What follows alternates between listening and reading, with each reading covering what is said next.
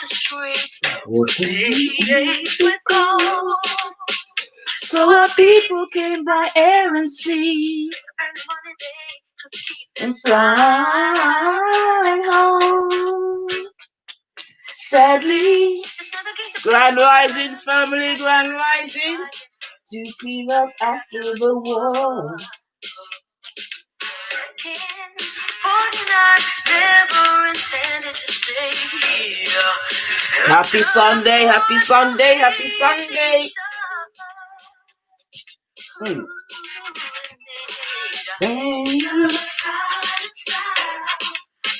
UK Black, then you know what we're about. Ooh, yeah. Listen, the racist way is a different thing. Biculturally, fresh direction, new ideas. Big up yourself, Ultra, the Ultra families in the building. Come on, big up yourself, Actual Factual. Push back in isolation. Positive creativity. UK Black. Yeah, this is the story, family. UK Black, man, come on. UK Black.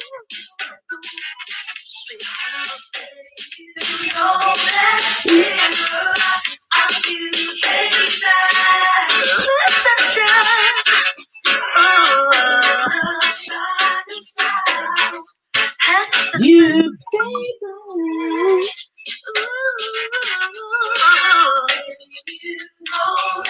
we're about. Listen, can jeez living they never, but I faith in the jeez. We've got faith in the family, yes.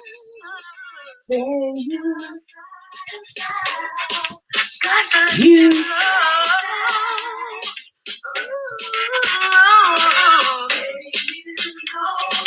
we're about. This is the story, family.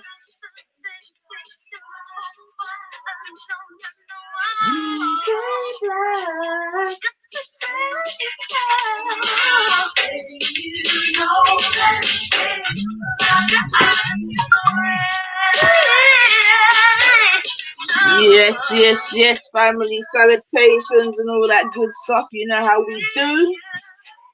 Because apparently we get high and play music, family. There's some real stupid people out here, family. But it's good, man, Carl. This is the exposing season, and Lord of God, the exposure is real.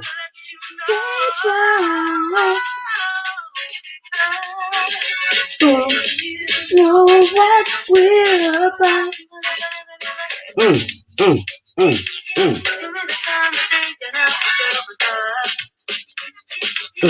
Nobody could understand what I said to them, no? Couldn't understand with language. Where did you get that accent from?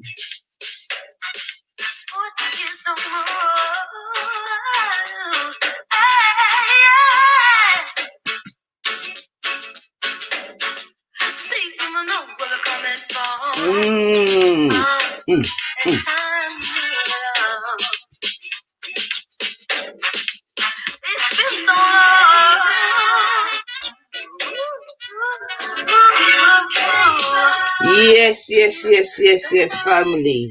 Yeah, man. I saw it start. Vibes. UK Black Karen Wheeler. Those that don't know, go and listen to the tune. Yeah, because it gives the West Indian story. You understand what I'm saying to you? After Windrush and whatever. But we do it in music, man. Because you know how we do. Yeah, positive creativity, finding ourselves. So yeah, family, big up yourself. So first and foremost, you know how we do. Give thanks and praise to the Most High. You understand me? Because no one knows the minute, the second, or the hour. Yeah, and like I've been saying, in these times especially, yeah, it's on top. So with that being said, let me even do an yeah, man. Let me do. In fact, you know what? Let me do. Yeah, family. I'm not gonna lie. It's been a bit of a mad week, and yeah, I'm not gonna lie, family. I don't often come and tell the family about certain things, but yeah, the week here, boy. The week here. The week here. And that's why when I say no one knows the minute or the hour, it's a serious thing, family. It's a serious thing. You know what I'm saying to you, and yeah, hold on a second. It's a serious thing, family, yeah. So first and foremost, if there's anyone that's celebrated, you know, any kind of special occasion this week, then as we always do on the 9th, I big up yourselves, and I hope you had a nice celebration. Big up my sister, you know what I'm saying? She had strong this week as well, man. So big up yourself, sis. You done know, you done know. Try and keep my language clean for you. But yeah, man, to big up my sister, man. You know what I'm saying? You know, so family is key, and then way there, and yeah, man, big up my sister still, keep me in check. But as I've got there, you get me, family, rest in eternal paradise, Ziggy. So yeah, one of my long time bedrooms dropped out this week, family. Can't even lie. Yeah, man. Yeah, man, had some kidney problems, and yeah, it just extended. Although he himself really could have done better, still not gonna lie. But yeah, yeah, man. So big up yourself, Ziggy, man. You know what I'm saying to you. You know you'll ever be in our thoughts and prayers. You know what I mean? Crew for morning. This is a youth that I went to primary school with family. So, you know, so it's a long time. And yeah, man, there's a set of us from our original ends. You see what I'm saying to you? And we still, we're still, you know what I'm saying to you, friends, up until this day. You know what I'm saying to you? So yeah, it was, yeah. Hold on a sec. Where's the thing? 1 second, family. Otherwise, it's not very good, is it, man? Work there. Yeah, man. So some of you that may have, yeah, give thanks, Ultra. Give thanks, man. Give thanks, man. Some of you that may have listened to some of my earlier streams will definitely heard me speak about, you know what I'm saying to you, my original crew and that. And yeah, man.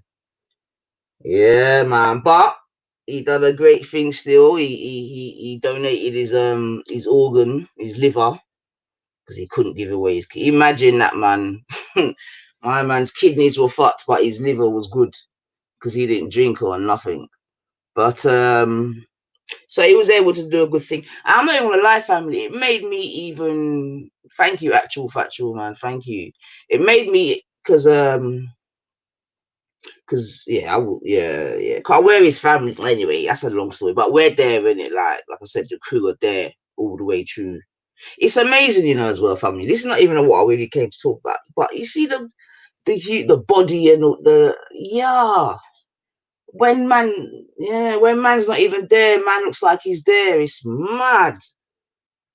And big up the National Health Service as well, yeah. Like big and serious. Big up the National Health Service. Big up King's Hospital, Camberwell. You know what I'm saying to you? Big up them staff there still, because yeah, man, they do an amazing job.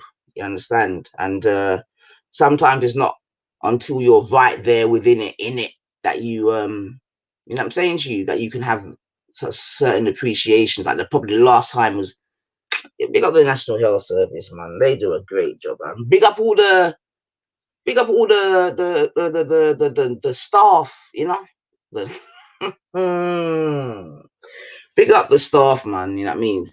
From wherever they come from, because you know the National Health Service has staff from all over the Qatar.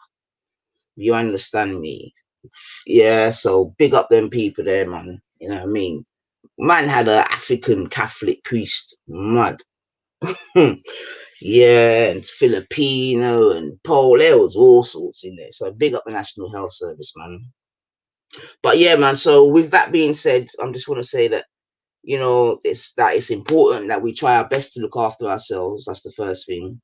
You know what I'm saying to you? Our body is only but a machine, you know what I mean? And obviously it can go wrong, but we ourselves obviously got to do what we have to do to help maintain the body still. You know what I'm saying to you? So yeah, man, my friend Ziggy, yeah, one day I'll tell, yeah, go into some antics about me and my brethren Ziggy, man, but yeah, father took him still. So yeah, man, big up, big up, big up, big up, big up. But yeah, yeah, man, from primary school, from the age of 5. You know what I'm saying? Shit. Obviously, we've all gone and done our different things and come back and go and come and whatever, but we've always remained as a one still. And that's a beautiful thing, because there's not everyone that even has them kind of long term friends still. You know what I'm saying to you, family? And yeah, I have to give thanks for that as well. So big up Ziggy, you get me? I'm a little Portuguese firecracker, man. You know what I'm saying? But yeah, and just big up the crew in general. You know what I'm saying to you? Big up the crew in general, man. You know what I'm saying? And that's what I'm saying. We came up and like, and this is what I'm saying. Some of these people out here, them are right, man. Car, like I say, we grew up in a very multicultural society. You know what I'm saying to you? We grew up where my area was black, white, couple Asians, well, a few now, I shouldn't even say couple, black, white, and Asians. We didn't really have Chinese and so forth. We didn't really have Greek, and so it was just mainly black, white, and Asian, I must say. You know what I'm saying? And even in our crew now, that is, in our original crew, that is what we have: black, white, and Asian. Up until today. And when we're all gonna link up, that's what we're so that's what I say. When I hear certain people talk certain things, I'm like, you lot are nuts, man. You lot don't know nothing about nothing about nothing. Do you know what I'm saying to you? Absolutely nothing, man. And the thing is, although we're all of different races or whatever you want to call it, or backgrounds and whatever, we've all got our own politics. You understand what I'm saying to you? We've all got our own politics. The politics may differ. Well, in fact, the politics definitely differs. Do you know what I'm saying to you? But we are still able to come together as a group. You know what I'm saying to you, and do our thing. Yeah, and that's how we grew. Do you know what I'm saying to you? Where we can have differences of opinions, but we still roll.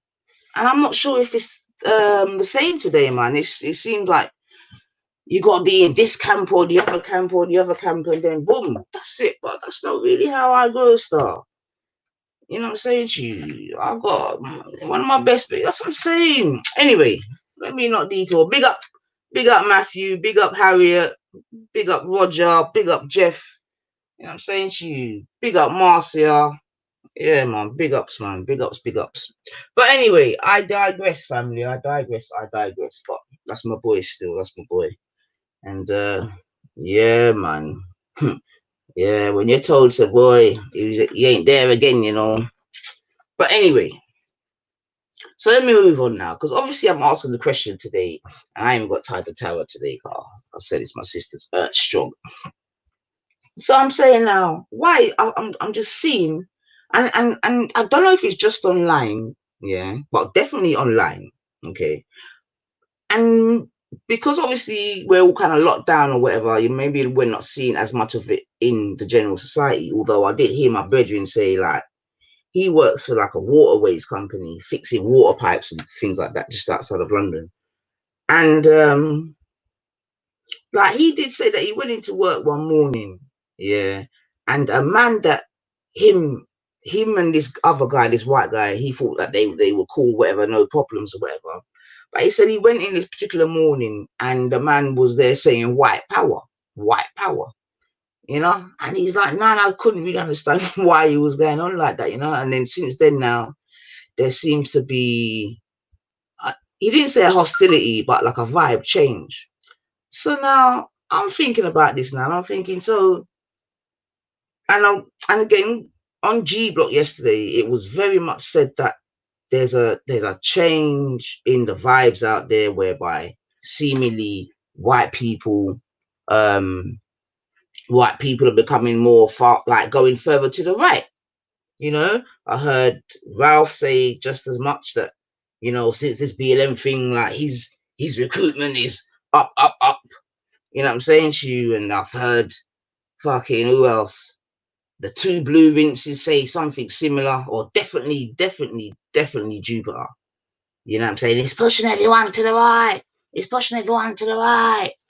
So I'm having a little think about that, and I'm thinking, why would Black Lives Matter make a white person feel more, I don't know, feel that they need to go to more racist ends? I don't understand it. It doesn't. So now let me reverse a bit. Let me reverse a bit.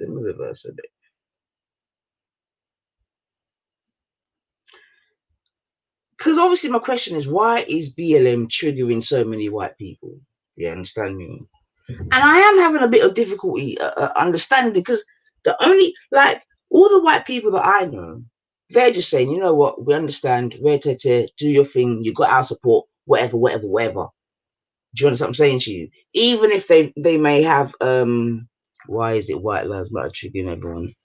Ah, right, reaction. So you do watch, you little scunt. All right then.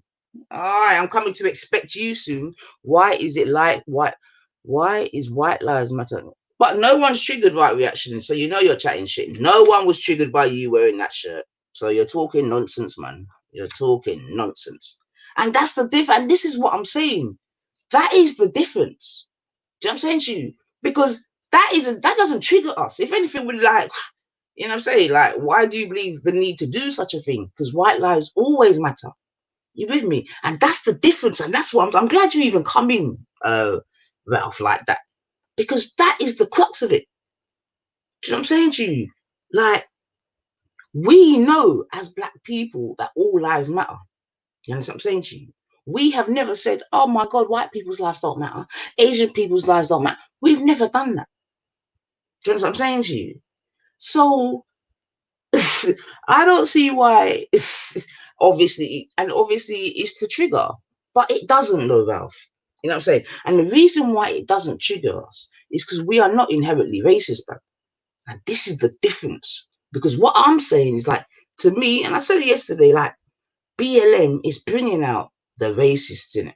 Yeah. And like I said, for many years, you know, racism, we know, was quite, you know, it could be overt in Britain. And obviously, because certain rules and regulations and this and that were put in, it had to go underground. You know what I'm saying to you? So now, obviously, and I said it started off with Brexit. You know what I'm saying to you? It started off with Brexit.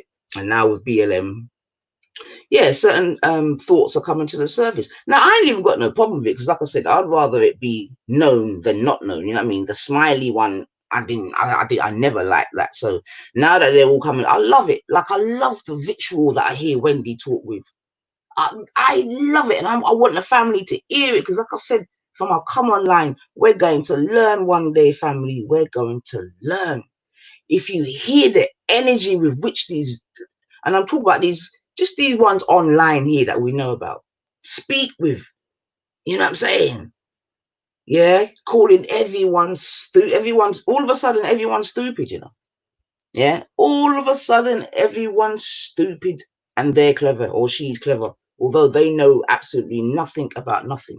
So my thing is, yeah, why has it triggered people? So, like, for example, what do you say about this family? So we have a person that apparently used to like Lewis Hamilton. Yeah, maybe for his driving skills, maybe for himself as a person, whatever. But we had a white woman that liked Lewis Hamilton. Boom. Once they saw that Lewis Hamilton was part of BLM or spoke on BLM or whatever, just them 3 letters BLM, she withdrew her support. Just withdraw the support. Now, to me, I don't understand that. Do you know what I'm saying to you? Because is he any different to what he was when you liked him or rated him as a sports person or as a personality? No. All he has done is come out and said whatever he said about BLM. Hold on a sec, family.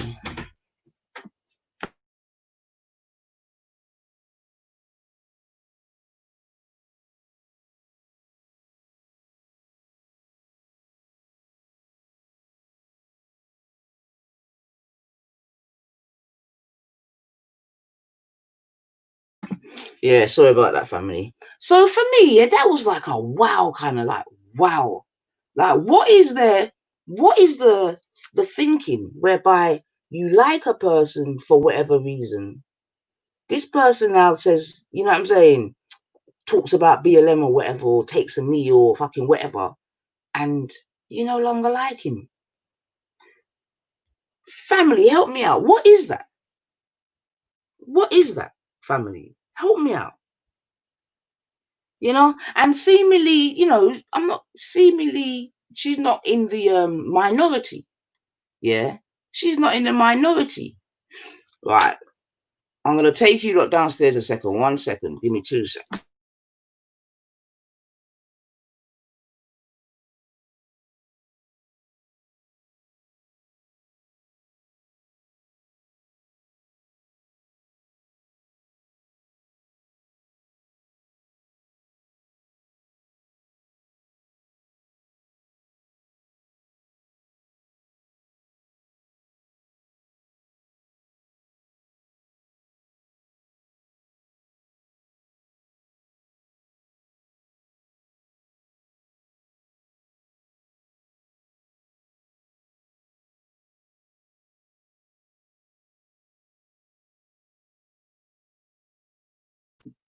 All right, family, back. You done the real life settings early morning. But yeah, man. So that one there, that kind of, I don't want to say confused me, but it definitely highlighted something to me. You know what I'm saying to you? And like I said, I don't think that's. Oh, sugar. 1 second, family.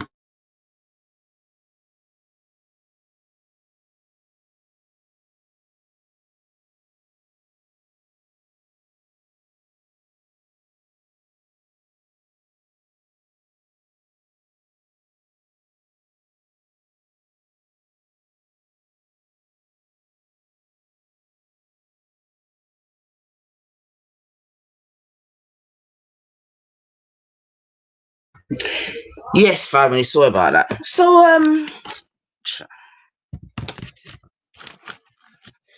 yeah, like I said, when I heard that, I was like, And on the G block, I've been hearing a lot of chattings and a lot of anti-BLM type of vibrations, and like it seems like for some the the actual, what would you call it, message, like Black Lives, has been overtaken by the potential politics behind it.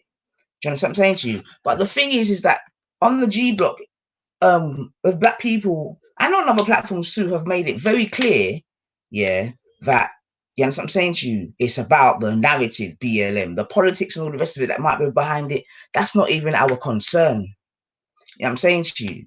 Yeah. And then the thing is, we know, look, the Conservative Party, the Labour Party, they've got money from mad people in the past. We know about this.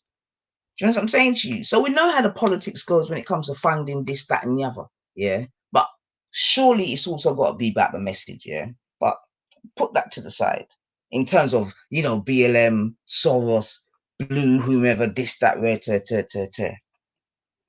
But another example, yeah, and I don't know if those of you that like, or about my football or whatever, yeah. But there's a YouTuber called The United Stand, yeah. It's a Man United channel, yeah.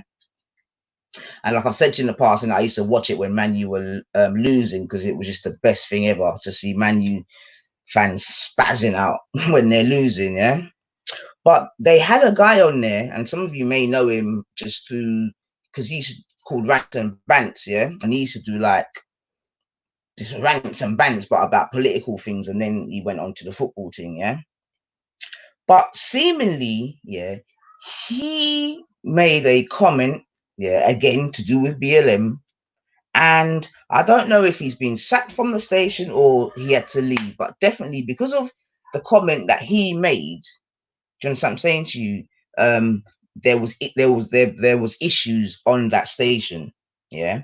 And basically, the comment that he made is, at the end of the day, yeah, if Oli Golly Solskjaer, yeah, wasn't a white man, he wouldn't have got that Man United job, yeah.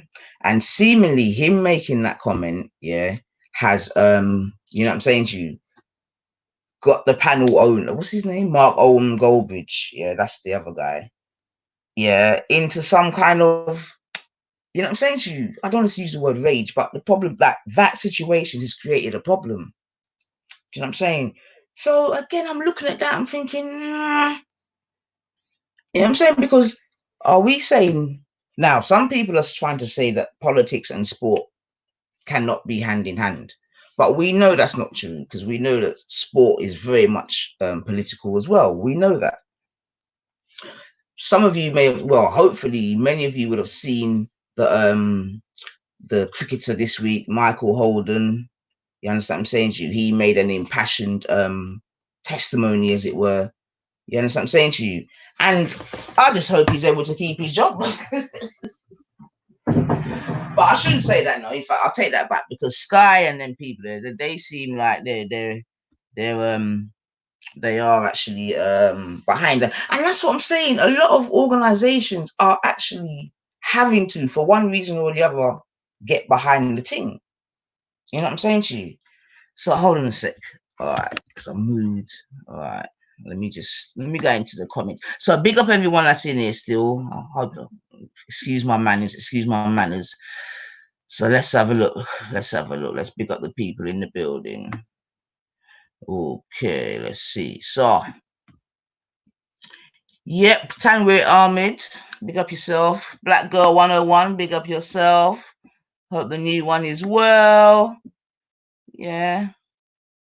Okay, Irish is in the building. Oh, sugar, big up Irish. Oh, dear.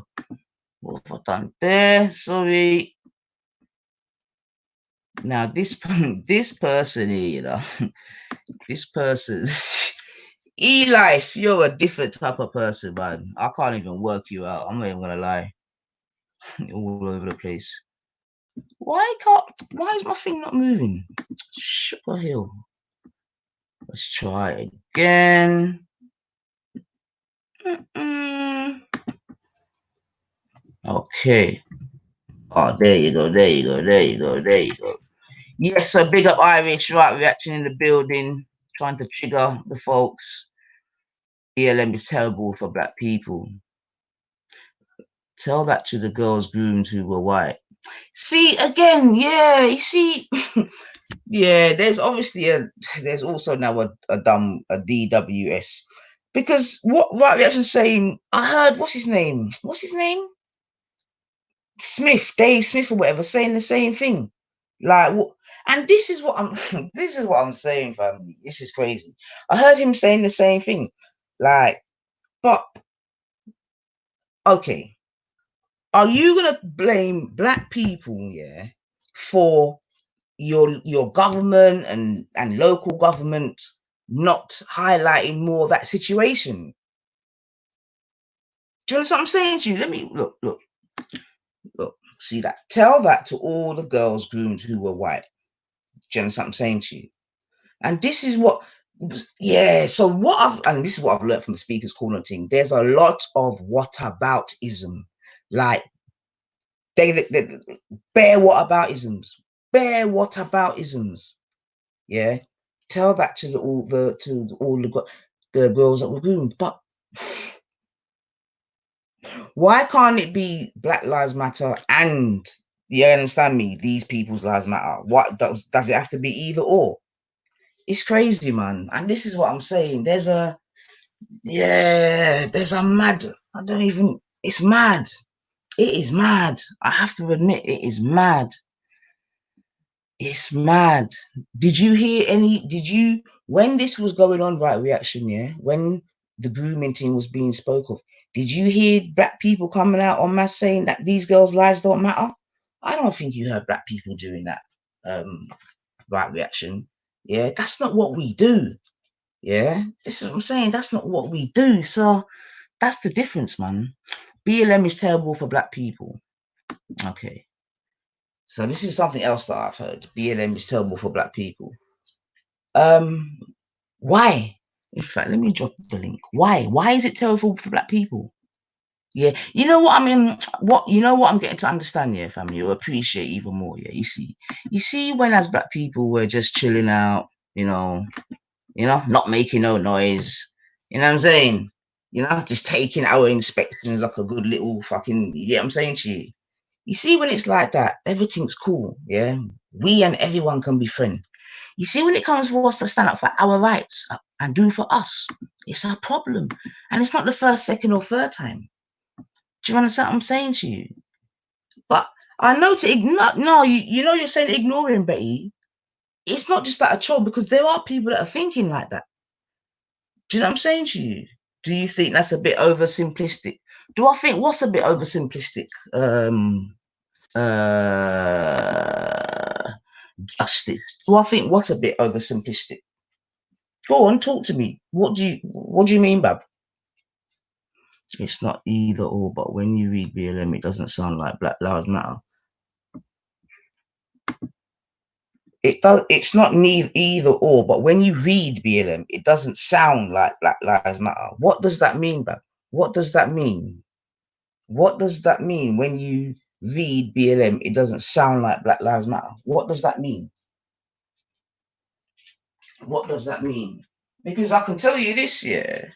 There's going to be, you see, the thing is, because what BLM is doing, yeah, and this is maybe the bit that maybe some, I don't know, white folks can't really appreciate, yeah, but what BLM is doing, amongst other things, is highlighting, yeah, certain injustices, yeah, and certain history, etc., that has happened in the past, that when we have spoken about it, we as black people, do you know what I mean? It just gets swept under the carpet. Yeah. So that's why I don't want to use the word thankful, but I can't think of a better word right now. But because that machine BLM is able to highlight certain things, you get me, in media coverage, this, that, and the other, then yeah, yeah. BLM baby. Yeah, when black what would you call it? Stars, as it were, actors, sports persons, this, that, and the other, are having the confidence here to come out and speak their truths about racism within certain industries. That can only be a good thing. You with me? And that's what I'm saying. I think some people are just more happy when we're like, you know what I mean? Like fucking like what's his name? When we in there, Bruno, Frank Bruno, you know what I mean? You get me? Yeah, when we're all there, everyone's our friend. When we start talking about for our thing now, it's a problem. That's what I'm seeing, and that's a shame, because what I'm saying about amongst my white friends, it is not a problem, because they know what it is, they understand what it is. Even they themselves see and know the injustices, so they overs. You with me? 1 second, family.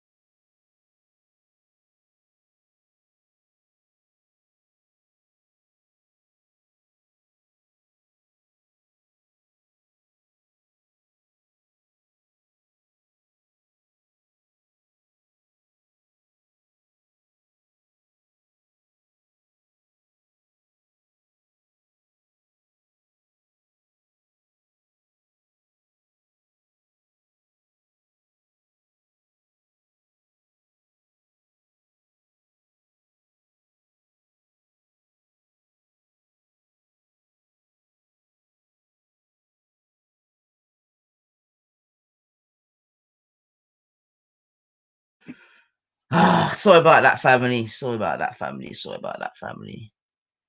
Sorry about that, family. Okay. All right, let's see. What's this? Right, sorry, family. Early morning settings. This is why sometimes. By combating and counteracting acts of violence, creating space for Black imagination, innovation, and centering Black joy, we are winning immediate improvements in our lives. Exactly. Creating space for Black imagination and innovation. And these things are happening, man. And these things are happening, man. All right, then big up Ultra, our network centers who have been marginalized within Black liberation. What's this guy said? Hold on. Black.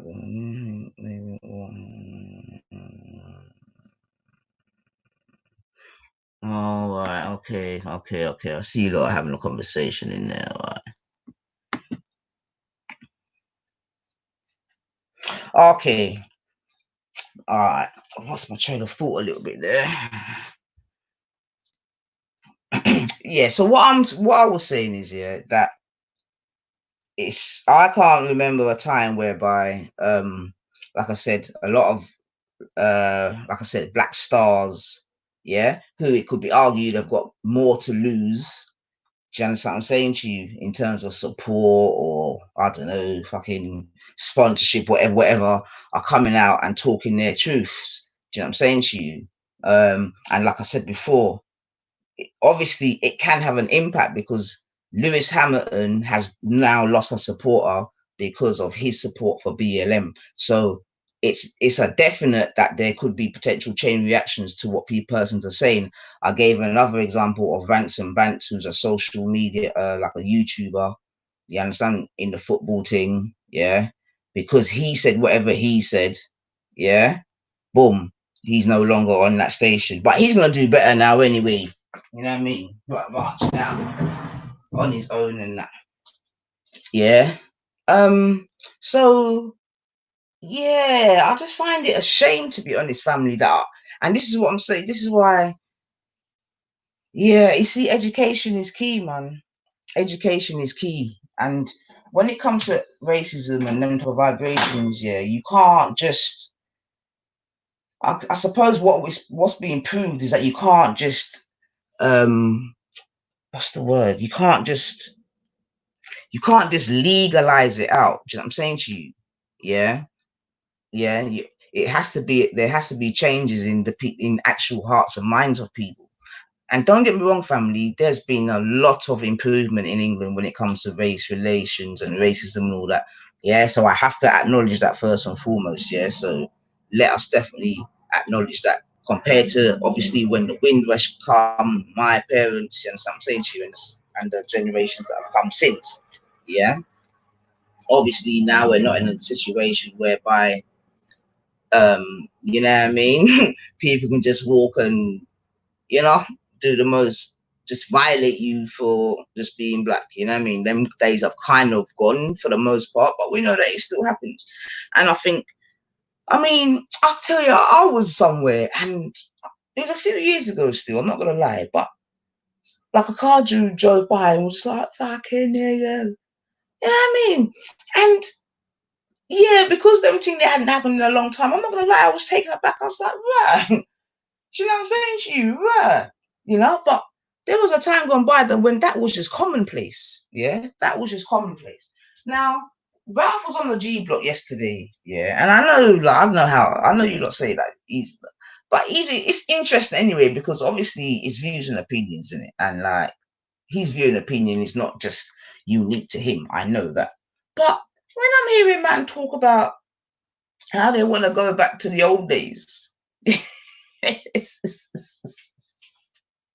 Do you know what I'm saying? And what I'm saying, family, is that there must be many others that are like that. Yeah, they want to go back to the old days. Yeah. Now, for those of us that are old enough to remember the old days in Britain, you understand what I'm saying to you? For people of color, it was a mazza. And I mean, Ralph is half Indian. Yeah. And they really, really, really, really went through. 1 second, family. 1 second. 1 second.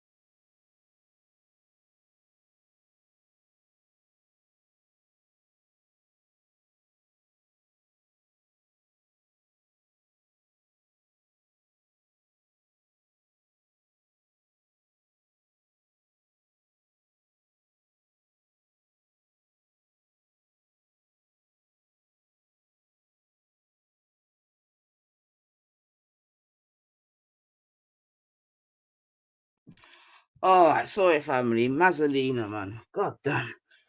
But you know, like I said, real life settings, man. So, what was I saying now?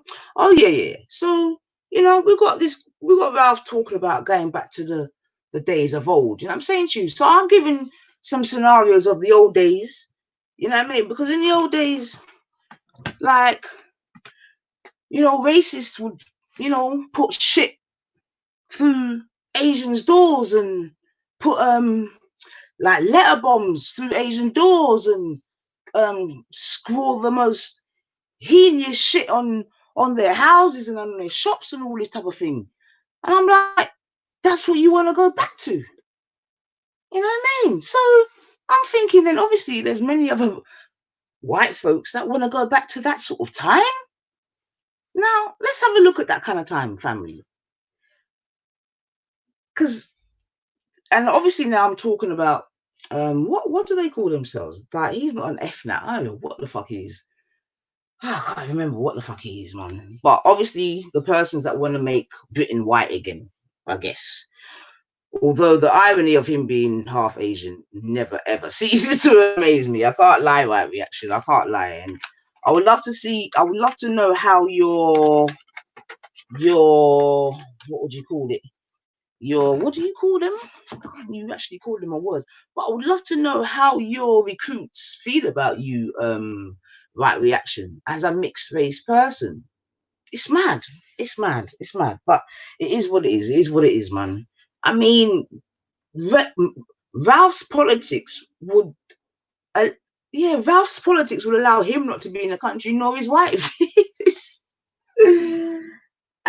Someone's taking acid out here, man. I swear to our family, someone is taking acid, man. But the thing is, I'm saying that the upper and middle echelons, they wouldn't even want to go back to such a time. Yeah. So seemingly, I think it's, although he says a lot of these people they're more middle class and that, and I'm like, I don't think so. I don't think so. I can definitely see how the working class would I've often heard all this stuff about the white boys at school underachieving. I've heard Vinny kind of talk. I want to actually. I didn't get to. I didn't get to hear that thing, But this Mark Collette dude, I know him and Respect to the thing the other day. I missed it. I'm not even gonna lie. I did hear some review of it, which I. But I don't even know if I can, because I wanted to talk about his opening statement. I don't know where I can go to find that, man. But he done like an opening statement, and I thought it was just very, very interesting. Sugar. I should have tried to line that up, But let me not even fucking get sidetracked. Let me not get sidetracked. Ralph just playing game of chess. Ralph don't care. He got a house in India. If you get Ralph does this for entertainment, not because he's actually into this shit. I mean, if Ralph does that for entertainment, then man, his life is real dead, man. If that's what he does for entertainment, but I don't think he does it for entertainment still. But the point being, whether he does it for entertainment or not, though, obviously are persons like Dave Smith, like Wendy. You get me? That I don't even know because Wendy don't even know what she thinks. To be fair, but like Dave Smith as an example, who do kind of feel that way. So, and obviously, there's this thing of white lives matter, all lives matter. So either they're doing it, to be tongue in cheek, obviously, or they're doing it because I'm hearing. I don't want to use the word, but I am hearing a lot of white victimhood. I can't lie, man. I got to say how it is, man. I hear a lot of victimhood, man. I'm not gonna lie because, like, England is built for white people. Yeah, this system is built for white people. Now, I hear people talk about class. I'm like, yeah, I hear that still, man. But we know there's many people from working class backgrounds that have done very well. Thank you very much. Do you know what I'm saying to you? Yeah, they may not get as much. What would you call it? As much. I can't think of a better word. leverage. Just use the word leverage for want of a better word, as maybe, you know, a middle class or, you know, upper class person or whatever. But you know what I'm saying to you, that working class person can turn themselves into something else, whereby, you get me, their color is not going to be seen. So I'm not really working with that sort of that equation. I'm not going to lie. I know working class boys that grew up, and girls, like proper off the estate, all them type of talkings. You know what I'm saying to you, and they went through. They went through. You know what I'm saying to you? Some of them changed the way they speak, some of them didn't.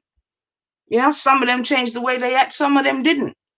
Yeah, so, and I'm saying, when you get to an interview as a white person, regardless of what class, is the interviewer going to look at you and be like, nah, you're working class? Nah, I don't think so, man. I don't think so. I don't think so. I don't think so.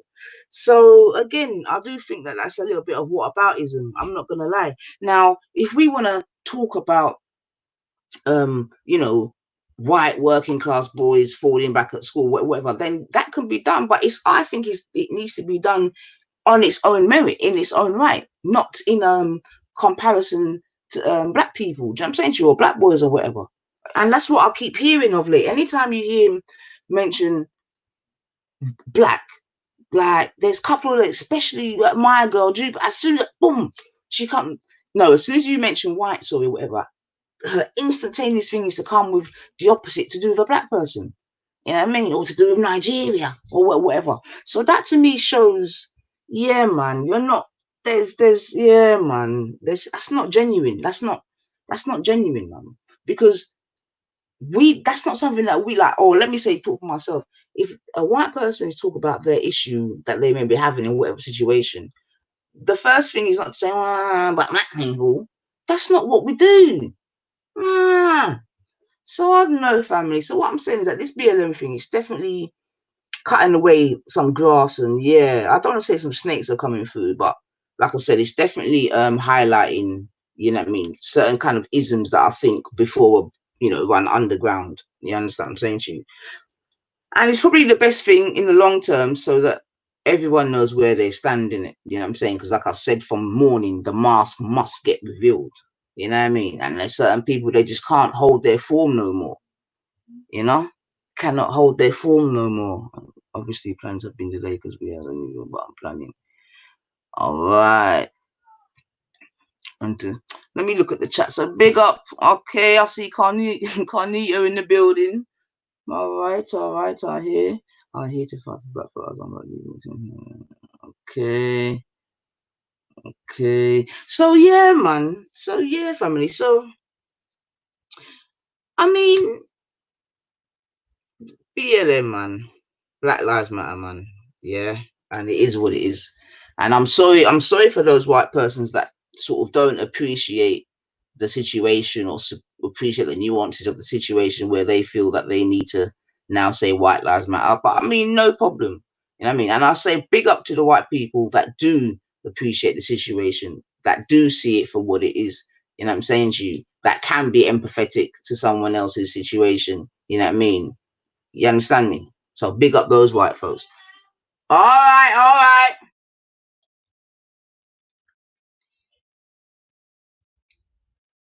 Yeah.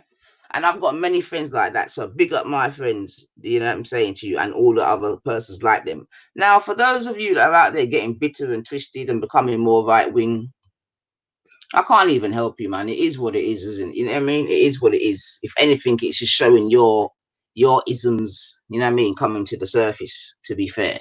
Yeah. And apparently there's more and more and more of you. So that's all good, man. Just come, show your face, let us know what it is, and it's all good, man, because it's nothing new. Remember, this is how we grew. This is how some of us grew. Do you know what I'm saying to you? And seemingly some of you want to go back to the old days, do that, but you will be in a minority though. Yeah, that much I do know. You will be in a minority. You know what I'm saying? Exactly, Carnito. Majority of indigenous British are decent and moral. I couldn't agree more, mate. I couldn't agree more. And I agree with that wholesomely. You know what I'm saying? Yeah, and even if they do have certain type of politics, it's not one where they're going to try to impinge it on yourself. And this is what I'm saying. This is how we grew. You know what I'm saying to you? This is how we grew. You know what I mean? But yeah, definitely the racists, they're coming out to town, coming out to play, man. But no problem, man. And that's what I'm saying. Yo, I'm gonna just keep talking about BLM because I know it triggers people. It's mad. Yo, the way I heard these two women talking last night, it was nuts. Imagine, this is where you know, sir, it gone mad. We are telling, we are telling Wendy the experience of the Windrush. Yeah, no, you fucking idiots, you fucking idiots, you get me? Everyone an idiot. You get me? Everyone's stupid. Remember, this is our story, you know. This is what I'm saying. You've got a woman calling our story and our pain stupid, and that's why I'm saying yes, Father. It's exposing season. It's exposing season. Yeah, Biggage. Yeah, you know, Biggage ain't. He went and he brought facts that they could read in it, a testimony. Yeah, you think they're having that? No, sirree. No, sirree. They're not having it. They are not having it. Yeah, when we're telling them that we were forced, that people were forced to buy houses because of the conditioning, whatever. White people are living more whataboutism. You know what I mean? Not listening to the facts that are being given. Yeah. Now, at the end of the day, we know that at the time, yeah, the majority of England or white people, the indigenous or whatever you call it, they were living in like social housing or whatever. It was from cradle to till death type of thing. That was it. Social housing, or what was it called at that time? If it wasn't called social housing, what was it called?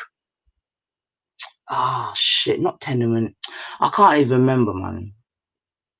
I say that because for some reason you're self-exclusionary and self-victimized. My aunties are the same, and it's said, how justice, please, like, what have you heard me say where I'm being self-exclusionary or self-victimized? What have you heard being said, Justice? Please come and Justice, jump on, man. You know what I'm saying? Come and talk to us, man. Yeah. Big up yourself, Ultra. Yo, listen, I can't talk here because obviously I'm on daddy duty and that. Come I'm on. tired. Like, little baby's got colic and she ain't letting me sleep and rare. So, and I need to use my phone, but I can't listen in, unless I'm on the call, so I can use another app. So I'm gonna stay on mute, yeah, but I'm here. Yeah, man, and big up Mrs. Ultra too. Don't Yeah, know, big up yourself every time, Queen. Come on, man. Big up My yourself family every single first. time. Come on. Come on. BFF, man. Come on. Jeez, I wasn't addressing you. All right, okay, Justice. Sorry then, Bab. All right, cool. Yeah, man. So what I'm saying is, so we're telling the story of our parents, and we know how it got. They're telling us that we're stupid, yeah, and talking about how the conditions for white people and whatever. Again, whataboutism, yeah. Not taking in, you know what I mean? Not trying to hear no blacks, no Irish, dogs allowed, and all them. Not trying to hear that. You're fucking stupid. Yeah. But the thing is, in that time, yeah, like I said in it, it was definite government housing for most people, yeah, from cradle to definite, yeah. Now, like it was being said, when the Windrush came, many of them, though the living situation was harsh, yeah. It was said yesterday, sometimes it was like some of them had to sleep in the fucking tube stations and all that. But I know they don't want to hear all of them truths, man, because like I've said to you before, family, don't let fact or evidence get in the way of an opinion. And there's a lot of that right now. Yeah. But because we know the testimony of our people, and we don't even, you know what I mean? That's why after a while I just didn't even chat in it, just allowed it, went about my business because they're stupid. Yeah. Now, the and this is what I'm saying. This is the reason why certain people had to buy houses, because they couldn't get any decent accommodation. And at that time, the only people that were mainly renting out to black people were the Polish and the Irish. Do you understand what I'm saying to you? Yeah. Hold on.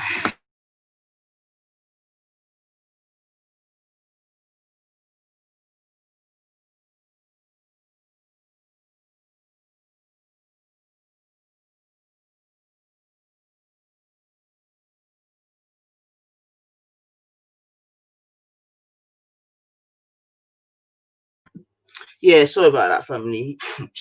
Yeah, so what I was saying is, yeah, it was mainly the Polish and the Irish, yeah, that would even, give you a room or whatever, whatever, whatever.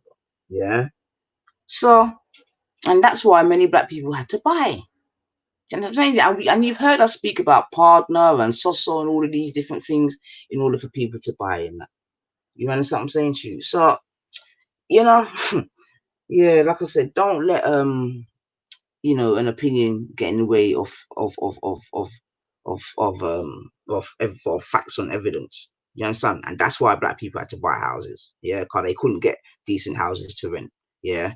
And there was only certain people that were renting out their houses. And it was with the Windrush buying houses, that's what made other working class people look about buying houses, because prior to that, the white people in England, or the lower class or working class or whatever you want to call it, they were not buying houses.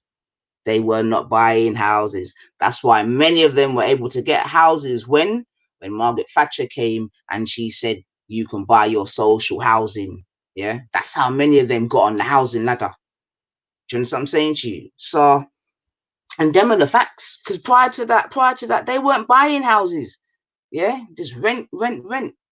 Yeah, you understand what I'm saying to you? So that's what it is, man. So I'm hearing, then I heard, ooh, no, what's his name?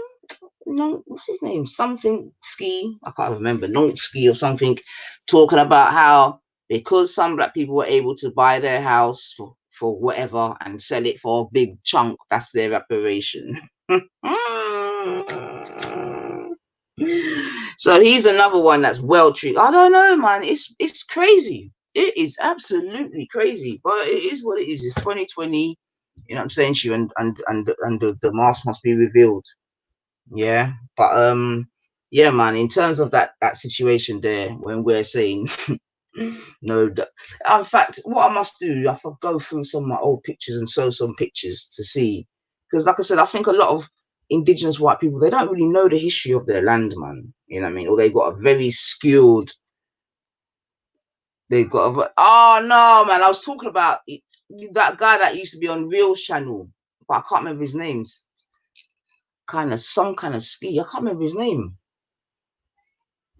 But he came on G Block and was basically saying that because some black people bought their houses and were able to sell it for a portion of money, that was their reparation. Now, I just thought that was kind of well out of order, because once again, it's like, yeah, yeah. But again, like I said yesterday, family, in all honesty, it's like, why should they care? And that's what I'm saying. That's why often it's got to be logical over emotion, because they ain't got no emotion for certain situations.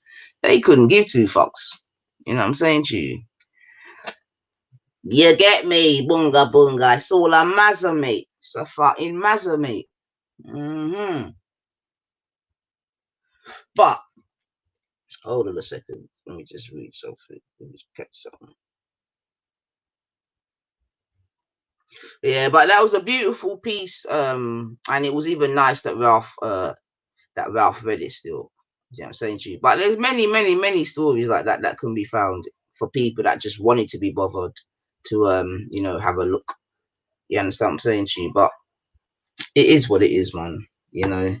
But so yeah, man, big up BLM for, like I said, highlighting, you know what I mean, the racism that truly still exists out there, man. All right, you lot are chatting in the chats, because I'm like, it's not to me then. No, that's not to me. That's not to me. Right, if you don't give me like 2 seconds, let me just see if I can do this. Hold on a second.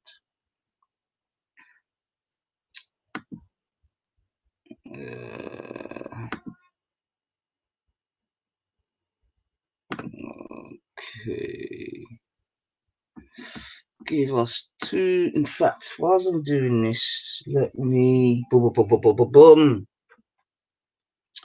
Boom, boom, boom, boom, boom.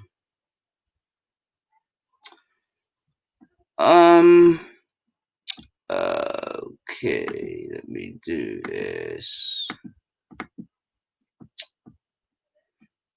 Oh,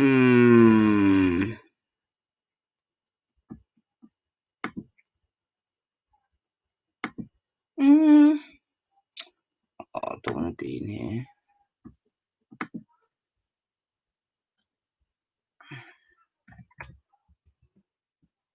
Sugar. 1 second.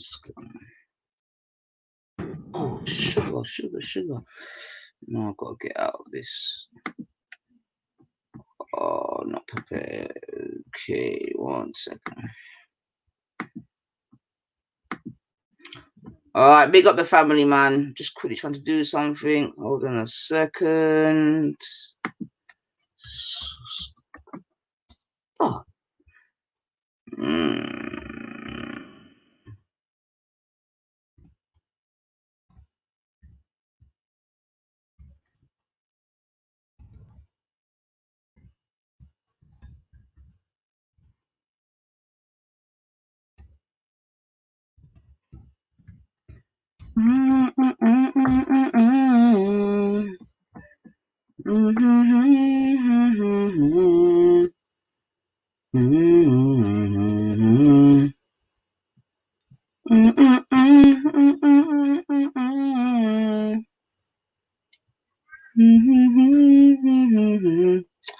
One second, family.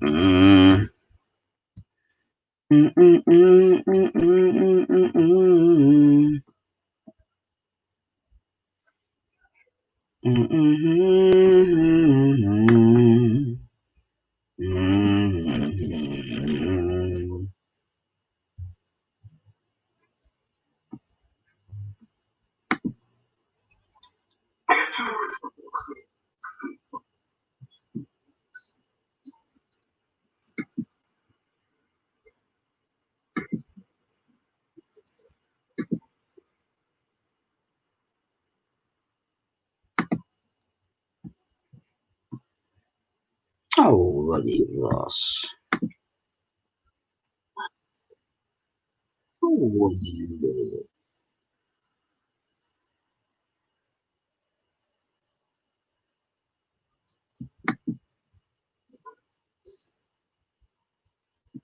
Oh, what yes.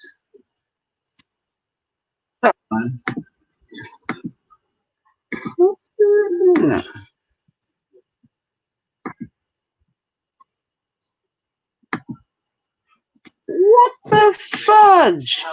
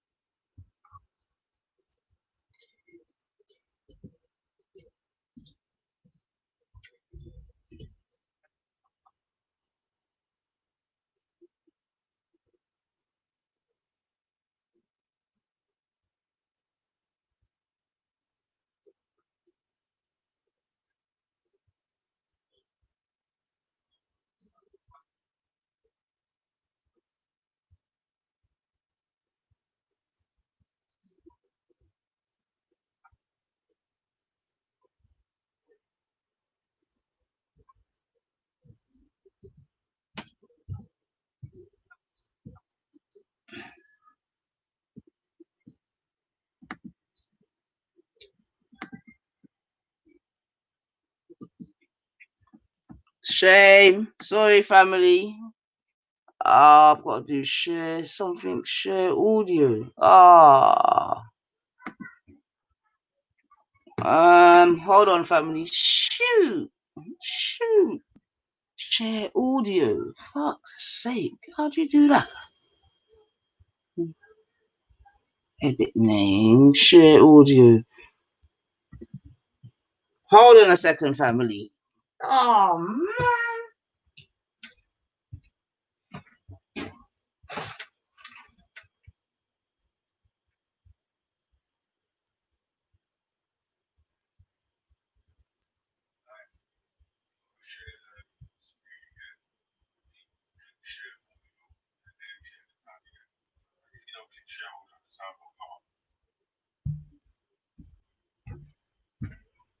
Oh, mate. Alright, some technicals apparently. I've got a...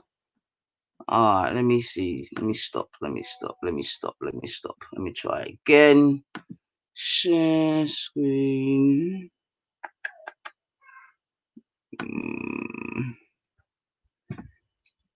I can't even see no share audio. Is it my audio? Hold on a second. 1 second, family. 1 second. Learning on the job. Let me see. Edit names. Nope. But it worked before, though. Your browser has blocked your screen. Click the screen icon in your address bar to allow. What? Alright, give me one second, family. Give me 1 second. God damn it, man. Chuck.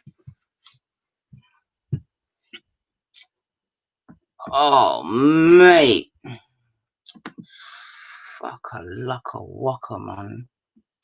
In share screen.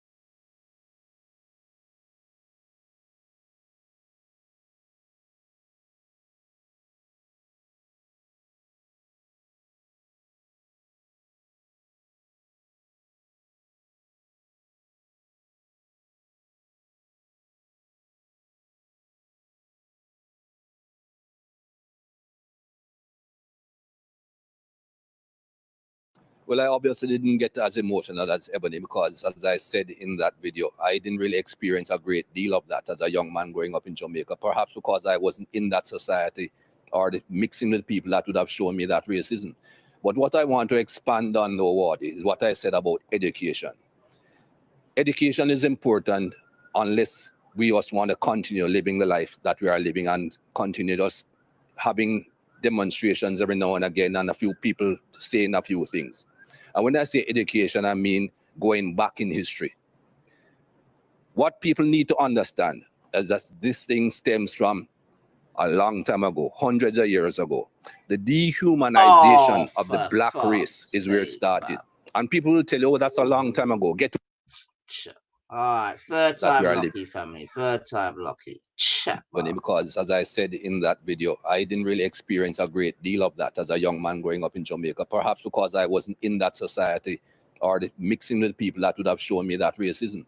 But what I want to expand on, though, what is what I said about education.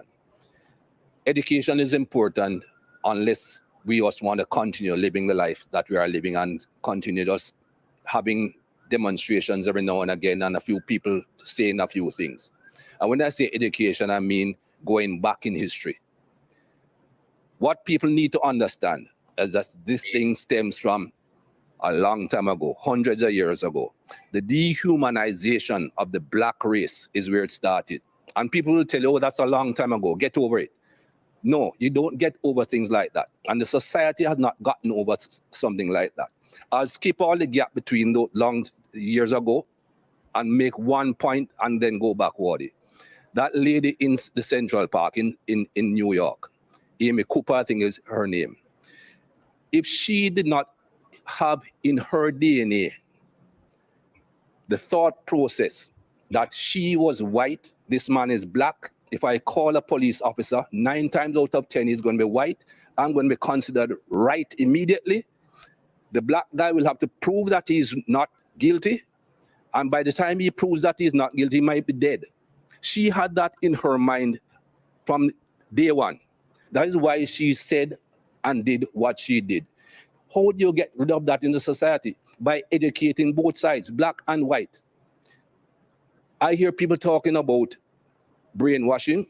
I didn't quite understand as a young man what brainwashing meant. I now understand what brainwashing meant, what it means. We have been brainwashed, and not just black people. White people have been brainwashed in different ways. I go back many years. Think about religion. You and I are supposed to be Christians. I'm not really a very holy person, not a very religious person. That's what we were taught. Look at Jesus Christ, the image that they give you of Jesus Christ. Pale skin, blonde hair, blue eyes. Where Jesus came from, who in that part of the world looks that way? But again, that's the brainwashing to show you this is what perfection is. This is what the image of perfection is. If you look at any plays of those days, Judas, who betrayed Jesus, he's a black man. Again, brainwashing people into think, oh, he's a black man. He's the bad man. Go through history, Wardy. These lights that are shining on us. You can tell me who invented the light bulb, right? Thomas Edison, right? Everybody knows Thomas Edison invented the light bulb. Thomas Edison invented a light bulb with a paper filament. It burnt out in no time at all. Can you tell me who invented the filament that makes these lights shine throughout? Nobody knows because he's a black man. It was not taught in schools. Louis Howard Latimer invented the carbon filament to allow lights to continuously shine. Who knows that? Everything should be taught. When you go back through the schooling as a young man, I remember my school days. I was never taught anything good about black people. And you cannot have a society that is brought up like that, both white and black, that only teach what's convenient to the teacher. History is written by the conqueror, not by those that are conquered. History is written by the people who do the harm, not by the people who get harmed. And we need to go back and teach both sides of history. And until we do that and educate the entire human race, this thing will not stop. They keep on telling me there's nothing called white privilege. Give me a break. I don't see any white people going into a store on Oxford Street and being followed. A black man walks in, somebody is following him everywhere he goes. That is basic white privilege. Whether that white person went in to rob the place or not is not going to be thought of that way. And things like that have to change. Yes, family. So, yeah, man, I'm sure some of you may have seen that. Yeah, but for those of you that may not, I know some of my American audience may not have seen it. So, we'll roll with it still, but this is a West Indian cricketer who is now he was there to commentate on the return of Test match cricket, but when rain delayed play, Michael Holding instead delivered a powerful and moving speech on race. The Sky Sports pundit and legendary West Indian fast bowler fought back tears as he called for an end to institutional racism and for meaningful education on black history. You can tell me who invented the light bulb, right? Thomas Edison, right? Everybody knows Thomas Edison invented the light bulb. Thomas Edison invented a light bulb with a paper filament. All right, family. So he just won, and this is what I'm saying, and this is why I'm saying, yeah, why, yeah, BLM with all its negatives, which we know it has, yeah, but it has to get a nod, because if it wasn't for this, you wouldn't have such big sportsmen like this coming out and giving their testimonies. Do you know what I'm saying to you? So for whatever reason, within this sort of BLM arena, as it were, they're having the confidence to come out and speak their truths. You know what I'm saying? And that's that's, I don't want to say it's a first, but yeah, man. Yeah, like I said, the amount of people that are actually coming and, you know, talking the thing, footballers, you know, in America, we know what they're up to. You know what I'm saying to you? And it just seems like I know that him saying these things would have burned certain people, like literally burned them. You know what I mean? And I think that's a shame. You know what I'm saying to you? So if anything, what it is, it's really highlighting, yes, we have traveled some distance in terms of racism and race relations in Britain, but it just shows that, yeah, unfortunately, we have got a fair way to go. Because, and the thing is that, you know, and like he said, it has to be an element of education, yeah, because you can't just make rules and regulations to get rid of racism. I don't believe, yeah, and that's what I'm saying to you, which is basically what we've done in it, yeah, race relations act, this, that, yeah, but really that's just gonna control racism within, you know, the workplace, as it were. You know what I'm saying to you? But you can't change the racism that's in someone's heart. You know what I'm saying to you? And this is what it is. And I think this is what BLM is exposing, as well as anything else. But like I said, on the opposite side though, yeah, like if you go in, you know, look at 90 for 99, look around my channel, you'll see that there's, you know, major organizations that are having to really acknowledge, you with me, acknowledge the part that they've played, you know what I mean, within, not even, you know, within slavery, how they've benefited. You know what I mean? They've had to really acknowledge that they should and could be doing better, you know what I'm saying, within their own organizations when it comes to black people. Do you know what I'm saying to you? So at least we've got true what do you call it? Conversations being had. You know what I'm saying to you? In America, there's all kind of mad things going on, both good and bad. But the thing is, yeah, because I hear obviously there's been some violence, this, that, and the other, and obviously that's never a good thing. But you know, I suppose they did say that blood would have to run for certain changes to come in. You know what I'm saying to you? And maybe it's one of them ones, yeah? Because even when we take it back to England, yeah, and years ago we had something called the poll tax, right? The poll tax brought in under the Conservative government, yeah? And enough people, they won out the poll tax, yeah? Enough demonstrations, this, that, and the other. But and you see with the poll tax, it was the rich, the poor, and the in-between that came together to bun it out, and they hit the roads, yeah, and it got a bit violent, it could be argued. Do you know what I'm saying to you? It got a bit violent, but with that little bit of violence and people power and this, that, and the other, the change happened. They had to get rid of it. They had to get rid of it. Do you know what I'm saying to you? So I guess I'm saying that to say that maybe in order for, you know, for us to anchor some kind of change, maybe for real, some blood's going to have to run. For real, for real, for real. You know what I'm saying to you? Because, and maybe some people only know that kind of language, yeah? Because, you know, the peaceful thing and the, oh, no justice, no peace, which you know that we've been doing for many, many years now. You know what I'm saying? Maybe it's not making it certainly hasn't made the impact. You know, you understand what I'm saying to you? That fucking, I mean, we got statues coming down by the fucking day.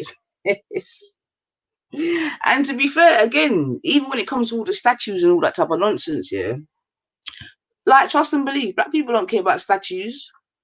You know what I'm saying to you? What we're about is justice and equality and them type of vibrations. You with me? Not fucking killing us in jail and police brutality and all them type of thing there. Like, if we could have them things, yeah, you could keep your racist statues up. Like, trust me, black people, for the most part, probably wouldn't really care. You understand what I'm saying? Yeah?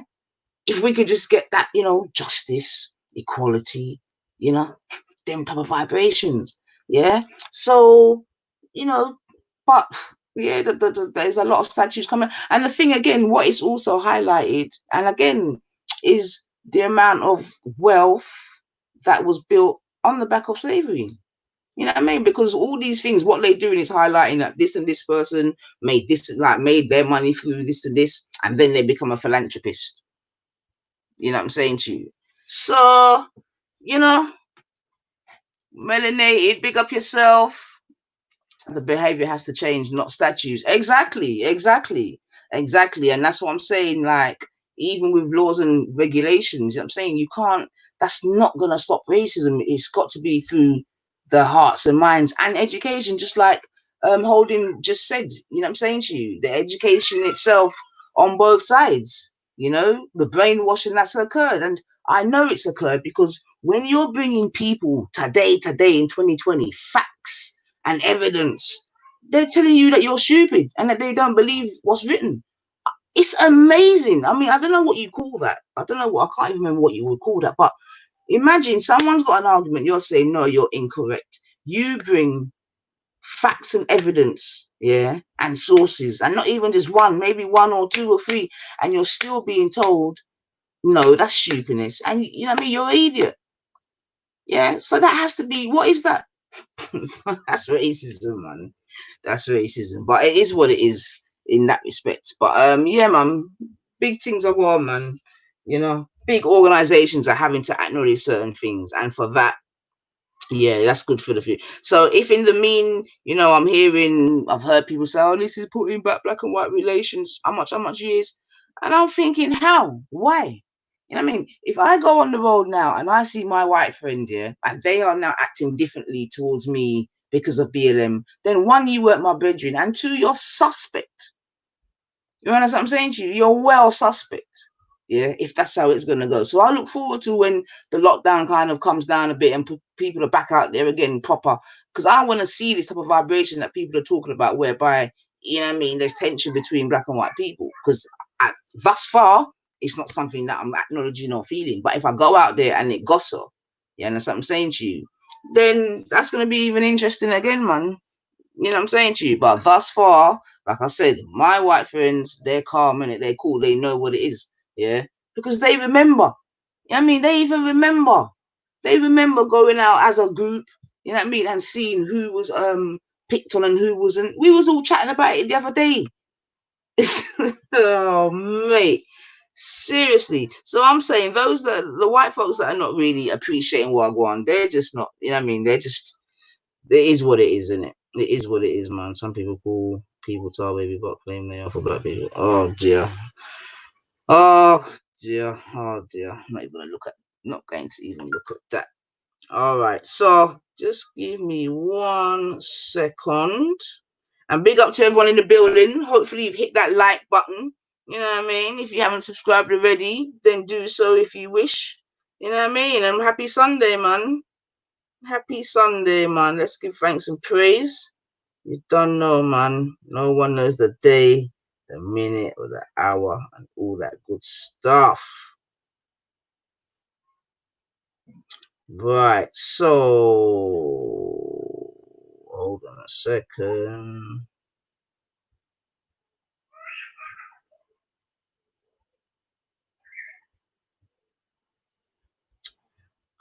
One second, family. 1 second. Oh, sugar, oh yeah, I've got to go soon. I just remembered I've got to touch the road. God damn. Yeah, sugar, I just remembered I got to touch the road. God damn. Oh, sugar, I forgot that. Oh,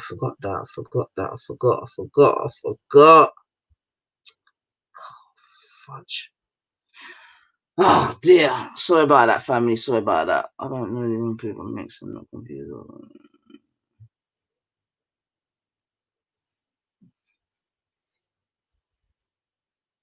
You see, and that's what I was waiting for. You know what I mean? Free speech over everything is coming. And there you go. And this is what I'm saying. Yeah. What aboutism? If BLM, why are you killing each other so much? Yeah. Dumb fucks. Yeah. And this is what I'm saying, man. This is what I'm saying, man. Yeah. This is what I'm saying, man. You know, what aboutism? You know, and just can't keep on task, can't keep on thingy bobby. But then that's exactly what you're going to expect, and that's what I'm saying, family. Now we have to keep focused. Do you understand what I'm saying to you? We have to keep focused. You understand what I'm saying to you? Edinburgh BLM passed nicely, no drama up here. Okay, nice one. Saying it's a London thing. Yeah. Yep. Well, obviously London's more multicultural. You know, seemingly there's white folks in London that are feeling left out of something. Not quite sure of what, but they're definitely feeling left out. Yeah, now if BLM was, you know what I mean, if BLM, why are you killing each other so much? You understand? I understand the comment, don't get me wrong, but like I said, that is a bit of whataboutism, because obviously that's something that we have to deal with as well, don't get me wrong, but that's something entirely different. You understand what I'm saying to you? Yeah, but you should know that. But you know, thanks for your comment all the same. What you saying, you're oppressed and emotional. What you say, what are you talking about? Like, this is what, here comes the low IQ. What you saying, you're oppressed and emotional. Lol, fix up. Free speech over everything. I think it's you that needs to fix up. All this butt hurt crap. Lol, give over. Yes, this is what we like. This is what we like, family, and this is why BLM is here, man. All this butt hurt crap. Lol, give over. Give over. And that's why Michael had to say what he said within that interview, because of comments like this, family. Do you understand what I'm saying to you? So everything is right on time, man. You know what I'm saying to you? Everything is right on time. Love it. Love it, man. Yeah. Love it. Okay. Okay. I'm nice and white and don't feel oppressed. Well, that's correct. You shouldn't feel oppressed. Like, why are you... And this is what I'm saying, family. You know, like, there's just some people out here, they just feel left out. You know what I mean? Like I said, just the word BLM just triggers them. You know what I mean? They're just tired of hearing black lives matter. You know what I'm saying? And this is how they come out, man. Mad thing. How loud the non-community members met them. Yeah, fair play, sis. Fair play. I hear that still. I hear that. However, at the same time, you know what I'm saying? We have to acknowledge that there are persons that think like this all the same. You know? So, but I do hear you, man. I do hear you. But yeah, man. But yeah, family, some things are going on whereby, yeah, our steam alone, it wouldn't have happened. And like I said, for that, big up BLM, man. You know what I'm saying? And like I said, if it triggers, but like I said, when I go out there on the roads now, yeah, if I start feeling this apparent hatred that's happening, yeah, that some of these persons are talking about, then that's going to be interesting. I'm not going to lie, because I don't see why it should take race. I don't see why it should take black and white people back, because for the most part, we're not even talking about the little man in the street, as we know. We're talking about institutions, etc. Yeah. So unless these persons, you know what I mean, who Ralph is recruiting now believe that they're part of the institutions, I don't see why they would be getting their knickers in a twist. Oasis. Why do you endorse? What do you mean endorse Oasis? I ain't got time for you, man. Also, my MC was blacker than black, so don't call me racist. Free speech. I think you're bored, bab. I think you're bored. Like, I don't even know what's going on in the chat here, because I'm not even reading it too hard. But like, I beg you, like, just chill out, man. Yeah, just chill the fuck out, man. I don't even know what's going on, but chill out. And that is fine. Most express people resonate with their black side in there.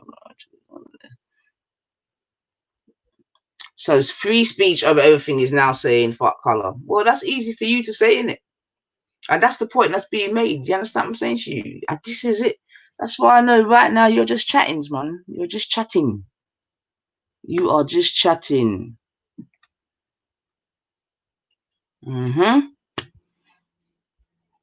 You evil dividing bitch.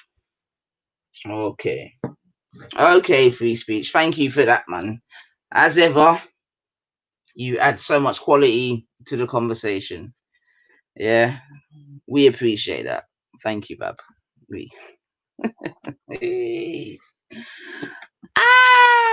So now, hold on a second. 1 second.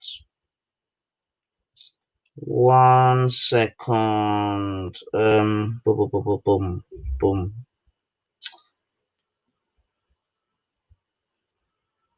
I'm going to send him 1 second. Okay. Right. 1 second.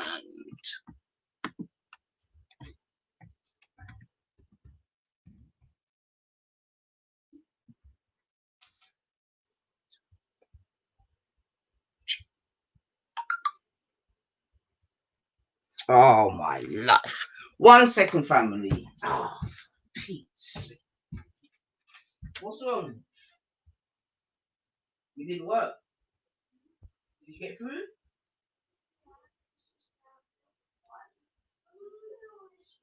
Which is?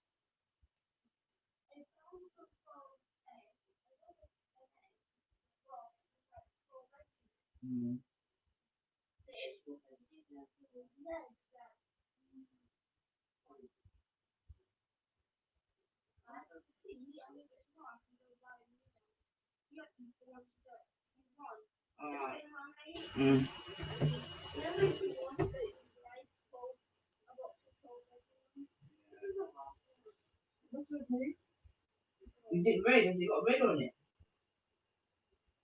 Just let me see. Did you get the milk?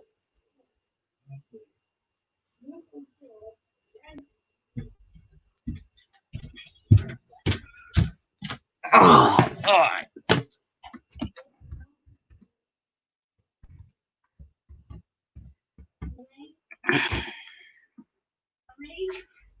Oh, my life. 1 second, family.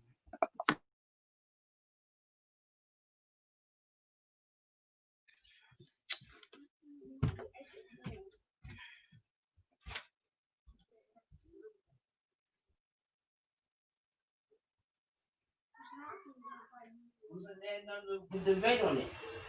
I'm sure there was, but not the one that I was told I could reset. Alright, maybe it's large one. Alright, it doesn't matter. It's just probably a bit warmer. Well done. A bit warmer? No, just a bit more money. No. Anyway, then I have a receipt, just in case it was the wrong one, and the card. Yeah, you might need to go down to get Auntie Tony a card. Do you want to go to yonder and get Auntie Tony a card? Yeah, I bet. Surely, 15 minutes. 55. Jeez.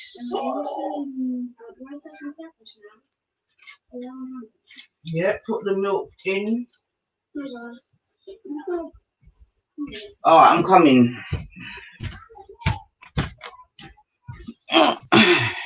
Oh my gosh. Oh dear. All right. Where's the comment? He called you a bitch. Who called me a bitch? I called her a dividing bitch. Get it right. Oh, that's Jupiter. That's Jupiter. That is definitely Jupiter, man. From you heard the word cunt, that is Jupiter, man.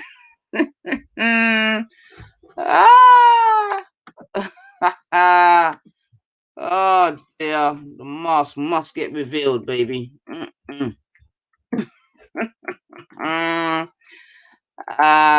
Dear, free speech over everything. Bless. Alright, I think I'm gonna have to be leaving about it soon. Yeah. Come back a little bit later, but I've got some things to go. Alright then, so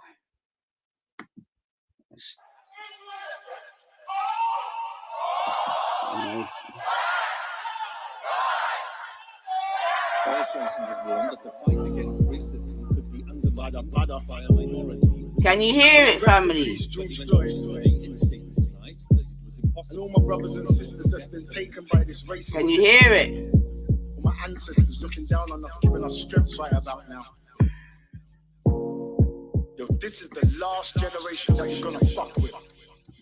You see, the trouble is, We was out here searching for justices way before social media was showing clutching fists. They snuffed the king live on TV, then kept on pumping it. Then they wondering why the youngers wanna bun the ting. That you were born with a burden to have this color skin. Took a live murder before they understood the suffering.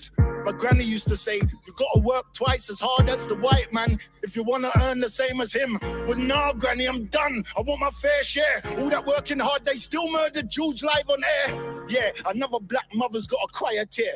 Man had his hands in his pockets like I don't care. Well, no more are we taking it. Rest in peace, George, you started the mass awakening. It's gone around the world, it's like history in the making. So the system's gotta come down, it was built on racism. Rosa was standing, Martin was walking, Malcolm was fighting, they don't want us talking. It opens up wounds, they know it's appalling. It's time to look in the mirror and do what your bullshit. You didn't do it, but your great-great-granddaddy did. And now your white privilege is affecting my kids. Cause if your son becomes a fed, and my son becomes a dread, and your son arrests my son might not live. Fuck that, I prefer to die so he can live. So he can tell his kids granddad weren't having it. 2020 in the concrete forest, granddad did bun down Boris just to make sure that we could live. You've seen the people coming together, now you've seen the shit. My white brother standing with me now, we needed this. When they said the revolution would be televised, I bet they never imagined it on my phone in HD and shit. You can take down walls and statues. We prefer if you change laws and statutes. You try to make it about a race war, that's not true. We just want the feds to stop killing our black youths. We just want respect for the things that blacks do. If it's a democracy, do what Democrats do. We the only race, had our history erased and had it rubbed in the face. You've come far, like that'll do. Like for the record, all lives matter is offensive. If you don't get it, ask the whites that's protesting. All my white friends in all my friends list don't need no explanation. They just with me in the trenches again. All lives matter is offensive. If you don't get it, ask the whites that's protesting. Because all my white friends in all my friends list don't need no explanation. They just with me in the trenches.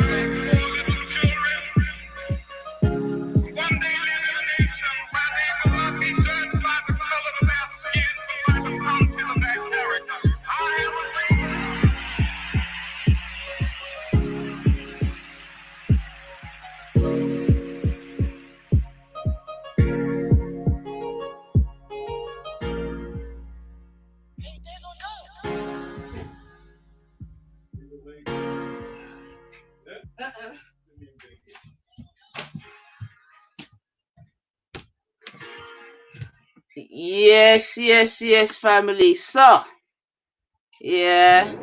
Alright, hold on. Jeez. Alright. So, one upstairs, boy. So, I hope you like that track still. That was. Oh, dear. Yeah, man. Hold on. What's going on? Free speech. I'm just timed out. Free speech. You got timed out, bub. Oh, dear. I wonder what you could have been saying. Oh, dear. But yeah, man. That's a big tune still, man. Hope you liked it. You know what I mean? I feel to play it again still. I'm not going to lie. Whilst I'm doing it. In fact, let me just do that. Chat about. Big tune. And you see, if you heard what he said his white friends, you know what I'm saying to you? They're in support. And this is what I'm saying to you, family. Like, yeah, the ones that ain't, it's got to be a bit suspect, man. For real. So, I'm going to play it another time still. Come here, do something. Alright.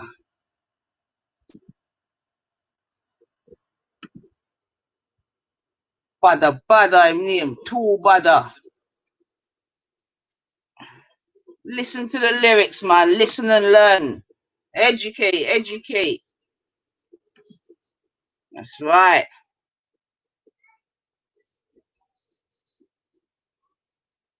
Last generation. That's right.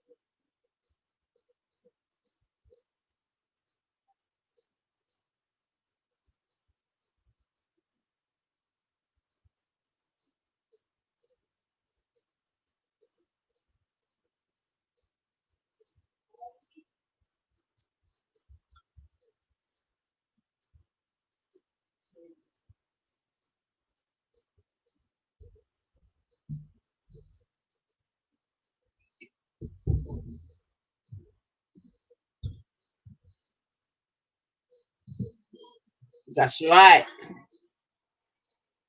Exactly. Mm-hmm.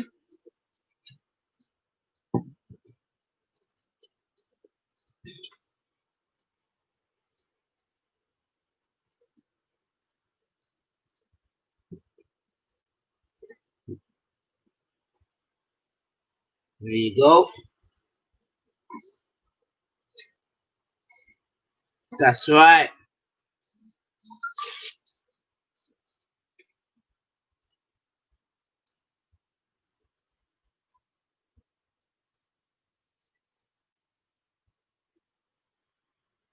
Oh, you're joking. Oh, bloody hell. Oh, sorry, family. God damn. All right, sorry, family. Sure. All right. But he heard it the first time, and basically, he's just reiterating what's being said in it. Like, he's, amongst other things, he's just, sure. I don't know how that didn't bloody happen. Now it's pissed me off, that as man. God damn it. Oh, sorry about that, family. That's professionally done. Excellent video. No. All right, Shu. My bad. All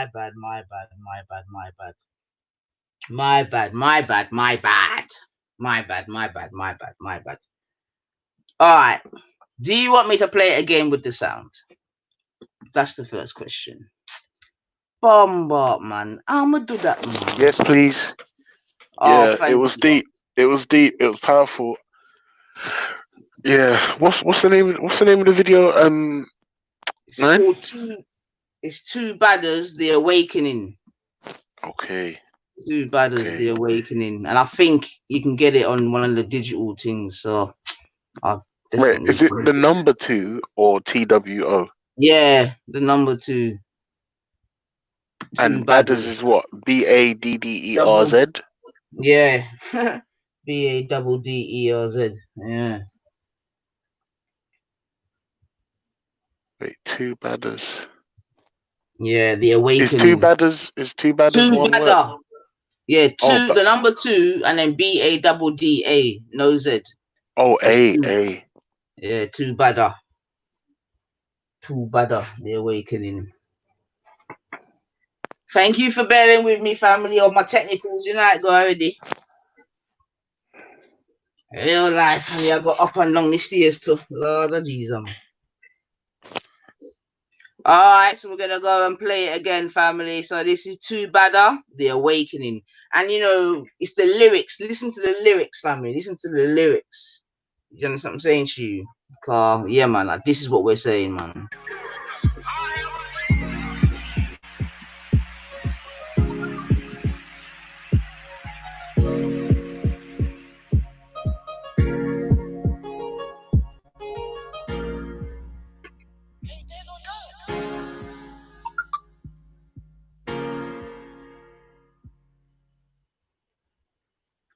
Me blood close. Chamuma blows now. Oh, family. Sure.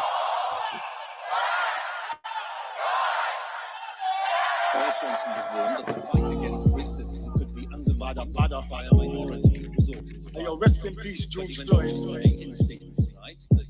And all my brothers and sisters that's been taken by this racist system. All my ancestors looking down on us, giving us strength right about now. Yo, this is the last generation that you're gonna fuck with. You see, the trouble is, we was out here searching for justices way before social media was showing clutching fists. They snuffed the king live on TV, then kept on pumping it. Then they wondering why the youngers wanna bun the ting. That you were born with a burden to have this color skin. Took a live murder before they understood the suffering. My granny used to say, you gotta work twice as hard as the white man if you wanna earn the same as him. But now, granny, I'm done. I want my fair share. All that working hard, they still murdered George live on air. Yeah, another black mother's got to cry a tear. Man had his hands in his pockets like I don't care. Well, no more are we taking it. Rest in peace, George, you started the mass awakening. It's gone around the world, it's like history in the making. So the system's got to come down. It was built on racism. Rosa was standing, Martin was walking, Malcolm was fighting, they don't want us talking. It opens up wounds, they know it's appalling. It's time to look in the mirror and do what you bullshit. You didn't do it, but your great granddaddy did. And now your white privilege is affecting my kids. Cause if your son becomes a fed and my son becomes a dread, and your son arrests my son might not live. Fuck that. I prefer to die so he can live. So he can tell his kids granddad weren't having it. 2020 in the concrete forest, granddad did bun down Boris just to make sure that we could live. You've seen the people coming together, now you've seen the shit. My white brother standing with me now, we needed this. When they said the revolution would be televised, I bet they never imagined it on my phone in HD and shit. You can take down walls and statues. We prefer if you change laws and statutes. You try to make it about a race war, that's not true. We just want the feds to stop killing our black youths. We just want respect for the things that blacks do. If it's a democracy, do what Democrats do. We the only race, had our history erased and had it rubbed in the face. You've come far like that'll do. Like for the record, all lives matter is offensive. If you don't get it, ask the whites that's protesting. All my white friends in all my friends list don't need no explanation. They just with me in the trenches again. All lives matter is offensive. If you don't get it, ask the whites that's protesting. Because all my white friends in all my friends list don't need no explanation. They just with me in the trenches.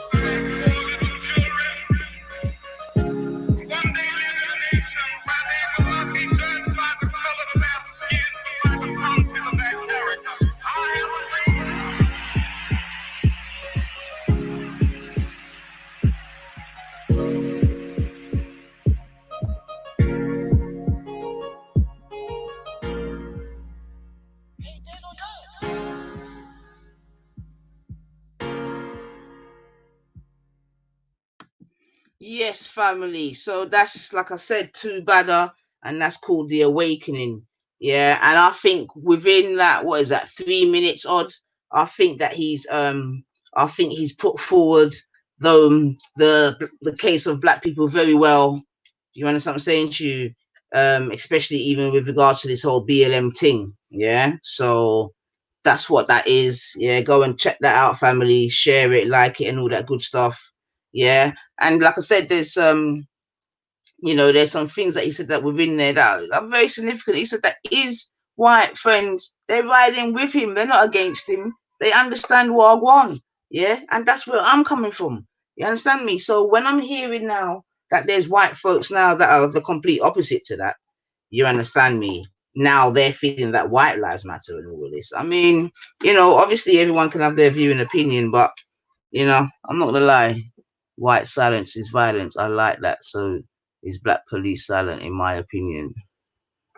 Okay. And like he said, we don't care about the statues. We want the statues changed, the laws and statues. We don't care about statues, man. Statues ain't hurting no one. You know what I mean? Them man, they're dead and gone. You understand what I'm saying to you? But in certain things, their legacy lives on. But yeah, man, Lord, them have to get changed. And like I said, it's all, and the thing is, what BLM has done, and that's why coming out and saying white lives matter, it is actually, I don't want to say it's hilarious, but it is what it is. But Black Lives Matter has now become an international thing, and it's about injustice and inequality. You know what I'm saying to you? And that's going on all around the world, so it's nothing new for people to band under the umbrella of Black Lives Matter. You understand what I'm saying to you? In 2020, it's Black Lives Matter. In the 60s, it was the civil rights movement, etc., etc. And we know that there are many different groups, banded under it. We know that. That's nothing new, And the same thing's being done today. Again, if you go and check out my Nine Ether, I read a report where it's talking about the native Indians in America. They're having their battle. You understand what I'm saying to you? With the American government regarding certain land, that was promised to them, etc., etc. The American government at that time, whatever, they reneged on the deal. Nothing new there. And they're fighting it. Now, the Native Americans, within this report, it was said that they were offered X amount. I think it was, he said now it'd be all $1 billion. But they refused it. They refused it because they said they don't want some of it. They want all of what they're owed. So they refused it. And I don't know if I've got an update on that story, but there is a little, let me see. And I've got to go soon, family. Hold on, let me find out what time these people are coming, man.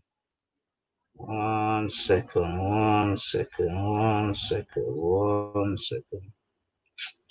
Hold on a second. Let's see what time you're coming. What sugar? My luck, they're on there flipping away. Hold on.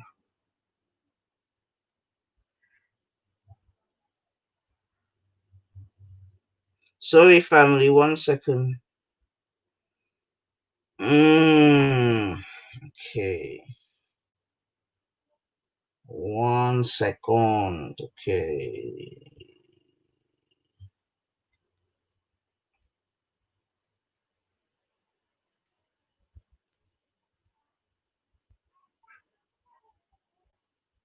So yes, I'm gonna give you a little bit of a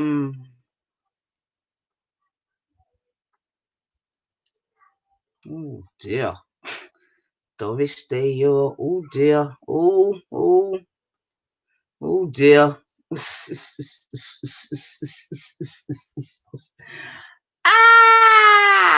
Just let them chat, family, man.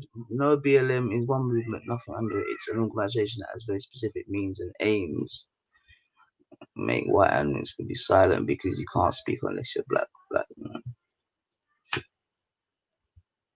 Yeah, but justice, don't. Yeah, but you then mustn't just lock onto one person and believe that that's the view and opinion of us all. You mustn't do that, man.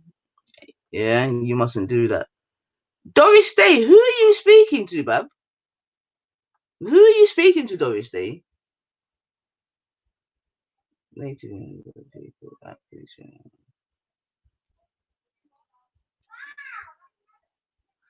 Oh dear.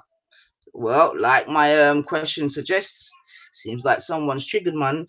But let me I'm gonna read this story still, because like I said, if you check out my channel, I spoke about like I said, the native Indians and Mount Rushmore and Crazy Horse and all these type of things, yeah. But I'm gonna read this. I thought it was interesting still, and I say that because I'm saying that this is all, as far as I'm concerned, sort of coming. Nanifa, sorry to interrupt you, Princess. Did have you heard of the King Alfred plan? Or you've not heard of the King Alfred plan? I don't think so, but it doesn't spring to mind. Hold on 1 sec. Sorry, man.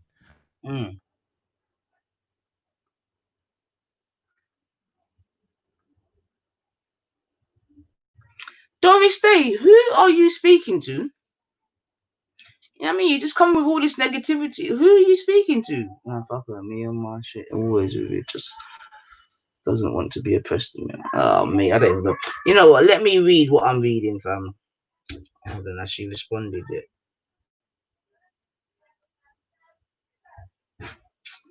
Let me see something. Me? You're talking to me? Let me know what day you go. What's the used? Oh dear. Doris Day's Wendy. Doris Day's Wendy. Doris Day's Wendy. Stop it. BLM. BLM.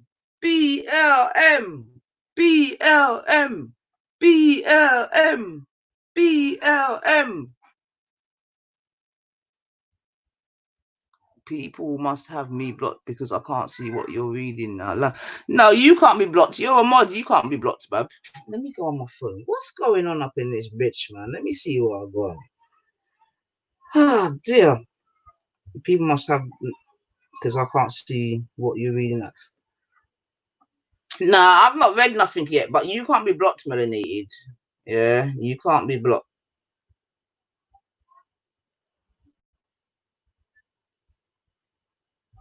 BLM, because I know it triggers you. That's why, and that's what I'm saying. That's what I'm saying. I get to understand that BLM actually triggers some of you white folks out there, man. And that's why I'm like, make them stay, man. Even if it's just to trigger certain racists like you lot, man. Make it stay, man. BLM. Black Lives Matter. Black Lives Matter. Black Lives Matter.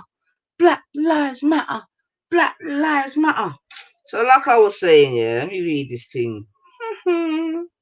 So yeah, the US Supreme Court has ruled about half of Oklahoma belongs to Native Americans in a landmark case that also quashed a child rape conviction. The justice decided 5-4 that an eastern chunk of the state, including its second biggest city, Tulsa, should be recognized as part of a reservation. Jimmy McGirt, who was convicted in 1997 of raping a girl, brought the case.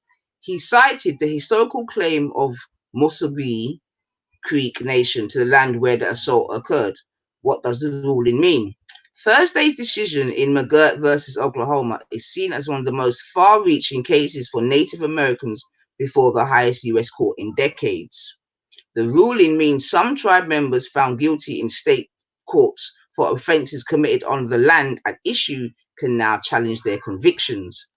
Only federal prosecutors will have the power to criminally prosecute Native Americans accused of crimes in the area. Tribe members who live within the boundaries may also be exempt from state taxes, according to the Reuters news agency. Some 1.8 million people, of whom 15% are Native American, live on the land, which spans 3 million acres. What did the justice say? Justice Neil Gorsuch, a conservative appointed by US President Donald Trump, sided with the court's 4 liberals and also wrote the opinion. He referred to the Trail of Tears, the forcible 19th century relocation of Native Americans, including the Creek Nation, Oklahoma. The US government said at the time that the new land would belong to the tribes in perpetuity. Justice Gorsuch wrote, "Today we are asked whether the land these treaties promised remains an Indian reservation for purposes of federal criminal law. Because Congress has not said otherwise, we hold the government to its word." The ruling overturned McGirt's prison sentence. He could still, however, be tried in federal court. McGirt, now 71, was convicted in 1997 in Wagner County of raping a 4-year-old girl. He did not dispute his guilt before the Supreme Court, but argued that only federal authorities should have been entitled to prosecute him. McGirt is a member of the Seminole Nation. That is disgusting still. His lawyer, Ian Heath Gershogan, told CNBC, "The Supreme Court reaffirmed today that when the United States make promises, the courts will keep their promises. It's a discerning... No, in a dissenting opinion, Chief Justice John Roberts said the decision would stabilize the state courts. He wrote, "The state's ability to prosecute serious crimes would be hobbled, and decades of past convictions could well be thrown out. The decision today creates significant uncertainty for the state's continuing authority over any area that touches Indian affairs, ranging from zoning and taxation to family and environmental law." Oklahoma Department of Corrections records found that 1,887 Native Americans were in prison as of the end of last year for offenses committed within the boundaries of the tribal territory. But fewer than 1 in 10 of those cases would qualify for a new federal trial, according to the research. Yeah. So I'm reading that story, family. Now, obviously, within it, there was a crime that's taken place, apparently, quite a heinous crime if he was found guilty. But the point I was just making is that we see another group there, the Native Indians, and, they're basically, taking the Supreme Court to task, about land rights that was from long time. You know what I'm saying to you? So, again, I'm just really highlighting that BLM is it's been a springboard not just for black people, yeah. And within the piece on my station, one of the leaders of the Native Indians, he admitted that at the end of the day, yeah, because of this movement that we are now allowed, or not allowed, but we've been able to kind of bring our story to the fore, yeah. And there's many groups like that, many groups like that, you get me? Yeah, for a mind-blowing experience on things that blacks have had to fight. Click this link. All right. If you put it in the back chat, Ultra, I might be able to play it still if it's something that we can play.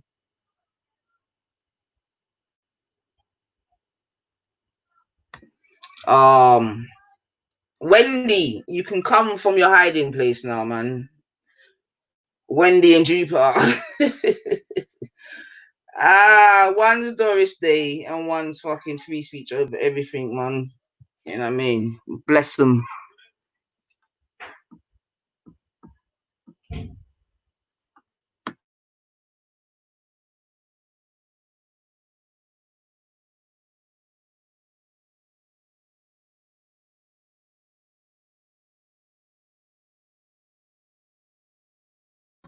All right, and that's what I'm saying. You know what I mean? When people haven't even got the nuts to just be themselves, just come out and be your racist selves under your hold on a second. Let's see if I can put that in there. Do you think it's something that can be played, Ultra?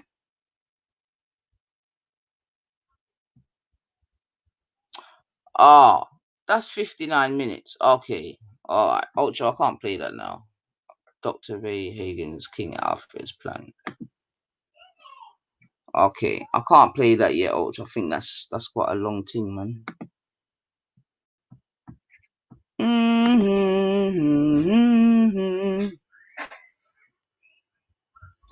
I don't see Ultra singing BLM.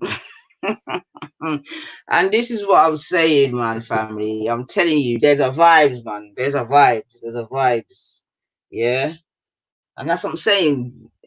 These undercover racists, yeah, they like the Sambo shit. That's what it is. They like the kumbaya thing. You know what I mean? When, like I'm saying, innit? When we're just, you know, going about our lives, just being ringy bob, they're cool with that. But once we start talk about the thing, yeah, man. Yeah, but don't worry. Oh, yeah, Ultra's black family first. Don't worry about that. Yeah.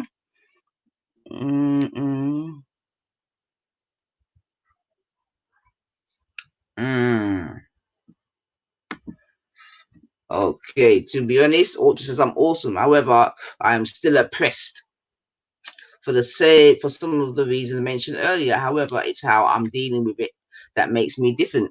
Say no to groupthink. Right, I'm not sure what he's referring to there where he says say no to groupthink. But listen, Wendy, I mean Jupiter. She's calling you a coconut, Ultra racist bitch. The thing is, Jupiter, whenever I ask you why am I racist, yeah, you never have anything to say about. Yeah, you just I'm not gonna answer that. Whenever we pose questions to either you or Wendy, you never have any answers. You know what I mean?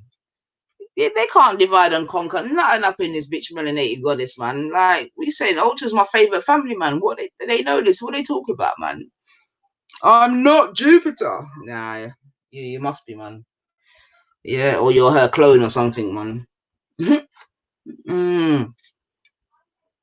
Exactly. Black Lives Matter, man. For real. Black Lives Matter. Black Lives Matter.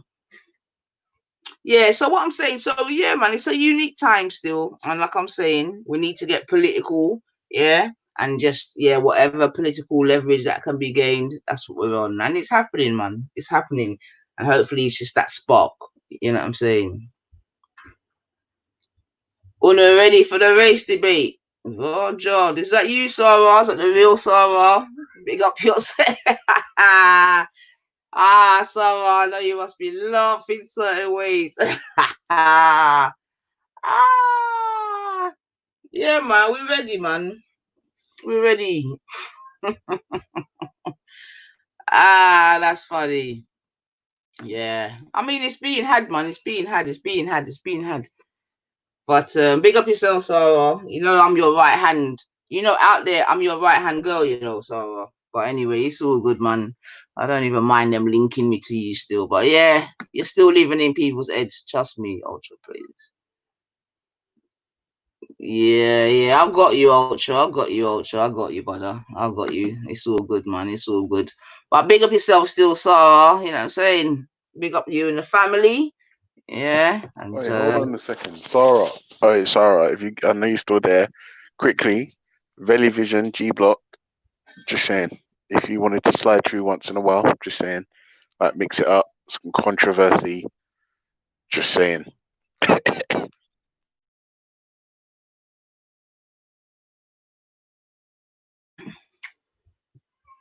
yeah, man. So you're gonna, yeah, man. Do your thing, Sarah. Do like I've always said, man. Big up all the Titans, man. Cause we need all different types of Titans. You can't just have one type of Titan.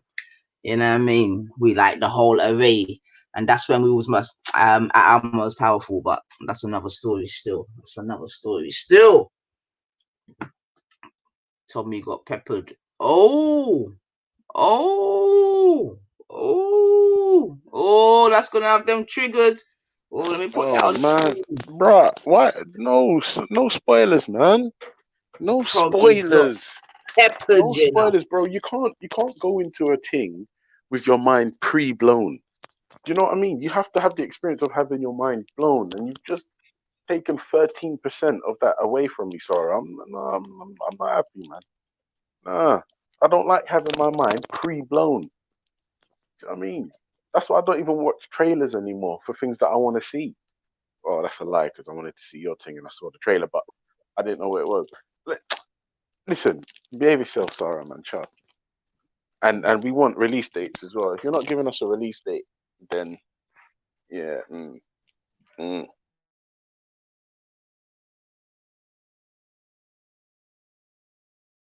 All right then. So you heard it here, family. There's something I go on, something I boil, something I season, something got peppered, something get jerk up. Yeah, that's gonna be more triggering, baby.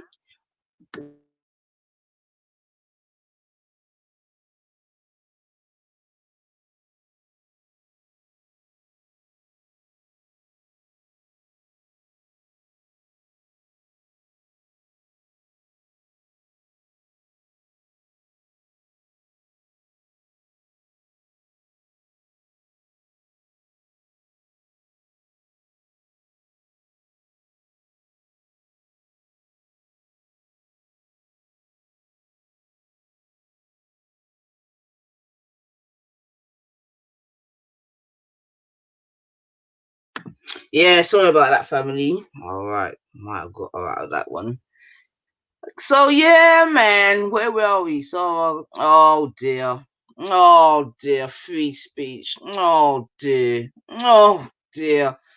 triggered, man. God damn. Yo, all you gotta do is put Sarah's tick on the screen. People them triggered. Hey, I love it. I fucking love it, man. I can't even lie. I love it, man. I love it, man. I love it. So, all right, then, family. Looks like we're gonna see Tommy get peppered again. You know, again. I mean, to be fair, when Tommy is your hope, then you might understand why people are out here saying white lives matter. You know what I'm saying to you? When Tommy is the great white hope, then yeah, we might understand why there is all this you know, and that's the thing in it, because all these right-wing people, yeah, I'm getting to understand that you can't even find someone that really represents you properly, can you really? So yeah, I suppose, yeah, you are feeling a bit lonely out there. You know the upper echelons don't give two shits about you. You know that. You know what I mean? That's why they've not even built up back up the north and that after they decimated it. Yeah. But you wanna come for black people, and this is what I'm saying. That's what I'm saying, family. We're this low hanging fruit to these little, lower class right wing racists. We're just low hanging fruit, because what you're supposed to be doing is talking to your government. Yeah, because it's the same government as oppressing us as oppressing you. That's the mad thing about it. But obviously you're gonna come to us because yeah, we're obvious. You understand me? We're obvious. Oh dear. Oh, Doris Day's gone off on. Oh dear. This is what I'm saying. Our government represent us. Look what they do to you lot. You see? You see? And there you have it. There you have it, man. See? Exactly. And that's why BLM, baby. Exactly. Free speech over everything. Look what they do to you lot. Exactly. Lovely. So that's the case. That's it. It's case done, isn't it? So thank you for that. Yeah. Look at that. Look at that on the screen, family. Your government represent us. Our government represent us. Look what they do to you lot. Exactly. That's why BLM, baby. Black Lives Matter. You know what I mean? That's right. BLM, baby. Hey. Oh, the triggering. Who would have thought in 2020 that 3 letters BLM would cause such? Woo! Jeez.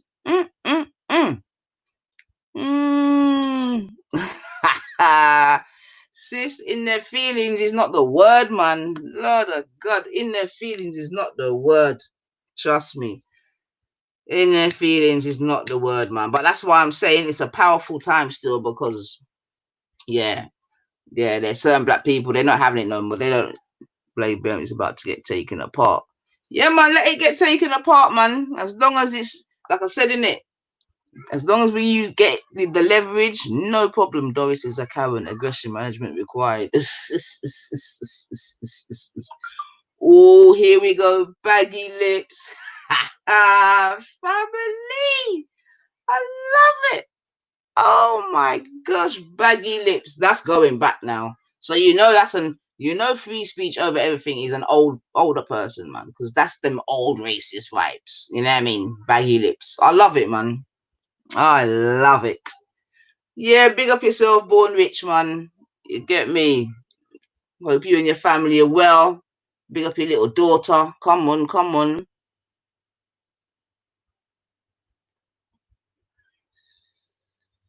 Oh, here we go. Here we go. She's probably taking her clothes off now. Where's your black husband? Did he leave ya?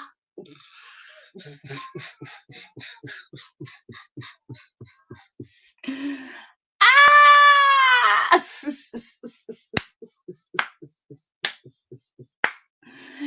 Ah, where's your black husband? Did he leave ya?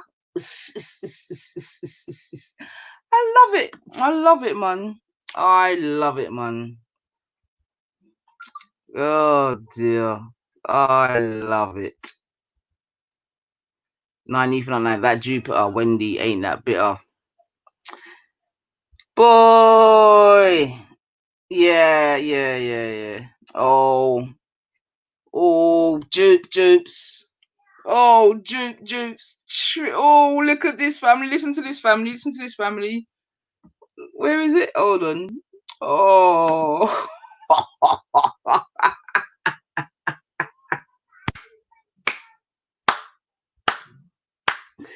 Ah!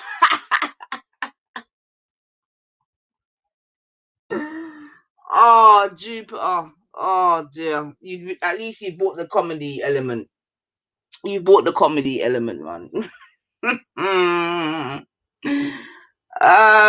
You're jealous, Hector getting that white meat. Oh dear. And this is what I'm saying. The delusion, family. The delusion.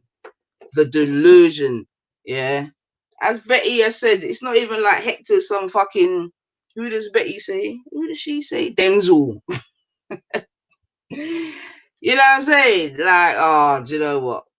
Like, stop it, Jupiter. Stop it, man. Stop it, man.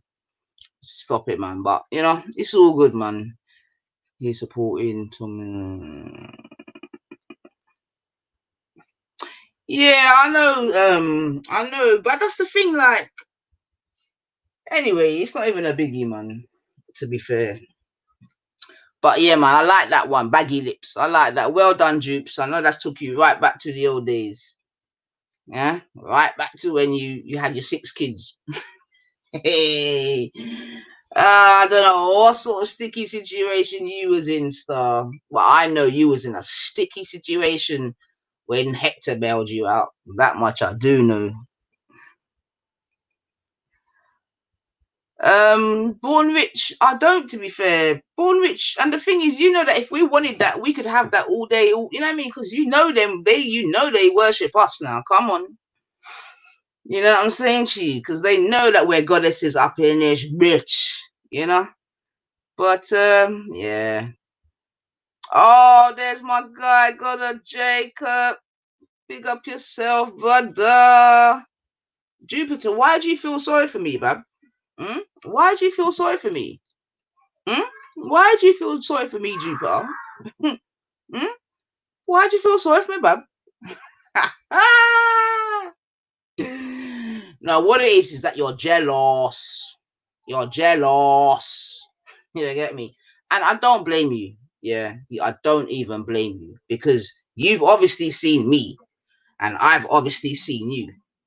Yeah, and if we were to do a comparison there, who do you think the YouTube was going to think is jealous of who? Like, seriously, stop it, Dupes. Remember, Jupiter? Remember that time gone by when I was having that little passer with, and that's what I'm saying, you're just a little beggar as well, man. Having that little passer with Real and Maggie come and said her thing, you get me? And I said to Maggie, yo, let's both go down to Speaker's Corner. Yeah, and we can do 2 photo shots, one with makeup, one without makeup. Yeah, you get me? And then we'll get the YouTube to decide. Yeah, and at that point, Jupiter inserted herself to Rotted. Can you imagine that? I'll come down there. My gosh, this is when, you know, people are just, you know what I mean? Just insert. That's what I'm saying, just begging, man. Wherever we're there, man. Wherever we're there, you're there. You know what I'm saying to you? And you came and you begged it, talked about. And the thing is, weave. Although you say that you've seen me, yeah. And this is what I'm saying. You're just a liar, didn't it? You say you've seen me, but you're still talking about weave. Why? You get me? But yeah, man. The triggering is real, family. I'm not even gonna lie, man. You know, when you're gonna hear people say baggy lips, that's when you know. That's when you know BLM is working. Yeah, you'll soon start hearing some sambos and gollywogs, man. Trust me. It's on the tip of their tongue. Like Wendy, oh my God, she's having to hold herself with all her might and power not to say some disgusting shit, man. Yeah, I do remember. Betty. I do remember, bub. I do remember bits of blonde, bits of shit float. I do, bub. I do. Although I still stand by my thing, Bobby, that the girl shouldn't have flinged the thing in her, you know what I mean? But boy, I could see why she might have done it. So now, how are you with 8 children going to be talking about people with baggy fanny lips?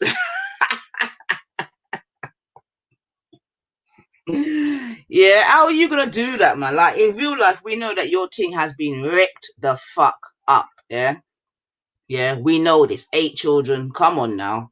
Yeah, come on, Jupes, man. Do better than that, man. Do better than that, Jupes. Do better than. And then this is when you know that people are stupid. Yeah.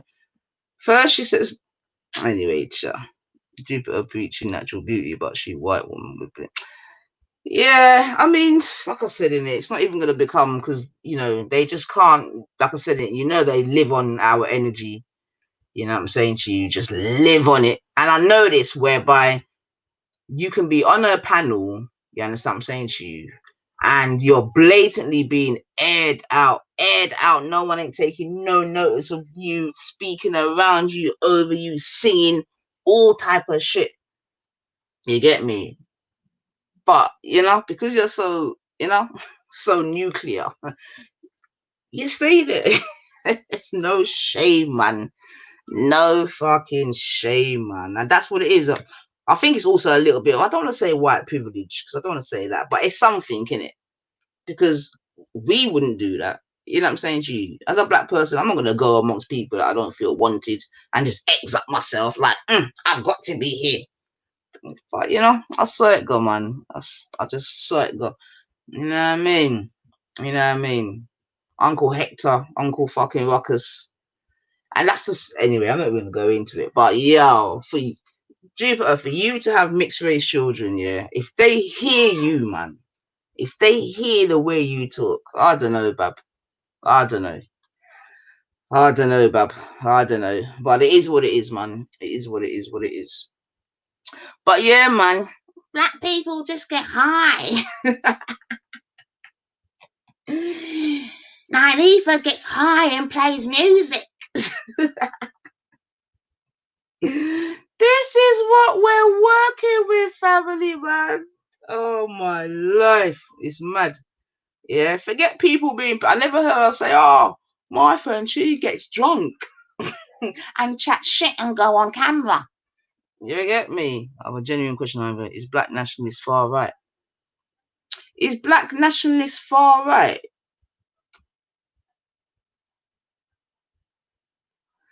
What's your definition of far right? That's what I'm saying. Like, who's far right? What's your definition of far right? I suppose they could be. It depends on your definition of far right. Uncle Hector isn't Denzel Washington. Why would I leave my younger black man or Nigerian man? That's a drunken with racism. Yeah, and that's the next thing as well. I agree with that, man. It's not even like Uncle Ruckus is like a fine example of a Nigerian man to say, ooh, you get me? So, you know.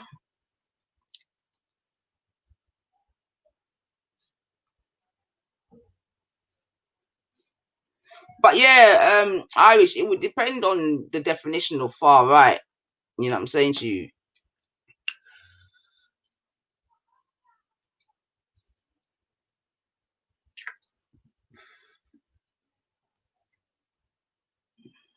Oh, here comes free. Cool, stay off. Do you believe me to be a black nationalist, Irish?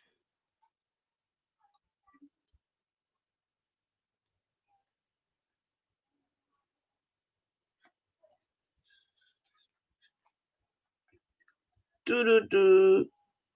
All right, whilst I'm waiting to hear, let me see what's going on here, man.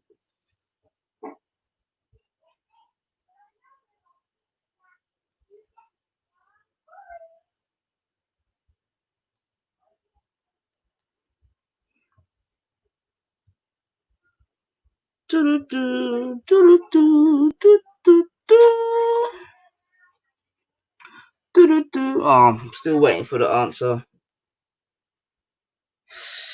Yeah, it's alright, melanated. Like I said, they just like the you know what I mean? They like weak ass black people, you know, like that. You know what I'm saying? They like the black people that stay in the dungeon and only come up when they're gonna be fed. You know what I'm saying to you? But yeah.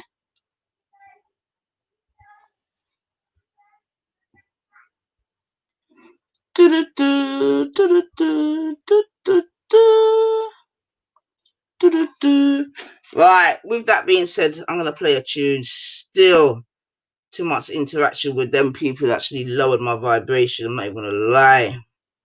I'm not even going to lie. So that's where I didn't stay focused.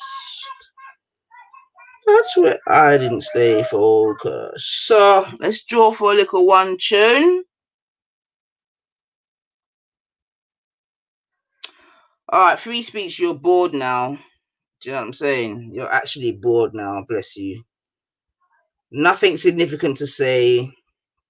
And that's what I mean. You know, when we ask for certain things, you have nothing, man. You know, but we're not even going to watch that still. We're not even going to watch that. But let's bring a one tune still, family. Let's burn a little fire. Burn a little fire. Like, let me say. Let me see. Ooh. Do-do-do, do-do-do, do-do-do-do. Do-do-do, do-do-do, do-do-do-do.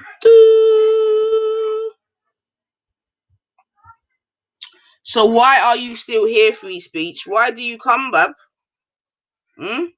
If I talk so much shit, why are you here? Why are you here begging it? This is what I'm saying. If I talk so much shit, why are you here begging it?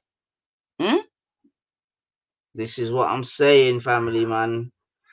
This is what I'm saying. They think I chat shit, but they're here all the time. All the time. All the time.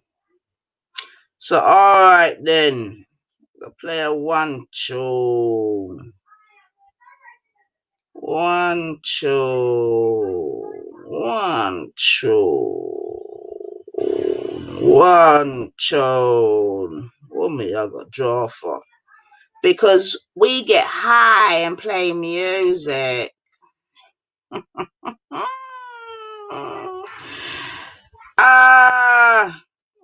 It's a good thing. It's a good thing.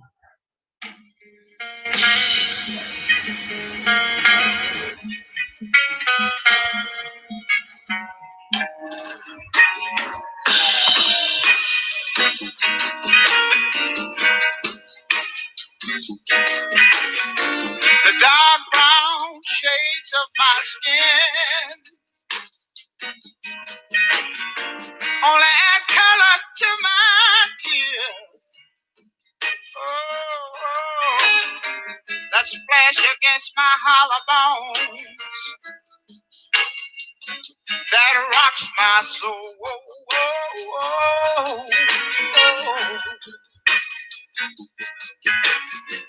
Looking back over my false dreams that I once knew,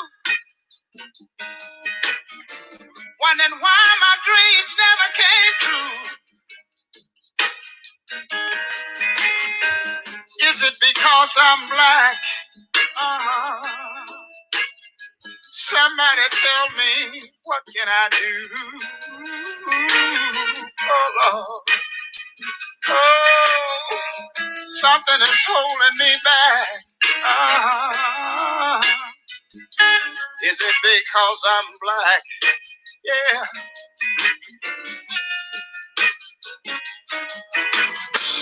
In this world of no pity, I was raised in the ghetto of the city. Yeah. Oh, Lord.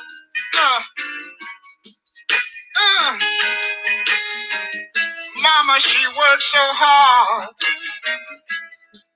to earn every penny. Yeah, yeah. Oh, Lord. Something is holding me back.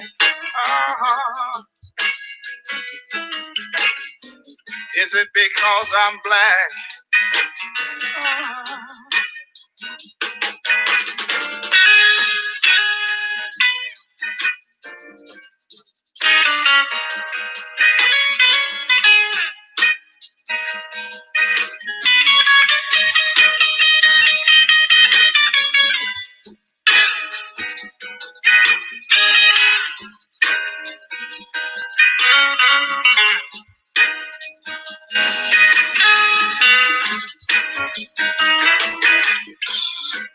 Like a child stealing his first piece of candy and got caught. Peeping around life's corner somewhere, I got lost. Oh, something is holding me back. I wonder, is it because I'm black? Oh, somebody tell me, what can I do? Will I survive or will I die? Oh, you keep on holding me back. Keep on holding on. Keep on picking on me. Oh, keep on holding me back. Keep on holding on. Keep on holding on. You're holding me back. I wonder why you do me like that. But you keep on holding me back. Keep on putting your foot on me. But I've got to break away somehow and someday. Cause I want to be somebody so bad. So bad. I want to be somebody. I want to be somebody so bad. You see, I want diamond rings and things like you do. And I want to drive Cadillac cars. Oh, I want to be somebody so bad. But you keep on putting your foot on me. And I believe I can break away and be somebody somehow in some way. You see, I heard somebody say one time, you can make it if you try. Oh, and some of us, we're trying so hard. We're trying so hard. I want you to know that I don't speak for myself, but I speak for y'all too right now.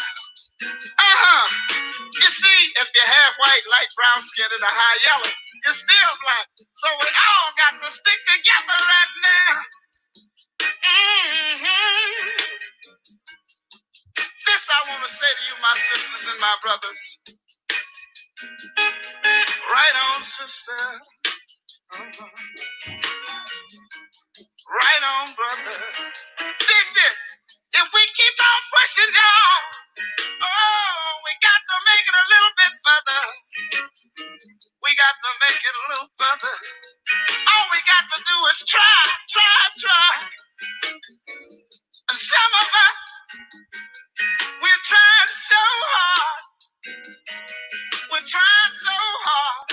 We're trying so hard. We're trying so hard to be somebody. We're trying so hard. Although they're holding us back. And that's the reason that they're doing us like that. You know what? It is. I believe it's because we're black. But hey, we can't stop now. We can't stop now. Got to keep on keeping on. We got to keep on keeping on. I know that you know that I know it ain't right. Oh, it ain't right. It ain't right. It ain't right. That they hold us back. They're holding us back. They're holding us back. I wonder. Sometimes I sit down and I wonder. Yes, family, you done know. Come back, bring back the equilibrium. Yeah. So for those of you that may not know, that's by Sly Johnson, and it's entitled "Is It Because I'm Black?"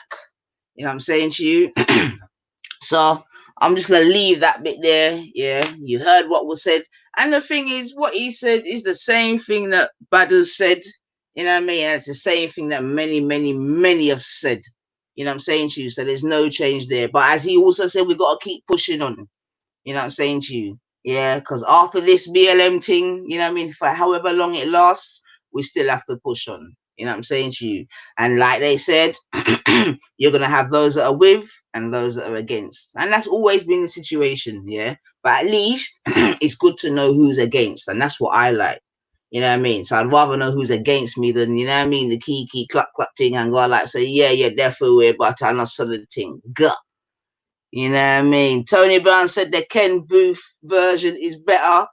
No problem. You know we do the version excursion, so we can bring that in still. You know what I mean?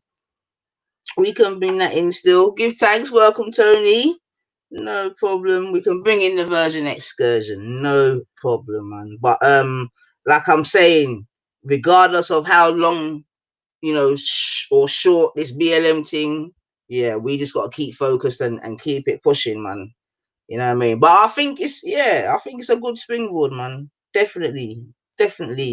There's definitely vibrations, you know what I mean? And like I said, what it's also doing is bringing the racists out of the woodwork, you know what I mean? And that's always a good look, you know what I mean? And some people want us to go back to such racist times whereby, you know what I mean, people are getting letter bombed and shit put through your doors and being called all type of aki wacky rete boom boom boom and all them something there.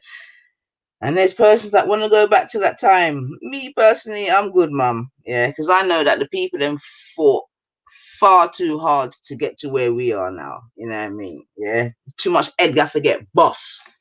Too much Edgar boss to go back to that. But you know what? But that's what it is. You know why Ralph can say that? Because it weren't his people them busting heads. You get me? Hey. You know what I mean? Cause remember, you know, family, when everyone's Edgar get boss, you know. Yeah, we're all black. We're all black. Yeah, when Teddy Boys and them type of NFs and all them people there was about doing their stuff, everyone was black. You get me? When the work had to get put in, yeah, and you know, said the family put in the works. Yeah, and like you've heard me say many times before, when things kind of settled a bit and you know what I mean, then everyone became who they were, but they certainly weren't black. But those that were black remained being black. Yeah, check that out. For real. You know? And let's hope that we can learn from at least that still. So all right then, so as Tony's just come in, you know what I mean, we're gonna come with the version excursion still. Nothing no wrong. You get me? Because the lyrics are powerful, you know what I'm saying to you, and they need to be heard. You understand? So yeah, man, big up God of Jacob, my brother. Jeez, come on, man. All right. Version excursion, we are dealing with yes or no. Energy, we say energy. Dark brown shade of my skin. Only had color to my tears. That splash against my hollow bones. That rocks my soul.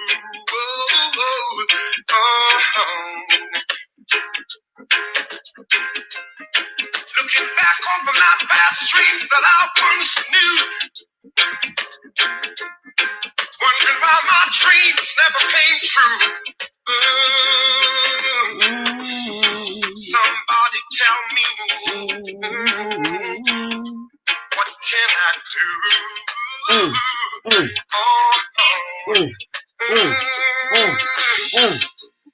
Something is holding me back. We get high and play music. Because I'm black.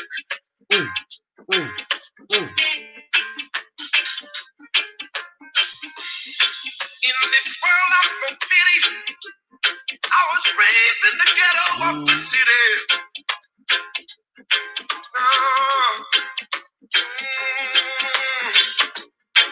Mama, she worked so hard to earn every penny.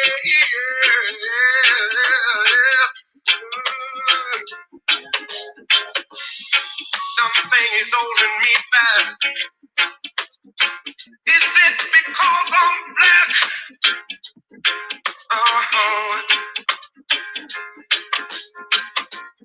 Something is holding me back.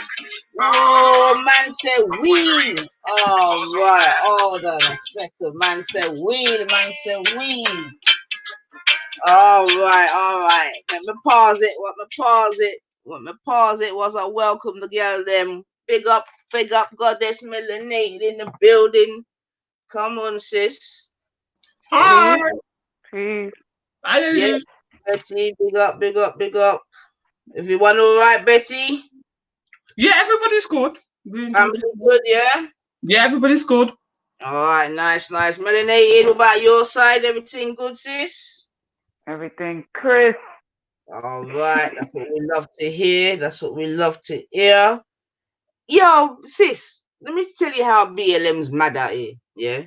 Do you know that someone was questioning you coming on the panels and saying big up, big up? Who, me? Yeah. Oh, because hey, why? Because London is like everything, and people in the diaspora like never been exposed to Caribbean culture. Like Black people are supposed to be one way. Is that what it is? I'm telling you, sis, I just heard Listen, it. I just listen. heard We was him. talking just the other day with my I think it was yesterday or the other day with my family member, right? My grandmother was like gangster because she was straight Jamaican. My great grandmother, straight Jamaican lady, living in a Spanish speaking country. And she said, I'm not learning Spanish. She ain't Alright. want to learn shit. She had, and then she met my great grandfather, Cuban. So neither of them was from Panama. But, you know, needless to say, he's a Black Cuban. I made sure I asked that. Like, we ain't trying to say is there any mixture going up in here, but is it not? You know, Black Cuban. And so he's the one who was in charge of teaching his children Spanish, and you know they actually grew up there. But my great grandmother was like, no, y'all, when y'all speak to me in English. And she had a Spanish speaking man, and she was able to navigate, you know, whatever they needed. So, you know, I say big up, not just because to be mocking or stealing someone's stuff. It's my stuff, you know, like it's not that I just like Caribbean food. It's that I grew up eating the same food. My great grandmother was Jamaican. What do you think she fed her children? Rice and peas, oxtails, you know, stewed chicken, but we call it cooked down chicken. Same friggin' thing. You know what I'm saying? It's just, we call it cooked down. What is cooked down? You mean you cook it down. You cook it until it gets soft. That's right. It's the same. It's the same thing. So if I say cho, if I say, you know, the people them, and that's part of my culture. Nobody people. I don't understand how the others them. They could be a mixed bag. They could be, oh, I'm German, I'm Irish, I'm this, but Black people can't be a mixture. I don't understand. It was just mad. That's what I'm saying. It's just the BLM triggering again because you know this guy and remember this is a Scandinavian white guy, Mm-hmm. yeah, and he's like and melanated. You know what I'm talking about? What's his name? Why so religious? Yeah. Oh So my goodness. he's questioning why you're coming up and saying big up, big Oh, up. because I'm American. Right. So Tell him obviously, to go to Miami, Florida, and see if he hears anyone saying big up. Tell him to go to Atlanta. Tell him to drive to Stone Mountain and see if you can get hard dough bread, beef patty and cocoa bread, everything all over. What does he think Caribbean people is everywhere? this is what I'm saying, sis. What is that? Like, making some people think. I just have to say irrationally because he called you an immigrant, yeah. So I'm tell like, him bro. so if I'm an immigrant, then how come I can't say that? It's just like double talk. But this Either is what I'm I'm an saying. immigrant or I'm not. But the thing is, what I'm saying, but she is of the Americas, yeah. She is of the Americas. He's from Scandinavia, yeah. Because when I'm asking, so where are your people from? You have to start talking the truth and say it's from Scandinavia. Do you know what I'm saying to you? So it just for me, it's just ironic. He a freaking immigrant too. Well, thank you. He not no white indigenous person, or he not even part of the pilgrims and them, or how they come to America. No, he like first generation. Get out of here. This is what I'm saying, sis. This is what I'm saying, man. So it's just got people. He's trying to present a false picture of what it is like in America. You know, half of the time, immigrants come to this country, you tell me where's the place where they first come to? California or where else? New freaking York. Hello. All right, Tony makes a good point. In say we don't need validation from these pastors. Don't waste time engaging with them. Bin them straight. Exactly. I hear that still. But if anything, obviously, because I've titled my stream, you get me, and that's to me another example of the triggering, you know. But let me go back because I was gonna play a tune for Tony, so let me not waste any time. And I've actually come set it up so it come out even sweeter. So let's come again. Ken Booth version excursion. Come on, let's bring some Sunday rice and peas. Dark brown shade of my skin. Only had color to my tears. That splash against my hollow bones. That rocks my soul.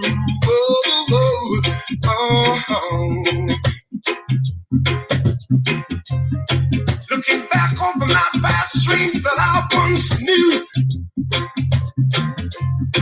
Wondering why my dreams never came true. Somebody tell me, what can I do?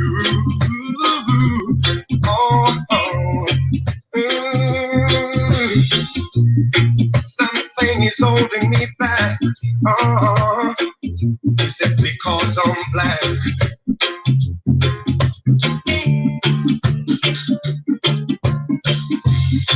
In this world of no pity, I was raised in the ghetto of the city.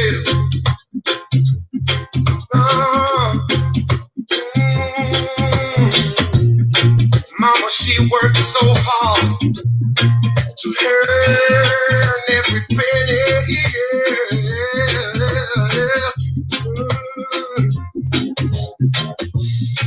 Something is holding me back.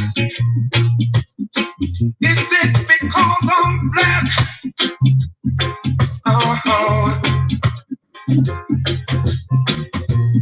Something is holding me back. I'm wondering if it's because I'm black.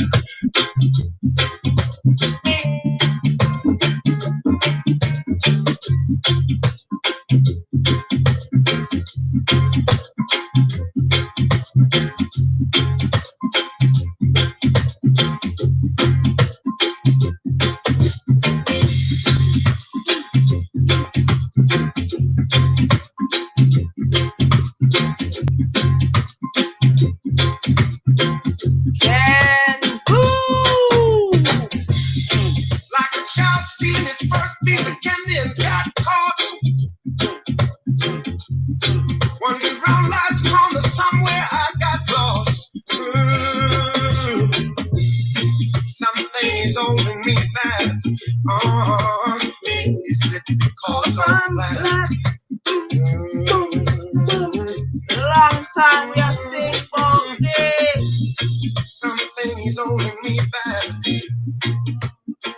Is it because I'm black?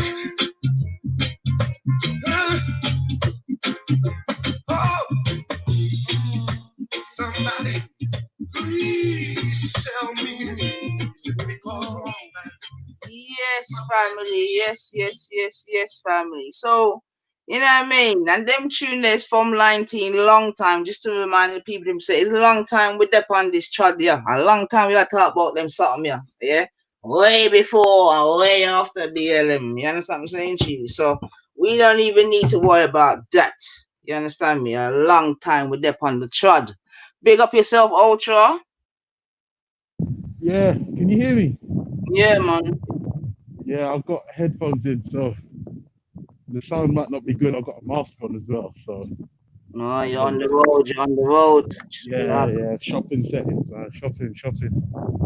Yeah, I've got to touch that word at some point. I'm not gonna lie. Should have done it yesterday, but yeah, man. Naiva, can you play Patra, Pull Up the Bumper Baby? No. No.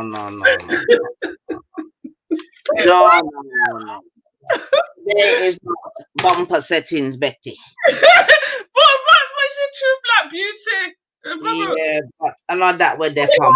John 9, you might like John 9 because she. I know Janine still. I know Janine still. I might pull up one of them ones. But let me just take this moment, Betty, yeah, car.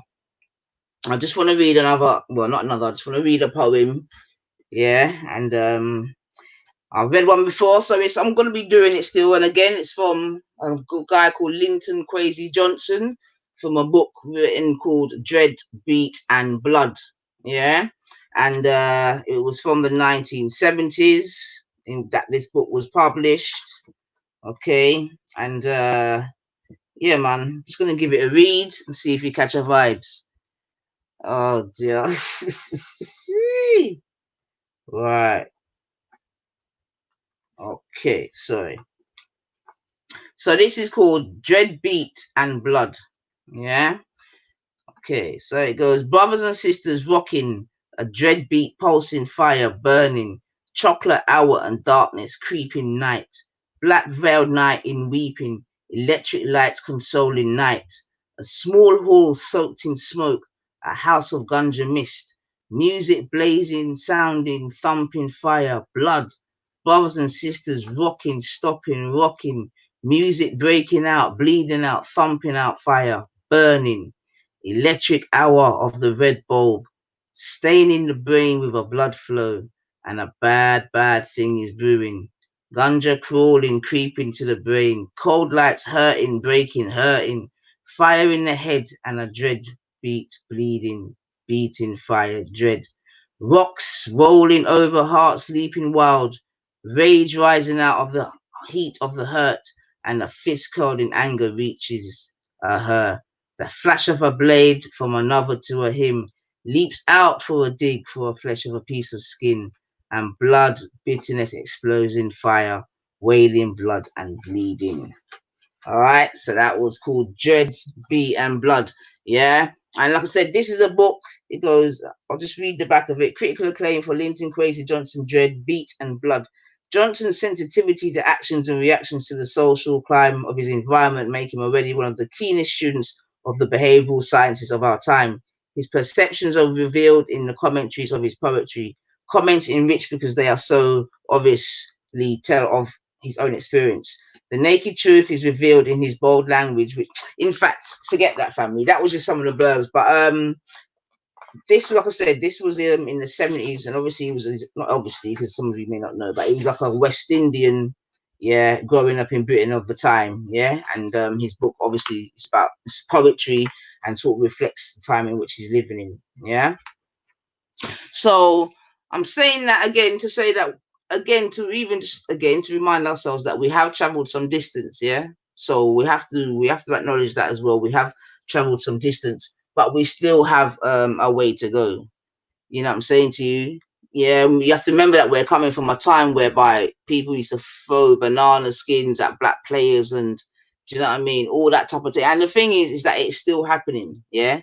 But seemingly, what a lot of the players doing, they just close their ears and they keep on playing the game. You know what I'm saying to you? So that's why it's so interesting where I'm saying, you're having certain stars coming out now who are brave enough, because it's still not an easy thing to come out and say these things. Yeah, because of persons like free speech and Doris Day and all these persons that, do you know what I mean, are then gonna hold some different vibrations towards you. Do you know what I mean? Just for speaking about your truth. You understand what I'm saying to you? So that's why I'm saying definitely big up to those that have been brave enough, you understand, to come out and say certain things, yeah, regarding the struggle, as it were. You know what I mean? Rashford there, I mean, and some of the young ones as well, you know what I mean? Trent, it's awesome, man. Awesome. But yeah, man, the triggering is mad. And really, it's a shame still, but I think we should also accept, though, family, that it probably is the minority, you know what I'm saying to you, and the majority, You know what I mean? Even if they're not going to join in terms of, you know, outward, what would you call it? Not even outward, but in terms of obviously not marching, this, that, and the other. But there's definitely people having reflections, you know, and there's definitely conversations being had. Do you know what I'm saying to you? There's definitely generational gaps being explored. You know what I'm saying to you? Because obviously some of the old are not like the young. You understand? So for example, growing up, yeah, like back in the day, and people may or may not admit it, but Asians would be racist towards black people, or they don't want their youths mixing with black people. In fact, Asians didn't want their youths mixing with no people, to be fair, but there was a hierarchy. You understand what I'm saying to you? But now, obviously, to how the youth are today, and especially because of the strength of the youth culture, which obviously has got a lot of black culture in it, there's been meetings of different communities out on the streets, you know what I mean? And especially England is now so much more multicultural than even, you know what I mean, the days of the Windrush. Yeah, get me when I said it was just mainly like black, white, and Asian. Like certainly my primary school, that's what it was: black, white, and Asian. You know what I mean? And under white, it might be white Scottish, might be white Irish, and obviously under black, that might be African or West Indian.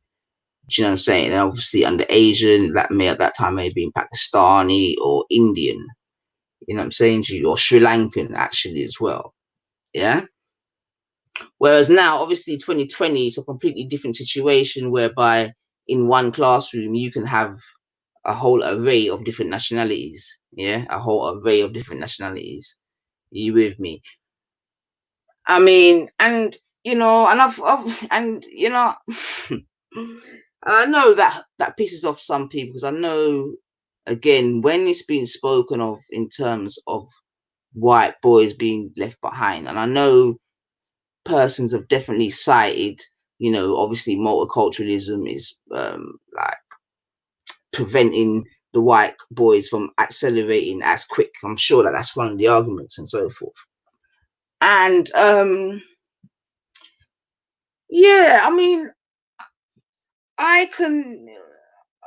but although I wouldn't say it would just be white children, it'll be just maybe English speaking children. So I can definitely appreciate the difference in, say, schooling or the school today's gone by. You know what I'm saying to you? And if I was trying to be, not even trying to be, if I was to be objective, you know what I mean, in terms of from a white person's perspective, yeah, I could even, and I've said it before on my lives, I couldn't even understand certain vibrations when it comes to certain things, yeah, because there's definitely certain areas whereby, yeah, for real, you walk down the and even I've said it, like, you can walk down Tottenham High Road and you will not hear no English, for example. Do you understand what I'm saying to you? So I can see how that would piss off a white indigenous person. You know what I mean? If you're walking down I mean, I know I'm digressing here, family, but I'm just trying to give not even a bit of perspective, but just to say that I can understand certain vibrations still in certain areas, yeah? Because, you know what I'm saying to you, if I was in Jamaica or whatever and I'm walking down the high street and I can't hear no patois, no English, just bare fucking Chinese or something else like that, then yeah, obviously people will be pissed off. And, you know, I said it again, I can appreciate where in certain areas where there's definitely been white flight and, you know, I can appreciate all that. You get me? So I don't know if that's has something to do with some people's feelings, which it probably may do still, you know, because, yeah, there are definitely certain parts of London that it could be argued does not look like indigenous Britain. You know what I'm saying to you?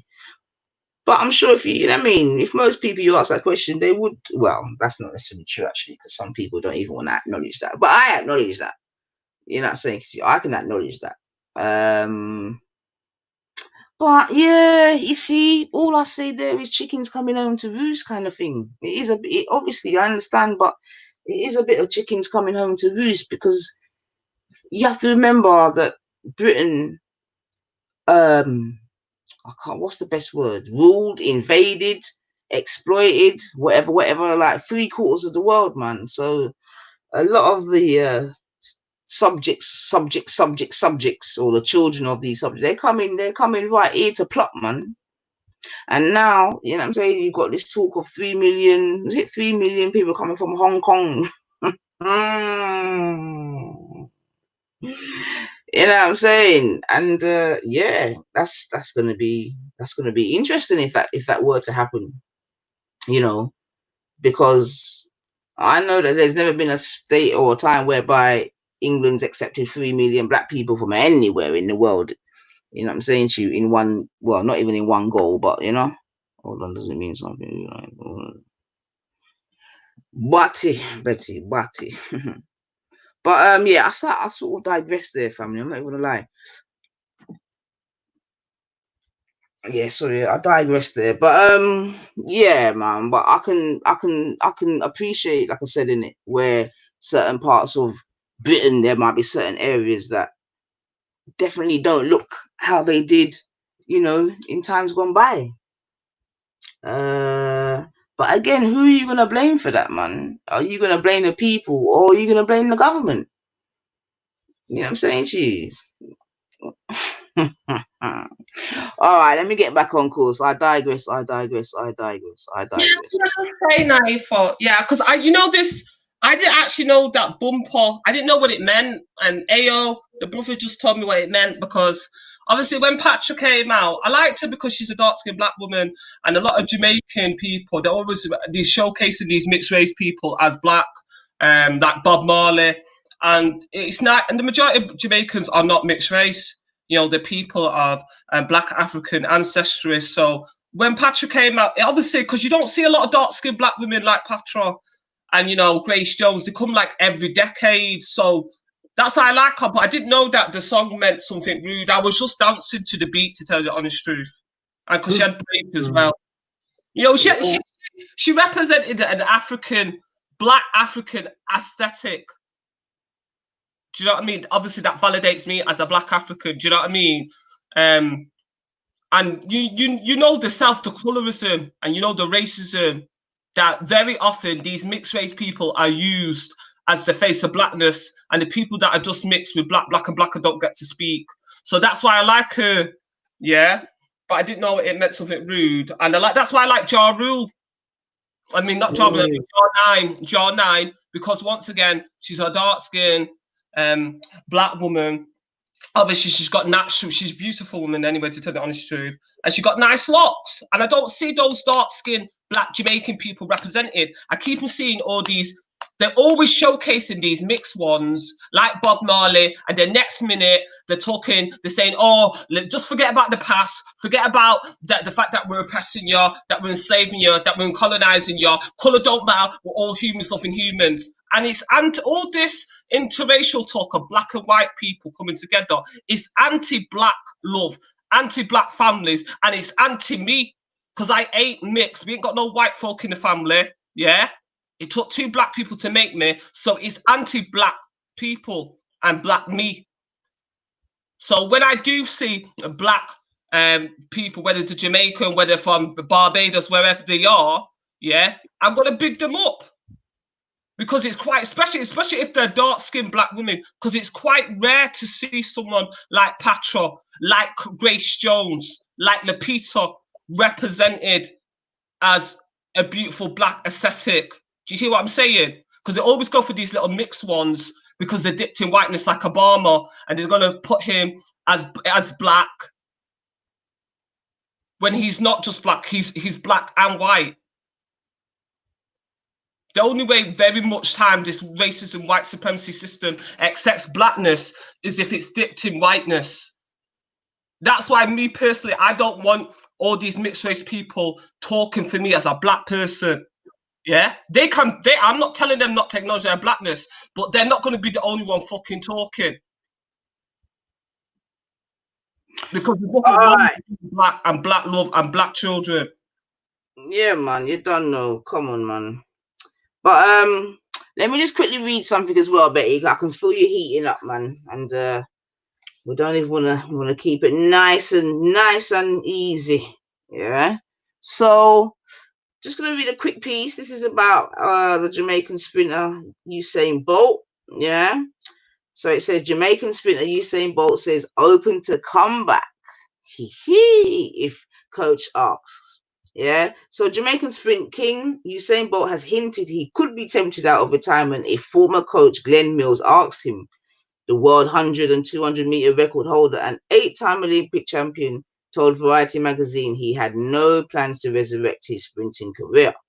However, the 33-year-old told the magazine in a video interview he would at least consider a comeback if veteran coach Mills asked him.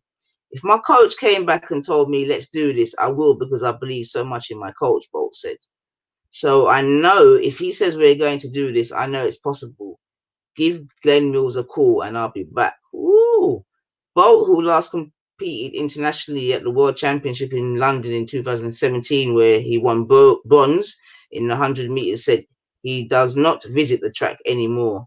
My coach gets too excited when I come to the track, so I stay away, he said. Bolt, meanwhile, said he's adjusting to life as a father after he and partner Casey Bennett welcomed a baby girl in May. Bolt said fatherhood was harder than breaking a world record. I got sick that first week as I was scared to fall asleep, so I stayed up at nights just watching her, he said. I'm a heavy sleeper, but I have learned that I'm going to wake up. I'm going to get up no matter what. I am getting better and I'm learning. Yeah, so big up Usain for his new daughter still. I think I don't know if she's about a month old still, man. Or just a bit less. But there you go. Maybe he might be coming back to the sport, man. You know what I mean? If he can get tempted out. So big up Usain, man. Big up the daddy them. You know what I mean? Big up all the daddy them. Okay. Bolt said it takes 11 months to train for a major tournament. Some good conscious ladies from it's proud of these ladies and Naomi Coleman. Obama was a Muslim, he cared for nothing but oh, Alamoon gods. All right, family. All right. Melanated, you dead there? You good?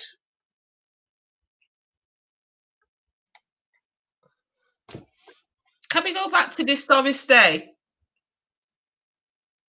Doris Day? Yeah, in the comments. I think she's gone now, hasn't she? Yeah, but I just wanted to say I don't think it's not Wendy. Wendy would never compete with black women until Wendy would never write that a black man wants a white woman more than he wants a black woman. That is classic. That's classic Jupiter. Wendy's not even into men like that. She's not still married to her husband. She don't want a man. That's not something Wendy would write. She's not even interested in men, let alone black men. That's definitely what Jupiter would write. Because she's constantly, remember, I don't know if you remember a week or so ago when she told Hector to say, Hector, tell all those ladies that you don't like black women, that you're attracted to white women. That's what Jupiter said. So that Doris Day, and everybody knows Doris Day is a white American actress who was a singer as well. No black person, and she already said she was white anyway. No black person would pretend to be Doris Day. Come on. So when you see Doris Day, know that that's white, that's Jupiter undercover, because Jupiter's always trying to compete with black women.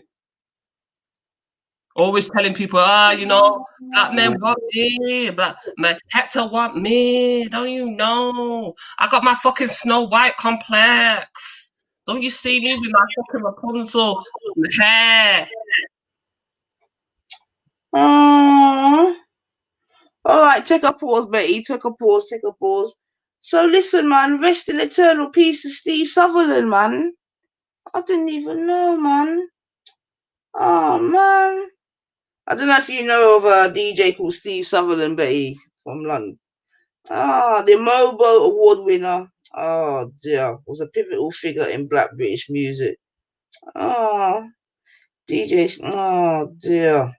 A pivotal figure within the development of Black British music, he combined his reputation as a club DJ with a peerless ability as a broadcaster. A continual champion for Black British culture at a time when it was broadly marginalised from the mainstream, he created a platform for everything from hip-hop to two-step via grime and more. Known for his usually popular shows with Choice FM and Galaxy FM, DJ Steve Sutherland scooped a Mobile Award in 2000 for Best Club DJ.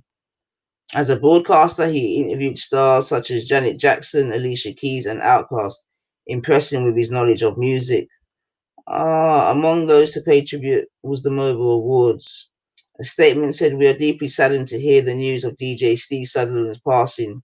His contribution to Black British music scene will never be forgotten." Revered DJ Trevor Nelson also paid tribute. He wrote, "Just heard the sad news of another great loss to the British black music. Condolences to the family of Steve Sutherland, who I first met and worked with at the Kensington Roof Gardens 30 years ago." Oh, man. Oh, rest in peace, Steve Sutherland, man. Oh, man. All right, family. Yeah, I don't know if those of you that know about Choice FM. Oh, dear. No, I don't know anything about Choice FM because I'm up north. I got you. Up north. Yeah, I got you, Betty. I got you. Ultra, you're back, bub. Okay. He probably can't talk because he's got that face mask on and he's got his earphones on. So what did Choice FM do? Did you say? Sorry? What did you say Choice FM did? Oh no, there was a pirate station in London, and then they became legal. Yeah. Oh, okay. So were they putting out the black music and the black? Do you know Eddie Nestor? I've heard of him. Yeah, he was on there as well.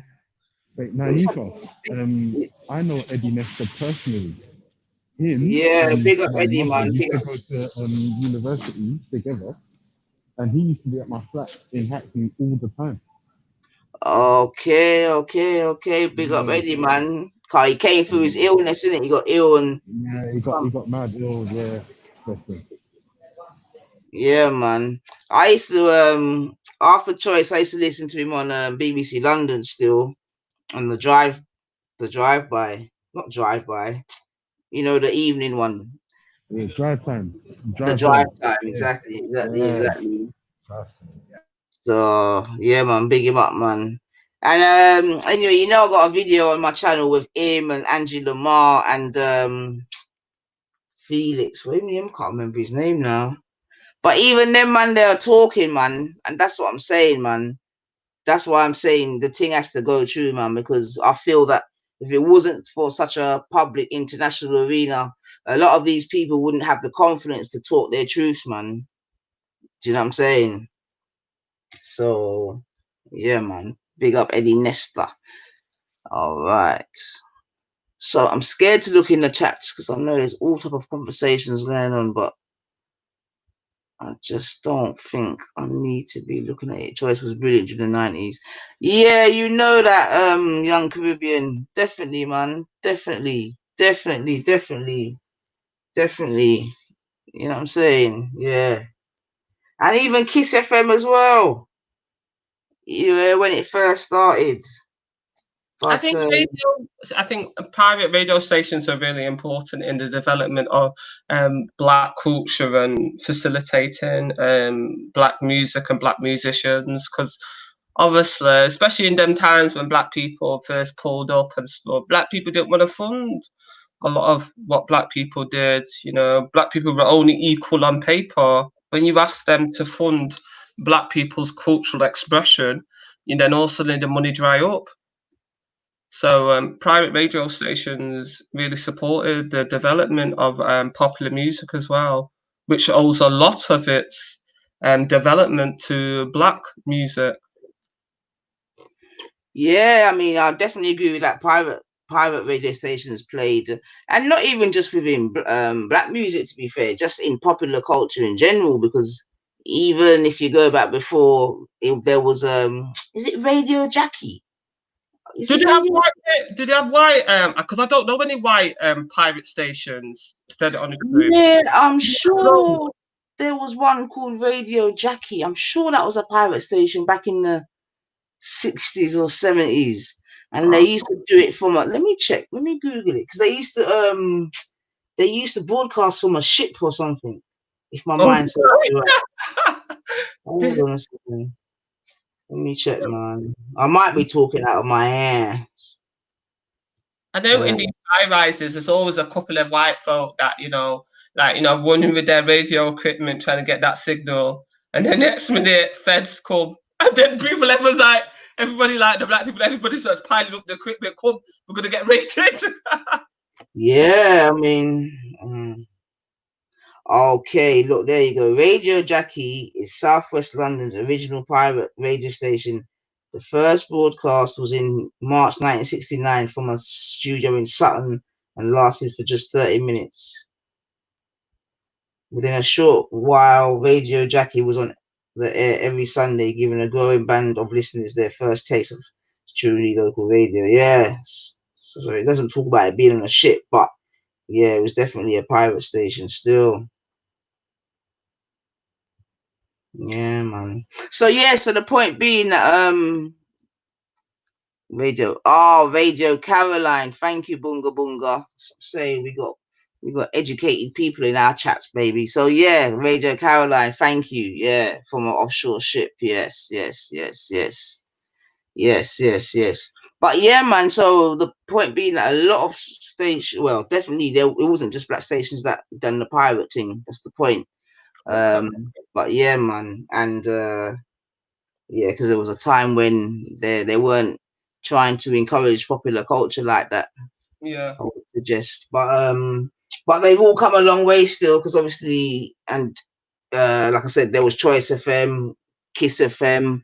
They were all pirate stations at one point, and then they became legalized. Are they still about these private stations now? Are they still about nowadays? Well, they've both become commercial. Choice and Kiss have become commercial, but there still are pirate stations about, man. Yeah, I think Galaxy Radio, someone just mentioned, because I don't think they're legal yet. I know they were going for it, but yeah, man, they're still pirate stations. In fact, there's probably more now because of the internet. So now you don't even necessarily have to go on the airwaves. You know what I mean? You can just do it digitally. So I think that's how people are gonna get around it, by doing it digitally. Yeah. So, but yeah, man, I agree with that. It was, popular culture, or pop, was definitely cornerstone of growing up, man. Music. You know what I'm saying to you?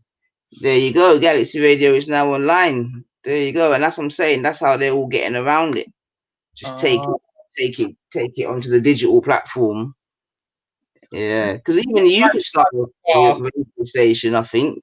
Say that again? I said, I think even you could start a radio station. I don't think, when it's digitally, I don't think you have to go through the hoops as on airwaves, because it's a different wave band. I do a podcast, to tell you the honest truth. I started a podcast instead.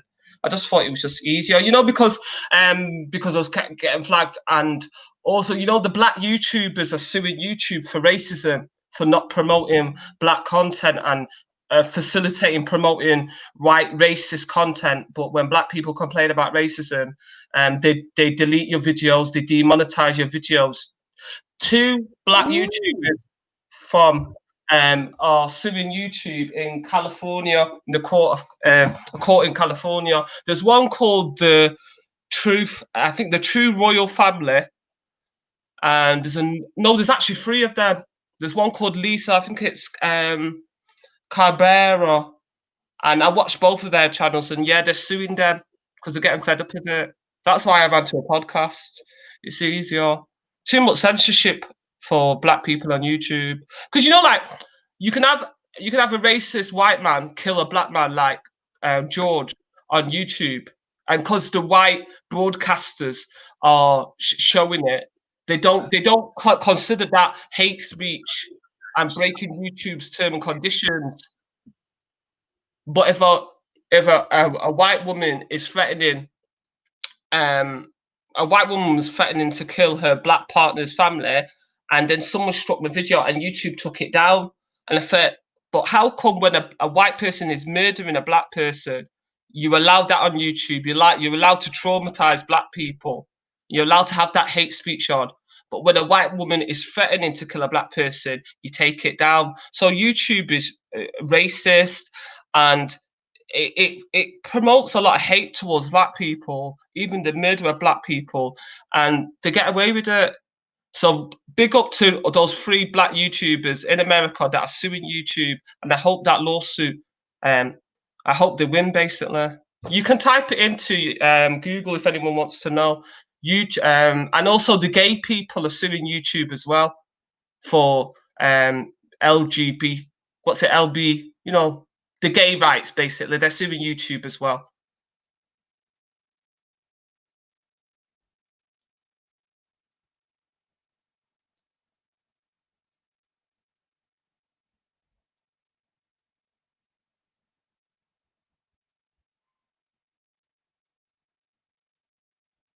Hello?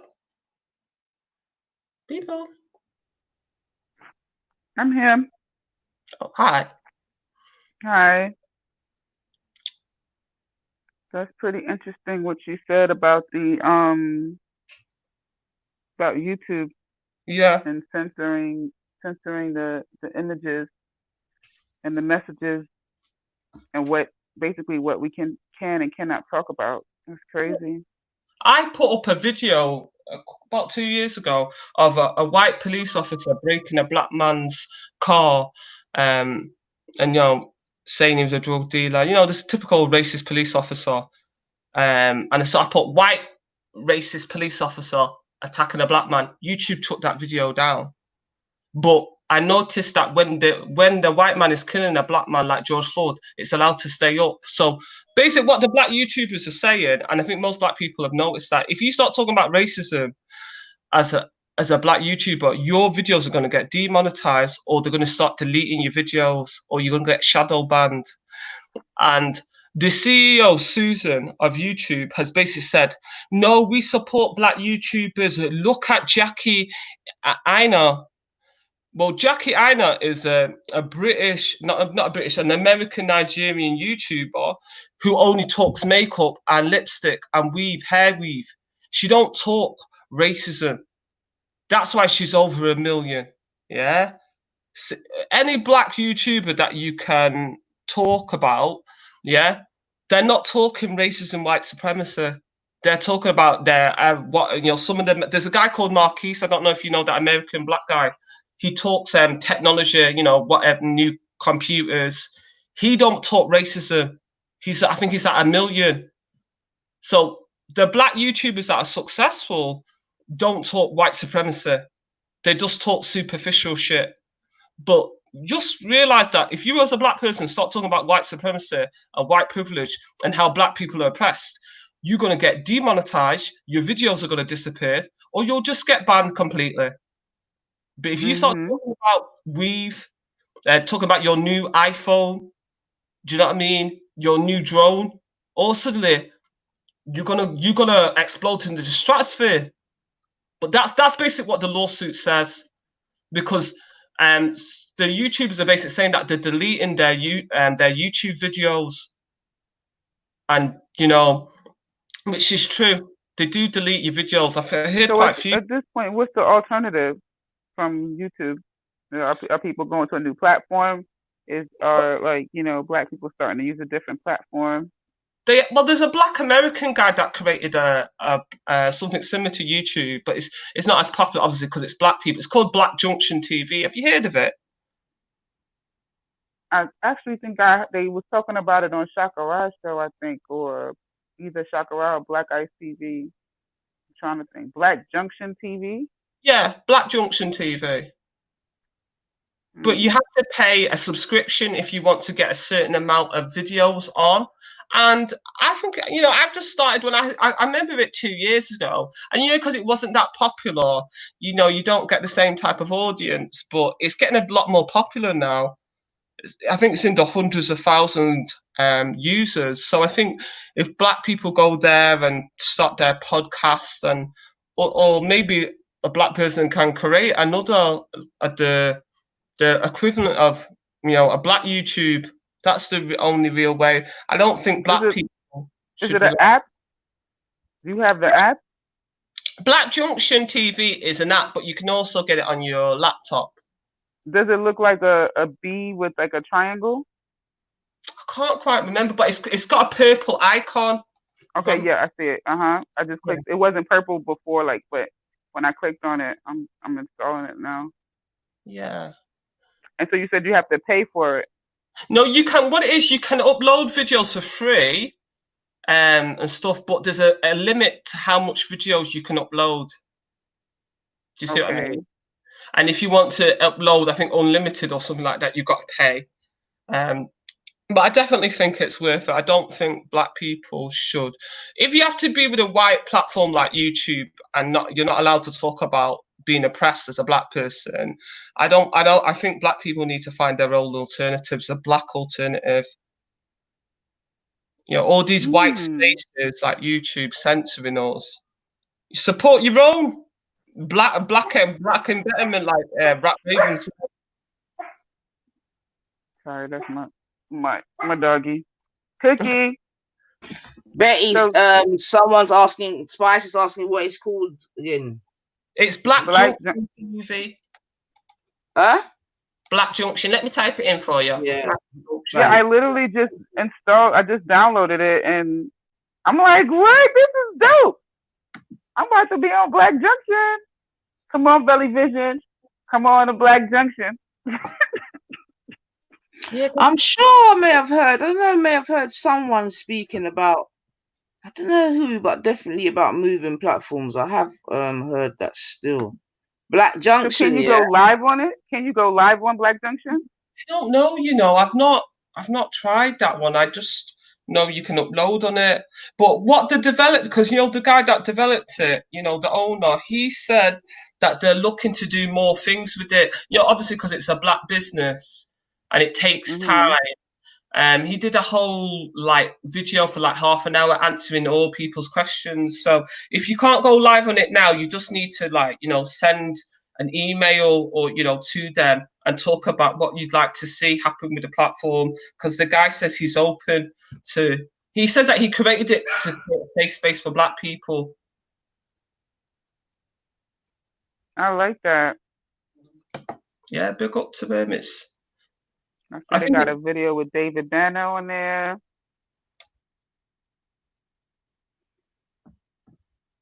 You know, just. And then hopefully you won't have all these racist white folk coming over. Oh, you know, they gotta come make their voice be heard. Yeah, they gotta find someone. They gotta find someone to oppress, isn't it? You got conversation about black people, about black stuff. If white people aren't there. You know, I feel you can't be an oppressor unless you have someone to oppress. So, you know, no Snow White's gonna roll up. Oh, Doris Day gonna roll up there. She'll get Uncle to create an account.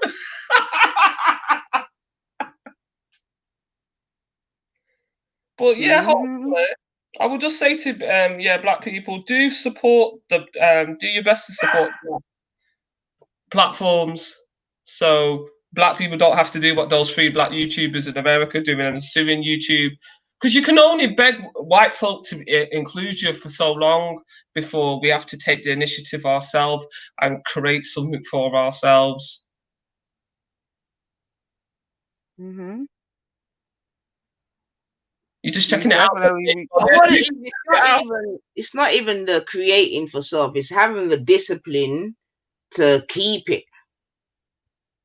because we've actually created a lot of things, but what we do is that we sell it, so we need a little bit more long-term thinking. You know what I'm saying to you? Who are you telling? Because imagine Black Junction, you know what I'm saying, BET owned by white people. What the hell? I don't even watch that crap. BET, I don't even watch that crap. You know, I still watch BET, but I think one of the issues, like Naifa says, it's keeping it in black ownership. But I think also we shouldn't just rely on one black. You know, you got one black radio TV station, and then once it gets sold, black people cry a river. Oh my God, Massa bought it, the oppressor bought it. What we gonna do? and nobody thinks to create another one. We're too busy mourning the one that we lost. Well, you see, and that's it, yeah, because you see, and as you say that, I'm going to line up another video, and that's what it is, and that's why, you know what I mean? Hopefully, there'll be several of these things and not just one. So I agree with what you're saying there, Betty. And that's what we need going forward. That's exactly how we have to operate, man. Yeah, you know what I'm saying to you. Can't just rely on one. I think that's a very very good point, to be fair. I mean, why should we have one channel? We should have a variety anyway. You know what I'm saying? So I never really understood why it was just BET, but I guess the type of the amount of work that it takes to have content running 24 hours a day, to have the variety to keep people going to it, you know, every day, 7 days a week, 365. That's just a lot of content just for that one channel. So I don't know, but I definitely felt that at some point they began to more so just cater to those type of stereotypes and those type of the imagery that's really not what we need. So I just kind of fell back from, from watching BET. I never really used to watch it too hard. I'm not even gonna lie. So, all right, I'm gonna take a little pause and play a video that's on my channel still. But as we were just recently talking about, Eddie Nestor, and again, it just like highlights that, like I said, this thing, it's not just as simple as them three letters, man. So 1 second now. Now, obviously, I know this may trigger, but boy, can't even help the triggers right about now. Okay, so I know I've got to do that. So that won't be happening again. Okay. All right. State Dominic Raab indicates that up to 3 million Hong Kong citizens will have the right to come to this country and possibly stay. 3 million. I want to be clear about that number. And literally within my 3-hour show, I then get a story which says survivors of the Windrush scandal will have to prove beyond reasonable doubt, which I see as a criminal term, that they have lost work and they are entitled to compensation for loss of earnings. It just blew my mind. Riddle me that, Angie. You know, I think it's a slap in the face. I mean, that's the only way I can describe it, that we are seen as people that do not need any kind of respect at all, even with evidence. You have evidence, right, that we have gone through this scandal. You have seen what you've done to us. You have had cases, you're reporting on it. You've apologized for it. You have said you're going to give compensation. And now we've got to prove unreasonable doubt that this is the case that they will pay compensation for. I have to say this. You see those people in government, they are the lowest form of demons working this country. No, they really are. It's a different type of wicked.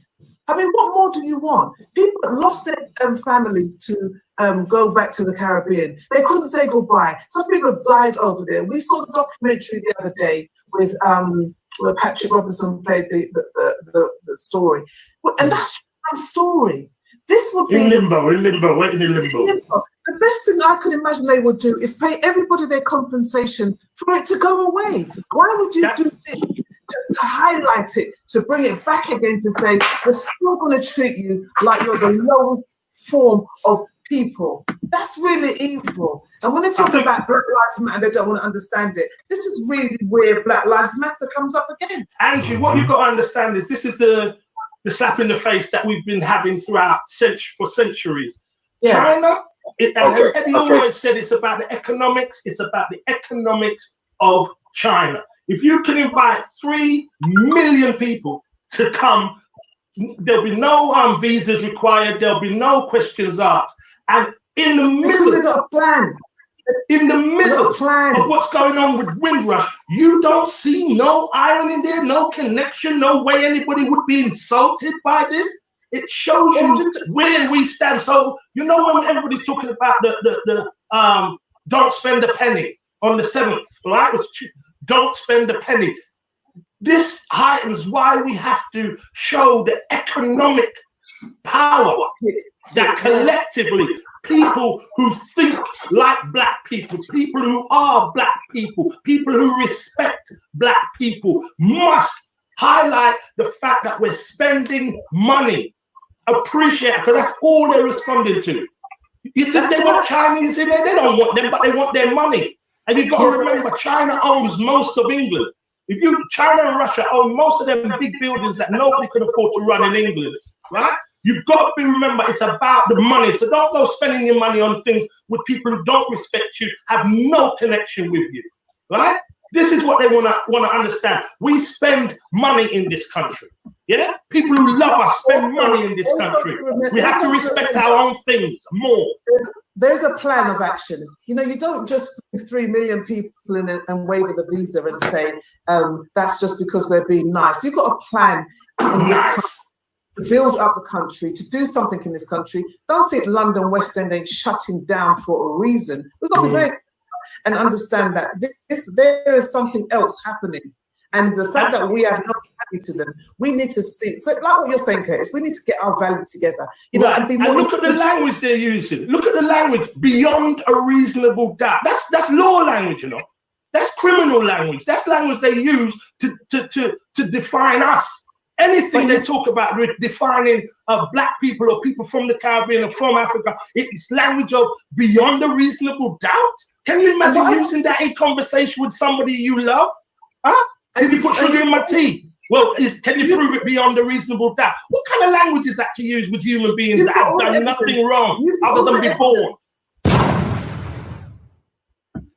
Yes, family. So, you know, just they're going in, sis. They're going in. Another example whereby, you know what I mean? Yeah, man. And I'm saying, yeah, that's under the vibrations of BLM, man, where the people are having the confidence to talk their talk, man. And there's going to be more, man. But yeah, you're right. They were going in. You know what I'm saying to you? And yeah, man, these are prominent, but these 1-2 actors, well, they're all actually have been actors and broadcasters. So yeah, man. Big up Eddie Nesta, big up Angela Ma. Yeah, and I always forget him. His name's Felix. I always forget his name, man. Sorry about that. All right. But you said there's one more black person I want to share, but she's forgot the name. All right, I'm sure. It's, you know when it's on you, on your at the back of your mind, but you can't pull it. Tip of the tongue. Yeah. So yeah, man. So yeah, man. Sure. All right, I'm gonna come with a tune after that little fire there. We're coming with a 1 tune. Bless up all the new people that are here. Still give thanks. You know what I mean? And thank you for your time, because I know everyone could be doing different things on a Sunday still. So give thanks for the passing truths. All right then. So we're gonna draw 1 tune. Unless anyone's got any you know, we gotta try and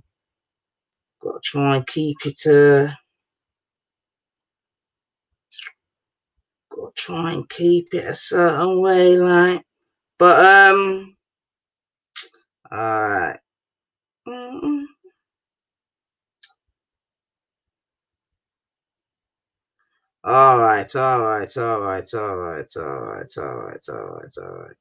All right then. So you done the rice and peas settings, you know how we do already. Let's see if I can get this thing in. Okay, shouldn't have done that, you know. Chat about. Let's see. Yeah. All right. Okay. All right. We might be good. All right.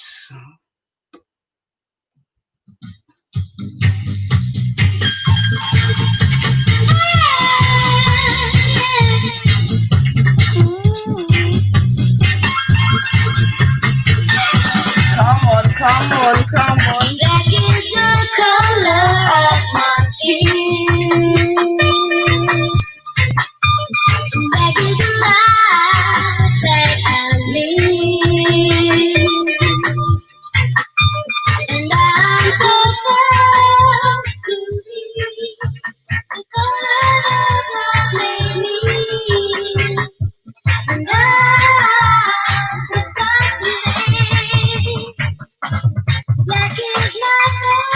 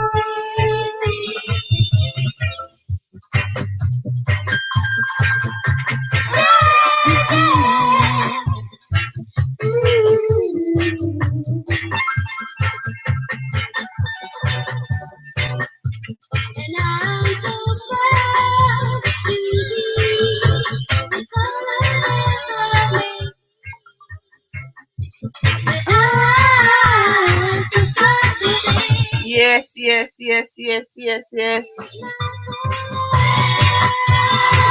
Rice and peas, we say rice and peas. Tony, you know it goes. Come on, you know it goes, man. Jeez.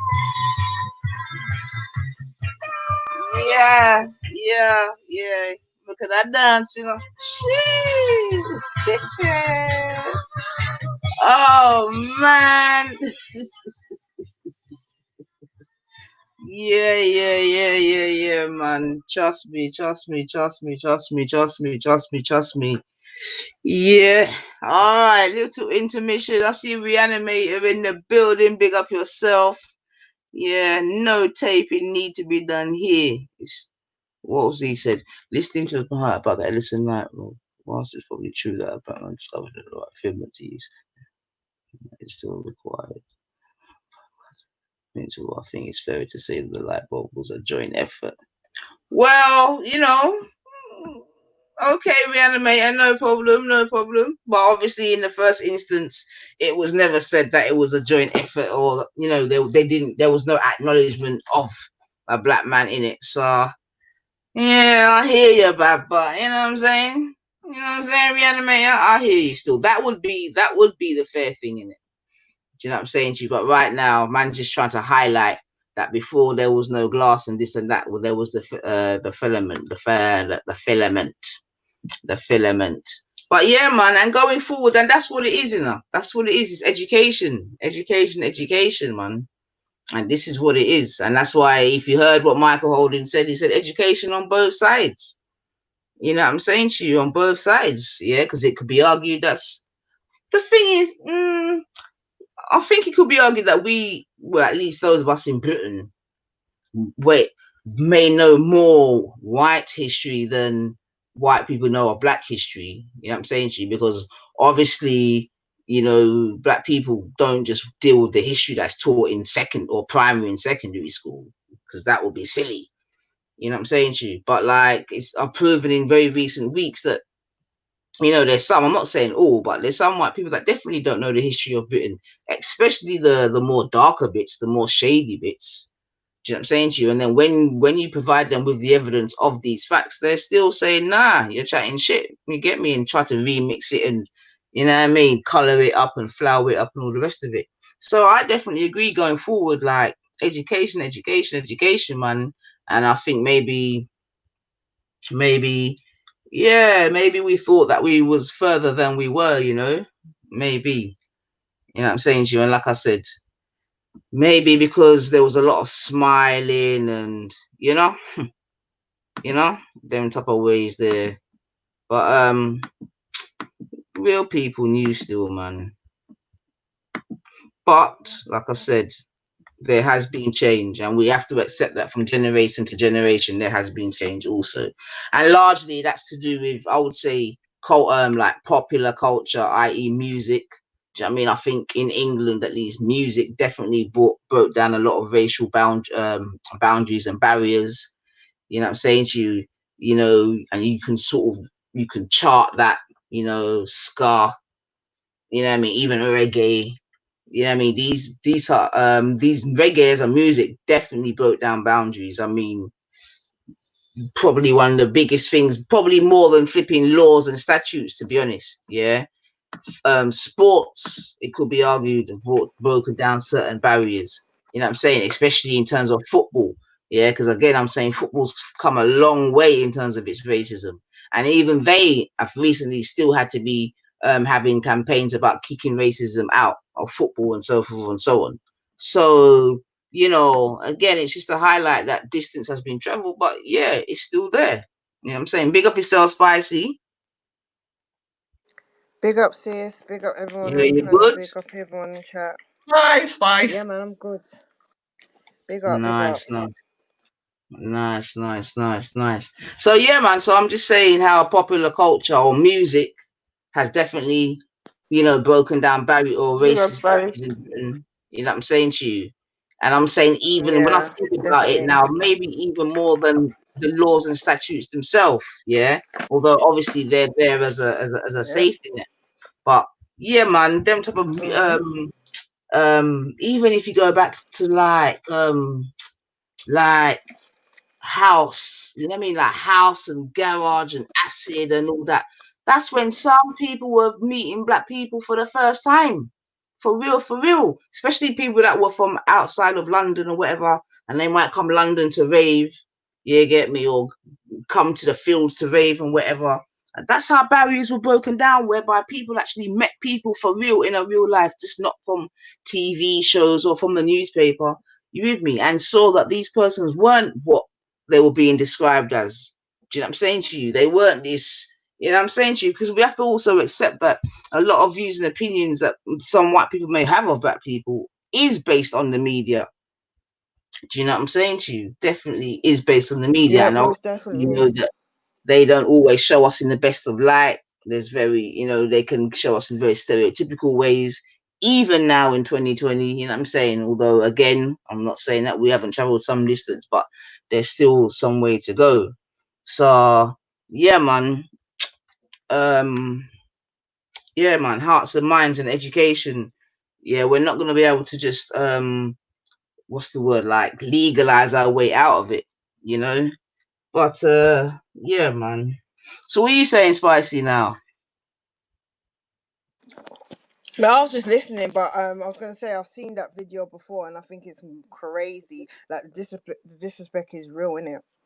Like how they're not acknowledging the Windrush and what they're going through, and then obviously using legal, and this is the things that they do, using legal terms to make you understand that that obviously it's by law that they don't even rate us and don't respect us. You understand what I'm saying to you? They're showing it through their law that they don't rate and respect us. So it's actually crazy. But I'm not actually surprised. You understand what I'm saying to you? I'm not surprised. Even with the YouTube thing, I'm not surprised. I think what Betty said is true. We need to, and what you saying was true. We need to be able to be making our own streaming platforms. And I think Betty, you saying how do you do it? I think it's got to do with coding. I think we should have black people that know how to code and and all them type of technology, so that IT savvy, so that we're able to now make our own programming and streaming systems on however it got. You understand what I'm saying to you? Because that's ultimately what it is. And big up Melody for just obviously just quickly just jumping onto it. And we need to find a way where we can like appeal to whoever made it, so that we can be having other people move onto platforms where Nanifa could probably stream on there and do her her live show on there. You understand? So, and start building from there. Like, don't just leave it with this one black streaming, like Betty said. Other people start to jump on it and start making other avenues for us. You understand what I'm saying? Because unfortunately, the only language they understand is capitalism. It's economics. You understand what I'm saying? That's the only language. All this pleading and jumping up and down doesn't mean nothing. We need to obviously attack their pockets and just do for ourselves, innit? Just make our own things. Like, it don't make sense complaining if you're gonna be sitting on and just sitting on YouTube and dealing. I was just telling my sons, like, yeah, this is the type of thing they're doing. They're demonetizing people's videos and striking them and pulling them down and all these stuff. You understand what I'm saying to you? But when it comes to all the stuff that's inciting fear and traumatizing and kind of mocking our plight and everything, they're allowing it to go through, which I don't understand. You understand what I'm saying to you? So I think that's because we're looking for solutions. Because all this complaining and this is what is wrong, we need to be solution kind of based off how we're gonna navigate. You understand what I'm saying to you? Because like you said, Nani, for putting down statues don't mean a thing. You understand? We just need to find solutions, innit? And progress and move forward So yeah, I think that's better than go on. No, I was gonna say, as you say that, man, I'm gonna play another video still, because that's kind of in line with what's being said at the moment, and a little bit more. So if there's any black businesses out there, you know what I mean, then this may be of special interest to you as well. You know what I'm saying to you. But just also just to highlight Spicy that, you know what I mean, I think there's a vibration, and we just need to, like I said, continue to harness it, and don't just make it be like a, you know what I mean, like an overnight thing still. Yeah, where there is awareness now, we need to tap into that. You understand? And don't let them rock us back to sleep. You understand? Yeah, exactly. Like you said, we Rock know ourselves back to sleep. we don't agree. Exactly, even more so, your senses. But that's what I'm saying. Even though we might not agree with certain things that's happening, i.e. the BLM and how they're going back doing stuff, obviously there's certain awareness, and and it's universal for us to tap into that and use that to our advantage. That's something that we're not understanding. You see, people, they use these little things as a way to do stuff. We need to jump on that kind of that kind of vibration. You understand? When we use it and use it to as leverage and to our advantage. You understand? That's Before right. it dies out and we actually rock ourselves back to sleep. You understand? That's right, man. And that's exactly the point I'm making, man. Just use the leverage, man. But let me play this video still, just in mind with what's being said there, so that we know that we're not on our own, man.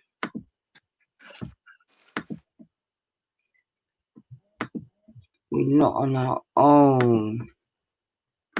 All right. This is a few minutes still, but hopefully, all right, it will be of interest to those it needs to be of interest to. I am totally overwhelmed with what's been happening of late. I put out a video just to give my opinion about what's happening in the world, and the comments which have come back, it's unbelievable. And there's a lot of good people out there really, really wanting to help each other, because I think for the first time in my lifetime, I can feel that we really want to help each other. I really do want to help each other. And I put out a video last week about some high-flying investors wanted to invest into the Black community. This group is called Invest in Us, Investors in Us. Now, I'll just give you a little update. They're still working behind the scenes, so I have nothing new to report on the launch of that yet, but I have got a meeting with them come this weekend. Apart from that, going forward now, what I want to start to do today with yourselves is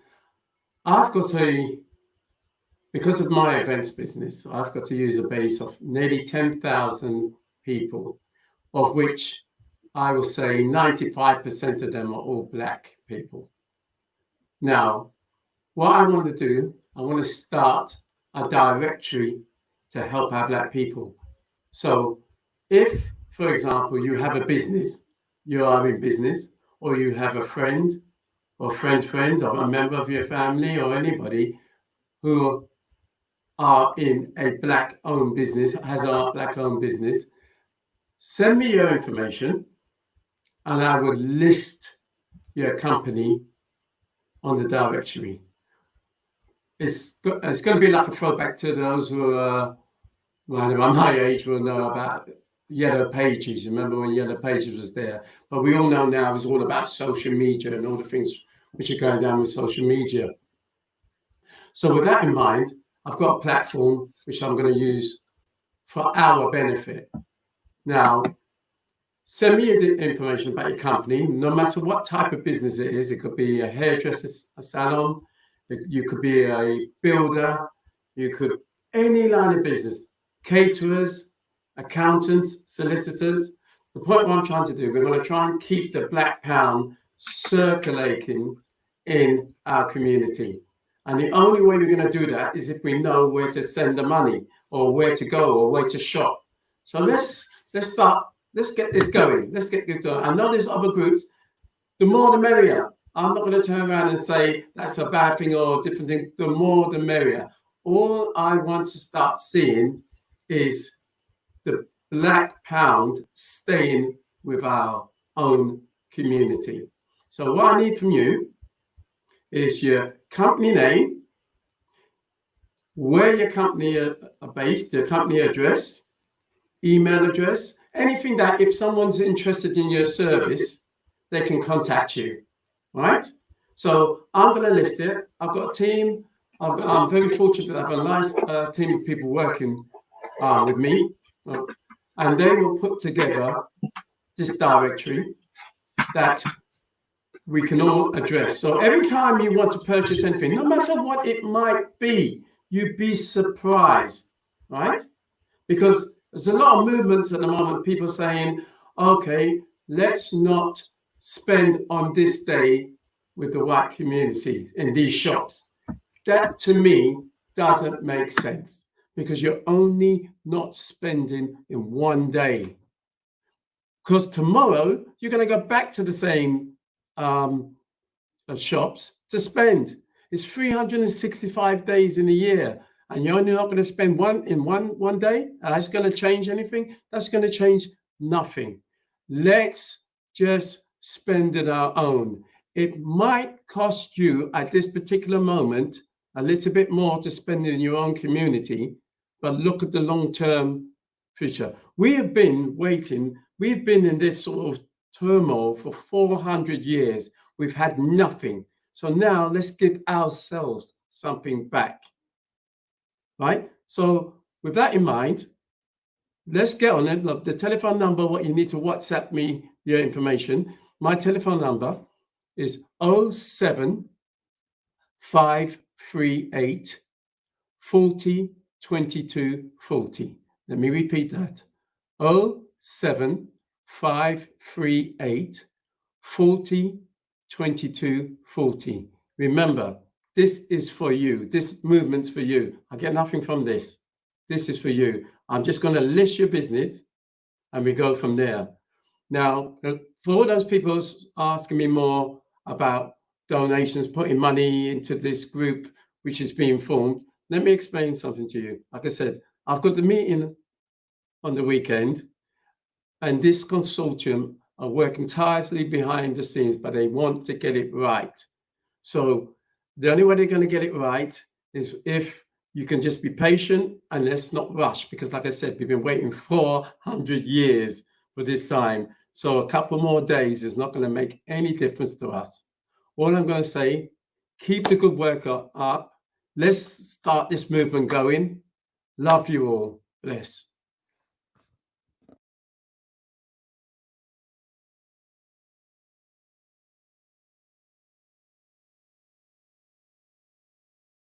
All right then, family. So yeah, man, I just played that video just in line with what was being said before, and just to show that there is vibrations going on, man.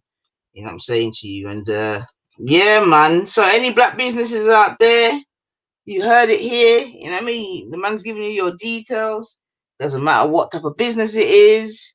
You know what I mean? Sending me your details, and yeah, man. Like he said, if we have 10, 15 directories, not in the wrong, not in the wrong.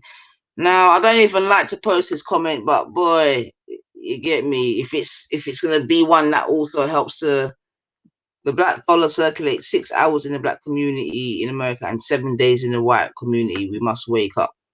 Yeah, man, and that's what it is, family, man. That's what it is, man. And it's a type of discipline. And Ultra, you back, Bab? Yeah. I'm just doing the shopping. I'm listening in. I'm gonna come in a couple minutes. Yeah. All right, cool, man. What you cooking today, Ultra? What you cooking today? That I'm not gonna reminds lie. me, you know, I can actually touch the road and leave the show running. Oh, I could actually touch the road and leave the show running. yeah, because I got Listen, if Belly be at work, how come you can't go to the store? No, yeah, for real, but he does it on his phone, innit? So I ain't that skilled. I'll do it on my laptop and whatever. But I know there's a way you can do it on your phone still. So yeah, man. I need to separate it into bags. Yeah. You sound mad muffled, Ultra. He's got his mask on and all of Sound that. like you. Oh, he's in a mask. Yeah. See, it's the corona, yo. Shit, get on my nerves. Oh, Trump wore a mask for the first time, innit? Melanated. He said, "Whoa," he said, "It's getting serious out here." I thought this stuff was gonna be gone. That's what he probably was like.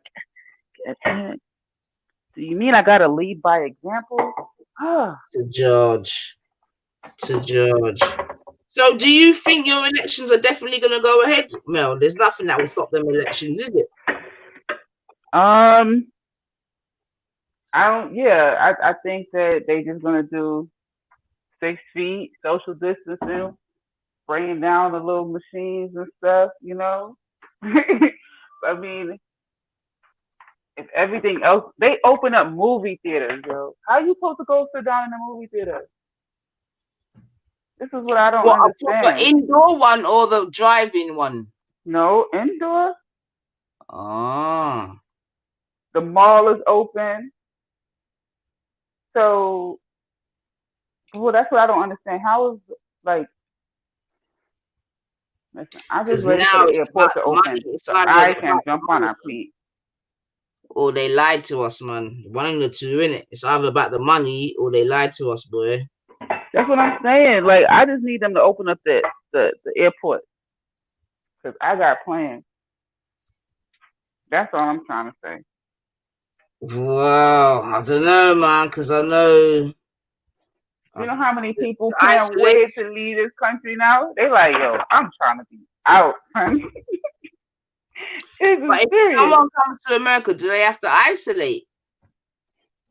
Yeah, I think if you like international flying, if there are any flights, you know, like some countries there's no flights at all, and in some countries there are, but the requirement is a two-week isolation. Exactly. So, you know, I don't know who got who. What, you taking a whole month off of work, I guess, or something.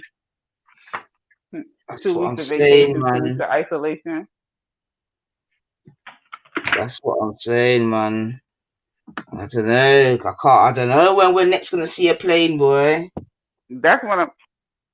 Sis, trust me, man. I'm like, me and my family trying to plan, the Panamanian link up. You feel me? Like, we trying to plan a Panamanian link up, and Corona's getting in the way. Yeah, enough things get fucked up because of Corona, man. Enough things. Enough things. Yep, Enough I told to see Ultra Funky this year. Oh yeah, he was going Miami, innit? Yeah. No, 2021. He said 2021. 2021, he was coming to Miami. Oh well, that might still be on then. But he was actually supposed to come, I think, for what do y'all call it? Like a bachelor party. I forgot what y'all call it. Stagnation? Stag do. Stag do. I don't know, man. I don't know. But yeah, even with the whole flying thing, again, it just seems like a bag of confusion, man. Like you said, some countries are not accepting people, some countries are. It just seems like there's no rhyme or reason to this thing, yeah, man. Right. Really. So like how you could go to one country but you can't go to the other, but it's the same damn virus. That don't make any sense. Exactly.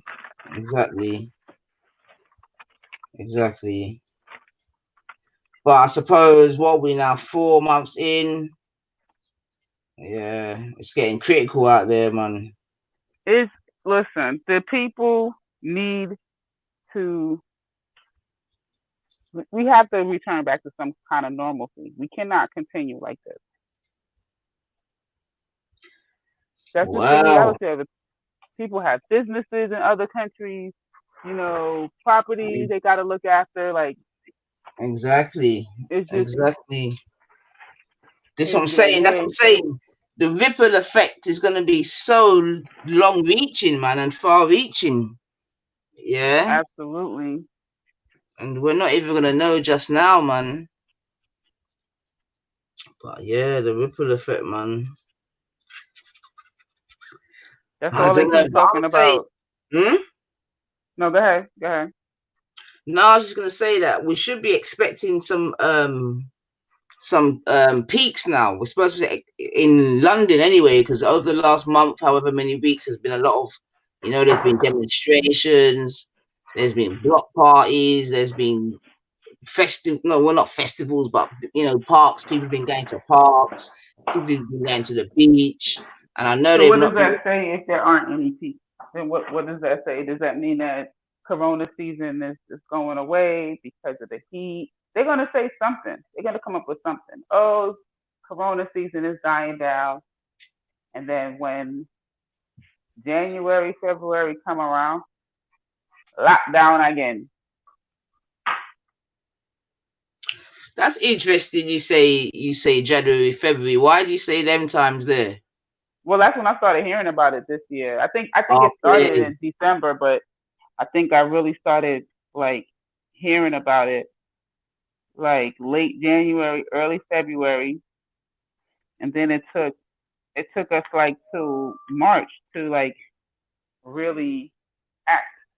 I think my last day at work was like March 16th, like actually going into work. March 16th. Mhm. People was already like dying from back then. But they just, they was trying to make it. Nobody wanted to shut things down, and then finally they was like, "Oh my." People was like, "I'm not coming to work." They had to do something. Yeah, I think England and America were probably amongst the last to take it serious, because England had the example of Italy. I think it was at least 2 or 3 weeks previous, man. So EIE say make sure you get your flu shot so you can eliminate one problem. I ain't getting that shit. No, brother. No. Inject the flu in my body. Man, you better get your moringa seeds. You better get your damn sea moss. You better drink your he said he drinks thirsty tea every day. Drink your thirsty and every other flipping thing for your immune system. I ain't taking no damn flu seed shot. Crazy. That's not me. I've never had it. There's a video though that I watched today. I haven't even uploaded it yet, but definitely, seemingly, vitamin D or the lack of vitamin D, he's saying is quite a factor amongst black and ethnic people still, even when it comes to the corona thing. So we should all be boosting our vitamin D. Yeah, I started taking vitamin D tablets. Oh, I do take that. I think you said you should be having like, is it 4,000 something a day or something like that? Okay. Yeah, I think the ones I have are like up there. I'm hungry.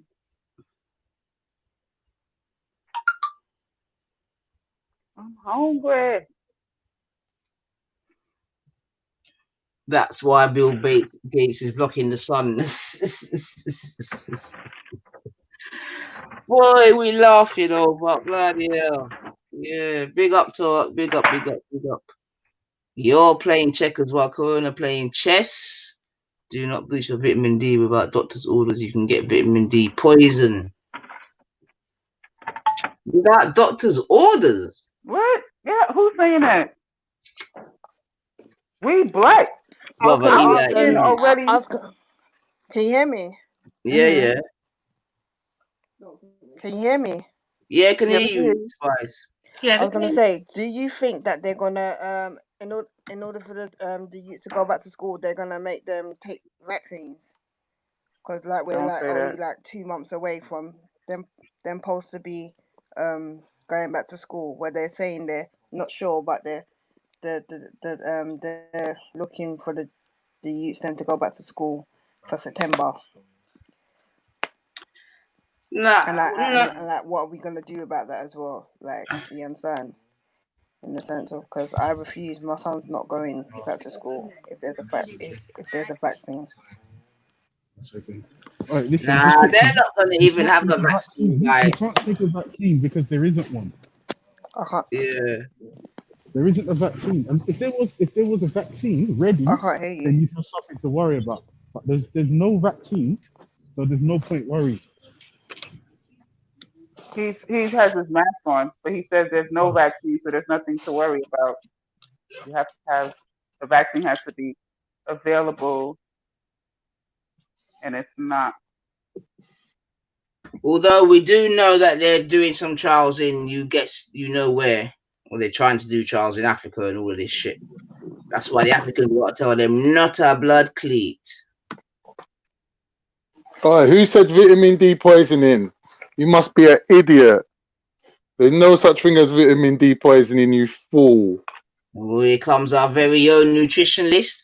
All right, we don't need to call the person a fool, but if you wanna correct vitamin C, definitely vitamin C. You get vitamin C poisoning, yeah, you're gonna know about it, because you know vitamin C is water soluble, so your body's just gonna be pushing it out. I'm talking about on the toilet for ages. That if you don't get your vitamin C sources mixed up, a little bit from here, a little bit from there, this tablet's got a little bit of vitamin C. It all adds up in it. If you don't do your math, vitamin D, you know. Yeah, vitamin D is not a problem. Vitamin D is like you can take it till the cows come home. Now there's going to come a point where you're taking it for no reason because your body can't use it, but the extra bit don't do you no harm. So I don't know who's talking about vitamin D poisoning. That's crazy. If anything, the opposite's true. You don't have vitamin D, you're going to be committing suicide. We know, like the more you go up the British Isles, the more you go up north, yeah, the suicide rate goes up in it, and that's all to do with vitamin D. So, do you know what I mean? Yeah, well, it was a doctor that's been in the field, I think he said 50 years or whatever, and he was been doing this research for 20, 30 years. So, yeah, I don't know, and I think he was up in Blackburn. I must the thing is, Nifa, what they call it vitamin D, but it actually works like a hormone in your body. It's a hormone, really, but they call it vitamin D. I don't know why. I think it was just first discovered in that way, and they just named it like that. But it's actually a hormone, so it does a lot more than what people think. Do you know what I mean? Okay. To suggest that you can go on. Hold on. So obviously, being in these climates, we're not producing enough of it, right? That's right. That's right. So doesn't vitamin D doesn't it work in conjunction with calcium? Because I know, like, for that's like right. women when they That's go right. through menopause, they want them to keep their vitamin D up so that they don't develop osteoporosis, making their That's bones right. weak. So there's also an issue in the West of like not just black people suffering from vitamin D deficiency, but women that are all hijabbed up from head to toe. So obviously, if the sun can't get through to their skin, they can't get their vitamin D. They can't maintain their calcium levels. And obviously, when they have a pregnancy, now if you think about it, the baby's entire skeletal system is literally cleaved from the mother's. Get me? So when you're born, all your bones are cut from your mother's bone. So the mother loses that much bone every time she has a baby. That's serious. Also, you can develop rickets as well. Go on, Ultra. Tell them. Yeah, you don't need a degree to know this shit, man. You need to know. Rickets is what? When you bow leg? Because that's what I was going to say. Rickets? Bow leg? What? I don't know what the heck rickets is. I didn't know, but I know that. It's one of the signs. It's one of the signs. She's right. Okay, that's one of the signs. See, I didn't know. I don't know what rickets is. Fuck's sake, man. Uh-oh. Okay, calm down. Road rage is another sign. Vitamin D deficiency. Calm down, Ultra. Ultra, you're slowly becoming a white man. First the road rage. Next thing you're going to be doing is putting mayonnaise on your chips, son. That's a sign that be careful. Is when the baby comes out bowling. Yeah, that is a sign. Yeah. And the black. Yeah, so these are things that people need. These are things that people need to know. Like nutritionally speaking, like if you think of, vitamin D and that as nutritional things, like all the tables and all the charts have been designed for white people. So if you're of an ethnic minority, you need to know, like we can't eat the same as them. You get me? Hold on. Say it again, Con. Say it again. I'm saying when, for example, you go in to get your charts done and they measure you and they weigh you and whatever, they're comparing it to a chart for white people. So if they're telling you, if you're black, the worst one is if you're a black woman, because if you're a black woman, you're going to have more muscle mass than a white man. So when you go in to get your BMI done and they weigh you and you get me, it's not going to add up. They're looking at you like, oh, you must be so unhealthy. Do you know what I mean? Because they're judging it by their own charts. The charts do not reflect Afro-Caribbean people for a start. Get me, let alone everyone else. So it's a massive What do you think about the levels? So like black women have got more muscle mass than a white man. No, he's saying like our. Yeah, why not? But it can be. That's possible. But that's possible. On average, I would say it's correct. If you're thinking about the whole body, but when you're talking about muscle, you're thinking biceps. I'm talking about ass, legs. I have muscle mass than a white man like Jordan. I guarantee you got more muscle mass in your left bum cheek than the average skinny white man from up north that lives on beer. I knew what he was trying to say. He's trying to say that like our legs and our bottom area can tend to be. That's not the only muscle mass on your body. But muscle is metabolically active tissue. Your thighs are the biggest. All the muscle in your body. Muscle in your body. Your thighs are. Your thighs are like the biggest muscle of your body. Yeah. But what I'm saying, what I'm saying, Betty, said that black women have more muscle mass than white men. Some of them. Not all white men. He's talking about like some little puny little skinny guy. Can you stop talking for God? So now you're saying some. Betty, what I'm saying, the ultimate point is, leave the jokes aside, and the bants aside. The point is this, that when it comes to BMI charts, than Jordan. Are you going to let me answer you? Jordan's a big white man. He ain't no average white man. Why are you playing? He's white. He's is he average? Now you is he average? Tiny white man, because you know you're chatting shit. Betty, man. Nah, you're chatting shit. Jordan ain't no average guy. He's a big guy. The same racist men, they start saying that black women have more testosterone, they have more muscle mass, and then they start attacking black women, say that black women can't Betty. White women. Listen, Betty. Give me 1 second. More muscle mass than white men.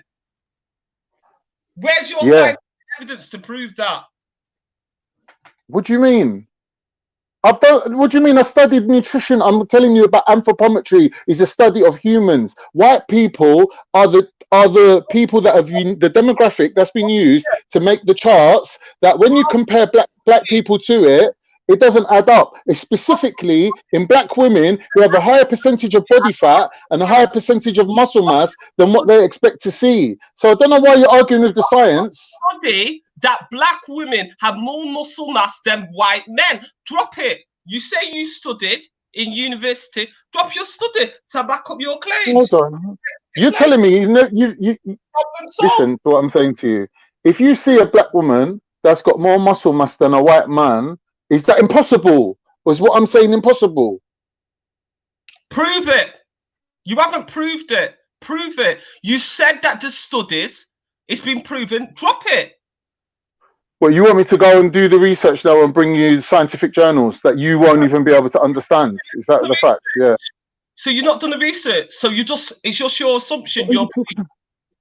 Listen to what I'm telling you. No, I'm just asking you. You said when it comes have less muscle mass than black women. Black women have got more muscle mass than white men. I'm asking you to prove it. There are black women that have more muscle mass than white men. That's scientific racism. No, so it's I'm not. asking you to prove your thesis that you've come up with. You said that you studied nutrition. I'm asking you to prove scientific. Just say you can't prove it. I ain't got time. I can prove it, but I'm on my phone. It's just stupid. The fact is, this is the proof. Listen to what I'm saying to you. This is the proof. Listen, Betty, this is the proof, yeah? Are you listening? Betty, listening? Betty, is you there? Come back to me when you've actually got a paper, a scientific listen paper. Listen to what I'm saying to you. Let me explain. Body mass index. Yeah. I'm gonna have more Betty. He's a white man. What do you mean? Why are you mentioning Jordan? He's literally the biggest white man you know. Because he's a white man. All right. Let's prove that you're biased. Name one white man that you know that's bigger than Jordan. You came on here, Con. Nah. Look how you're being an absolutist. You're being an absolutist. In these things, you got to look at the average. No, you're being an absolutist. You pick the absolute biggest white man you know. All right. To prove that I'm lying, pick a white man that you know that's bigger than Jordan. So you can't even think. You can't even think. You said you're the one that studied. Bring the proof. I never made no stupid. Listen to what I'm. That black women. Why are you calling me stupid? Look, I'm not gonna lower myself to calling you stupid. But listen, if you wanna, listen, Betty. Me and you ain't the only two people on this panel. We're all talking. You're taking over the whole thing now. The one that you said, Betty. Did you not? Are you there? Are you gonna let me talk though? Are you gonna let me talk? Don't call me if you don't want me to respond. I want you to understand what I'm saying though. I've asked so you have to give me a chance to speak. From a verified university, a research paper that verifies your claim that black women have. Betty, that's easy. Just go on Google and type in what I just said, and you're gonna get about 10 answers. You do it. You're the one that making the claim because I don't believe you. I think that's scientific racism that you're preaching. You're the it's one making racism. It, so you prove it. It's not racism. All right. Listen. Right. Who's got more muscle mass? Serena Williams, yeah, or Ryan Giggs? Even though Ryan Giggs is mixed race, we'll allow him as a white man for this argument. Who's got more muscle mass? Allow him as a white man. Oh, Oh, so you pick the biggest white man you know. You can't even name one white man. Forget Speaker's Corner in the whole world. Name one man that's bigger than Jordan. So you can't prove it. So you can't actually prove it. You just proved it. You're being an absolutist. These things are done on average. Betty, listen to me for 1 second, please. Black women please, have Betty. Can I just explain? And you cannot. Can I just explain? Betty, you're just repeating yourself now. It's boring. Let me just say something. You're being an absolutist. You're picking the absolute biggest white man you know. On average, yeah, are white men as big as Jordan? No, they're not. You pick the biggest white man you know for a reason, because you're skewing the argument in your favor, because you're trying to make a point about scientific racism, which does exist. I'm not saying it doesn't exist, but scientific racism also works the other way from what you're saying. You're saying, oh, they're trying to make black women seem more manly. No, I'm not saying that. I'm saying black women aren't represented at all in their charts.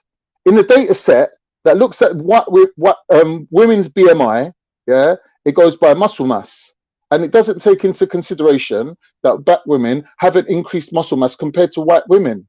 I said I said white men to make it bounce, innit? Like we're having a conversation. This isn't a scientific arena. We're just talking. Yeah, but if you're comparing white women on average to black women, the black women have a greater muscle mass, and it's more to do with their legs and their thighs and their buttocks. We're not talking about white women walking around like bodybuilders, are we? Like, be reasonable. Trying to have a conversation here. You know what I'm saying? Can I ask a question? I wanted to know, like when you get your blood work done and they say like your iron should be between 1 and 8, or your calcium should be between this, that. Do you think those numbers are also based off of like the biology of a white person? Or do you think that I think all the charts standards are the same? I think all the charts I think that they refer to, yeah, all of them are based on majority white people. I don't think they include black people at all. The thing that you're raising, I'm not sure if there's actually a difference between races or if there's a relevance. So I can't guarantee your answer. I can't give you an answer. What I'm saying is like something it will tell BMI, you your thyroid, which is your thyroid should be this, or like your how much estrogen you should have, or how much see, the thing is with them ones, like they give you a range. Yeah, they give you a range, and the range is so big that you could fit anywhere, like one end of the scale or the other. Like, do you know what I mean? I don't think that they do it like as specific as things like body weight. No, body weight's more specific. Like in humans, like because my iron has been low ever since I was, according to their standards, my iron has been low almost all my life. Like I remember being a little kid, and my mother like, "Oh, you have to start eating beef," and and like when it's something worth looking. It's definitely something worth researching for your own health purposes. It's definitely something worth researching, like the difference in iron profile when you're comparing black blood to other bloods. Yeah, it's definitely worth looking into, because like I'm saying, like when it comes to hormones and things like that as well, like HRT and like hormone replacement. Yeah, these things like obviously change from race to race, but I think that there's a bias to keep everyone in the same sort of range. So what they do with hormones and that, they make the range so wide that you can never go to a doctor as a man and say, oh, my hormones are really low, like I want HRT, and they don't really want to give it to you. They'll rather you have a low testosterone as a man. They don't want you walking around like a bodybuilder all pumped up like and healthy. They're not going to give it to you. So their bias is to lean towards showing you that no, you're all right, you're all right. Do you get me? Like, but with things like BMI, that's different. So like even like a lot of these, because I be like trying to monitor all of that kind of stuff. So I be on these apps, downloading these apps, and you put in your information. It tells you what your BMI is. Like you said, they're not reflective. They're not reflective of anyone other than whites. So it's the same with the, for example, healthy plate, which is the new version of the food pyramid, that they will tell you, oh, the pyramid's like this. You eat X amount of carbs, X amount of protein, X amount of fat, and that's your your diet. Yeah, but that was paid for by the American agriculture or whoever, the growers that were growing carbs, that were growing wheat and barley and whatever it is they were growing in America, and they put a lot of money towards the government and said, you know, let's promote a high carb diet. Do you know what I mean? But as a black person, you get me, you don't have the same enzymes to break down carbohydrates that white people have, because white people, I'm not trying to upset anyone, but it's factual that at one point in time white people got very inbred because Europe's a bottleneck. They all got trapped in there, and they weren't exposed to any other races for a while, and they all become to a high degree inbred. So they have this carbohydrate gene on both sides of their bloodline, on that, because it's crossed over. Whereas with us, we will have it on one side or the other. So really, you don't see that much lactose intolerance in white people. Like, you get the average white man can like swig back a bottle of milk like it's nothing. Do you know what I mean? Like, because of that reason. Do you know what I mean? It's like how we digest certain things is based on our enzymes, and a lot of that is a lot of that is ethnically or racially or genetically determined. Do you know what I mean? So these things need to be taken into consideration. So, for example, when they were giving out milk at school, I couldn't drink it. I would just retch. I could not drink milk, especially warm milk. Do you know what I mean? And I used to think there's something wrong with me, but it ain't. It's just genetic. It's just that I've got that gene that I have to have, I don't know, yogurt or cheese instead of milk for my calcium intake. Where I come from, our cultural eating, that wouldn't be a problem because we eat massive amounts of yogurt. We eat massive amounts of cheese. Like, we don't need to drink milk. Do you know what I mean? So it's not a problem if you eat according to your genetics. Do you know what I mean? This is what I'm suggesting, is that we can't have this one size fits all for people. And then when we're asking why is X amount of the population obese, or why are black people more prone to heart disease, or why are Bengalis eating all this ghee and having heart attacks? We need to ask these questions, isn't it? But the government is not really invested in these things. They don't care. They just want, they just want to look at the big picture.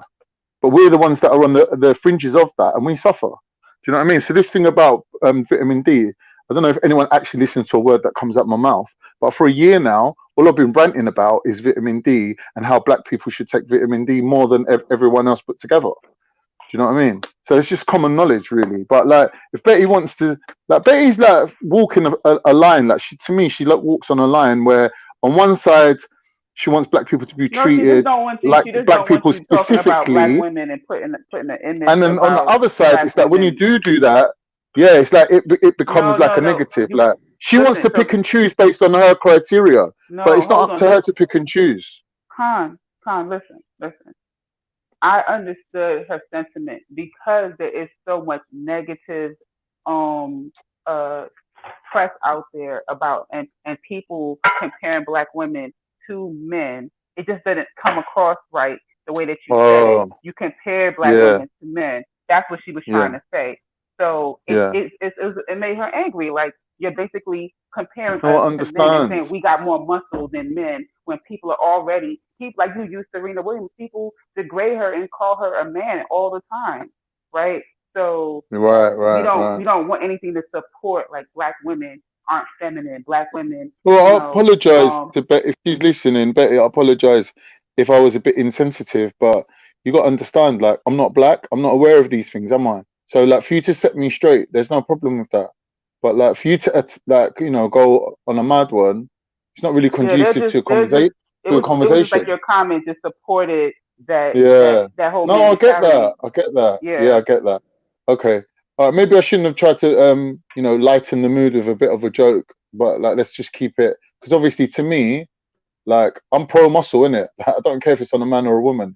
The more muscle you got, the better. You're gonna live longer. You know what I mean? You're gonna have a healthier life.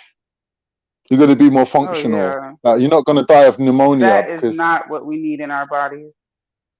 Exactly. So, like, when you look at like living in England, we hear about all these old people that die every year from pneumonia, and people think, oh, like, that's so sad. Like, like, why did they die? How did it happen? The fact is, muscle is metabolically active tissue.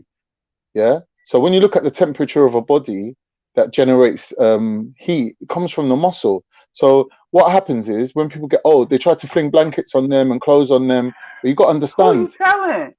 That's so true. They're always cold. That's what I'm Old people saying. always get cold. Right. Right. So if you look at studies where, like, you know, old people are exposed to resistance training, it improves their life functionally and in terms of longevity as well. So in America But now, they've like got longevity overweight clinics people are where always warm to hormones. me. They always talk about how Mm, hot they are. Overweight people. definitely. They Yeah. always be like, "Oh, turn on the air conditioner." I'll be like, "I'm Yeah. cold because my iron is low, so I'm cold." Mm, right. But it's an issue, isn't it? Like with old people, like in this country, like there's no effort to keep them alive. It's beneficial for the country financially for them to die. So the government Don't don't say care that, about son. keeping them alive. But the Don't say government don't that. care about keeping them alive. The government don't care. The government won't tell old people, yeah, there's ways you can, you know, have a longer and healthier life. They won't tell them, you know. They just don't care. It's just not in their interests.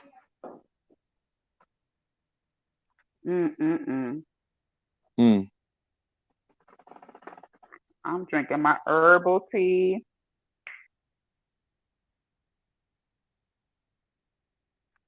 Y'all big tea drinkers out there. Yeah, we love tea. If you're gonna drink tea though, you got to be careful not to have it straight after your meal. Wait, you said Because what? if you're gonna drink tea, if you're like a big tea drinker, you got to be careful not to have it straight after your meal. You got to give it like, you know, 20 minutes, half an hour after your meal to have it. Why? Because there's an enzyme in tea that inhibits muscle growth. So Wait, what you'll type lose of that tea? like normal tea that we drink, like British tea, Like English you talking tea. about like black tea? Yeah, like, I'm not talking about you know, like chamomile tea or anything like that. Yeah, you're talking about like caffeinated black, like black. Yeah, What's it called? Black Earl yeah, like Grey or something like that, or something. yeah, all them ones. Yeah. Mm. So, do you know what I mean? You said that prohibits muscle growth. Yeah, it inhibits muscle growth. So the protein synthesis that happens after your meal will be inhibited by that tea. So you're better off like having a 1 hour rest after your meal and then having tea after, if you're gonna drink like English tea.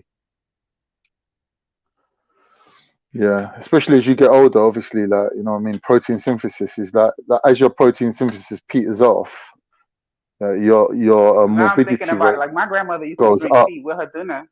She used to drink tea with her food. Yeah, see, that's a mistake. That can you know, it can make a difference to how long you live. And obviously we all want our family members to live long, innit? Like we want them to have healthy habits. And these little minor little things ain't really no effort, ain't no big deal. You know what I mean? Anyone can wait an hour after they eat. Do you know what I mean? But the thing is, unless it's promoted by the government, me telling you on 9etha's channel don't mean shit. Like I ain't even looked in the chat. We've probably got about 10 people right now going Khan's talking shit. And like But even if you yeah, do because I'm tell thinking to people and they myself, believe you, like my grandmother this is the lived. thing. She lived So this pretty is this long. is this is where psychology comes in. It's more to do with how you receive information than the actual information. It's really important. Do you know what I mean? So this whole thing about sugar tax, you know about sugar tax? Sugar what? Do you have a sugar tax in your country? So a product that contains sugar will be taxed, like to pay for the damage to the healthcare system that the sugar does. Yeah. So we have that now. Yeah. So the point is the tax itself doesn't pay for the amount of damage done. The point of the tax is to show people when they're shopping that this is a government endorsed Wait, hold on. Let me see. If situation. Ether can hear. If she can hear us. Ether, I think Spice wants to get back on. If you're listening to us, Ether. I think Spice is here. Hey, Kushti, what's good? Girl, I ain't see you in a minute. Let us see that name, Kushti Cosmetics. Okay, I'm sorry. I got all excited. So Kushti. So what I'm saying is sometimes it's more important where you get the information from. You know, that's how people judge it, isn't it? Like they judge it by the messenger, the person that's actually bringing the message, rather than the message themselves. Because critical thinking people always go and research out and look at the information that comes to them, and they know what sources to look at. So that's the most important thing in researching, is knowing what is a credible source and what to look at. Do you know what I mean? So most people don't know that. So they look at a research. Like, let's say you say to somebody, go and do a Google search.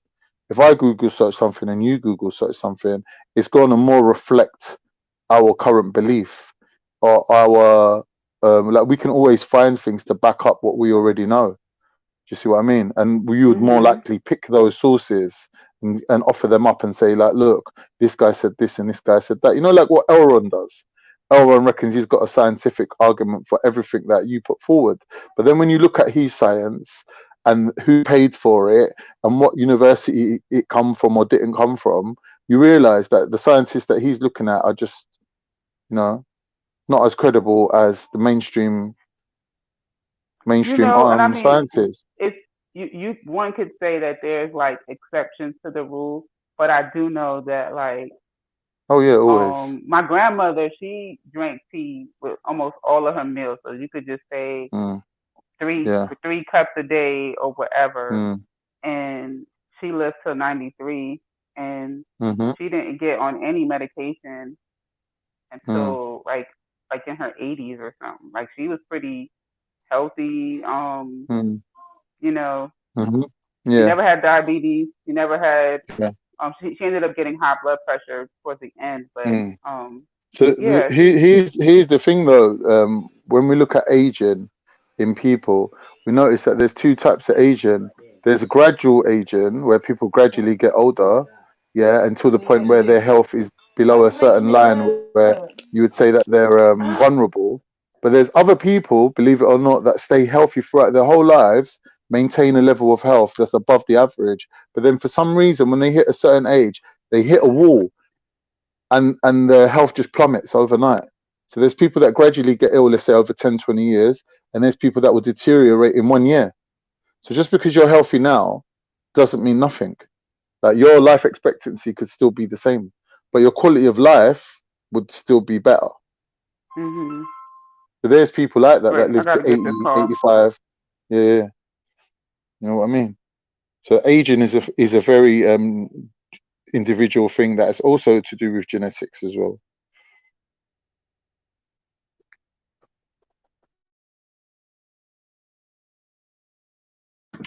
All right.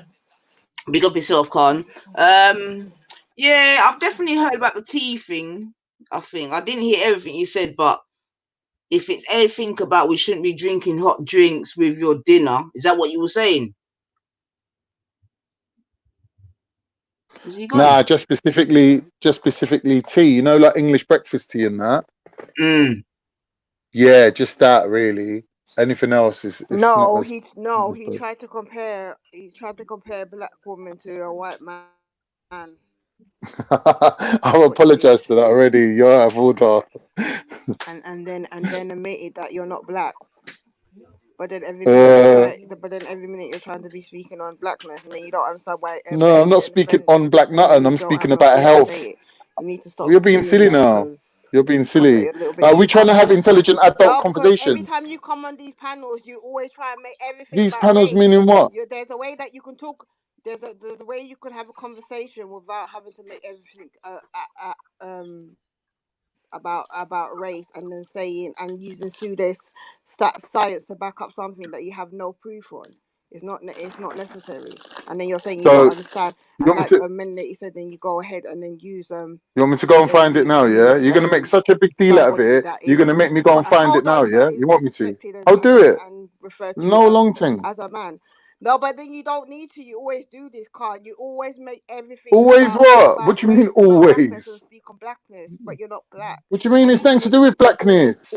It's nothing to do with blackness. You never know what it like whether it's true because you're not black. Oh my God! It's nothing to do with blackness. It's the same for all. It's the same for all people that aren't white. Oh my God! All right, man. Whatever, innit? All right, you're right. I'm wrong. What do you want me to say? Can we have a conversation, or are you basically just running me off the panel? Is that it? You're talking on blackness. Every single panel. I'm not talking on blackness. And then in the same instance, when you realize you offended, then you're like, yeah, I can't speak on it. Not offended. I'm saying to you, trying to speak on something if you know you're not black? Can I say something to you? It don't make no sense. I spoke about Bengalis as well. I spoke about Asians as well. I'm not speaking just about black people. This is why you keep What do you mean all the time? Because you always. But what you're saying don't make sense, because what I'm saying, no one else ain't saying. If there's two people that saying the same thing and one of them is black and one of them ain't black, you could tell the non-black one, listen, we don't need your information because this black guy over here knows everything you know. But I'm speaking about things that no one else ain't saying. So what have you got against information? Does all your information have to come from black sources? Don't make sense. I don't need to be black. Speaking on something that's absolute when you're not black. I don't need to be black. I don't need to be black to explain the definition of a BMI test. Going to stop interviewing people on YouTube on to this level of every minute long, man. Blackness, because no one. It's long, you know. It's long, you know. It's long. You know, when you go to your GP, you ain't got a black GP for black community, have you? You ain't got a separate GP for black people, have you? So you can't go into a doctor and tell your doctor, oh, you're not black. You don't know about nothing. You can't speak about black. No. When you go to your doctor, you got one doctor, innit? You got one doctor. So wait, y'all stop. Listen. Y'all stop yelling at each other, right? I want to hear. Supplements is or injection is dangerous. So listen, Con. So sometimes when you start these kind of Explain. conversations, right? You start saying some stuff that I don't know if you be realizing what you're saying. You stop speaking out the side your face, like as if to say you're black or you're in a position to be free, and use it. Well, you're being stupid because this ain't a black issue. When you got a list of black issues, this does not come on it. People, I got a question for Con. Eliminated. I because sometimes, is right? That men that you talk? Yeah, this is me. Yeah. Sometimes when we have these conversations, right, and Con starts to feel like he's attacked, I don't know if you realize it or not, but you actually start saying some stuff that it be sounding really suspect to me, Con. So I'm just gonna address. You can't hear me? Oh, mate. Y'all can't hear me? Can y'all hear me? Hello, microphone check. 1 2 1 2. No. Y'all can't hear me? Let me see what the chat's saying. Can anybody hear me? In the chat? I'm gonna drop out. Nanita?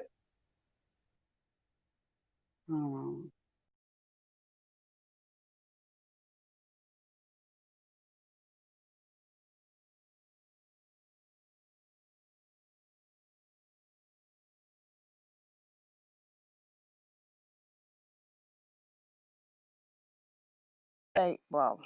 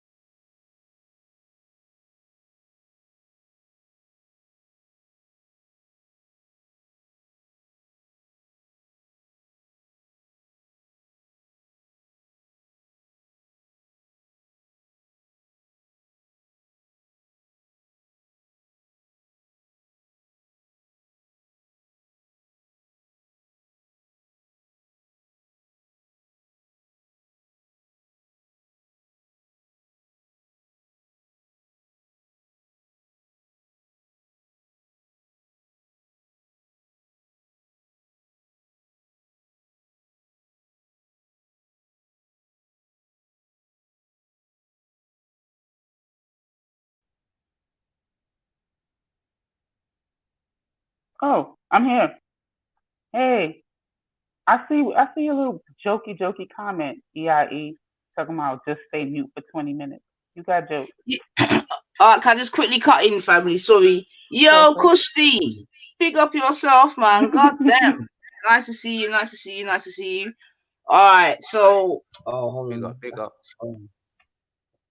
Yo, I was about to put him on a grill just now because I didn't like what the direction that he was basically saying, like he's making some comments that like black people wanting to focus on exclusively black stuff was a problem. All right, I'm gonna go on chat. I'm gonna touch the roll. I'm gonna go on. Okay. And I was like, he was like, oh, like, you know, do you only want a black doctor? Like, what if I did want a black doctor? Is there harm in that? Like, if I requested to have a black doctor, is there harm in that? Is there? I wanted to get his opinion on that because the direction that he was going, it was sounding. It was him sounding. too boastful. He come over too boastful. He try to say, oh, he can't get DNA, vitamin D poison. And I'll be honest, some of the tablet what they're giving people, maybe he might be right, but realistically, you can't get sunlight in tablet. And the only way you can get some decent vitamin D if you can't get sunlight, if is that you go to a place where they have sunbed, or somehow the other you get your own what they call it, you know, the UV lights what they grow plants with, and the ganja. So it's only them where you can really extract true one could say vitamin D replicated via the sunlight.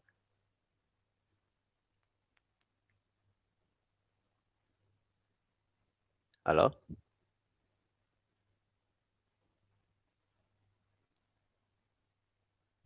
I'm sorry, my child was talking to me. Oh, okay. Yeah.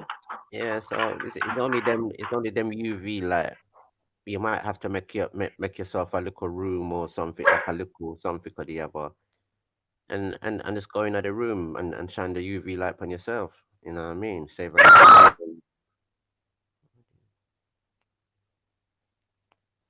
Oh yeah. Yeah. Well, So yeah, man. sometimes though, when you do take in too much of something, your body just eliminates it because, like, I remember one time I was taking like ibuprofen, and the doctor recommended that I take like 800 milligrams, and I was like, "Bump that! Wow. I'm in a lot of pain." No, I was trying to take like 1,000. I was in so much pain, and they was like, "Your body will only literally use 800, so you're just gonna pee it out, or you're just gonna I lie to urinate." myself. Yeah, they was like, "You're not going to. It's not." And they told me that it would be more harmful to my kidneys if I did more milligrams. But they was like, "Don't, just follow the direction. Don't go over." And I was like, I was thinking more would eliminate the pain even more. So, What kind of pain that was? what do you mean? What kind of pain it was? Bad pain. Okay, okay. Yeah, because you know it is as well, because we have to be honest, like some of them tablet that them contain a little piece of heroin in it or something of the heroin plant what keep you addicted. Okay, it does kill pain, but at the same time, it's sweet your body in it. So your body every minute I got ask for it, ask for it, ask for it, then get Oh, more that what dependent you on call it. it? What's the one? A See the cordamine, medicine that has like cordon. I think a coda, codone, something like a that. cohodamine. Yes, that stuff is strong. That Them stuff thing was. they're tricky, man. Them things they're trick people. I've only Like had I that think like after a surgery. And after mm, surgery, after like 2 days, I'll be off of that stuff. Don't be giving yeah, me not that good stuff at for no all, week. man. And certain people can have bad effect too coming off of it as well. Oh yeah, my best friend, she couldn't take it. It made her hallucinate. Mm-mm. Yeah, she couldn't take it. Jesus. But coming out of a surgery is like the worst thing because they give you medicine and then you're like, oh yeah, I had surgery. You're feeling great, and when that medication wear off, what? Jesus. That Mm. pain.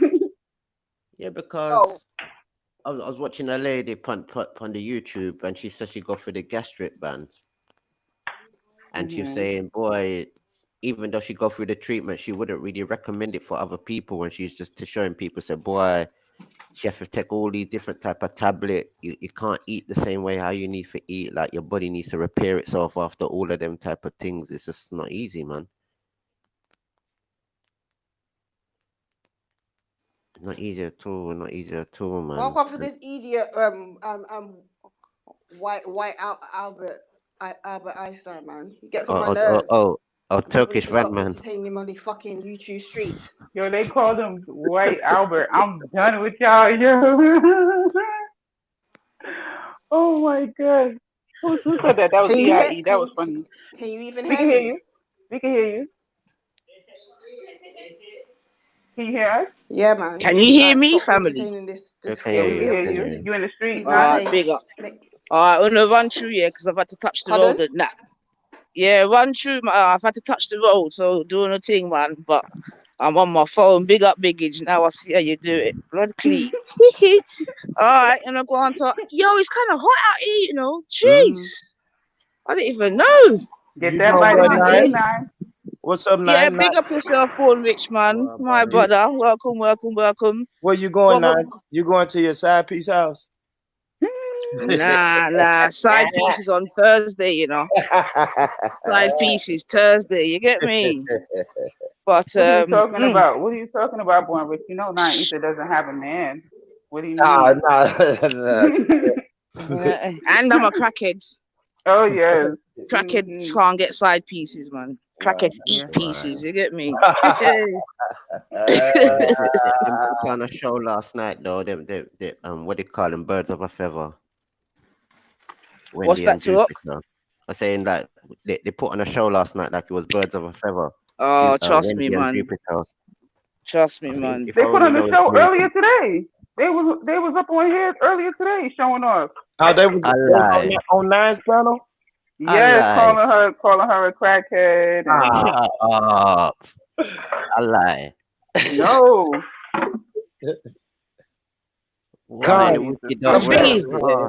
The thing is, if people could be crackheads like me, crackheads would have a good time. So, you know what I mean? It's mad at it. It's mad. Listen, I would love some kind of an employed crackhead, good mom. You know what I'm saying? Pay taxes. What kind of crackhead is that? Because they got, you know, other kind of jobless people just want to drink up online. Yo, Melanie, this is a woman, yeah, that's trying to tell us that she's a stay-at-home mother and her son's got a beard and mustache. Talk to me. Yeah, because in England, once your youth reaches 5, you have to go look walk. Yeah. Oh, 5 for real? 5. You have to go look walk. So when they've got beard and mustache and you're still going to tell people I'm a stay-at-home mum, chill out, man. Well, maybe she takes care of the grandchildren that are young. That's a noble That's thing true, to actually. do. That is true, actually. That is true, actually. That is true. Anyway, let's not even waste energy on them people there, man. I'm gonna go and chat, man. Lord, why am I putting hot water and I need cold water? I'm trying to get. Yeah, it's a beautiful day. Let me go get a vegetable, some water out there, since the sun is beaming. You have to talk about the Delilahs. I got 2 tomatoes growing, you guys. I'm so freaking hyped. I Love Soil would be proud of me.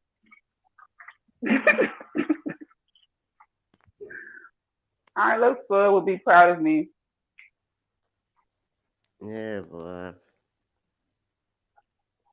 So what's the topic of the day? Something about BLM, and so that was what was staring everyone up, because I agree that, you know, I do not support Black Lives Matter like as an organization, but I do think that it's so interesting when you even say Black Lives Matter, that triggers people. They get so upset, and and I think that that organization, although they're bringing attention to their undercover LGBT type of agenda, they are highlighting the injustices that happen to Black people. So for that part, I will give them some credit. And but that's I don't the thing. support all of that. This is what's happening. Jupiter and Wendy and a lot of other people are showing that spirit, that the in denialness. You know what I mean? They're prevailing with this in denial, and it's kind of shameful for the younger generation that sees all this type of rhetoric that's still getting played out, because really and truly it's the young people that know better now. Yeah, they looking at people like them, like, And yeah, it's like sad. their lives do matter. Like, this is really fucked up. And you got the old heads like, well, all of our lives matter. We shouldn't focus only on their lives. And it's sad because now you get the people who are in mixed relationships, not all of them, that still want to pretend and put their head in the sand like everything's all hunky dory. Well, And that's kind of detrimental. It's a conflicting position to be in, you know, because you know people don't want to look at their partner and as some having some sort of affiliation with a group or a class of people that are oppressive and you know do some harmful things. They don't want to look at their partner as being a part of that group, so it ain't right. Oh Lord.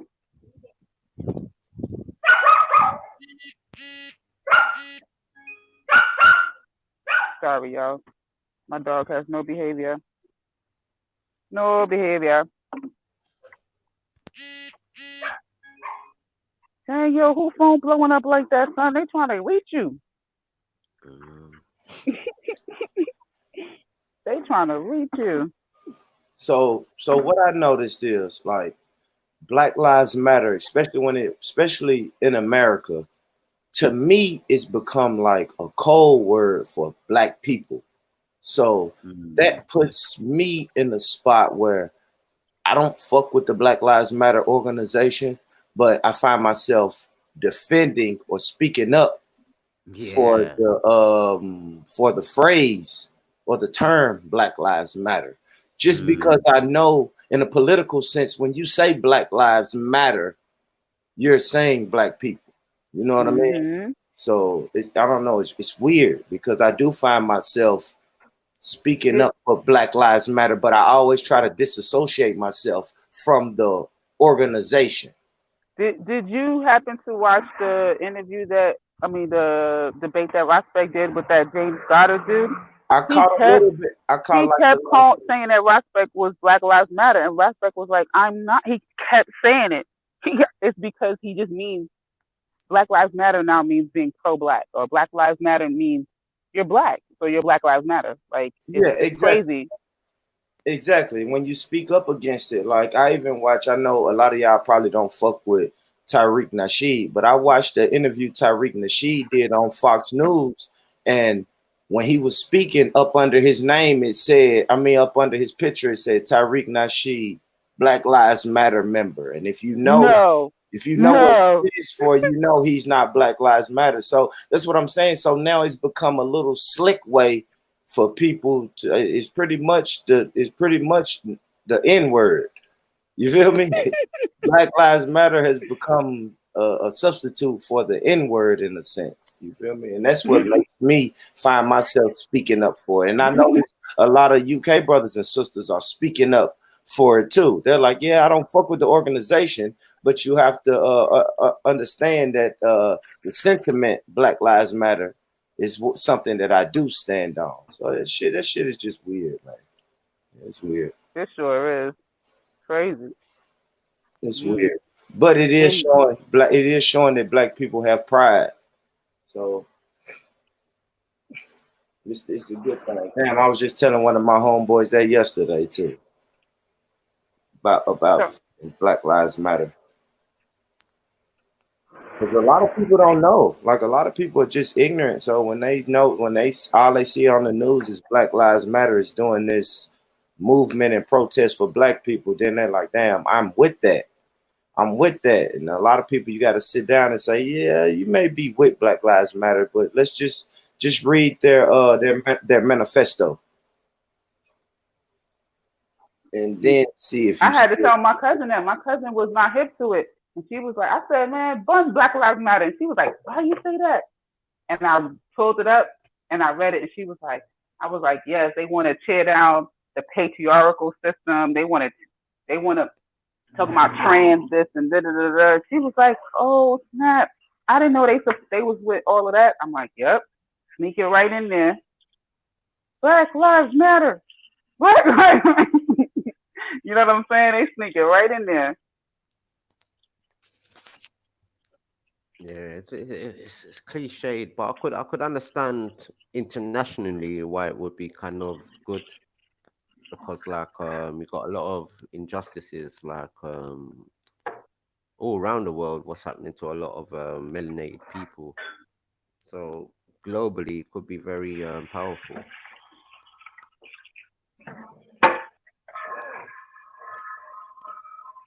Is my phone? Y'all can hear me?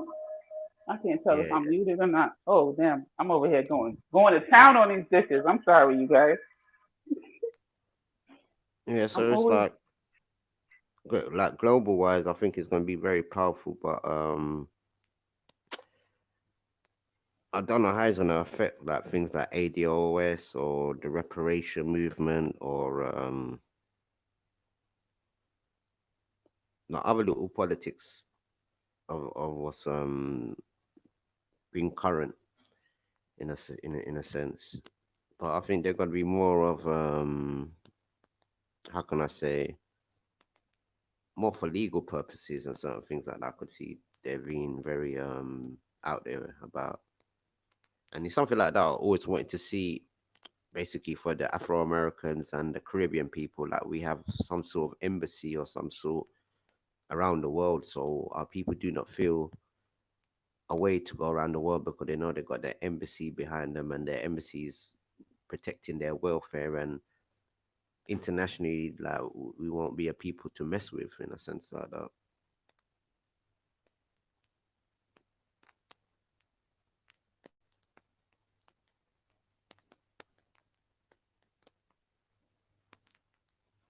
Because realistically, like the Hebrews have already got something of that structure in order, where you have different camps, different organizations, and they all link up with each other when it comes down to it. You know what I mean? And they make sure they protect their brothers or sisters that are passing through or in a certain country. You know what I mean? They look out for each other and certain things like that.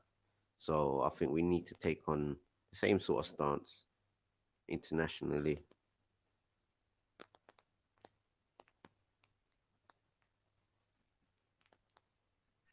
that's a good point. We sure do. We need to understand that these are just people that they might speak a different language than you, but just look out. You know what I'm saying? You ain't gotta like be doing the most, but Mm-hmm. just look out, and they'll look out for you, and um, you can just do more with numbers. I think that's really like the biggest fear, that we get the numbers popping. What? Yeah, That'll be a problem. that's a fact. Because once you get through, I kind of agree. I agree with you too. Like I fuck with my Israelite brothers. Once you can get through the harshness of the shit they say and the way they talk, like they're good people and they're organized. They have a structure, a system, a fucking a protection system. Or like you're never going to harm. You're never going to harm just one of them because they always work as a brotherhood. You know what I mean? So I do fuck with that. I fuck with that. I tell people that all the time. I say that the same thing about the Nation of Islam. You may not like the Nation of Islam, but you have to respect the discipline, the system, the hierarchy, and the way they protect each other.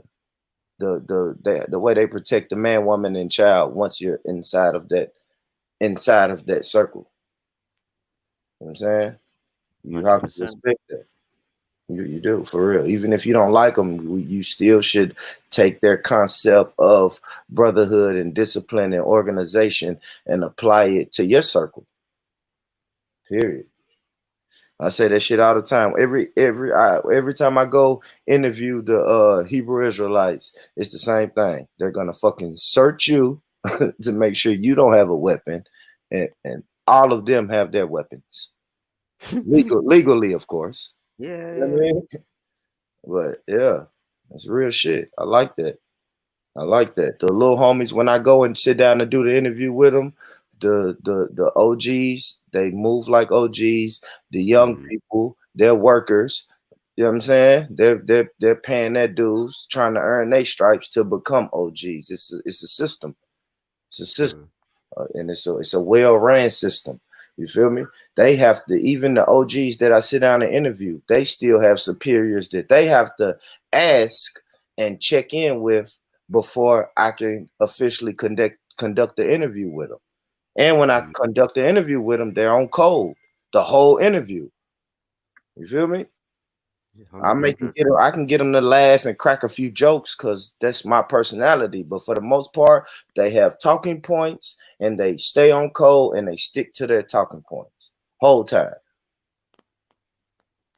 Nobody's gonna say anything out of the way. I already know that. They're gonna say some shit that may piss black people off, but I know nobody's going to. I know pretty much exactly their talking points before I even ask the question. Because I know how they get down, and it's a code, and they stay on code, and I love it. I love it. And it's more of those discipline we're gonna need for in these times ahead. You know what I mean? It's gonna become very tribalistic in the near of the end of days, or the coming of days. That is a fact, man. And all right, so the question, why is BLM triggering so many white folks? I think anything black triggers white folks. Anytime you see a black people organizing or getting together, and that's still piggybacking off of the Hebrew Israelites or the Nation of Islam conversation too. Anytime black people are getting organized and moving in one accord, doing anything is going to trigger white people, period. They said Black Panthers was a problem. They said Black Power was a problem. They said Black Excellence is a problem. They say Black Lives Matter is a problem. They say black, anything is a fucking problem. So Black Girl Magic is a problem. It's a problem, exactly. Like Black Family First is a problem. Yeah, and it is a problem. But but when you start moving like that, then that's when you just have to tune white people out and say, okay, yeah, white people are gonna. You have to go into it knowing, okay, white people are going to think this is the problem, but we can't have scary black people afraid to trigger or piss white people off. Period. We have to stop worrying about if it pisses white people off. Yes, just already know going into the situation. Yes, it's going to piss white people off. Fuck it. We still have to move on code like we have to move. That's why I don't really, I mean, I know that a lot of this stuff is really for entertainment and stuff, but I do not try to change their mind about our stuff. They're non-community members. When we have a community member who is like, oh, you know, I might exert some energy in a conversation with them, trying to help them to see things differently. Why? Because they're part of our community. You know, they have the ability to make and add, you know, little black boys and girls to our community. So, you know, their mind is important to me. It's a value. Someone outside the community, I don't give a shit what they think about why we do what we do, when we do, if we should do that. It's of no consequence to me, especially if you're not like, if it's just for the sake of just criticizing. What is that supposed to be? I don't need your criticism. You know, we do enough. You could look at them black media and see we criticize ourselves a good amount. Black men need to do, black women do. You know what I'm saying? Like, we criticize ourselves. Yeah, exactly. Yeah. Right. The other day, somebody was on there talking about, oh, our problem is the black family. Why do we need a white person to tell us that? You think we don't know about our families? Anybody knows about our families. We know about our families, bro. We really, thanks for that breaking news. Like, man, Melanate, the shit is so crazy, man. It's the guy that came on the G Block, and he came on the G Block talking about how it's no black fathers in the home. And it's crazy because when you let people talk, they will expose themselves. And then he said that, and he went on a whole little rant about how the black father is not in the home, and now the single black mothers have to raise these kids. That he, in a sense, he was saying a lot of those kids become criminals. But then the more he kept talking, he started saying he's an alcoholic. And I'm like, hold the fuck up, hold the fuck up. You want to come on this panel as a white man and tell black people how they need fathers in the home, and you're in the home, but you're an alcoholic. Like, no, clean up your house first, and then come and tell me my house is dirty. Well, hold on. Here, how about this? One of our problems is the black family, right? That's one of our problems. Having unstable families, inability to have raise children and the whole family be intact. But when we do steps to counter that narrative, to change things, right, and to make black love the norm, and we do things like hashtag black love, hashtag black family first, then they like white family first too, and all families first. Like, so you want us to keep our families fucked up. You want us to just not be with each other, because when we showing solidarity and we're showing that like a more positive image for our families, and we're trying to make this a thing, and we want to show images where black women can respect their man and revere him as king, and black men can revere their women and respect them as queens. Make that the new thing, the end thing. We doing something wrong. We saying something wrong. But when a black man is like bitches and hoes and chicks and dots, everything is good. When black women is calling dudes the N-word and they ain't shit and they dogs, everything is cool. Man, bun that, yo. That's crazy. That's crazy. That's why I don't. They can just throw their hate for black man, woman, and child all day, every day. Don't apologize. We don't have to. We don't need the approval step by step on when we're making progress or when we're addressing it. Oh, just by the way, just wanted you to know why we're saying this. Like, I'm gonna tell you, man. I'm so tired of them feeling like we gotta report to them. Ugh.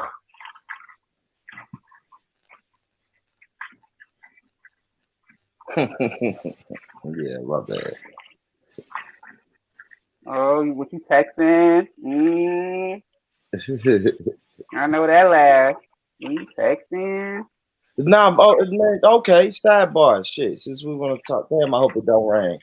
All right, so I talked myself up on a little datey date today, man. Okay. Yeah, melanated, man. I was kind of drunk when I was texting, but I was like, shit, we can, everything's kind of closed. So I'm like, you know what? We can go fucking get like some sub sandwiches or something like that, and we can go to the park, man. Give me another little nice touch I can put on that. Maybe like some ice cream or just something like a little snack or something while you're at the park talking and stuff. I mean, like crazy stuff like that. Oh, yeah, man. Or get some bread and feed the ducks or something at the park, Like that kills the ducks, melanated. Huh? That's not good for their stomach. That's what I heard. For real? Yeah. I didn't know that. I'm sorry, ducks. I just heard that probably like 2 months ago. Like, this is a horrible thing to feed the ducks bread. Well, you need to tell Ultra Funky that, because he sure went and bought a whole loaf of bread with his kids. No, we did it. I did it as kids. I did it after, yeah. No, he did that like a few weeks ago. He did that like a few weeks ago. He had little baby Ultra out there throwing bread at the ducks. Yeah, we do it. We give fucking dogs chicken bones, and like that fucks the dog's mouth up. That's what I heard. Yeah, I don't give my dog that. Yeah, but my dog's bougie. I didn't know any. You know what I'm saying? Like I didn't know any. Fucking. I hadn't heard that until maybe. So you're going to the park. Yeah. And what else you doing? No, just a dope conversation with some food. Like I said, we'll probably go get some sub sandwiches or something. Okay, some and food take a little. at the park. What I got in here? Do they got like water at the park? I got yes, ducks in a little pond, and Yeah, that's all you need. You want to take a blanket and that's sit out in the grass? I think my country ass ain't got nothing but a sheet, man. I'm gonna take an old sheet. Listen, man, if she's feeling you, that's all you need. Yeah, just take a sheet because I can't. Take like a speaker. Take like a speaker so you can listen to some music or something. Yeah. Oh yeah. Well, I don't even think I have a speaker, but I can take my laptop though. It's all good. Yeah. You gotta have some music though. I gotta have some music. That's what That'd be nice. That'd be nice. Yo. What time you going out there? Cause you don't want to go when it's too dark. Cause then the Well, no, I'm going at 4 o'clock. I'm going at 4 o'clock. Okay. 4 o'clock. 4 o'clock is a nice little. It's a nice little time. Yeah. Yo, Shahid, I have a date tonight. Shahid is a gangster, yo. Yeah, let me ask Shahid. Shahid, I have a date today. Why you asking me for, man? No, I'm just asking. Don't ask me them things, man. You don't do dates? I do them dates, but I can't give you good advice, bro. No, I'm just asking. I'm not. You can't. What you wearing? Look, I want to know what you wearing. You said, what am I wearing? No, not what you wearing. First of all, do you got a haircut? You got a shave? You got to smell good. I can hatfish. I can hatfish though. No, because don't do that. Don't do that. Listen. When I get a haircut last Friday, so it is on its last leg. It's my haircut's on its last leg. So. Ooh, okay, listen. I'm just telling you. You ask her out. If you don't have no type of shape up, you're showing her that you're not gonna put no effort. Like she's gonna be staring at your face while you're talking, like your beard or mustache. Some got it like a trim. No. My face is still good. It's just it's like you said. It's the hair. It's the hair. I got a LeBron James hairline anyway. So you know what I'm saying? After about 4 days after the haircut, it's time for me to go grab the hat again. So I'm gonna have to wear a hat. I'm gonna have to wear a hat, but the face still looking good. Face looking good. Okay. Because I be very upset. I'm all smelling good, the shea butter all on my skin, everything, and you need a haircut. I mean, why you ain't go to the barbershop this morning? Right. Yeah, but I mean, it's Sunday, so I can't. Yeah. I got you. No, I understand that. Yeah, I learned that when I moved out of New York. Because in New York, barbershop open 7 days a week, baby. They getting that money. Oh my gosh, man! If you were open. Barbershop you can get a haircut before you go to the club. You can get a haircut at 10 o'clock at night, 11 o'clock at night. Seriously. I like that. That's nice. That is nice. Absolutely. You can get up for work 8 o'clock, just go sit down in the chair, then go to dinner. Like it's like that. So when I moved out of state, and it was like Sunday and Monday, I'm like, y'all closed 2 days. Yep. What the hell? Yeah. I don't even know why Monday, but that's exactly right, Melanie. I said they don't want money, and then they be closing like 5 o'clock, 6 o'clock. Like, how you close so early? It's way different than that, hustle type of mentality. Like, not my barber. Now I give my barber that though. He's there late. His barbershop is open late, especially on Fridays. Like on Fridays, that's normally when I would go get mine on Fridays. And this is like a party, like drinking and talking shit and cutting hair. After about 7:30, that shit turns into just the club. Not quite the club, but yeah, like the smoke, the ganja comes out, the drinks come out, and it's like, yeah, I may take fucking 45 minutes to cut your hair, but we're gonna be smoking and drinking and talking shit. So you understand. You feel? Yeah. Even when I used to get my hair cut, I never was part of that barbershop life. I love the barbershop. I love it. I love it. But it's the stereotypical. This is a man's safe space, and I love it. Yes, and that's why I used to like to go because I would hear all the juicy conversation. Yeah. What? I'd be sitting there getting my hair cut, and they'd be like, "No, man, you can't treat a woman like that." I'd be like, nine. Drop the link. Tash wants to jump on. Drop the link, 9. They be talking about child support. They be talking about all kind of stuff. I be like, whoa.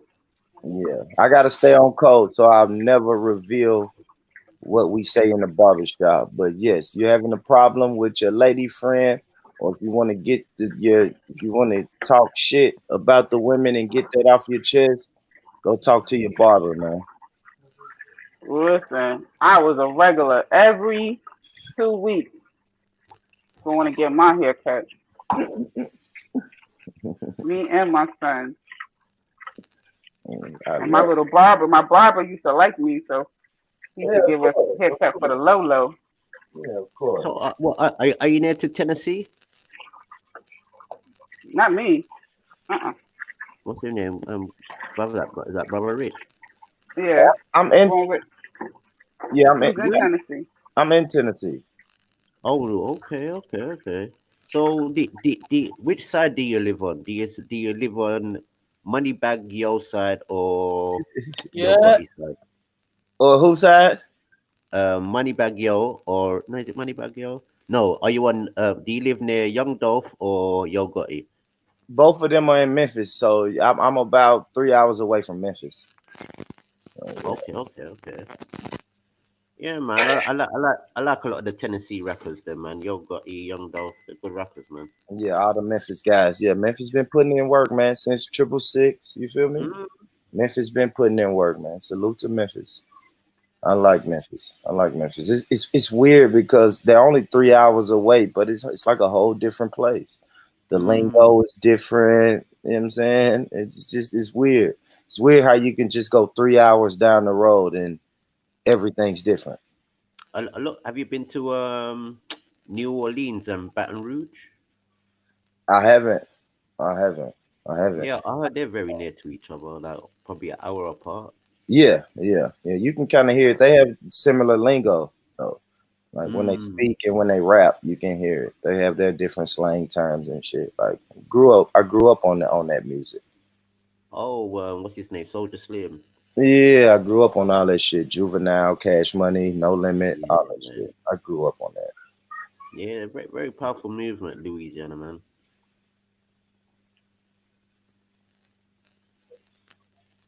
Yeah. So, I heard. Go ahead. So have you ever been around Louisiana? Oh, Melanated, have you? I haven't.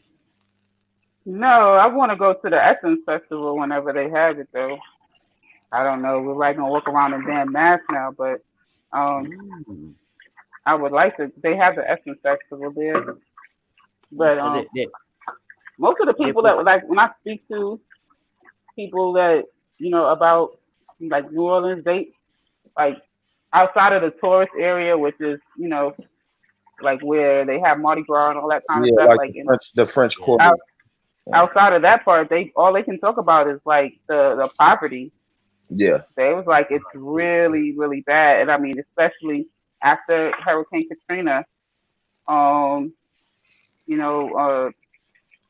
it's just poverty stricken, and so with the hurricane, sometimes it makes you wonder if some of the stuff is like, I don't like to be listening to all the conspiracy theories, but sometimes you're like, because it's like now those areas are being bought out at really, really cheap prices, by non-black, and so the community, the face of the community is changing, and they're being moved out. So like, so many people who are from New Orleans are really displaced throughout the country, and they live in other states now, and that was like where they were from and their family lineage, so so to speak. Like that, all they knew was New Orleans, and now they're in Texas, they're in Georgia, they're here, and they came to Tennessee. A lot of them came to Tennessee. Yeah, and a lot of people are now buying their homes for like $50,000. You know, like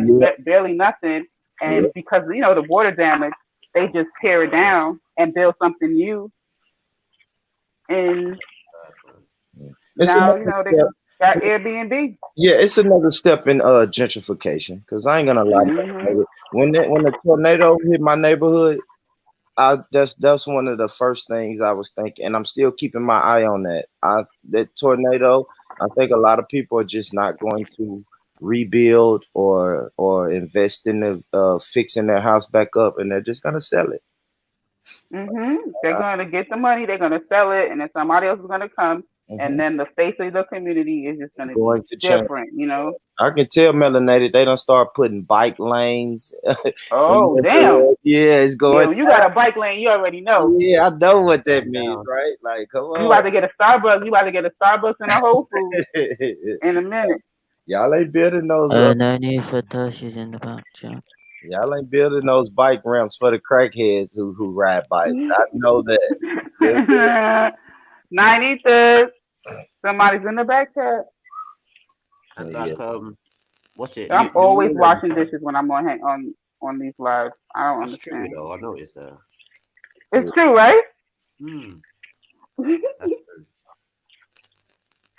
Oh, and also, New Orleans is well known for the voodoo, a lot of black magic. Yeah. A lot of haunted houses and things like that. Yeah. Well, I think because partially there they had the place called Congo Square. So the descendants of who were taken from the Congo, they were practicing their spiritual system. They were practicing voodoo and what people like. I'm just going to say African spirituality. They were practicing their form of spirituality, and they brought that with them. So they actually have. That's part of where that like the dancing that they do is very reminiscent to the dancing of what they do in the Congo. That I don't know. It's like a little jump and they be hopping around and they go down on the ground and it just looked like a hip hop type of thing, but it's like a hip hop dance to jazz type of sounding music. Yeah, I don't know. I'm not describing it right.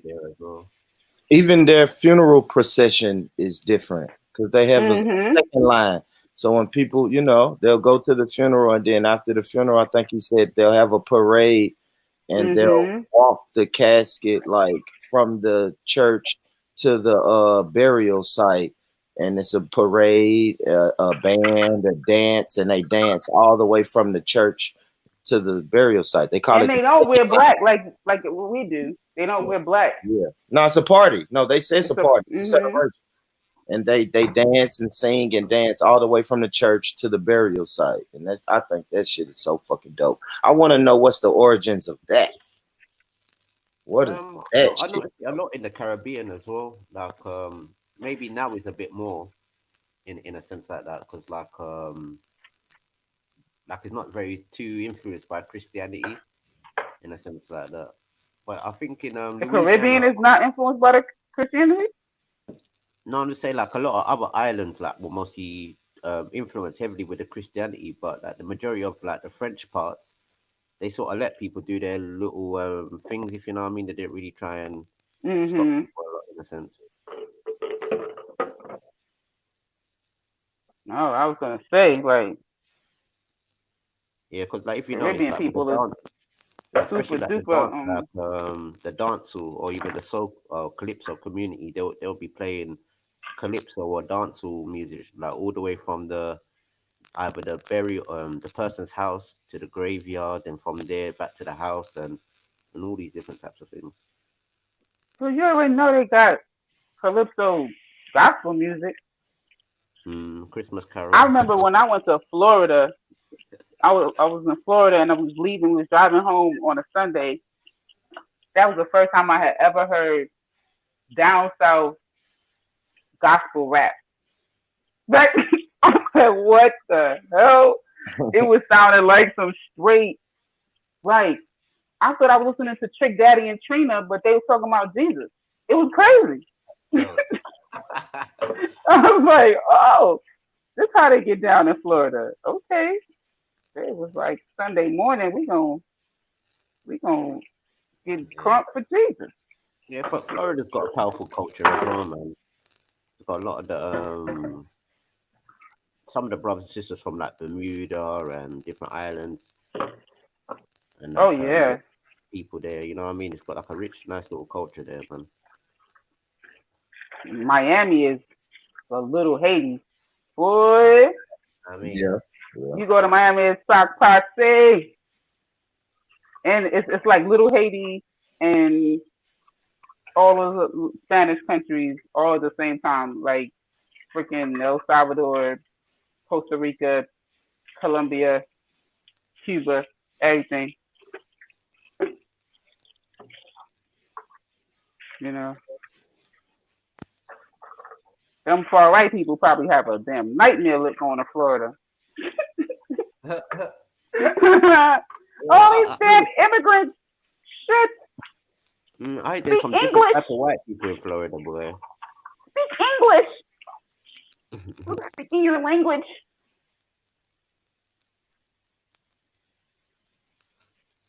Yeah. All right. Dishes are clean. Woohoo.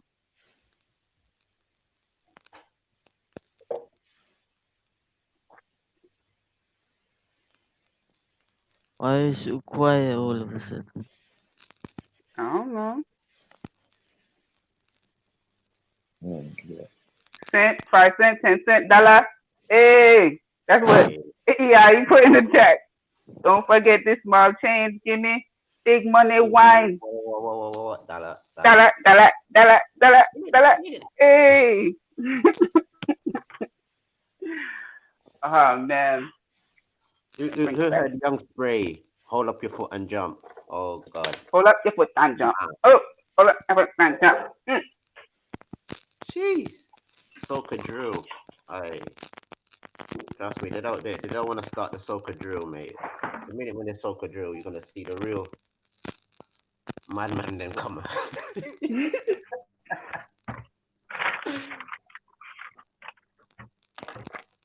I want to go to Trinidad in February for Carnival. OMG. That's only if they let you know. No.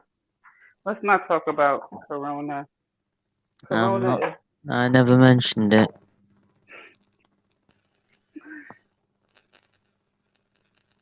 It's only if they let me. This whole lockdown, lock up foolishness, depressing. Okay, now I can start making breakfast, even though it's almost noon. What breakfast do you make? I'm trying to have a higher protein, low carb breakfast.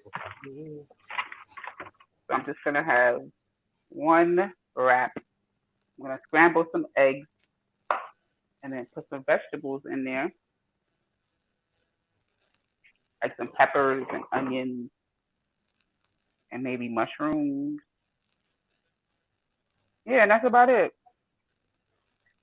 Pancake, Mr. No, it's like a wrap. I'm gonna make a wrap. Yeah, my breakfast is American breakfast. I will have like a steak, some eggs, and maybe a pancake. Yeah, that sounds real heavy. I can't eat all of that. That's my American breakfast. That Well, is that's an your American American breakfast. food, you know. Yeah, that is definitely. Or I have turkey, bacon, and pancake. How many pancakes you eat at one time? About 3. Oh Lord. Mind your sugar. Mine. Then I have a cornmeal porridge or a bowl of cassava. Oh my goodness, you just have like a whole starch diet. Like, Oh my God. You're going to make Dr. Sabi roll over in his grave. No, cassava's bare healthy, you know. He got that wrong. No, cassava is pure starch. Yeah, but that's good. It's how you use it. Yeah, you say it good. You Trust say it me, good. it's a staple crop. It's like you see cassava actually rebuilds your cells in your body. So all the damaged cells and all that rebuilds it. Very heavy in vitamin B. That vitamin B is something that a lot of things you can't really get. Something Yo, like my malt. aunt got WhatsApp, and every morning she's now sending me all this religious stuff. Oh my God.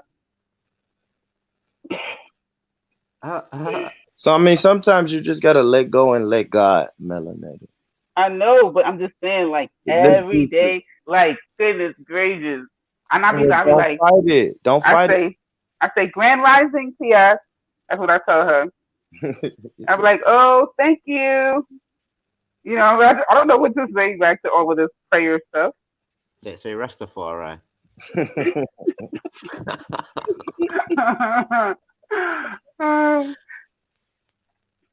Listen, she probably be like, that's right. My aunt used to have a lot. She don't have them no more. See, that's what I'm saying. Our people are heavily influenced into that culture. It's in our veins. Even when we think we're not doing it, we're doing it. Yeah. Mm-hmm. Yep. I noticed that too, Tarak. I have fucking Christian influence. See, look, I was nice. I said thank you. Grand No, Rising. but it's our version though. You know what I mean? Like we make our own version. You can have the jazz version, you can have the reggae version, you can have the soul version, you can have the hip hop version. Like everything we make version of. You know what I mean? Yo, I ain't lying to you. It's gonna be gospel. They got country gospel. They got. Right.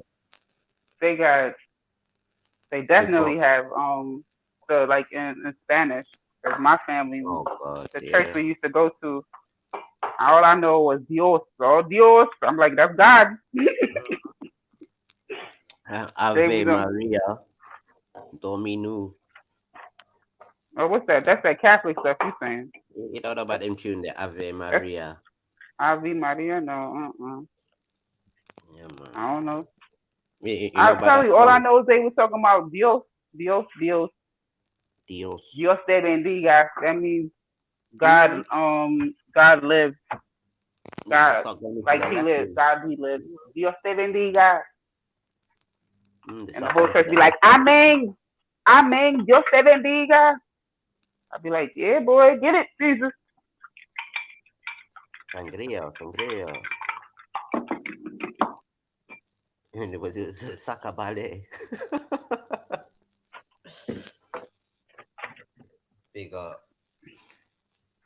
They got I think I can't imagine like in any language that's out there they're gonna make the music, the gospel music. Mm-hmm. You know.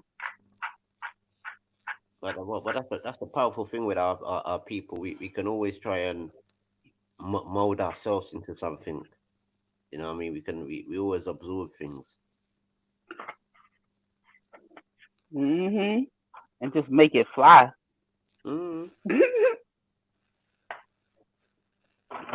Somebody listen to our gospel, they gonna be like, yo, that sounds good. Yeah.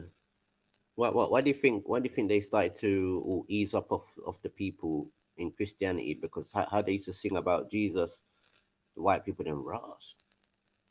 There must be Jesus there for true.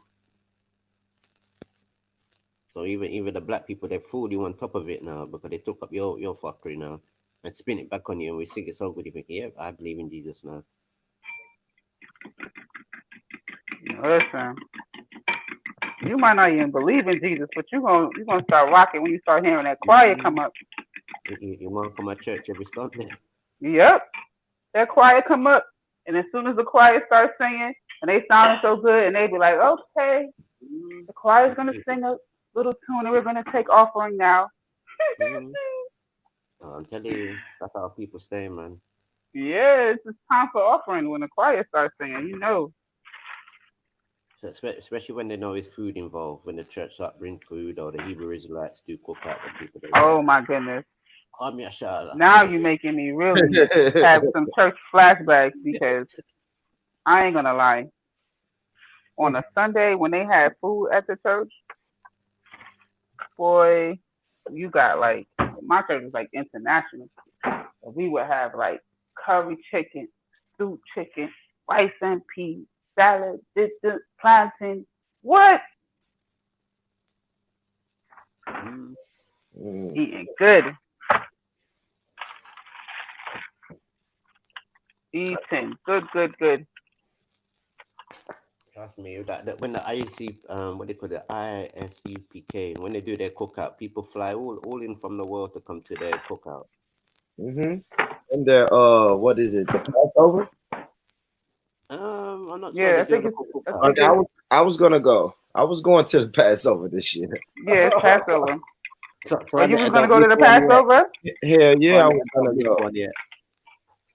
That shit look dope, man. Like when I'm Cesario, gonna just go and I'm gonna go and say my father's from Ghana. That's why. when Cesariak was showing that big ass building they had rented out, I was like, oh shit, I like that. And then, like I said, Alhambra. I always no. They was doing something in Jersey this year. Oh, They okay. was doing a big boy in Jersey, man. That shit looked real big, man. And then I interviewed the local chapter of the ISUPK here in Tennessee. So I interviewed them a couple times a year, and they were like, "Bro, you can just ride with us." I was like, "Shit, I may take you guys up on that offer." One of those other Hebrews, what's his name? The one that had the debate with Seti. You remember who I'm talking about? I don't know his name, but I think it's Yasi, something like that. No, His I think you're crew, on about the other one. whatever. I think they live in Atlanta. Whatever crew he has, his sect or group, camp. If that's the correct word. His camp. Um, they do a camping trip. They do a weekend long camping trip that they invite like basically all Hebrews and their families and stuff. Yeah. And they be like fishing and I was like, that's dope. People talk Yeah. about they ain't doing that. People doing stuff. They building a community, man. Yeah. Building a brotherhood and sisterhood, and that's beautiful. Yeah, so I said they do a lot of shit, man. They travel, they do a lot of shit. You know, they keep it within their circle, but they do a lot of shit. And then they do a couple things where they like the Passover and the cookout. So they do a couple of little things where everybody's invited. But I when mean, I don't even mind them doing their own thing though, for real. Cause like, that whole concept, like everybody's gonna just like unity means that we all are one, living together, having the same identity. I think that's not realistic. I think unity means that we gonna, do our own thing, but we know how to unify when we need to. That's, Yeah, man. not every Moor is gonna be like Orthodox Moor and be talking about the Bible and recognize his Hebrew ancestry. Some Moors is like, fuck that. I ain't no Hebrew. I'm a Moor. What you gonna do? This is why I like a lot of the American music because like it's got that soul vibe. You know what I mean? Like they're going back to church, that revival. Like I noticed Kanye West is very good at that. Did you hear the song that Nanita played earlier by a guy, Subada? I'm not sure. I don't He's think I a did. UK rapper. Yo, that song was fire. That song was fire. Nines, you might have to run that again when you get back to the crib. Yeah, and I like Dipset. Like Dipset, they got that. They got like a good gospel sort of influence in their music. Like they take you back to church with that sort of revival, spiritual. It's like Dipset? yeah, man. I don't know. What you listening to? Yeah, man. They're very spiritual brothers, man. There was they're what they call Jehovah Witness, and the mace turned into a pastor. So Oh, they they Jehovah Witness.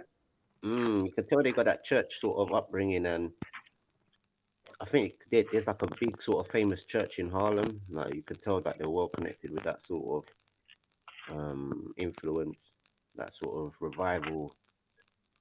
My grandmother was Jehovah Witness. Some people is off the chain, boy.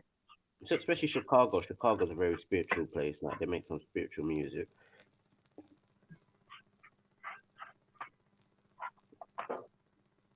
Like that Big drill. up to everybody who eat their vegetables, not a whole bunch of starch like Torek. Big up to all the veggie heads. Yeah.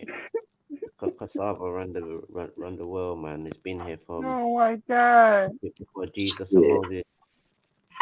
I mean, I'm not gonna act like I didn't have some fried yuca yesterday, but that's a different story. I don't eat it often. Yeah.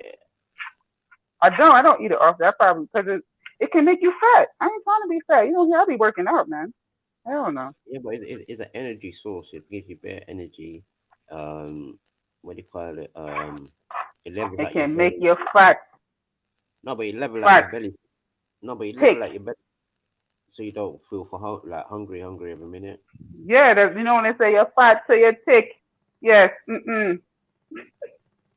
No. No, trust me, it's good for you, man. It's good. That's when a man trying to put some weight on you, he just Is keeps it? shoving you some damn cassava.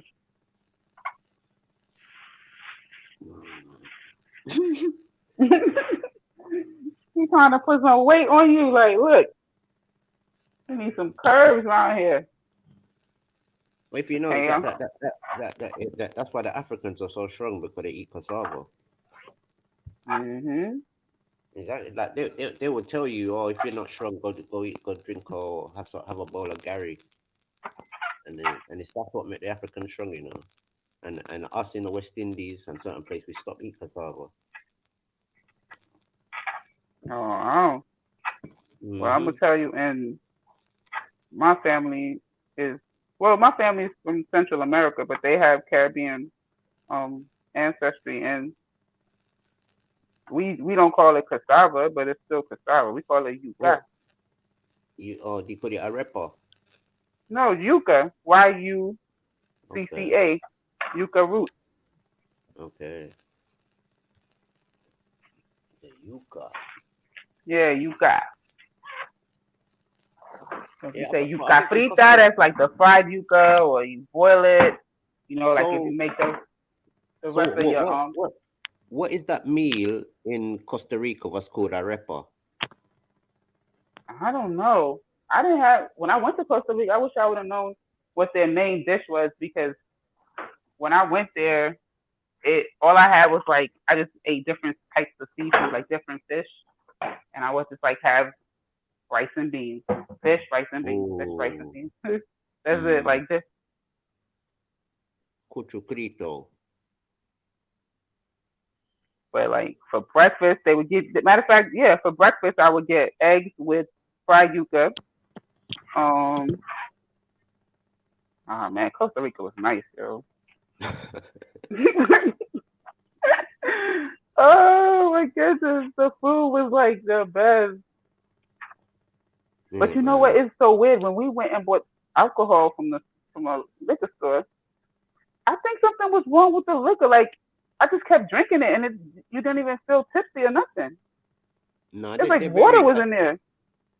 Maybe. I was like, wait a minute. There's no way we finished this whole fucking bottle and no one's drunk. Like we just kept drinking. Like, are you so drunk? You feel? No. Yeah, crazy. I've noticed that though. Like when you're in a hot country, you don't get drunk quick, you know. Maybe you are drunk, but you don't feel drunk. You know what I mean? I don't know. I think they put water in that sucker. That's what I think it was. Because when I went to Spain, literally I could drink beer to beer to beer, back to back to back, and I don't really drink like that. And I know it's a lot of the Caribbean people are like that. Like say like if it's hot, they will have say like if it's hot, they will drink a hot beer instead of a cold beer. Why would you drink a hot beer? I don't know. I would think that would make you get drunk quicker or something, like make you. Either that would cool you down. I don't know. For some reason, they would say, "Yeah, I want a hot beer." Oh, look what you're making me do, talking on the. Oh no, I thought that was me. Yeah, because I don't know. Maybe make you more thirsty when you have a cold beer. I don't know. Hello. Bonjour. Hello, who's that, Ty?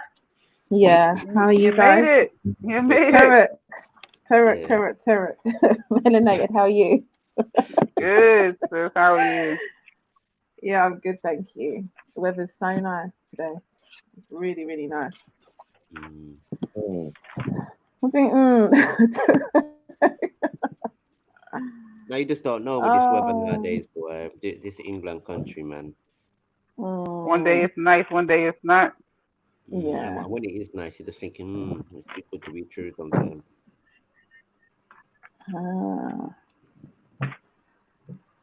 When it's nice, I'll be mad. I'll be wanting to do stuff, and then it just reminds me all of these. What's the weather like where you are?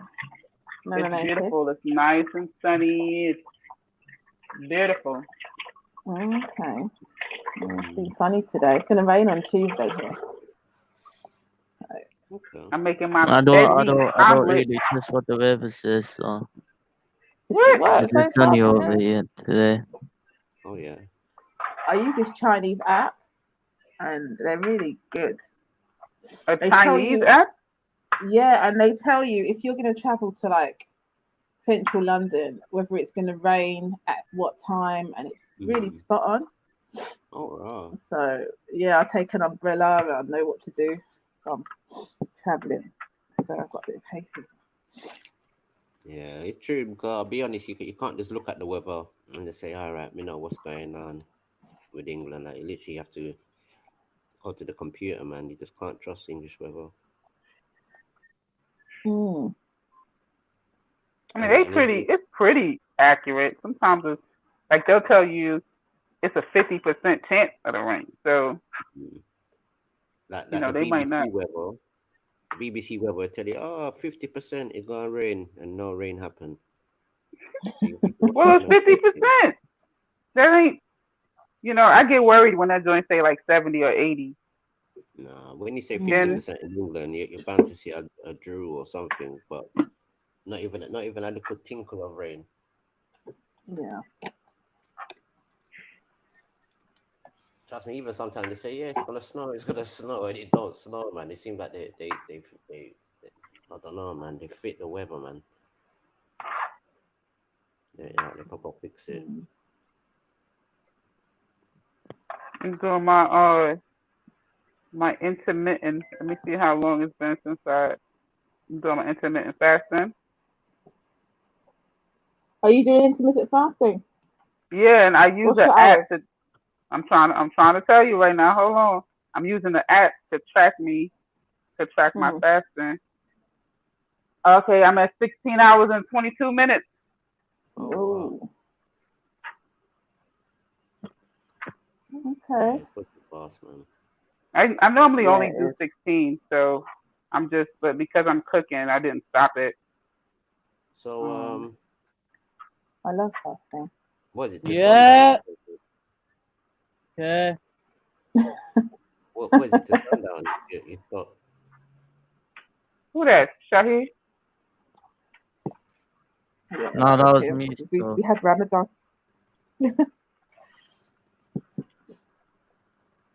Yeah, I was going to ask you guys. You know this question that Naif has put together, because I'm sorry. Was that a sneeze? Yes, that's my sneeze. That's like a cartoon sneeze, man. That was something else. I'm sorry. What have you got there?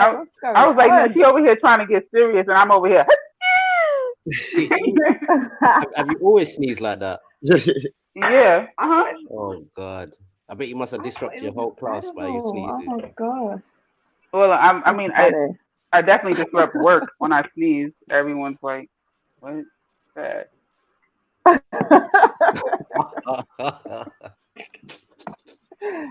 What were you gonna say about the question? Oh, what were you gonna say? Yeah. No, I just wanted to ask everyone. You know, why is Black Lives Matter triggering so many white people? Because my thing is, those that obviously I speak to that are white, they're all kind of in support of any kind of betterment when it comes to They black have to people. show But face, some of them now. yeah, so I mean, obviously they're saying it, but they're doing it is another thing. But my thing is, I've never come across them. I've never come across Wendy and Jupiter. That's my thing. I don't know, Turek, if you've experienced this, because I haven't come across, especially a woman who's got mixed race children, I haven't come across anybody like that. Yesterday. I listened into it towards the evening, yeah, when I heard Wendy. From sun up to sundown, goddammit. Turek, you're out of order. Oh yeah, I was like, I check out of that stuff, man. I'm like, I can't do it. I can't do that all day. Mm-mm. I don't know. I guess it's a takeover, and on no letting them take over, I gone. I've noticed since I've been back. Yeah, they have kind of taken over the streams. That's fine though. I'm just not going to share. I mean, it's a little switch up. It's okay. Yeah. But I just, to me, it's surprising. I don't get it. Because I feel like that you don't normally meet people who have those views. You don't meet. That's not like the norm for you. No, not in my circle. So I'm just, to hear it, it's just crazy to me. I'm just wondering if everybody's experiencing this outside or you know, all these conspiracy theories. Oh, it's this group that's organising it. And even if you don't support the organisation, which is fair play considering we're hearing a lot of issues with money, you still want to support any movement that supports a vulnerable group. So it just baffles me. Yeah, I don't know. Well, I don't know. One would have to see them as vulnerable, so some people don't see them as vulnerable. I think it's more of an older generation, sort of, you know what I mean? Some of the younger generation now, they probably can tell you more now in a weird way. Yeah, I think when you describe as a vulnerable group, you know, you would have to see the group as vulnerable in order to take on that. You know, so we've heard many a times that, you know, we're just victims. We're not vulnerable. No one's oppressing us. No one's all in our minds. So that should tell you where the mentality is coming from. You know what I'm saying? So, but you know what? Let me put a spin on that. There's no need to shop by black. There's no need to buy black. Why? Just continue to give us your dollars because it makes us. But let me put a spin on that. Do you feel society supports vulnerable groups? I think vulnerable groups it's getting worse and worse as the years go on. When you say society, I would want to know what part of society are you referring to? I don't know. It could be anything. There are some parts of society that support it, but it might not be the dominant part of society, right? Because what vulnerable group are you talking about that's supported in society? Like, when I'm saying vulnerable, I'm meaning like victims of abuse or any form of discrimination. Are these? That's what I'm saying. Like they may not get they might not get support from the dominant side of society, but they do get some support, you know, from places and people that recognize that the people that do recognize that they're a vulnerable group. But I would say that if we're in a system where things are capitalist, individualist, and everything is You know, like the pyramid, you have to have a bottom in order to have a top, right? So Yep. then, although I might show and do certain things to show that I care about the bottom, I'll make them feel a little bit more comfortable at the bottom, but I have no desire for them to be at the top, because then where would I be? And that's kind of why we see this, you know, things pan out the way that they do. So yeah, I'll pass a little law, but whoa, like, you really think I'm gonna treat you like I treat me? No.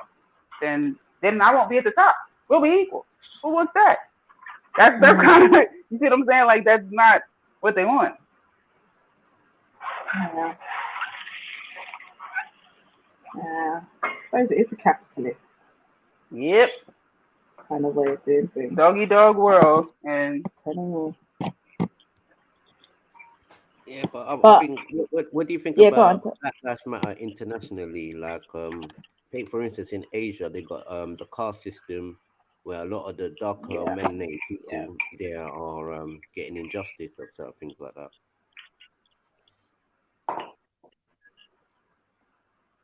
Was that to?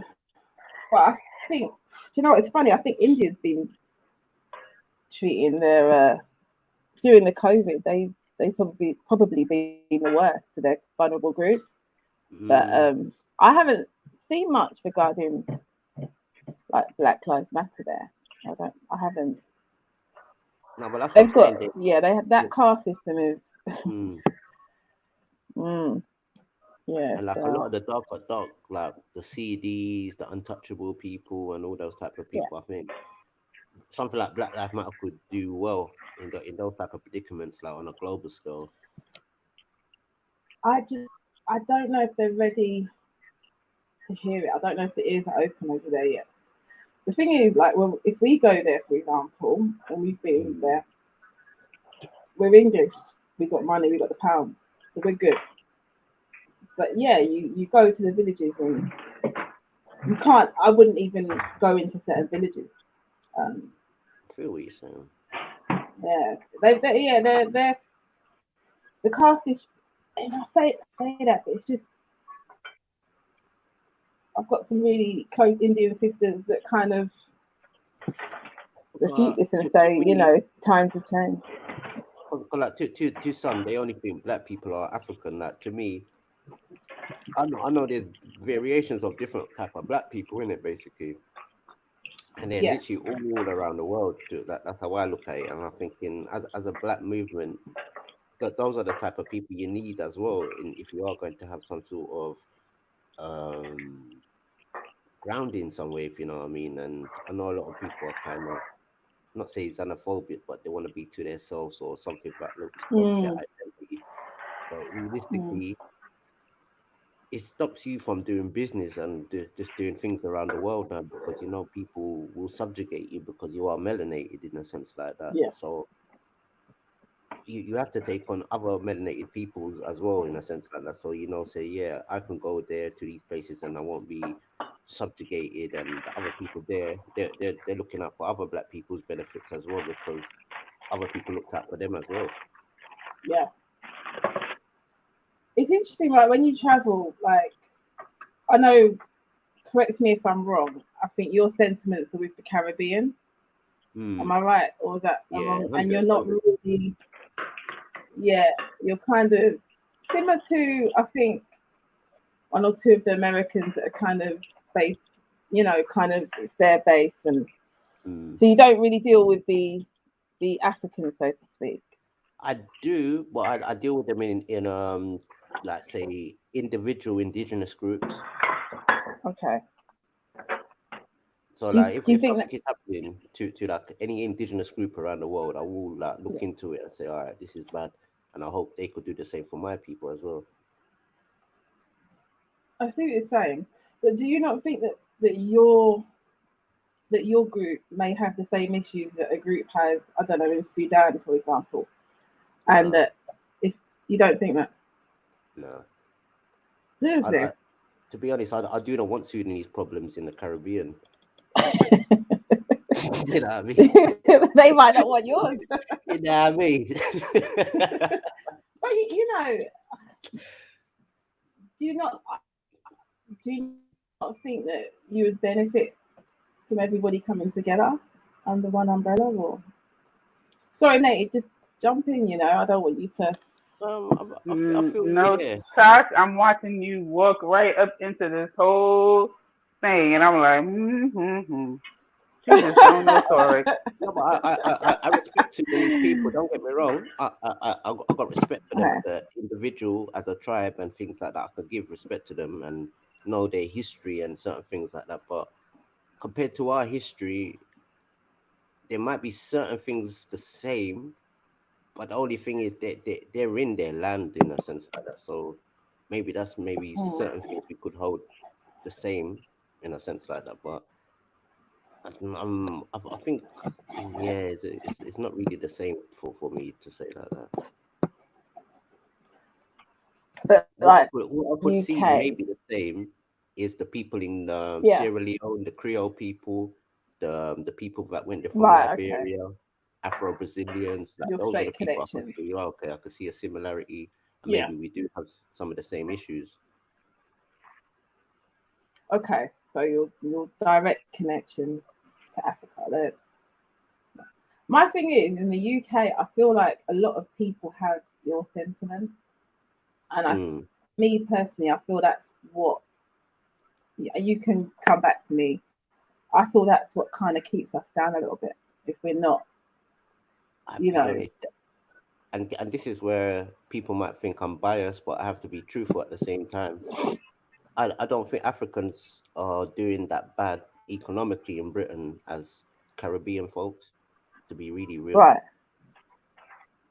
So you know, yeah. So when people say, "Oh, black people in Britain are not doing well," I think that's I think it's a not true statement, because the Somali community are doing things for themselves.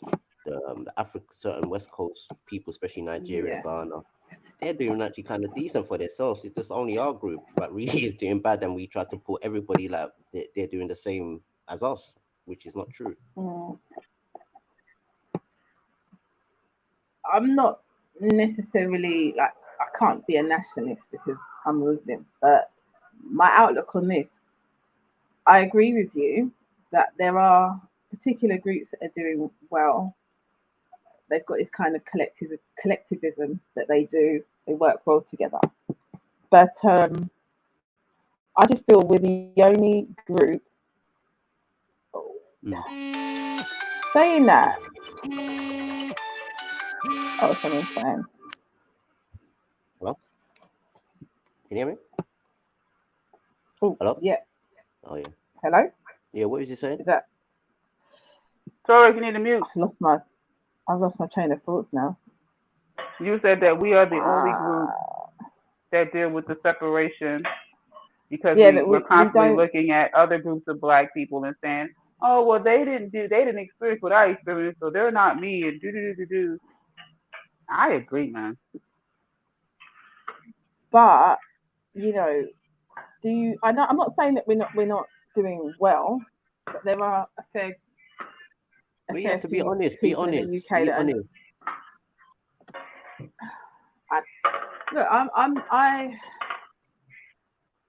I'm looking at it and I'm thinking, yeah, there are groups that are doing well-ish, but I think if we had a moment like the way the Eastern Europeans did it, I think just before Brexit, where they all came together,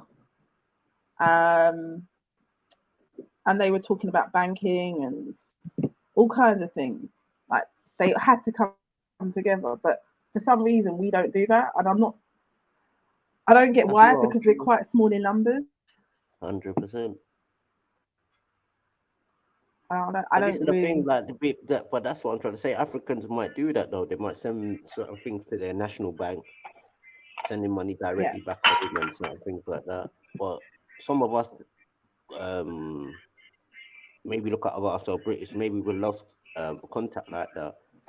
But at the same time, it's unfair just to say all black people are not doing good because one community might not be doing the same as the others, and I think that's kind of bad. And I have to be economical and competitive in the economical market, you have to be truthful. Like the numbers don't lie. Yeah, but you know, we still don't have like middle America like they have, the African Americans that can own, they can all, I'm not saying this should be what we should have, where they can own a whole street of houses and have their own. I've seen areas where there are shops, businesses that are built up next to each other that are black owned, but I haven't seen anything like what they've done, you know, in America. And they've done that in a short space of time. And I feel that it's this kind of tribalism, you know, maybe I shouldn't call it that, that kind of stops us from doing that and circulating the money within our community, because we all kind of eat the same thing, the same food. I'm sure you eat cassava, and I'm pretty sure everybody, you know, that's black eats it. Yeah. And you know, we've still got, and this is no disrespect to the Asian man because I respect them. They're still kind of running the shops. Yeah, that's true. That's true. That is true. But they still own their own businesses for their own people, so to speak. They're not going to have anybody black owning anything that they need, any of their necessities. They will own it. I'll show you how bad it is, sis. In Wolverhampton Market, there was a black couple that was selling West Indian food in the like one of the most busiest parts of the market, and some of the Asian customers or other people on the stalls started to complain about them, saying that they're selling their food too cheap, and just made up their complaint about the people and things like that. And it's like, this is the length people are willing to go to at business, and we don't live in a fair world, and it's kind of hard that now these people have got chains of shops. You know what I mean? Just pinpointed in certain locations now. So there is one big pot of money that is getting introduced now, and what we have now is not no backing or no help. You have this one couple now that's going to be renegated to a lower end of the market now, and either way now, this like they've got no backing. There's nobody to support them. There's nobody to Wow, yeah. you know what I mean, but lighten the burden and things like that. And this is where But this is when our people should come in. This is where we should come in and not necessarily boycott. But these are the types of things that we're trying to implement back into our community. We have things like CARICOM, where it's an organization like how the Euro is, but it's in the Caribbean. That things like that we need to be very familiar with, because we're already in Europe, if you know what I mean. So, but do CARICOM still have that same push that they had years and years ago? Because I know there's been a few issues. I was reading up something like that, and let me try and find it. See if I can find it. No, I did. I'm glad that you're in. But we have to get more in touch with these types of things, because there's not a CARICOM office in Europe, and I'm thinking, why there's not a CARICOM office in Europe? Like, is it like where are the boats? Where are all these types of things? And these are where a lot of I don't understand it. I think this is why I say a lot of the descendants need to somehow look back into the Caribbean and see like where they can get to fit in. Because to be honest with you, I'm gonna.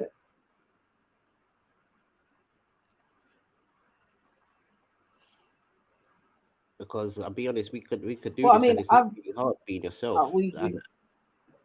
And that's what you have to do. You have to be yourself and know your culture, know what you know what I mean. That's all it is.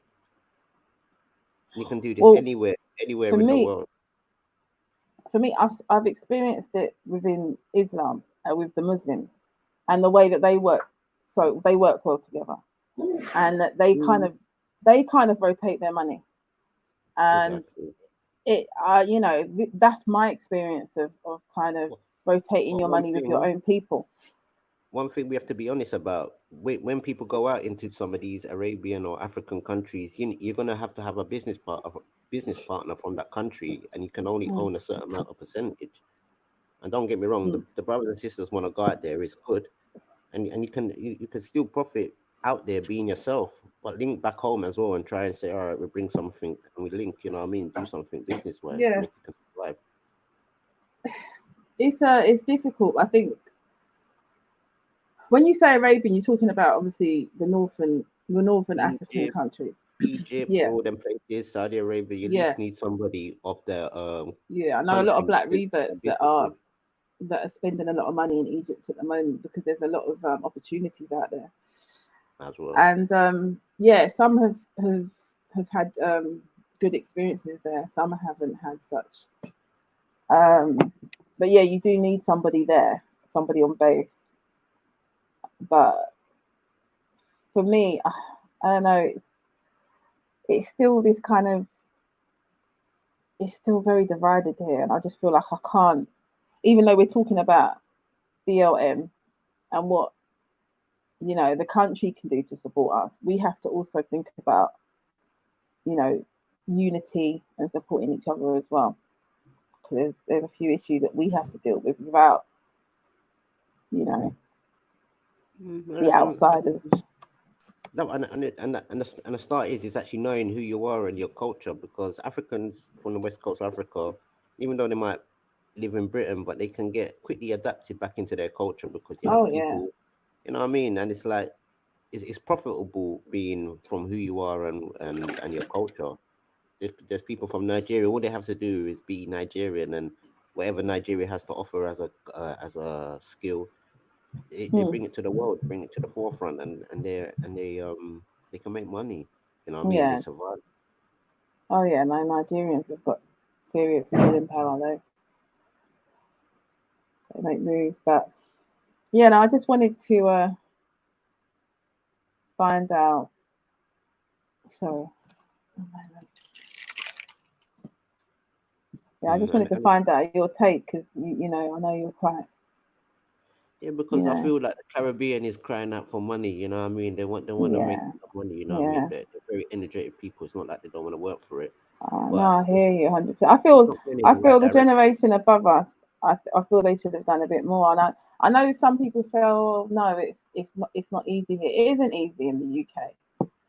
But when we're supposed to send things back, back in the day when we had the barrels and stuff, and you're sending things back home. Yeah, we do that, but we need to support the infrastructure. There's so many of us in But at the positions same here that time, go on. where other people are using our crops now, it has left the countries poor. If you know what I Yeah, mean, like Africa farms a lot of cocoa. You know what I mean, and a lot of that is our yeah. our products. You The know what I mean? tariff barriers are very low. I So, think I'll huh? blame America for the tariff barriers. They're quite low in the Caribbean, so Mm. And these are the things, it's you a know what I form of mean? Like we have exploitation. loads of products, but where people spread all of our products around the world now, it's made it over competitive Yeah, for us now in a sense like that. And it's like the only way the Caribbean will survive, or other little Latin American countries, if they unite together. And this is why I see CARICOM is a good initiative, you know what I mean? And is a powerful entity where it can benefit the people, but you have to know what you're doing um and you know what I Trinidad mean? did quite well. Their model's quite good. They tripled their economy in just a few years. This is what I'm This saying. was so they worked on agriculture and pricing and stuff like that. And I think the only thing with Trinidad is its crime issue. I think it's worse than Jamaica at the moment. So Yeah, yeah, there's that's a the lot only. going on there. A lot. But yeah, where are these Americans? The Americans. And that's the thing, like a lot of the American brothers, even in America, I wouldn't mind even trying to link up CARICOM with these brothers. All of the Do you know? Mississippi, all the down south, link up with CARICOM. The thing is, I was speaking to my brother, and he was saying it's just a bit of an. He feels there's too much corruption within it. And I was saying, oh, because he just Isn't thinks that there it? should have been so much more that should have been done by now.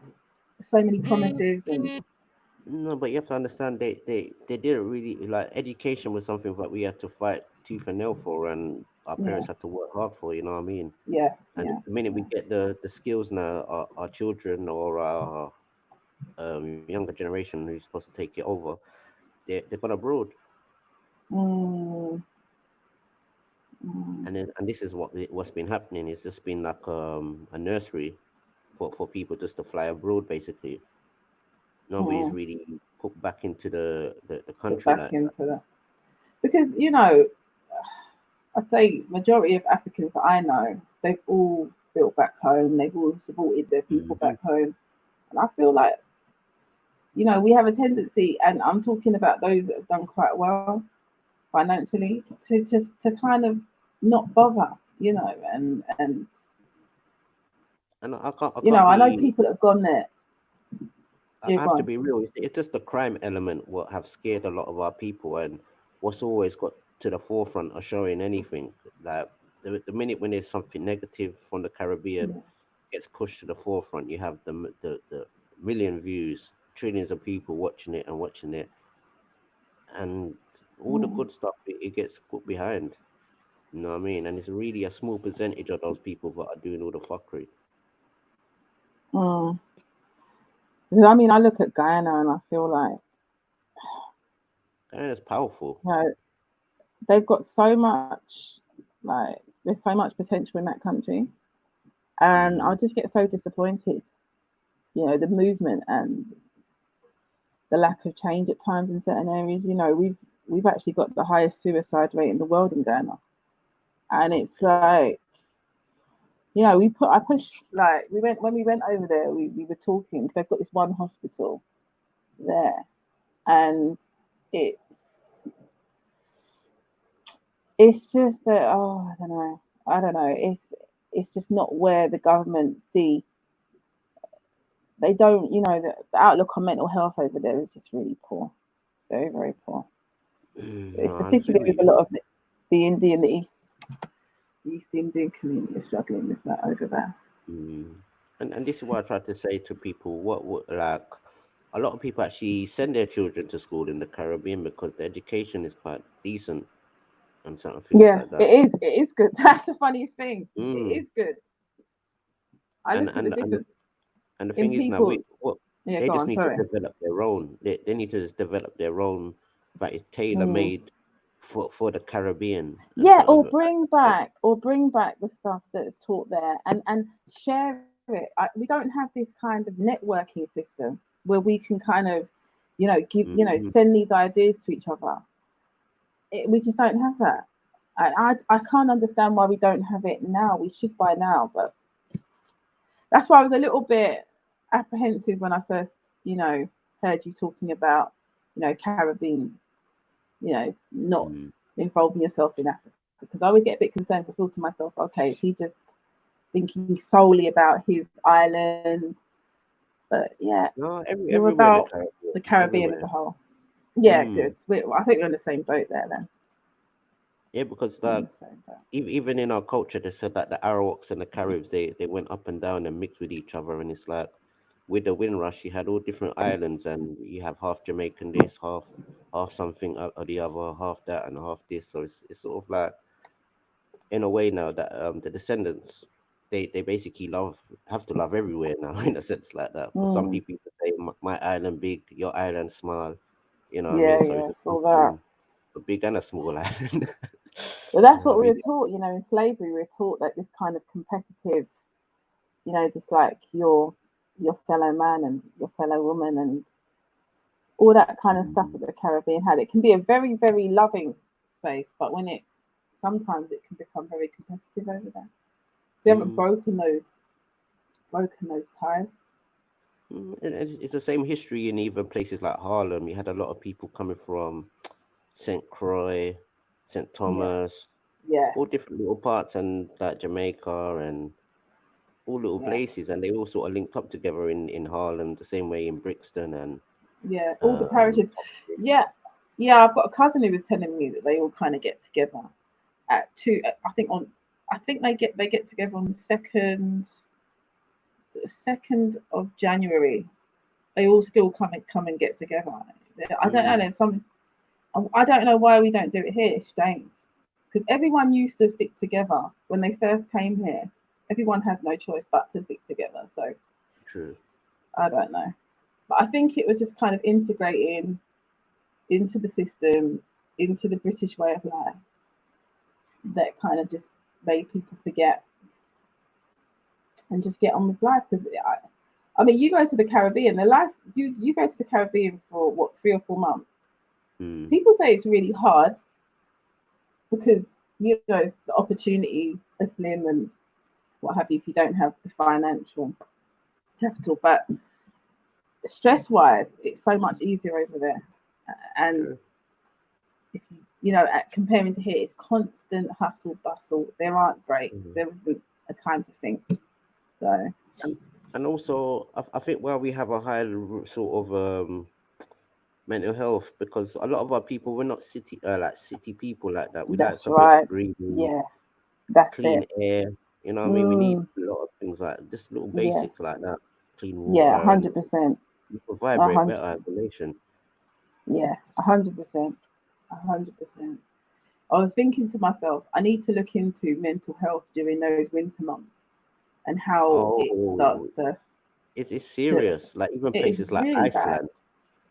You see, Yeah. Iceland sometimes is in darkness for 6 months because it's so up north, and they're saying even with their people around from, say, from the start of autumn and like going into spring, Yeah. biggest suicide rates. Really? Biggest. It's that lack of vitamin D. It's that energy that you get. Even me, I'm abroad. When it hits December, that Christmas holiday comes up, we're gone. Cannot do it here.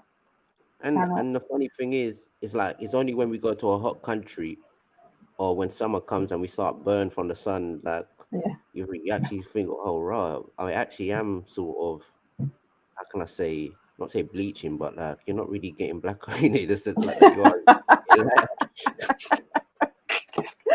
England is a bleach town. Yeah, I know. It's true. So you're funny. Even the Caribbean people said they can tell people who come from America and England because they said the English people look grey. Yeah. That's mad. I think one thing I do like though is I do like this kind of this nuance of kind of black love. Because you know when we first came here, everybody was divided. People, Africans wouldn't get involved with the Caribbeans wouldn't get involved with the Africans. I think it was a tough time for Africans in particular when I was coming up. Really? Shall I tell you why I say that? I'm talking about on like a social mental perspective, not on like employment finance. Because you have to think about it. The majority of Africans that they could afford to get to England, they came from rich families, so they were from like a higher upper class. It's only recently now you have people from like sort of, not say poverty, but not low, like high class in it, but come over and you can see that type of Africa. And that with the West Indies people, it wasn't really like high class people coming over, just like normal average Joe people, if you know what I mean. No, but do you know why I say it? And this is why I say the colonial system has a lot to answer for. When they were young, the children that were in the schools, the African children that were in the schools, my friends, they struggled sometimes the way that certain people, because they had, obviously, many of us were born here. Some of them were not. And they would come, and even the Caribbean would have this kind of, you know, I don't know, you know the issues I'm talking about, Tuna. And I'm glad that's because with the Caribbean, we don't know, for some reason we seem to be more wild, and when we see the African, he's more tame, and you're thinking, why is he so tame? Like normally black people are a bit more, you know what I mean, turned up, or you know what I mean, or sort of. And we're noticing why is he so tame? Like he's just a bit quiet, or what's going on? If you know what I mean. But the thing is, you know, those that come, a lot of them, even though they're doing well in Africa, they still have to work really hard to get here. And their children can't afford to mess around when they were first coming here. But for us, we were here, our parents had been here. And we were facing Caribbean children that get flying over and they just sort of quickly fit in quickly and just carry on, like I don't know, Black British ones, like, if you know what I mean, carrying on. But you can tell, like, I don't know, it's weird to explain that. But you've got to think about it. Natures. But you've got to think about the fact that in the Caribbean, we had those British colonial masters there at some point. It has passed down generations. That kind of just accepting a lot of things as Caribbean people, whereas the Africans, they can go back, you know, and find things where they were at one point quite, you know, powerful, whatever the outlook is. I grew up knowing that my grandparents fought racism. Same with me. So you know, we might, our outlook might be different, but some people don't see it as that. Some from the Caribbean don't see it as that. But I think it's more we integrate. Even the Asians had it tough at times. The Pakistanis, when they first came here as Muslims, and they were the first ones to build the mosques here. No one had ever heard of that, and they had to stand their ground. And they had it rough as well. It wasn't. But this is what I try to say. You can't put all black people in one box, man. And that's why I said that with the West Indians and African Americans, even we are a bit different, but we're more similar in certain ways, if you know what I mean. But it's like I think we're all even they more were telling alike. from the army days when the Americans came over to England, there was still sort of Jim Crow going on in America. Yeah. And what one American GI must have said to the black GI now, "Oh, what you doing here, nigga?" And the West Indian one just come and grab at the man and thump him up and say, "Yo, we don't deal with these type of things, yeah." Punch up the white man, them and things like that. And it's like you could just tell there's a different type of rebelliousness. And even some of the American brothers, they don't like us because they say, "Oh, you lot are just so rebellious and wild," and you know what I mean? Yeah. You know what? It's bad. I'm starting to look at the islands and think about the islands, that the people that I like, and it's bad. It shouldn't even be like that because everyone's so different. Exactly. This is what I'm trying to say. This is why I look I'm talking to you. No, but that's why I look at the culture and I could see, there's more similarity than Okay, yeah. difference. You know what I mean? Because The in funny our thing grannies, in our grannies, our great grandparents' days, they all had the same type of music. Yeah, they all got together. They all You know got what I mean? together, and it didn't matter what island they were from. That just got lost. And that's why I do blame that generation under the grandparents. I blame them because I feel like as much as they had to integrate, but they should have still kept together. But that's they true. didn't. A lot of I them know I'm going wanted to get a backlash from this. I know. I'm pretty sure. It's true what you're saying. A lot of them looked at British as a higher class of living and wanted that type of style. Yeah. You know what I mean? You know what I mean? And they looked at certain things what we done as backwards, but really truly, when you look at the certain things and the lifestyle we're living, we wasn't really living backwards. No. Backwards, you know. We could go back into history and really know who was living backwards. This one for It wasn't sure. us, that's for sure.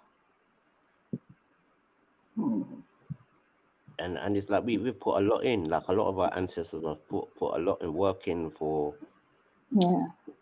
black empowerment. Even the West Indies people, what they took to Sierra Leone, and they had like all them ships stopping other ships coming to the Atlantic, and they used a lot of our people for different little things, you know what I mean, around the world and even in Europe. Even Napoleon used a lot of the French descendants of the Caribbean and things like that. You know what I mean? And they don't mention us in those types of history, you know what I mean? Sure. It's I was even, what do you think about reparations and payments and stuff like that? What do you think about it? To be really real and honest, I've looked deep into it, and I'm kind of surprised why white people or certain white people didn't really get on board with a lot of the things what black people were saying and just done a lot of the research. And it's only now because some of them do it as a cliche, basically, to fight against your reparation and be like, "Oh, everybody was slaves," and all these types of things. Yeah. So it might start to get that, And when you really do some of the history, a lot of the original people from England, they shipped to those places as well, and what they called indentured servitude turned into lifelong for a lot of people. Okay. You know what I mean? So a lot of people are deserved a lot of things, but what happened to the people in the Caribbean? It's definitely some reparation needs to be fulfilled out there. I'm not too politically sure with Africa, and this is why I solely deal with Caribbean. Yeah, like the genealogy of the people, because you can only go back through them people to say, all right, this happened from there and that and We have happened. to go. Right. Okay. But and this is why I'm kind of yeah, go on. This is why I'm sort of on guard. I'm thinking, why aren't the Africans saying reparations if they took 10 million of your people now? So it's like, Right. what are you actually fighting the white man for? Because when I do research, you can tell there was a lot of trading and certain things going on, and certain people are still up to this day cool with certain people. Yeah, no. Obviously, we know about that part, but it's more of a case of where Black people find themselves today, globally. What did the British Empire actually do? It wasn't just necessarily a financial, economic thing. It was also a psychological. There's a lot of psychological issues with Black people. And what are your thoughts on how do we work? As far as should we get? Well, who's that?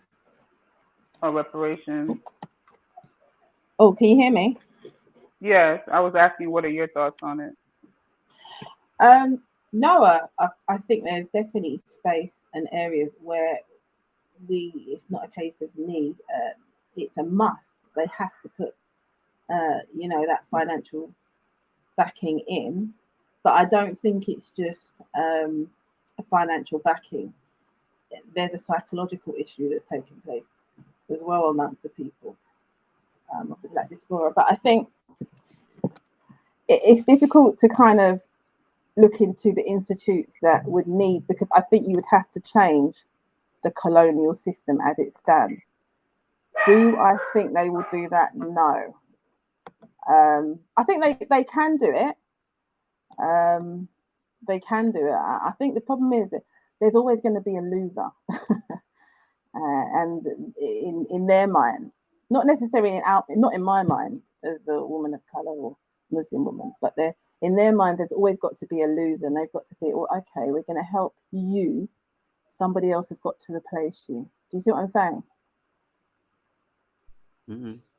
I just feel like I don't think that and like if you think of someone who stole your house, yeah, and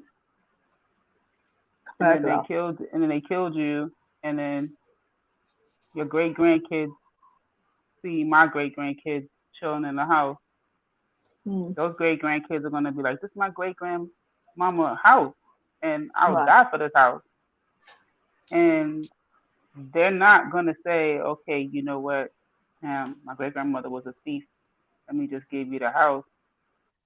They remember their memories, their Christmas, their Thanksgiving, their family gathering. Okay. Their mom and dad's name is initials or carved on a tree in front of the house, and they're looking at all the positive things of their family. So,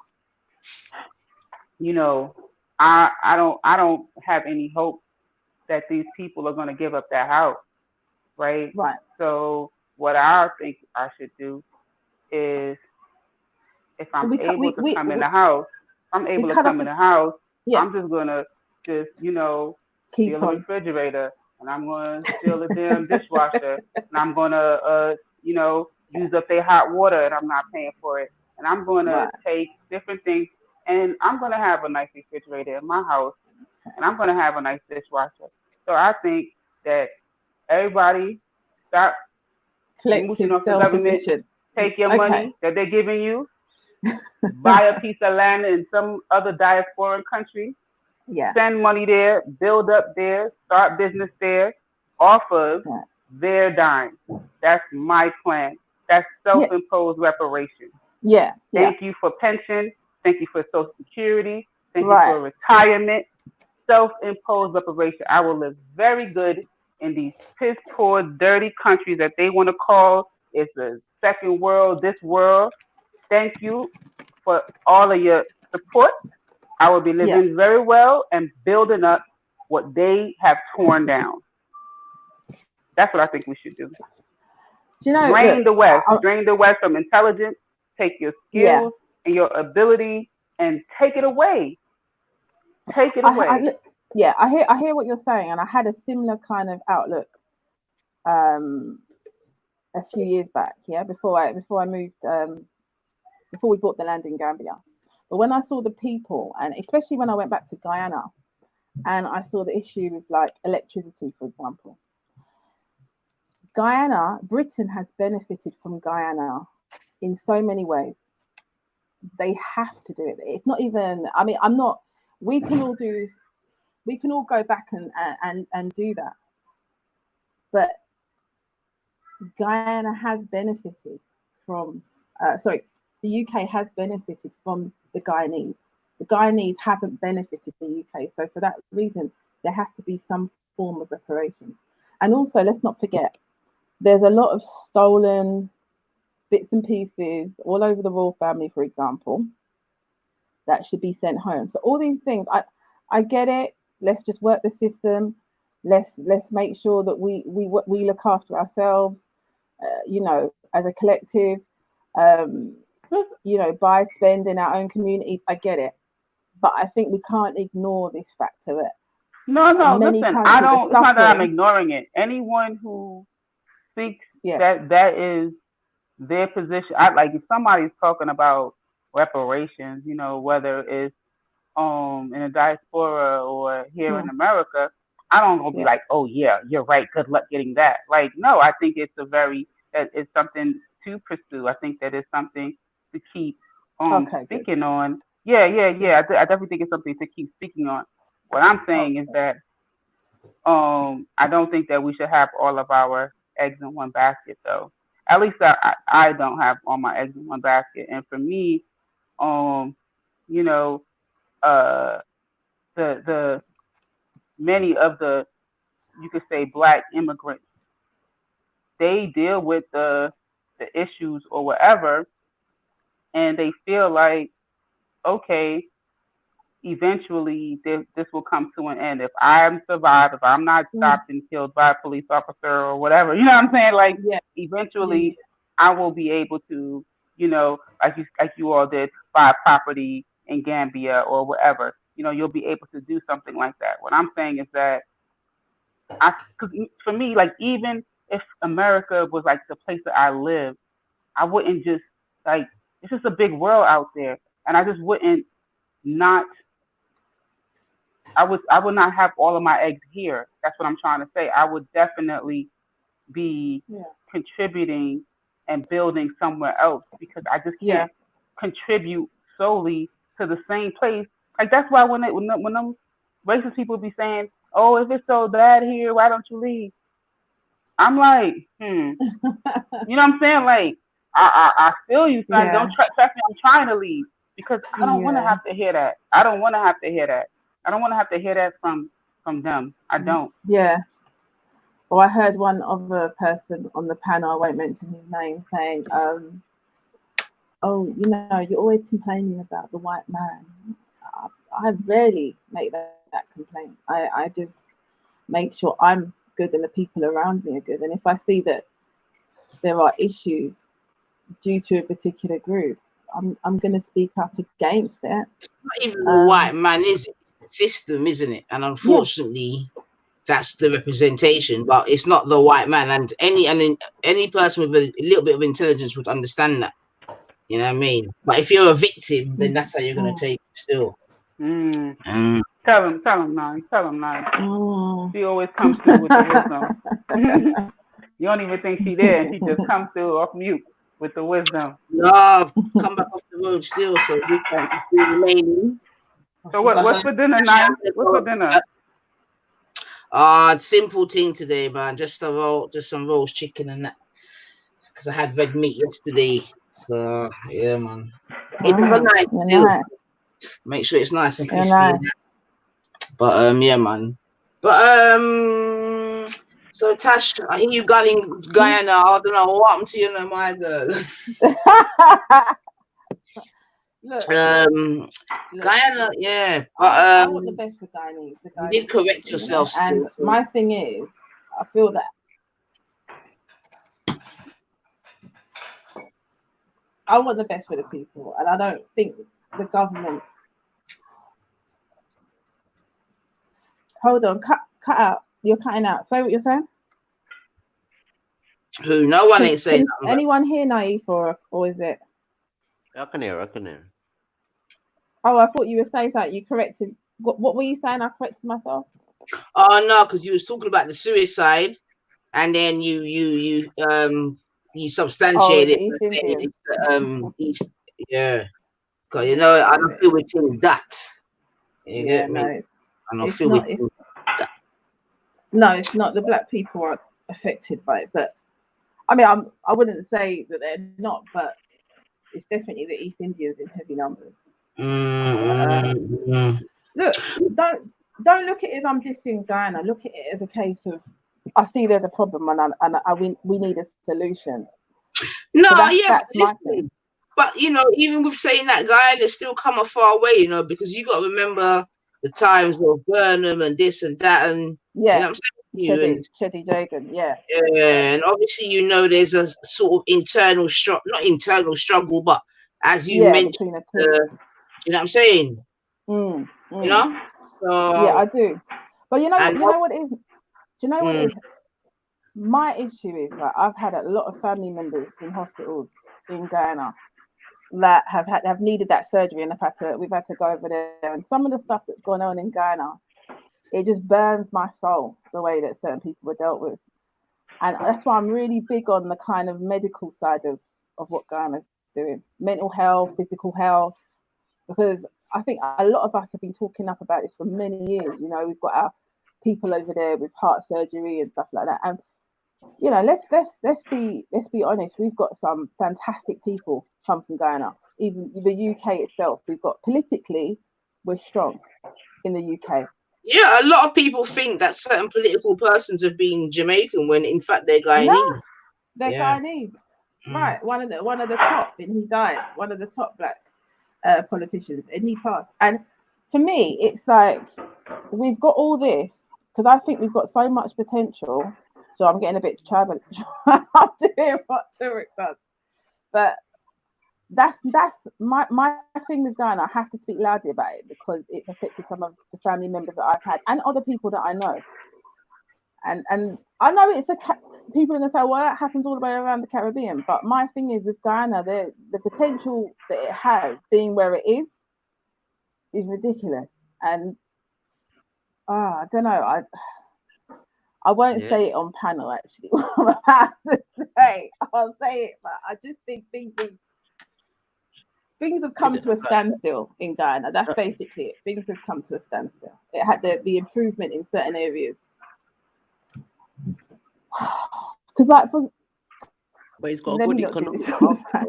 It's supposed to be the leading head market since I think by 2022 in oil and certain things like that. But the thing with Guyana, the thing with Guyana is very similar to Africa. Is that where is so much land and there's so much infrastructure that needs to be done. It's like sometimes the money don't really stretch that far. Yeah, I mean, it's a lot of things in it because, you know, and obviously this accusation can be given to a few, not only Caribbean countries but African countries as well. Do you know what I mean?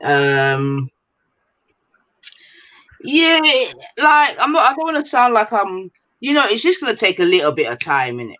Yeah, because all right, many of the places got in like what we just celebrated. And remember, independence is just a fucking word. We know that nothing the gossip. You know what I'm saying? So it's only more in recent times that the countries are probably getting to grips with what really are going on in a real life. You know, together with that being in debt to the IMF, and you know how snaky they are. So even though in Jamaica and Guyana they found oil and this and that, you know, by the time, right, it's that kind of thing, and I feel like I don't know, the deals that have taken place in Guyana in particular to certain. You know what it is, Tash? Yeah, I understand what you're saying, like, but you know what it is. The same thing happens in England, you know, but because England's so big and there's so much money and there's so many people, it goes what's the word? Unaccountable, as it were. So, for example, my phone's downstairs. So, even I read a story this week whereby basically, like, a contract has been given to the friends of Dominic Cummings and what's the other guy? Grove. You know Grove. Grove. Yeah. So they received this big contract for what was it? I can't remember, but it's on my channel, isn't it? You know what I'm saying to you? So obviously, mobile. No, it's not the Hawaii thing. It's something to do with COVID and that. It's something to do with COVID, I'm sure. You know what I'm saying to you. But these people them have got the contract to do whatever it is that needs to be done. Now, in Guyana, that would be you know what I mean? But it would look completely different. Yeah, so I'm not saying that, you get me, that place ain't going on with certain things, but I'm just saying that these things are happening all around the world, but it's just that in other places it's disguised better, isn't it? Because like there's still brown envelopes being passed in Britain right here and now. You know that. You look at any town centre and you know there's been bribery. You understand me? For certain buildings to go up or this, that, and the other, especially when they're not necessarily the centre itself. It's not necessarily given any local employment. Like Tottenham Hotspur is probably a good example. Yeah, the stadium. I don't know if you know. Do you know Tottenham Stadium? All right, so Tottenham Hotspur built a new stadium in Tottenham, right? Like it's a billion. Go on. It's £1 billion. Yeah, he used to own Tottenham, but now it's owned, like, anyway, it doesn't even matter, man. But the point being is that that's £1 billion project, and when you check it, like, so for one, there's been a lot of local upheaval in order for them to fulfill that project. Yeah, people have had to leave their houses, businesses have had to leave. You understand what I'm saying to you? That have been there for years upon years. Yeah, they bought out a lot of the land around or the houses around. Okay, but like, so one, we know for enough white envelopes got past there, so no one can't tell me nothing. All right, then cool. But on top of that, it's not even like, I wouldn't say that Tottenham's necessarily. I can't really see the benefits for the local people. You know what I'm saying to you? And I don't hear the local people doing cartwheels about Tottenham Hotspur Stadium. You know what I'm saying? In terms of the jobs that were given, as I saw it, it was only like low level jobs. You know what I'm saying? Like, I don't want to say low level, but you know what I'm saying to you? Like, go on. You know, like construction or fucking, what's that thing called? The warden, all them thing there. But in the upper echelons, everything looked the same. So all I'm really saying is, as much as we can beat up our islands, and we shouldn't, you know what I mean? Because obviously we're going to compare it to where we live, in it, because this is what we know. And it would seem that everything here politically is squeaky clean, isn't it? And we know it can't be squeaky. No. We know corruption. We were taught it, so we know that it's come from here.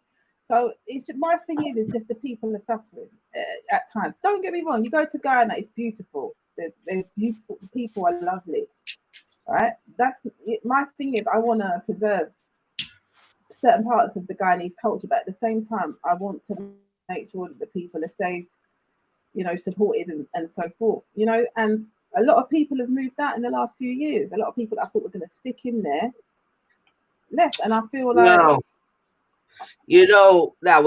Tash, there's more people out than in, right? You know that about GT, right? You know that, innit? We're all over. There's more out than in. So, and to be fair, this is a problem to all the not even diasporan countries, but to all the countries from whence we come. Yeah, because what they'll continue to suffer from is that brain drain, innit? And it could be argued that started from the Windrush, because let's not go on like it was just bare fucking nobody's coming to England. There was people coming to England that were well qualified.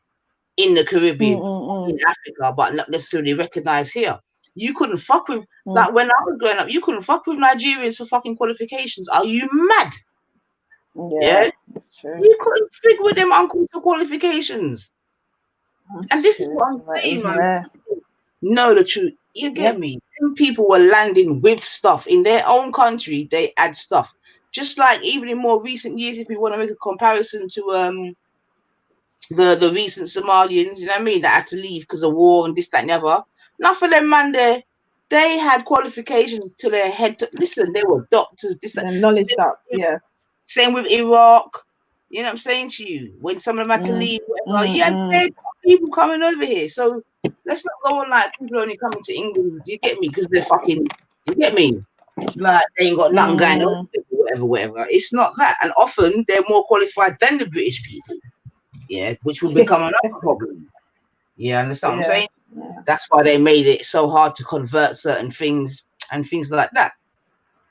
So, and that's what, and that point that you made about a lot of them being overly qualified, I think that's one of the things that frightens white folk about the Black Lives Matter movement. They're concerned because they know deep down, they speak to people, they know, oh, you're a doctor here, or oh, you're doing that, and they're looking at you thinking, okay, you can still be the road sweeper, even though you've got those qualifications.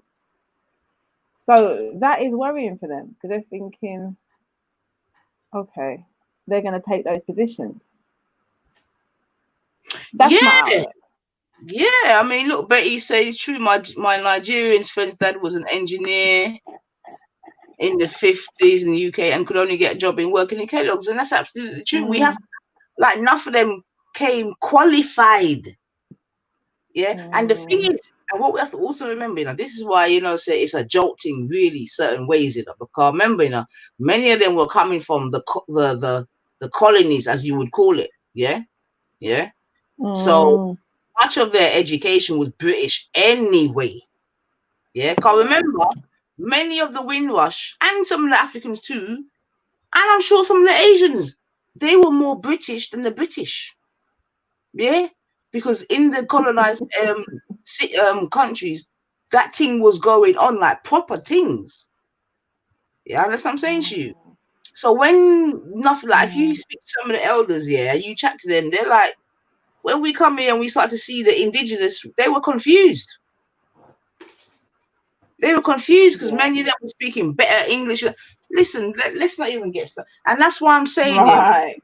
That's what I'm saying yesterday or today. Right. Yeah, and that's the thing with this whole accent or the accent and dialect, the vocab that the Caribbean had when they first came here, it blows your mind. So yesterday when I heard them saying, oh, you had the same homes as the working class, but we've got the most educated people coming to this country, which we have been supporting for many years. I was just insulted by that. And that's why I can't get on the panel with any of those people anymore, honestly. They will make me. Yeah. Well, yeah. Wait, what did they tell you, Tess? What did they tell you? They were saying that when we moved here, that, you know, why do you think you should have good homes or anything? And obviously, there's people coming that are medically trained, some people in some high positions. These aren't your average Joes. They were coming with qualifications and coming to support this country, and they felt that they should have these kind of. And let's be honest, the properties that they were given when they first came here were awful.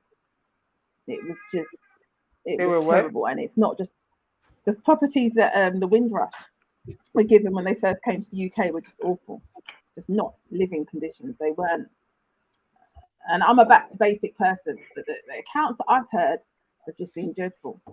So when Wendy and Jupiter were saying, well, what do you think? What do you think you should be getting from us? And I just thought, no, let me just breathe and let me just take a moment away from the mic and say to myself, I'm never going to be talking to you on a panel ever, because it doesn't work. It's not going to work. I just thought the cheek the audacity. I'm not saying that they haven't also helped to support their economy, but and then they've got this kind of very ignorant outlook that when you have like a dialect, and it's even a London thing, when you have people out of London, when you've got a particular dialect or an accent, oh, you know, your English is off. When the vocab from the Caribbean is so, I mean, come on. We know like that our people, when ready, they have great English. So it's like, it's just so ignorant. It's stifling, you know, but no, but what happens when a non-black person moves to a black country and they attempt to speak the language, or they feel like they are speaking the language? Well, they're speaking the language better than them. That's that. My outlook is, you know, even my mum, she speaks really well. I mean, her vocab is extensive. I'm still catching up, and it's like she had that Caribbean because she was born there, and it was my dad's side that were here 2 generations up, and you know the way that the difference between her and my dad, her use of language was really, really good, but she had that small dialect, that small accent that was there. Oh, you know, she can't speak English. What are you talking about? I mean, it's nonsense. Nigerians as well. Everybody went through it. Africans, and it's like it's just so insulting. Even the Somalians, they're so knowledged up in certain areas. They come here and it's well, like you shouldn't have to. I mean, like announce things and yeah, okay. I don't even get it. I don't even get the mindset that they say that we should have to. And I think that's, you know, that's what I do. I feel like the stance that they took with the whole Ebonics, like when I first heard about Ebonics, I was like, wait a minute, they trying to normalize like speaking improper, but the mindset behind it is that English was never like our first language, right? And so the language, the English that we have developed basically is an amalgamation of our previous languages. So that I think that they did research and they found like the way in which the patterns that African Americans speak when they say certain words, like just the way the patterns is very similar to the patterns of you know, different African languages, that they've retained that. So they're speaking English, but they're speaking English in a different way, which is why people say like someone can sound black and other people don't, because when we do speak English, it has a certain pattern in, you know, tonation and all of these different things that we do with our voice and how we articulate, how we express ourselves. So for someone to say like your English is good, I don't want my English to be good. You know what I'm saying? I'm trying to learn tree. Fuck that. You know what I'm saying? Like, how about that? How about that? My English is good. I don't want my English to be good. You could have your English and your Spanish and your French and your Portuguese. You can have all of it. Sure. Oh, no, you. You know, and for people, you know, if Arabic is an African language, hey, we got Arabic, we got Hebrew, we got daggone Swahili, and all of these other languages that we have. You could have your little funky English. I'm like you, Tosh. I can't be on a panel with them. I leave that. 90s and Lady Divine. 90s and Lady Divine is they cut the handle at them two, them people. One moment. I'm listening, guys, but I've got to go on mute for a bit. Oh, okay. Right. No, I was just saying that 9ether can handle them. All right, so marinated. I'm just gonna play a little video, little intermission. Okay. Yeah, whilst we get a little juice. You get me? Refresh the throat. Come on, rice and peas, man. And listen, big up everyone that's been here and passing through and subbed, all my new subs, give thanks. Like, I'm glad you like the vibration still, because you know we're not here to offend, but we're here to stand on our truth and rights, man. You know what I'm saying to you. So big up the people, them. So yeah, gonna play a little one video. Again, this is something on my channel. If you haven't already, go and check it out. There's some good content on there, some different stuffs. You know, some different stuffs. But here we go. Back in the 70s and 80s, We were the rebel generation. My back is against the wall. Try to tell me we can not get me to fall. My desire, I'm going to stand tall. No matter how they try to keep me down, we not fall. To me, Lovers Rock is the ingredients that's been put in by we here in the UK. This is our contribution. So yeah, family. So what you're gonna be hearing is, you know what I mean, UK black in it, like black West Indians, yeah, talking about their journey in Britain, yeah, via the music and that, yeah. It's wonderful, man. Look on, UK black. Come on. To the recipe of reggae. It's a music, right, that speaks to the heart, the soul, and the mind. It's a language. It's a way of life. It's a culture. I just love the way it makes me feel. I relax, and nothing matters. It just makes me feel good, you know? And that's why when you hear it, you say, "Oh, wait a minute." If I could give the world to you. We were the first generation from the Caribbean who had gone to school here. So it was about making a mark in a way. At the time, the streets weren't safe. We were experiencing a lot of racism. Mine is a slight echo. Really didn't understand the system and what was going on. We say there's an echo. Yeah, it's a slight echo. I was just saying, I don't know if you could do something about that. If not, then it's fine.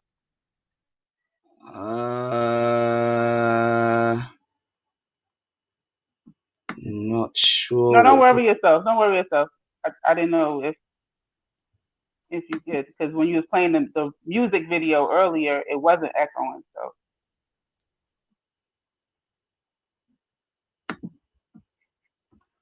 It may be the quality. Let's try again.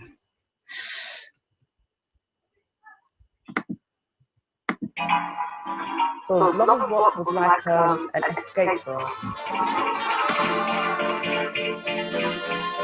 It was almost like a kind of coping mechanism. You'd wait for that to come. Even the wickedest man with the biggest car, murderer, when the mirror lovers, the man look at girl for dance with club. That there, sis, his brother Quaco, who you would have seen at the march. Because that dance is quite an intimate dance. That's Angie Lamar that was I didn't with. move much. I was held up against the wall. I ain't gonna tell you what happened, but I did jerk a lot uncontrollably against that wall. Something happened. But you know when you actually go down like this, you go all the way down, and you're feeling good about yourself because you made it. Your legs haven't knocked together, and then I look up and I realize that she hasn't come down with me. She's looking down at me like, "What are you doing, you idiot?" We were creating something distinctively British, right?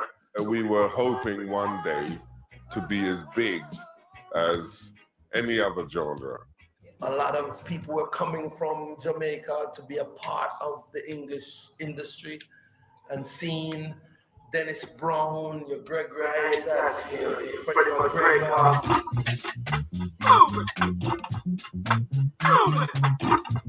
By the 70s, when I was growing up, this first generation Jamaican, we had kids at school, white kids at school, that was as familiar with reggae as we were because their parents were into ska. My mum really loved Lovers Rock, and that's kind of what sucked me into the genre. At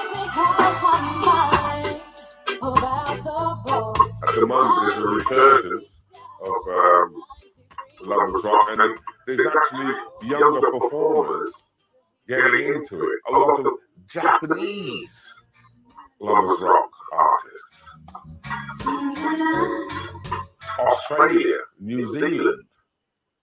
So it's taking hold globally.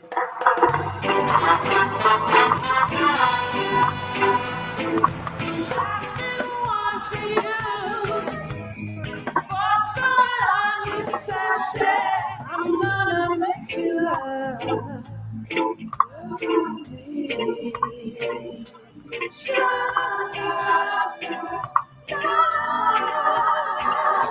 Stuck on you, got feeling down in your soul that I just can't lose. Girl, I'm on my way.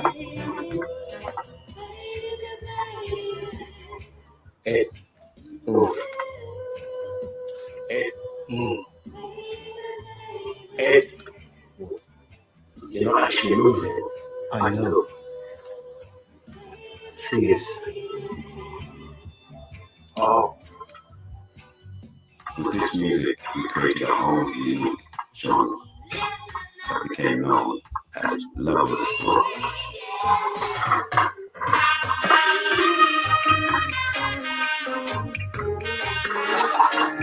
okay, people, this is lovers rock.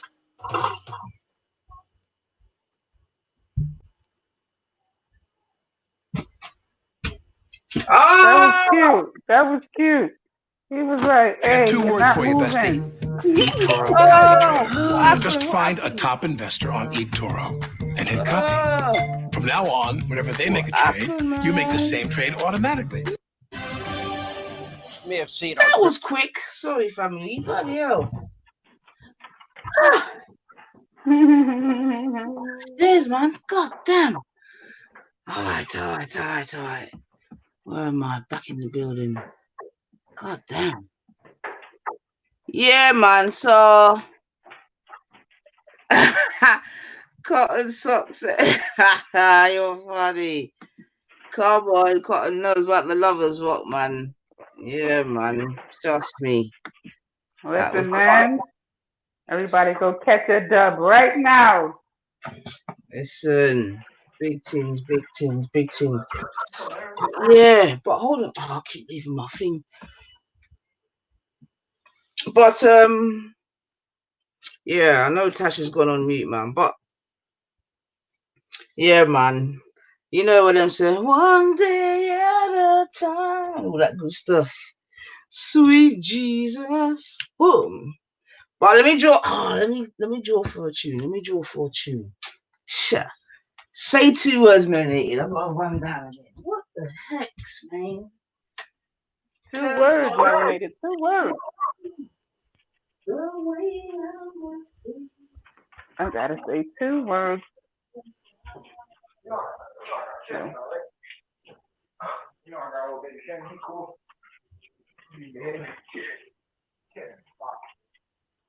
Where is that thing? Where is it? I'm sorry, you guys. What's going on? What's going on in the chat?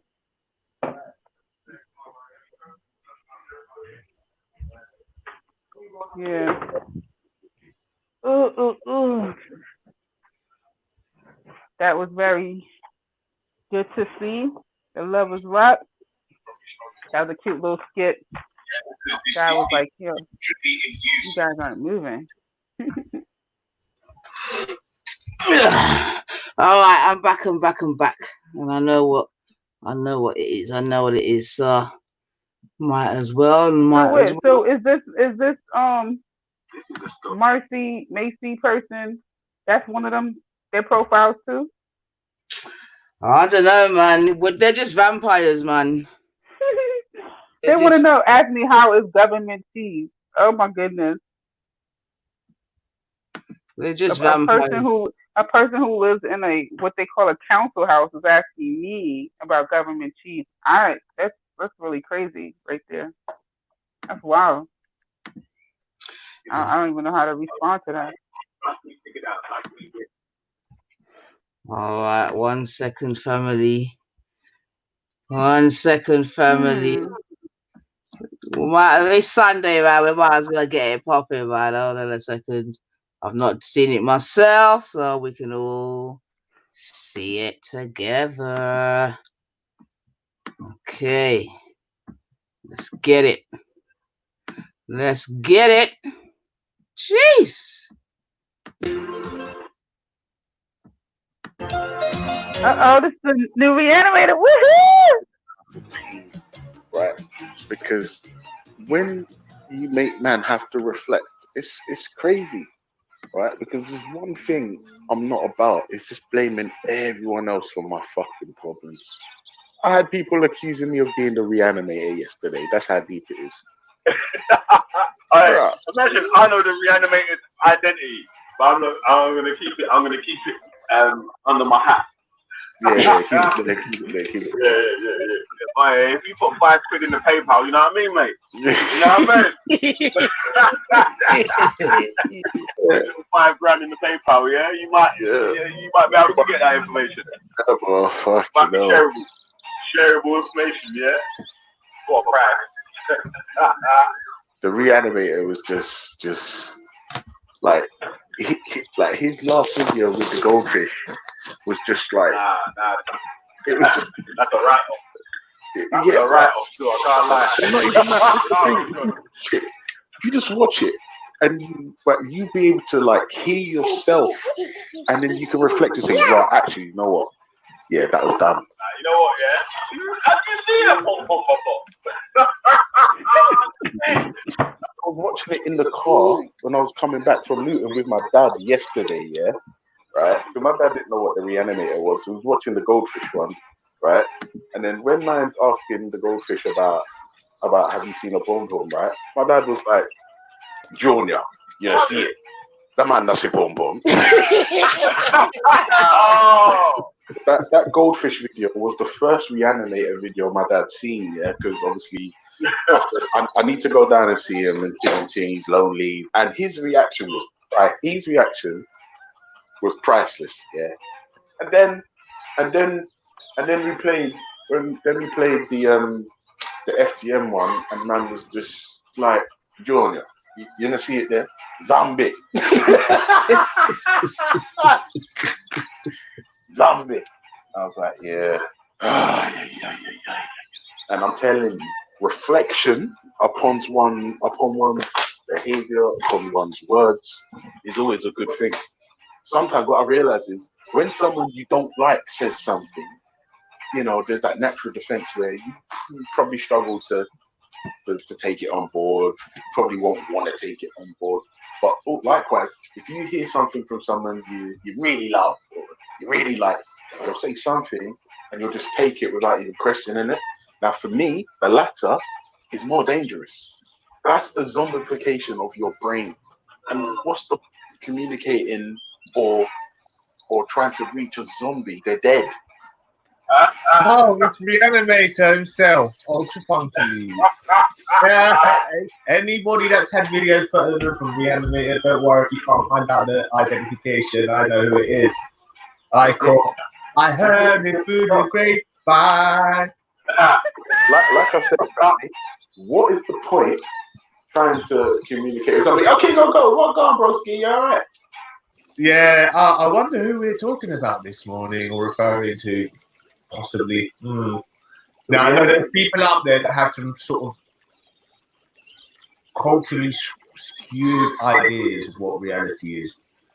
Me personally, culturally skewed ideas. Yeah, because it's culturally induced. It's only like we figured out, like we realized. Okay, only time this thing's going to really be a common thing is where you've got a culture that is already like accepted it, you know.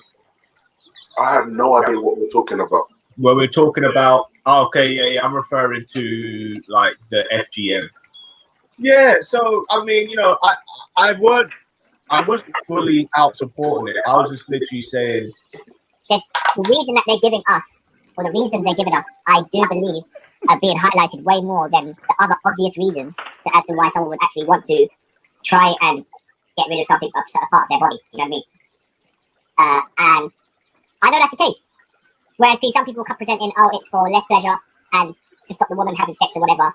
In my logical thinking, I know that it would have been definitely predominantly more used for either health or aesthetic benefit. So I mean, and I know personally now, I still know in my heart of hearts I'm right, but we won't have that information. We'll have the propaganda type of skewed number type of narrative. So that's all it is. But yeah, I'm not defending anything. Just to clear everything up, and yeah, Reanimator, your bitch.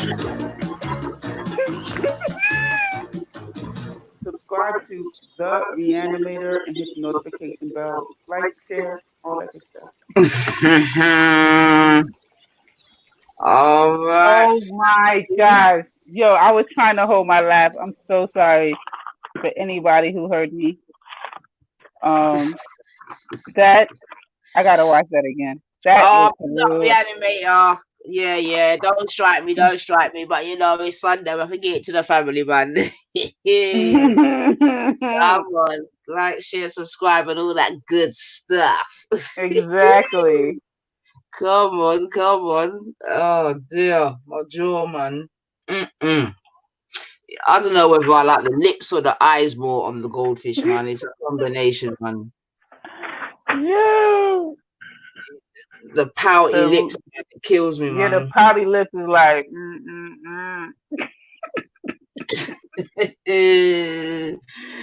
Anyway, I don't even want to say too much because you know, a man might pull up. You know what I'm Exactly. saying? He might pull up. Yeah, man might pull up, and we can't have that.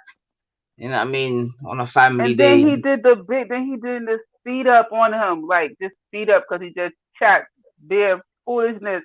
That was like, oh my god, that was too funny. That was a really good touch. Yeah, but I think one of my mate. Did you see that? You know what? In fact, you know what?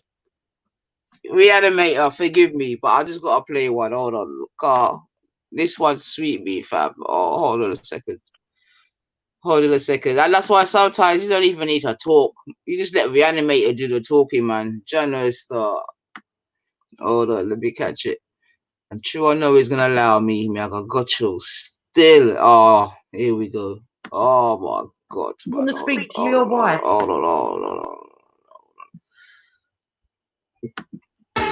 Oh, mate. Family. So again, it comes back to the Reanimator, fact you that couldn't sweep me FGM anymore. originated with the killers.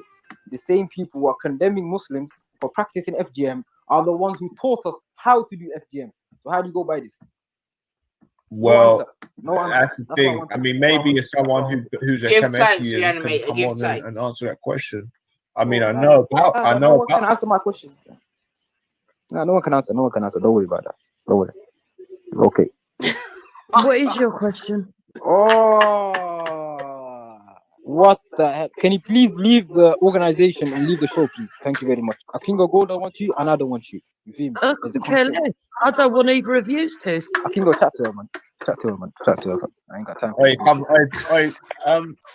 what does okay? Let's be honest. What does Hector know about African history and where FGM? Hector is a sellout. Hector sold out his people for this white woman who's a racist baboon. This man said he didn't want to speak to me, and now he's got all excited and can't shut No, up. I'm not. I'm criticizing your husband. I'm talking to your husband. So bring your husband on the phone.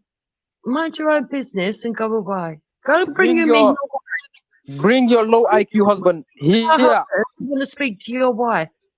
I don't have a wife. Well, that shows that you're lacking something, then, doesn't it? I'm not lacking something. I'm young. Alhamdulillah, I want to get a wife when I want to. But now, give me your husband, your 65-year-old husband. I'm asking Hector here one question, one mathematical question here. If he fails, it shows how low IQ he is in it. So bring him on. I'm gonna ask him a multiple choice question. So bring him on. Let me ask him. Who do you think you are? I'm a university graduate who graduated in the University of Hartford. Fucking malarkey. I graduated from the University of Cambridge. So listen, calm down. You're trying to a high IQ, intellectual, educated person. You, on the other hand, are Say again. Say again. Sorry, what did you say? You graduated from Cambridge University. Yeah, I graduated with a bachelor's in pharmaceutical studies. But that's beside the point. That's my credentials and my certificates in it. Sorry, Duke, still got you on that one though. I got it.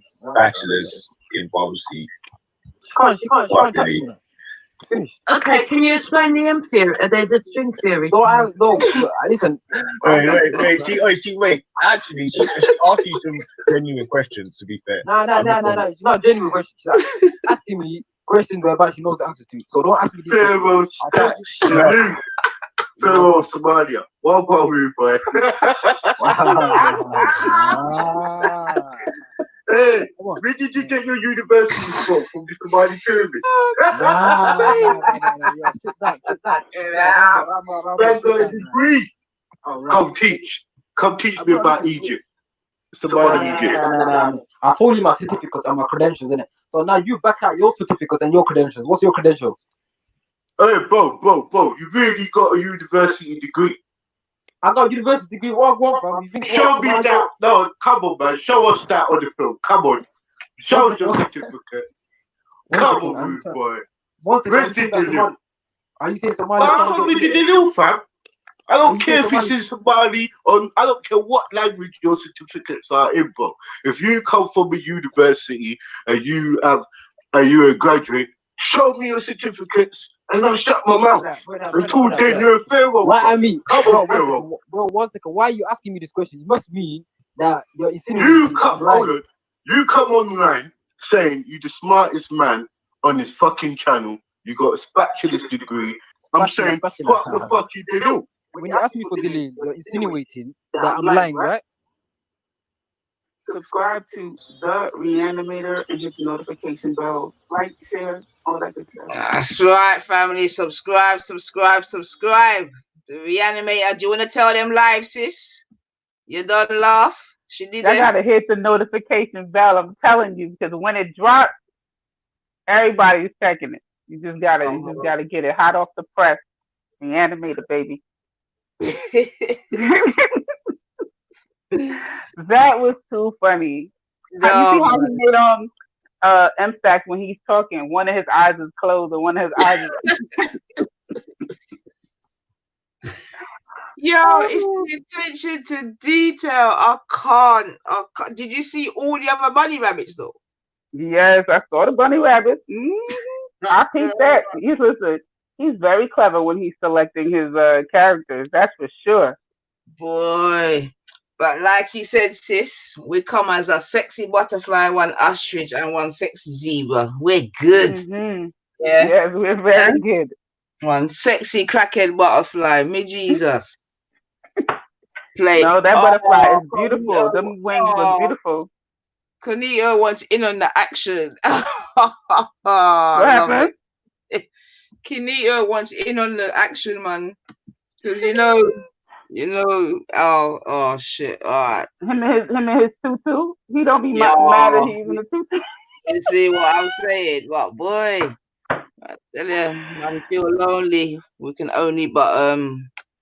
He's in the tutu. Hold on a second. Getting mad. Who he was getting mad at the last one? He was upset with somebody. Oh mate, I'm telling y'all. Yo, listen to me, star. Listen to what is level of morality where you lot agree, and I'm asking, what is that? Yeah, vulnerable children. Yeah. Vulnerable children children in need as human beings. It is our responsibility to look out for those who are in need.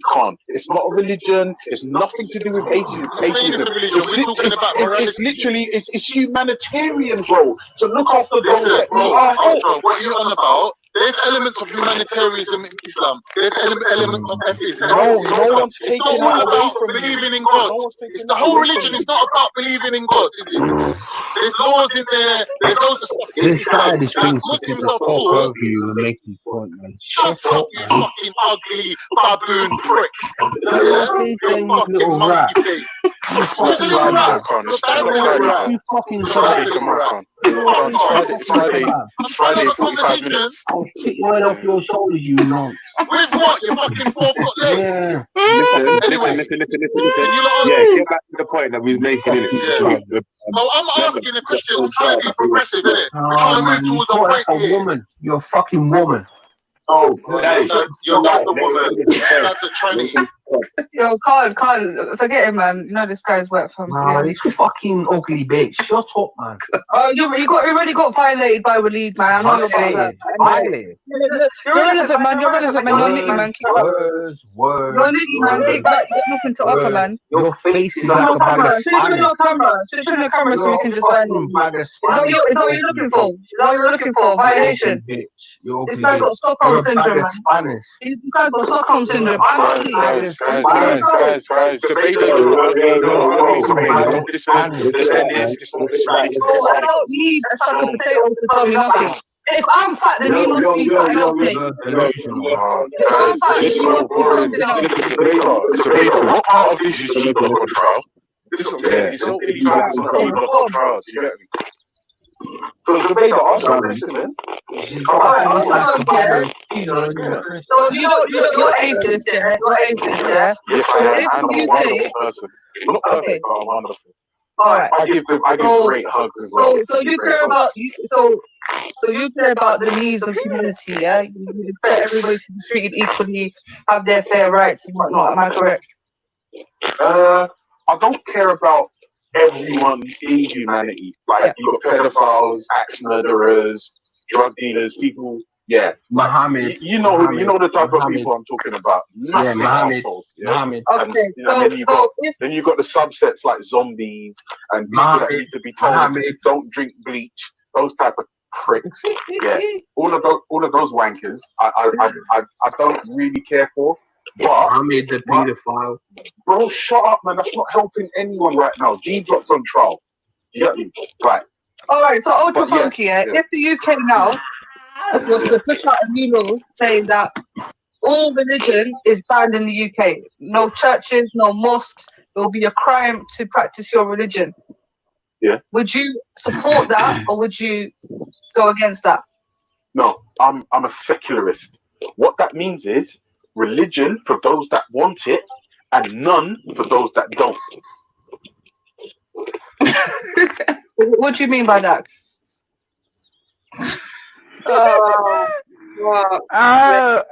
Listen. That was a good episode too. Let me see. Let me read what the chat is. Khan. They're all What you mad. call it? He was stressing Khan out. Khan just put his head in his hand like, lad, I'm boy. telling you, they are all mad, man. But yeah, listen, big up the animator, man. Jano said that's proper skills, man. Yeah, and the baboon kept passing gas. I'm telling you, man, it's the attention to detail, man. Carl, you have to watch it all 3-4 times to catch everything, you know. Yeah, mad thing. But we proud out here, baby. We good, man. We good. You know what I mean? We good. Yeah, that was. I said the baboon batty. Oh dear. I don't know. Why did he make to be the beetle? That's a great compliment. To be a beetle. Dung beetles are very useful, to be fair. Dung beetles they are very are. useful. Yes. And you know what I mean? And I think that's fair enough as well, because you know what I mean, with some of the thoughts of the young lady, you know what I mean, she's still got some useful bits, man. So that's about right, man. She stuck her. You didn't peep when she stuck her tongue out at Dave Smith, right? She was talking and then she said, stuck her tongue out. Tell you, like man. he be really doing like the really small details to make it really funny. Exactly. What's the one with the?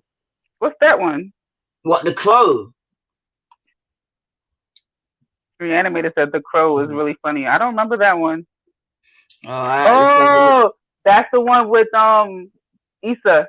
Is that the one with Issa the Black Select? What, when he wasn't there? Hold on. He was a rooster. I thought he was a rooster. Oh yeah. Oh no, he said no, that's not it. He said that's not it. It's a different one. I don't know the Crow. All right, I'm just gonna have a look still. 1 sec.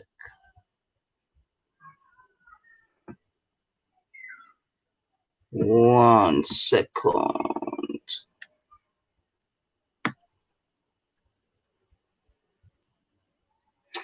Got it. Hold on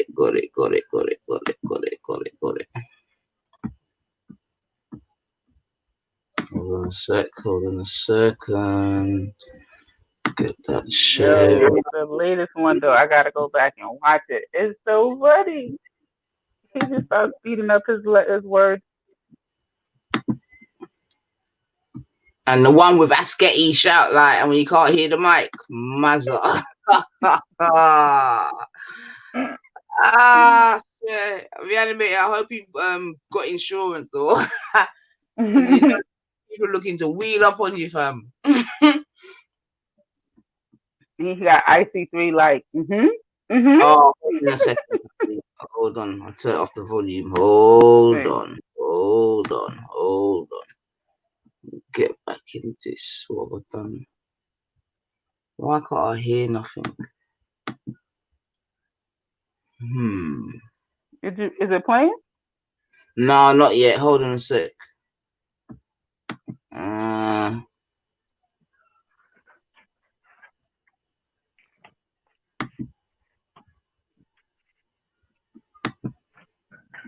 One sec. I've got to make sure that the volume, and I can't hear no volume at the moment. I don't know, for some reason my thing's done that. Sometimes it will just chip out with no. People getting timed out? By who? Oh, I don't know. I see you say timeout was Spice said. I didn't see nobody getting timed out.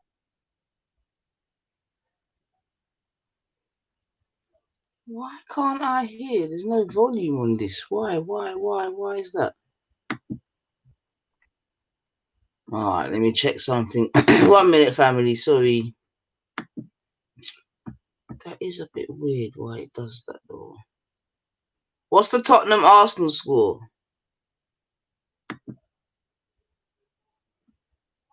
Let me see.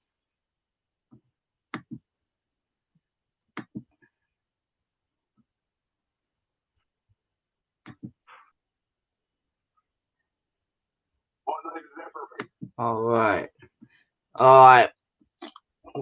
Bear with me, family. Bear with me. Sometimes, for some reason. All right, we're back in the game. We're back in the game. We're back in the game. Just a couple clicks and we'll be there. Okay, now go back to that. Oh, the tune like a horse, innit? No, makes like a. Oh shit! Oh. It's more like a piglet. I'll tell you what, yeah, play the noise, yeah, and then everyone in the back try to make it up. You know what? I've been trying to make a sound like a crow, yeah. I've been trying to get the crow sound right. But bruv, it is like one of the hardest sounds. What, the crow sound? Yeah, crow sound. I know you're gonna ask me to do it, but don't watch that. This is I'll do it for you anyway. Like, it's shit anyway because it's hard to do. So the best I got is something like. That ain't bad, you know. Who's that doing that? They done. Yeah. You sound like thingy, bro. What's that film? Brandon Lee, the crow. Hey, listen to like Brandon Lee directed. It's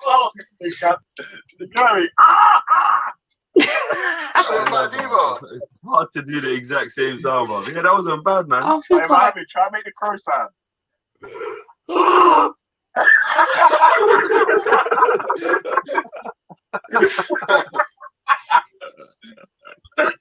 That sounded like someone falling out of a window.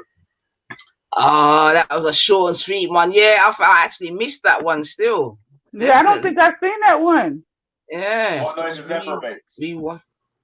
I'll assume like a horse, innit? Okay, it sounds better. The sounds are better. It's more like a piglet. I'll tell you what, yeah, play the noise, yeah, and then everyone in the back will try and make the noise themselves.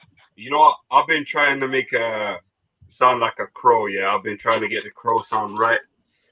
But bruv, it is like one of the hardest sounds. What, the crow sound? Yeah, crow sound. I know you're gonna ask me to do it, but don't watch that. This is I'll do it for you anyway. Like, it's shit anyway because it's hard to do. So the best I got is something like. That ain't bad, you know. Who's that doing that? They done. Yeah. You sound like thingy, bro. What's that film? Brandon Lee, the crow. Hey, listen to my crow sound. Brandon Lee directed. That was good.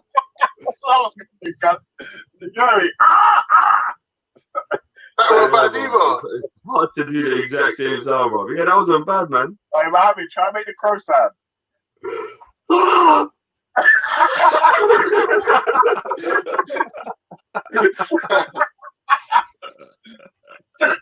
That sounded like someone falling out of a window. All right, family. So as you know, for those that don't know, here it is on the screen, the Reanimator. Yeah. Go and subscribe, man. Bare jokes. Yeah, all happening on the G block, man. Come on, man. Trust me. Yeah, man. There's content for days, man. Yeah, so go and give the brother a little like. And give him a subs, 100. He's definitely worth a sub, innit? If anyone could get a sub, you know what I'm saying to you?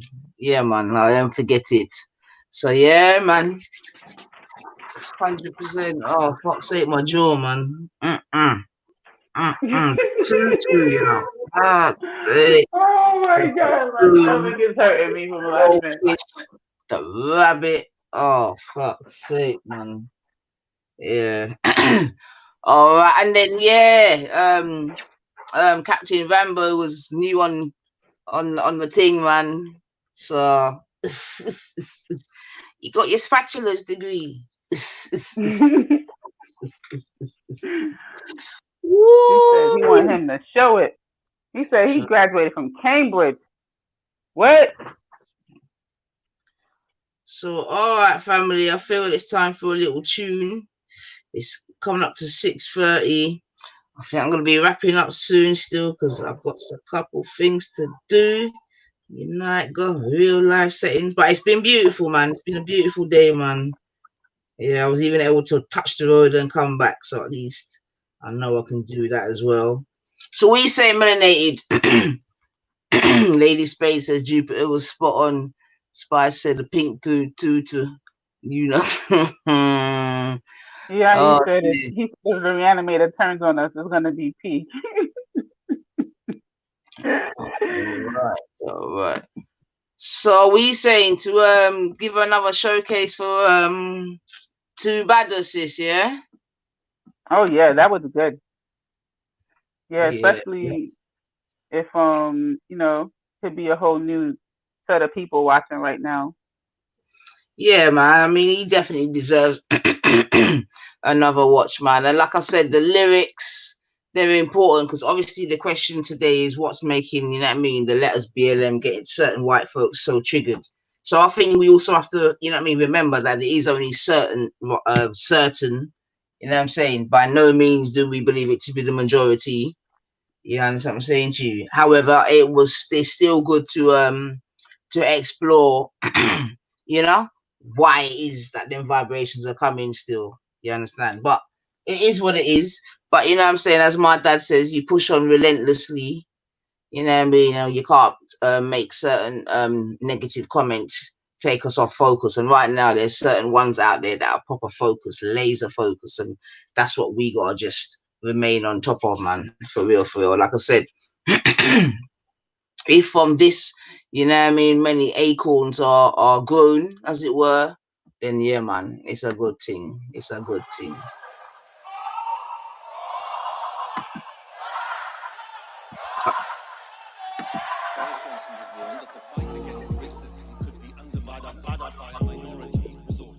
Rest in peace, George Floyd.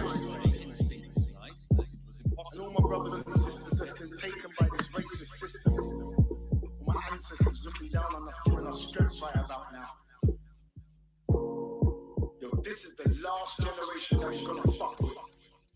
You see, the trouble is, we was out here searching for justices way before social media was showing clutching fists. They snuffed the king live on TV, then kept on pumping it.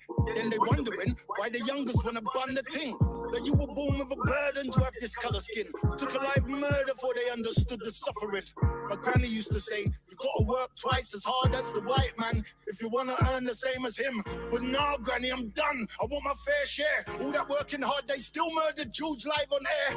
Yeah, another black mother's got a cry a tear. Man had his hands in his pockets like I don't care. Well, no more are we taking it. Rest in peace, George, you started the mass awakening. It's gone around the world, it's like history in the making. So the system's got to come down. It was built on racism. Rose was standing, Marvin was walking, Malcolm was fighting, they don't want us talking. It opens up womb, they know it's a warning. It's time to look in the mirror and deal with your bullshit. You didn't do it, but your great-great-granddaddy did. And now your white privilege is affecting my kids. Because if your son becomes a fed, and my son becomes a dread, and your son arrests my son might not live. Fuck that, I prefer to die so he can live. So he can tell his kids granddad wasn't having it.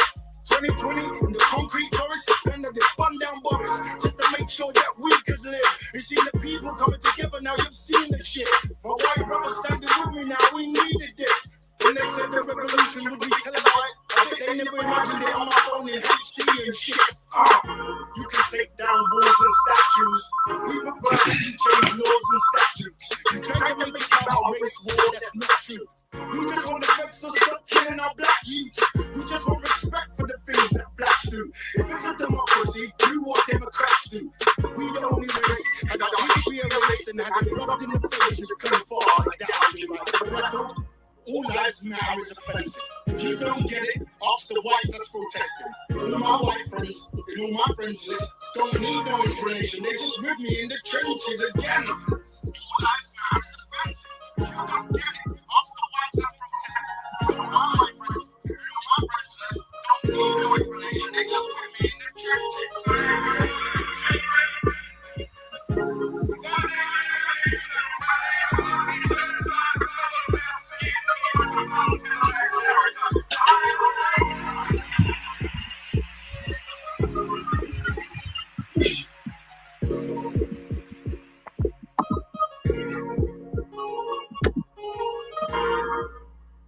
Yes, family. Yes, family. Yes, family.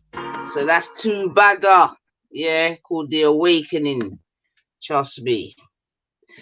Big tune, big tune. I like real meaning behind the song. Reminds me of my era. Exactly, God of Jacob. Exactly, exactly, exactly, exactly. Ooh. Ooh. Ooh. Alright, let's come fuck that. Hold on a second. I like them ones though.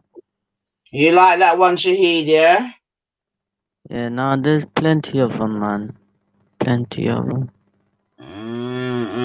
Well, this one's a good time right now still, and obviously it's dealing with, you know what I mean, the current situation, man. So that's why that one gets bigs ups. Oh, Macy Cartel said bullshit. Bless your cotton socks, Macy. We love having you here still. All right then. So what are you saying now, Wisdom? You good? He said he wanted to have a make a request. I think that's what he was trying to do. What's your request, Wisdom?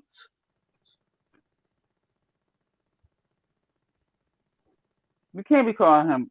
I mean, I'm gonna get confused. Anyway, all right. So, all right. Whilst we're waiting for that, I'm gonna play another one because I'm gonna play 1 and 2s before I reach out. So let me just find it still. You know what I mean? Hold on a second. I need to go to my thing.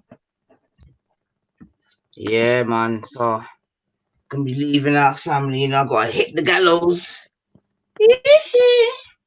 But it's been a nice day outside. I didn't even realize it was so nice and warm out there. Yeah, it's a very sunny day, though. Very sunny. Nice. So how's your day been, young man? Has it been okay? Let's have a look. It's been alright, Sister Nanny, for man. It's just been chilling, flexing, obviously doing some work around the house. Good. But yeah, man, it's all good, man. It's all good. Good. Well done, you, man. Well done, you. Keep up the good work. You just stay on the right path and you'll be alright, mate. You'll be alright. So now I'm going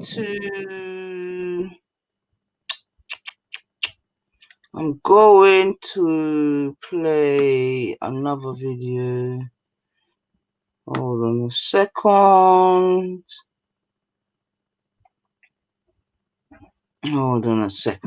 So yeah, man.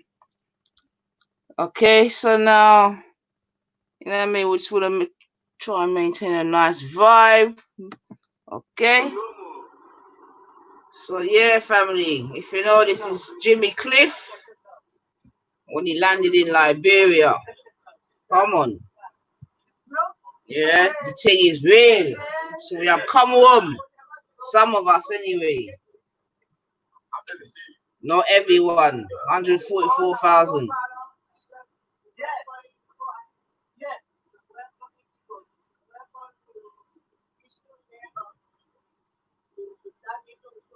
Yes. Thank you. Thank you. It's a great joy to me. Blessed love. Repatriation is a must. Absolutely. On behalf of the Universal Migrant Association, James our Steward Division 435 of Liberia. Say, welcome to the motherland. Thank you for coming. Oh, hold on. All right. Hold on there. 9. Your boss says shut. Hold on there. All right. Torux back. I've liked the vibe today still, family. You know what I mean? There's been some jostling, but it's been respectful, and that's what it's about, man. Because we can't always agree, but like I say, if we can do it in an agreeable manner, we'll be alright, man. We'll be alright. Even if we're not all in the same boat. You get me? Woo! Alright, hold on a second. Let's just bring this back. What's this up here? What the fuck's that, man? That can go. Alright, let's try again, family.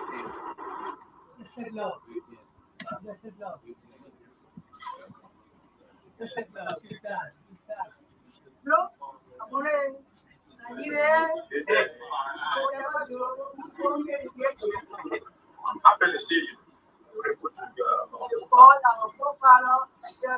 Yes. Yes. You're welcome into work. You're welcome to the traditional day of that neighborhood program. Yes. Thank you. Thank you. It's a great joy to me. Yes. Blessed love. Repatriation is a must. Absolutely. On behalf of the Universal Negro Improvement Association, James R. Stewart Division 435 of Liberia, we say welcome to the motherland. Thank you for coming. Thank you for inviting me. You can get it if you really want. Oh, yeah. You can get it if you really want. You can get it if you really want. But you must try.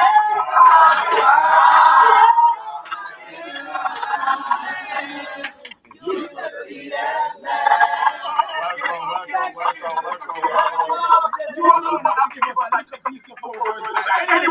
Rome was not 15 a day. An opposition would come your way. But the hotter the battle you see, it's the sweeter the victory. And that's why I can say, yes, I can see clearly now. the pain is gone. I can see all obstacles in my way. Call out the dark cloud that led me blind. You know it's a bright sunshiny day. It took me so long because it was memory was the cross. It's been so hard to find my way home. Blessed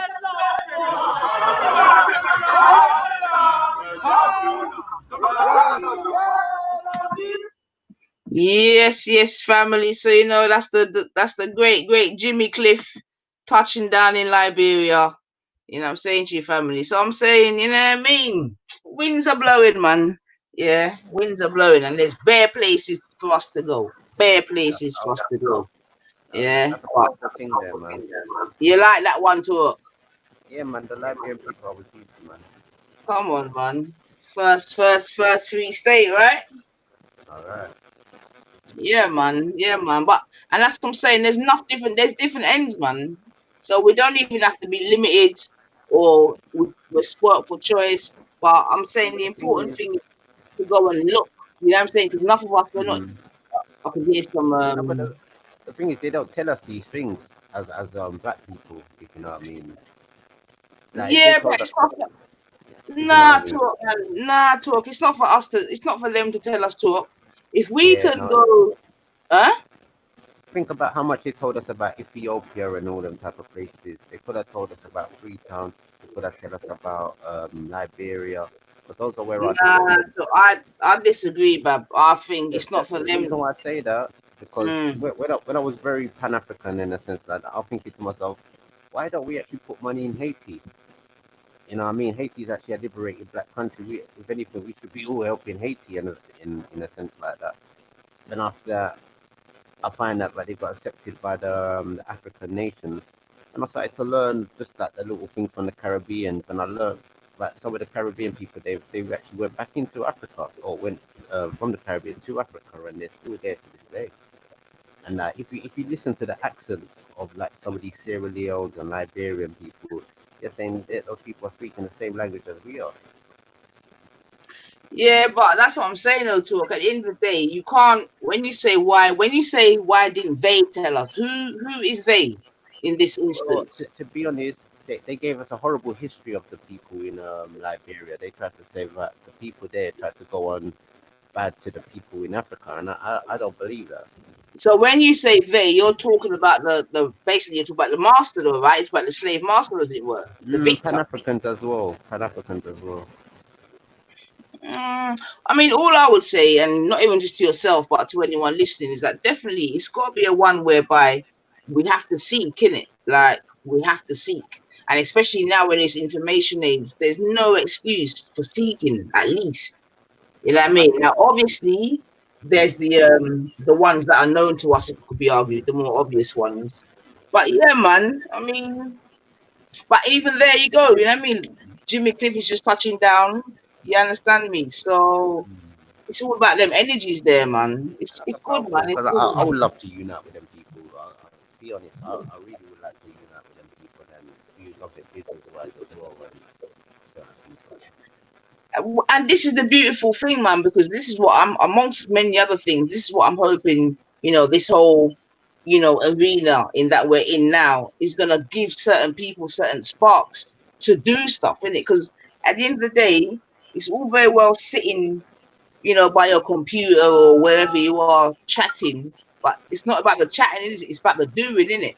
You with me? And But we need to know the real history at the same time of people moving, of black people, and have honest, like what I mean, debate, honest talks, and certain things like that, and see where we want to put our money into. You know what I mean? Because realistically, like as Caribbean people, we are very open people in a sense like that, and like, but I feel like it's a time where we have to look within ourselves and the people that sound like us and thought like us and try and unite with those folks, you know what I mean, and in a sense like that, and build the bridges, you know what I mean? Because but like that's what I'm saying though we're all, too. Bridges, well, for myself anyway, because your thing's a bit different still. But for me, bridges are being built. You know what I'm saying to you? They are being built. It's just about, and listen, nothing's easy enough. Yeah, so no one should be thinking, oh, you can just go Africa and boom, you land and everything. No, that's not going to be the case. But that's not the case for anywhere. You know what I mean? Even but that's why I learned. That's why I learned from the people who went back. You know what I mean? Like the Afro Brazilians, the Creole people, the Morocco people in Liberia, and I take heed to what they went through and sort of things like that. And I say to myself, as a Caribbean person, the only way I could have would wanted to represent repatriate to Africa if they gave us our own country, because I feel like it's time for us now to be at the forefront of certain things and show the world how we live and how we govern ourselves. well, we're not. I can't see that happening in terms of getting our own country in it. But what we can certainly do is have an option and choose a place in it. Now you can either try to choose where you believe to be your ancestral place. You understand what I'm saying to you? In Africa, the West Indies, or whatever. And that's what I'm saying. The beautiful thing is that I don't know. There's a lot of echo coming from somewhere. I don't know where. Is it you talk? Go on mute a minute. Let me see. Yeah, it's you, man. All right, when you want to talk again, just talk, yeah. But you got a lot of static still. My thing is like, listen, the world is a big place in it, and there's many places whereby we can go in it because everyone else is going where they want to go. Yeah, like you've heard me say on my thing before, isn't it? When you go, I've told you my story about when I went to Kenya. You understand, and you know what I mean. The Kenyan, there was a woman beside me for most of the plane journey. She was under the sheet. You know what I mean? Tutu, she woke up and says, "Oh, we'll be going over Kilimanjaro soon." Tutu's the captain said, "Oh, look to the left or whatever. Then you'll see Kilimanjaro." This woman started talking about me, asking me what am I going to Kenya to do, this, that, and the other. I was actually going on holiday. You know what I mean? Rare, tear, tear, boom, boom, boom. when I'm asking her, oh, you get me, what are you going to do, or what hotel you're going in, whatever, she's letting me know very, very kindly that she's not going to the hotel. She's got her yard, she's got her man, she's nice in Kenya. You get me? Yeah. And this woman was from the valleys of Wales. You understand me? And there's other stories in which I can say in it. So the point I'm making is that, you know, even if they do still try to show a very negative Africa, right? Because there's still many people, even black people, which is quite disgusting to be fair, but that still think about Africa in this really backward, um, backward, you know what I mean, uncivilized way and all of that. And even when you hear maybe things whereby there's water wells being done and all these type of things, you know what I mean, you might be, you know what I mean, forgiven for thinking such things about Africa. You understand what I'm saying? But those that actually know and that have been to Africa know it's a completely different story. Yes, there are those places, don't get me wrong. You get me? But those places are in the country, in the villages, etc., etc. Just like in England, you're going to go to remote parts of England whereby, you know what I mean, it's not like the cities. That's just normal. And that's the case in any country. You get me? Now, obviously, if you take into consideration the vastness of Africa, etc., etc., how remote somebody's, you know what I mean? You have to take these things into consideration. Okay, and we also have to, anyway, I'm not going to go into the charities, but all I'm saying, family, yeah, and even when they talk about Jamaica, and I hear people start talk about Jamaica, and the first thing that some people want to talk about is the murder rate, this, that, and the other, of which obviously we cannot deny, right? Car, it is the truth. However, I've never been to Jamaica, and the plane's empty. Never. You get me? That plane is always chocker for if it's not filled with Jamaicans themselves going home, it's got tourists in it. You do not get empty planes going to Jamaica. Yeah. Now, the Chinese and other people are investing in Jamaica or buying up Jamaica, whichever way you want to call it in it. Yeah. The point being is that, you know what I mean? Some of us might hear certain things about Jamaica, but like, oh no, fuck that, fuck Jamaica, whatever. And I understand that, but all I'm saying is, whilst we're there saying fuck Jamaica, fuck Africa, fuck it, I'm gonna go Spain or whatever, yeah.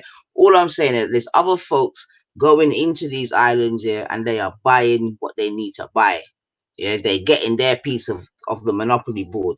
So all I'm saying to you, family, is that we can't get left behind in that respect. So even if it's a thing that you're not going to live there forever, I really do encourage people to try and at least buy a piece of the land.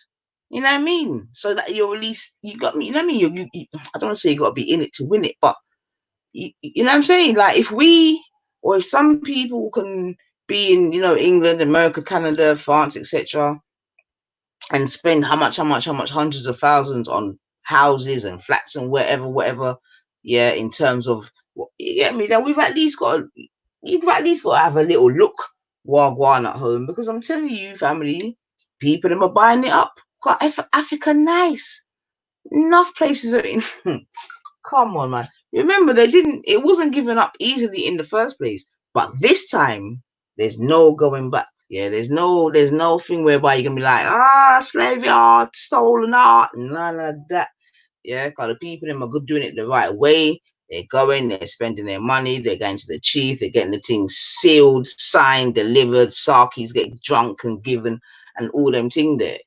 You understand what I'm saying to you? So I'm just saying, family, that those that may have a slight inclination or may have wondered or whatever, try to push that wonderment a little bit faster and start having a look. You know what I mean, Carl? You know, many of us have probably been Ibiza and came, you know what I mean, all these places, whatever. And remember, if you've been like what's that place called? I just said not Cayman, what's it called? Canary Islands and them place there. I want to ask a quick question. For the Afro Caribbeans and for the Afro Americans, who is our head of government? We haven't got a head of government at the moment, talk, as you know. I mean, But this come is on, what man. I'm trying to build. This is what I'm trying to build because even the Africans, they've got their kings, their queens, their tribal leaders, and all different types of aspects. You know what I mean? So this is what I'm trying to build something of our type of utopia You using trying to our. build it where? Hello. What do you mean by you trying to build it? Where you trying to build it at? For among Well, I believe in people, and not really a land, but we do need a land as a people. But even if it's in Africa, in the Americas, or even in Europe, we need some sort of head of state for the Afro-Caribbeans and the Afro-Caribbean people. Like everybody else has got their head of state, and I feel like the minute when we do have our government or our What do you governance, What do you mean not head of state? Talk and head of state for who? say the leading of that civilization or that people or that town on certain things like that. Who you talk So about the West Indies, the Caribbean people? You mean? yeah, even in China, they got everybody's got every nation of people's got their tribal head of state would they look to. You know what I mean? That's governing their nation of people, and even in Africa, you know what I mean? The Somalis and the Africans, Nigerians, they've all got these types of things. But I'm trying to show our people that the minute when we build our own governance and our head of state and have our own Secretary of Defense, the whole world will want to come and live with us because we've got a unique cultural outlook on life. And I But feel like when you say us, who you talk about though, talk? Because like obviously Afro Jamaica's got. Caribbean, the Afro Caribbeans and the Afro Caribbeans and the Afro Latino people. Okay, so at the moment there isn't a collective that accommodates those three. What would you call them? Just sections that you just said. You said Afro Caribbean, um Afro American. Did you say? Yeah. And African and Afro Latino. So it would be Right. basically the people or the melanated people of the Americas. So we will Mm-hmm. form our own governance where we have a head of state, a secretary of defense, and something like that. Yeah, I hear you, but I think, yeah, I mean, I think we might be before we get to that. Obviously, you can see what's even happening now in it. So before we get to that, yeah, I don't know. I hear you, man, but that's some forward thinking thing Because because really and truly, all we're going to end up now being subjugated under somebody else's jurisdiction, whether they're black or white, or vice versa. But okay, so but did you hear me read the story today about the cases in America regarding the native Indians? Yeah, cause they're putting certain claims in, man. So that's what I'm saying. Is some things can also be like a domino effect, and that's why I'm saying, yeah, fuck. Obviously, BLM. We know that we're not on that, but the things that are happening as a result of it, we have to back it, man. Yeah, and get on with it. That's my thing. Because right now, in like I said, in America, you got the native Indians. They're fighting back for their land, innit? And they've been given an offer already, and they've said that they refused the offer because they know that they're due more. Yeah, and it's to do with Mount Rushmore and that kind of area. Yeah, I read it this week still, so I hear what you're saying still, but It's yeah, the man, same it's thing with little the sparks, Maroons isn't it? in Jamaica. The same thing with Maroons. They are the head of state of Jamaica. The Maroons are a sovereign nation of people, and this is the thing. Everybody say they got Maroon descendancy, but nobody wants to actually be part of the collective. Yeah, but the thing is about the Maroons though, they're not political, in it. Like They many, are very they political. are. They're sovereign people. They don't actually. They're not part of any political party themselves. They are of a party of their own. But that's what I'm saying though, Bab. That's what I'm saying though, innit? So even if we were to go back to the example that I just gave, yeah, about the native Indians, yeah, they had to they had to create a political arm of some sort. You get me? To go into them conversations. And that's what it is, man. And that's why I'm saying we have to become more political. There's no way around it. Because politics runs the thing. And Yeah, remember, And remember, one minute talk, and I'm done here. Remember, the people are saying that BLM is a political party, it's a political movement. That's what they're trying to put it down as. Go on, Bab, go on. I could agree with that. It is political, and well, maybe not. Maybe they're mixing some of the things that's going on with reparations with Black Lives Matter.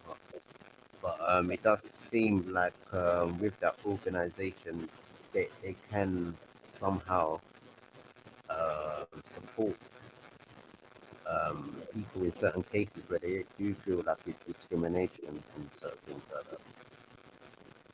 Well, look, me myself, I don't know of any places where that money has been going yet. You understand what I'm saying to you? So, like I said, my thing's not even about them as an organization. I'm just saying that we need to appreciate the purchase that can be made from it, and that we are dealing with still. Yeah, but family, listen, it's coming up to 7 o'clock, and Jano's I got some things to do, man. I don't want to leave. You know the settings already, but you know we got things to do out here. But it's been a wonderful, wonderful Sunday. My bad. Remember, 1st of July. Yeah, you don't know the settings. Yeah, yeah. Not the 1st of July. 1st of August. Sorry, my bad. Okay, 1st of August. You gonna be there, Turok? It's that reparation mark. Yeah. Well, I don't think we're marching this year still, but we're gonna chill out, which could be even better still. All right, so sometimes they do something over. I think it's Burgess Park. Yeah, this one's Winworth Square, I believe. Oh, all right, family. So I'm just gonna play a couple little things, yeah, that you can find on my station still, but just to play out, you know what I mean? Just keep a nice vibe still, you know what I mean? So we're gonna start with that one. You're still. Nah, you know what? Nah. All right, let me allow that one. Let me allow it. Nah, man, we not talk about. Sure. Give Uncle a bang, man. Hold on. All right, 1 second, family. 1 second. All right. And remember, I definitely weren't even coming to Tower too long today, but you know how the thing go, family. Get me? And I'm not complaining. I've loved it. I've enjoyed it. All right. So, yeah, man, let's just play 1 and 2 vids. You know what I mean? Keep the vibes up. Rice and peace settings. You know how we do. Get me? Make sure you're well refreshed out there, family. Can't come out of blood clots, yeah, man. You know,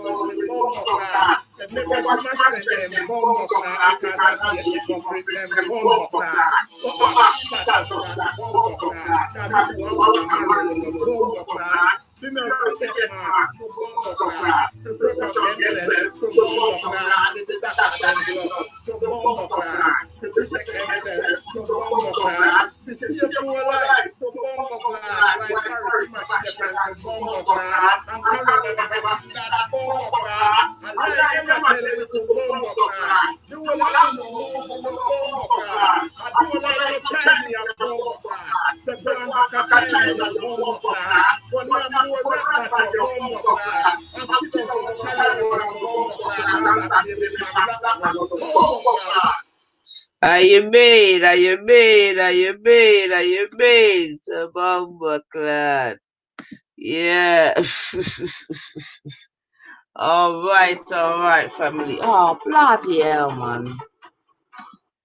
All right.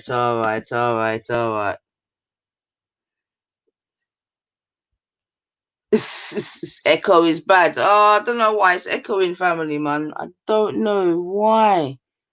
Because I haven't got nothing open, so there shouldn't be any echo in. I don't know. I don't know, family. I don't know. Secret. I just know you're coming. All right. Bless up yourself. Still hope you're well. I hope you've had a good Sunday, regardless, man. Yeah, Stewie. Hopefully you've seen it right on my thing, man. Yeah, like I'm saying. Yeah, man. So, all right. So, like I said, ooh, stop your noise. All right, then. So, I think I'm going to play one more, family, and then a tune, and then, yeah, man. I can call it that still. Otherwise, I'll be here all, and I can't even do that, man. For real. So, all right. Cause you know how we do. Yeah, love. Oh gosh. You know what I'm saying to you, but not at the expense of others, man. And I think for myself, that's my main message, innit? Yeah, of course, I'm definitely pro-black, etc. But it's not at the expense of anyone else, man. And like I said, when we were growing, that's how we grew, man. We had all type of friends, man, and we all had different type of politics. You know what I'm saying to you? But it wasn't one that caused division. And I don't know. It seems in this more recent time, it's a different type of settings, man. But 1 second. Let me see. What am I looking for now?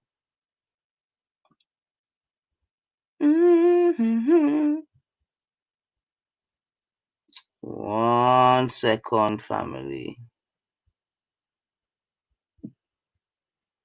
Just have it there, Hold on.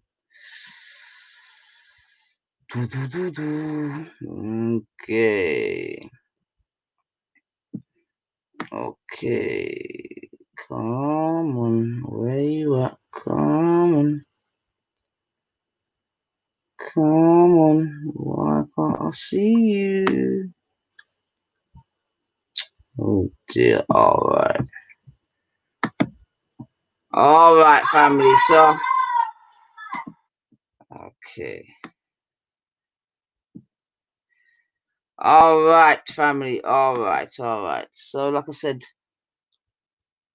okay. Hold on. Put in your thing again, EIE. Put it in again. Let me deal with that first. Make sure it's not something that's gonna mash up my thing, Put it in then. Put it in, EIE. Let me deal with that first. Let me deal with that first. Put it in, EIE. Put it in. I'm waiting for you, sir. I'll wait upon you. Put it in. And whilst I'm doing that, let me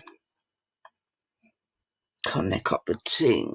Back way, cartel and spot. Oh, Lord of God, man. I want to the Virginia, man.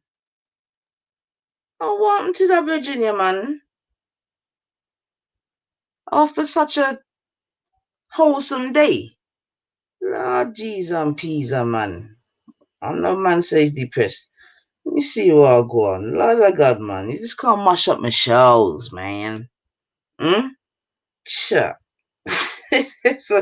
I'm sure I saw you say something about a gospel tune in at EAE.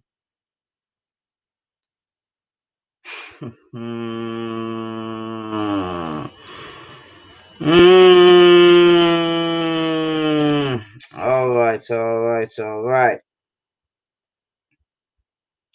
All right. We've got to find the right one.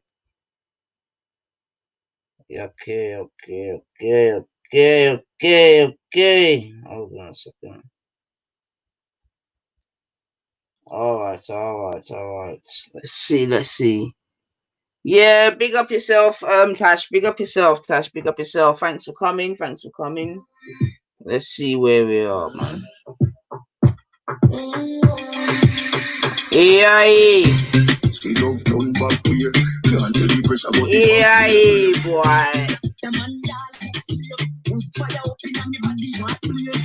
Too massive, done. Too massive, done. But it off with the fun.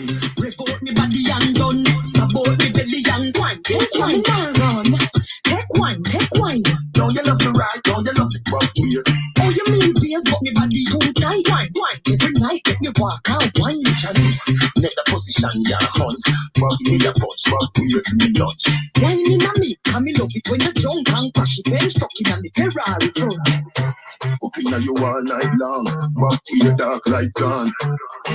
Me no afraid, I know you see them me band come slam dunk it like LeBron. But from a band in a bed, make your ball. I can please let me go on. Them see mad. Let you say me make you run out of this. Let you say me make you sit down and call. You a cat. She loves none back here. Can't tell the pressure about the back here. Crave. The man ya look slave. Would fire up in a me body hot place. Too massive, done. Too massive, done. But it off with the fun. Report me body and done. Support me belly and wine. Take wine. Babes, we have to go stop wine. Take wine. Talk, and you love it so. Turn back with your bend down now. Don't move, let me push it. Again, babes one neck.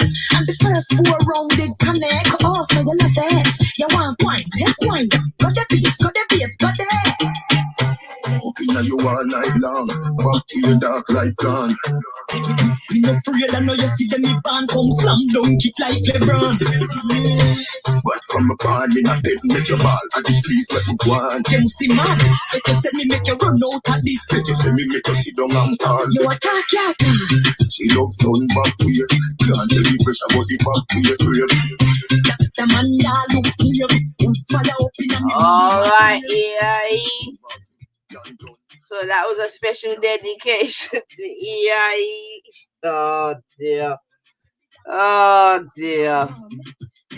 We say the simple things in life sometimes, EIE. Yeah, well, you're my soldier still, so wherever go on, you have to get it, man. Let the position ya hunt. Back me a punch, back here for me lunch.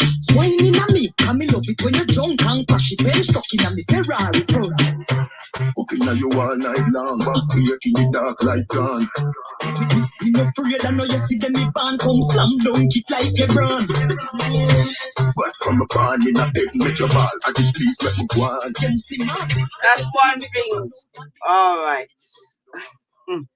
All right, EIE. Yeah, you'll get you'll get your tune, man.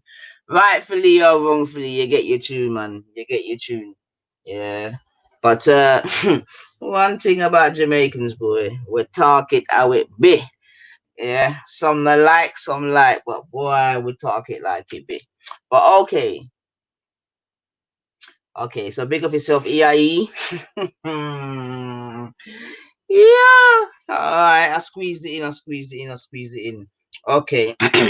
But let's not get too off track. And yeah, no, I missed it already. You're a bad man, you know. Yeah, you're a bad man. But let me just say, give thanks for everyone that's been here. Hope you've had a good day. Yeah. There's still the evening to go. You know what I'm saying to you. And yeah, man, keep safe. Yeah, and let's try and push on, man. Positivity all the way. That's the way it's got to be. Let's not let the vampires get in our way, and that's, you know, especially myself included. You know what I mean? 'Cause, you know, these people can just suck out your blood and, you know, leave you for dead, as it were. So we got to be careful in that respect and just keep focused, man. Love is the answer. Come on, man. Love is always the answer. Yeah, rest in peace. Like I said, let me just get back my thing. You understand what I'm saying to you? Yeah. So rest in peace, my guy. Ziggy, yeah, man. Mad thing. But yeah, the cycle of life, man. Birth and death. Mazza. So all right. So I'm gonna play one more small vid. Then I'm gonna draw for one more tune. Yeah, and then we're gone. You get me? We're gone. But yeah, man. So let's start with this, and I think this is gonna have to be one of my yeah, man. You know, like my UK black. Yeah, this one's gotta come in still. Yes. Here we go, family. 48 seconds of just come on. I said I love being black.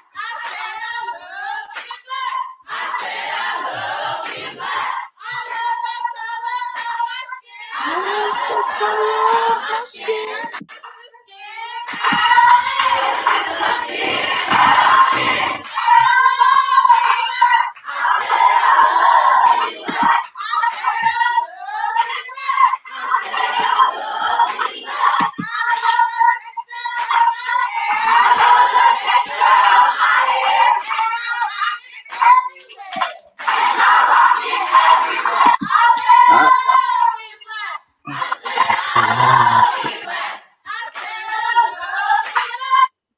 Someone said rewind. All right, not say nothing. Don't say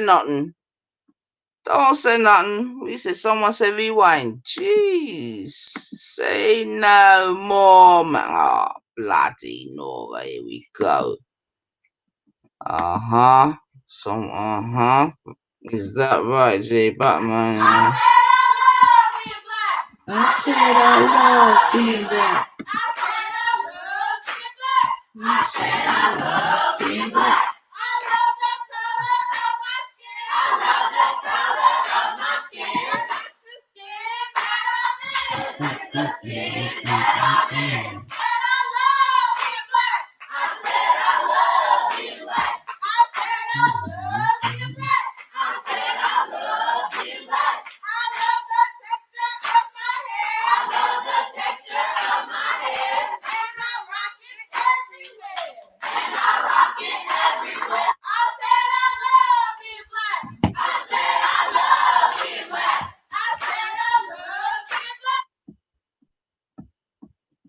All right then, family. So yeah, man, I love that. All right, I love that. Yeah, my bridge. Oops.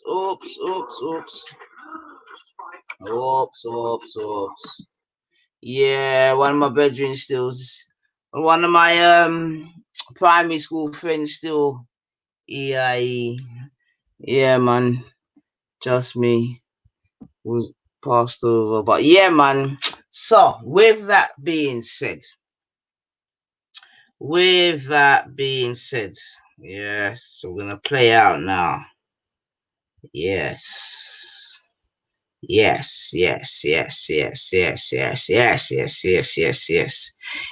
man. My all-time veteran Ziggy, man. Trust me. Mad thing. Yeah, man. But yeah, man. Yeah, that's all I'm gonna say. Just rest in eternal paradise, Ziggy. Alright, and with that, I'm gonna play out my last tune. And then, yeah, man. Rest in peace.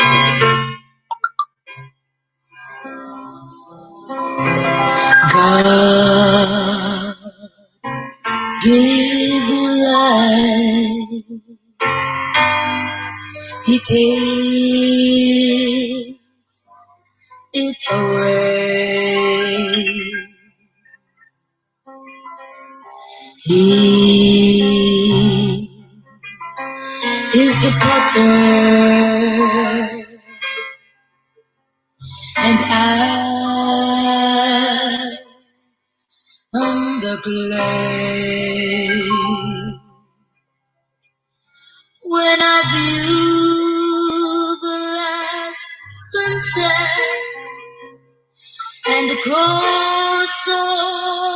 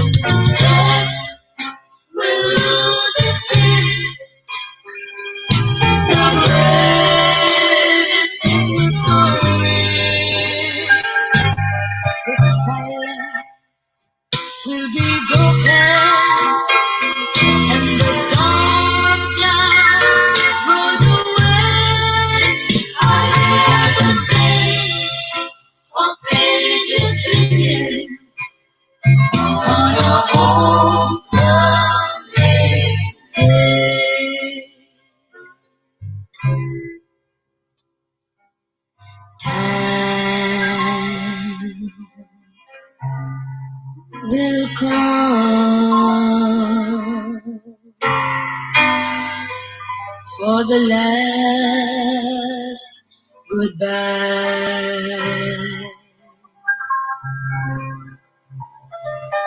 There's a smile,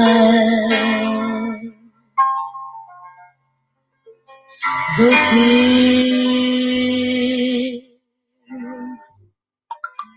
in the eyes. Death will take us, but only to sleep in the arms of our Savior, so sweet. Oh, what a sunlight it's going to be. Death will lose its sting, the grave its victory. The silence will be broken, and the storm clouds rolled away. I hear the saints of ages singing on a homecoming day. The silence,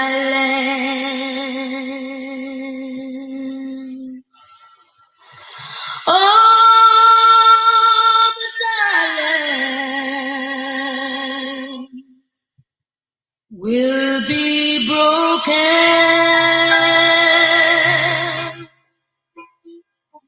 and the storm clouds rolled away. I hear the saints of ages singing on a homecoming.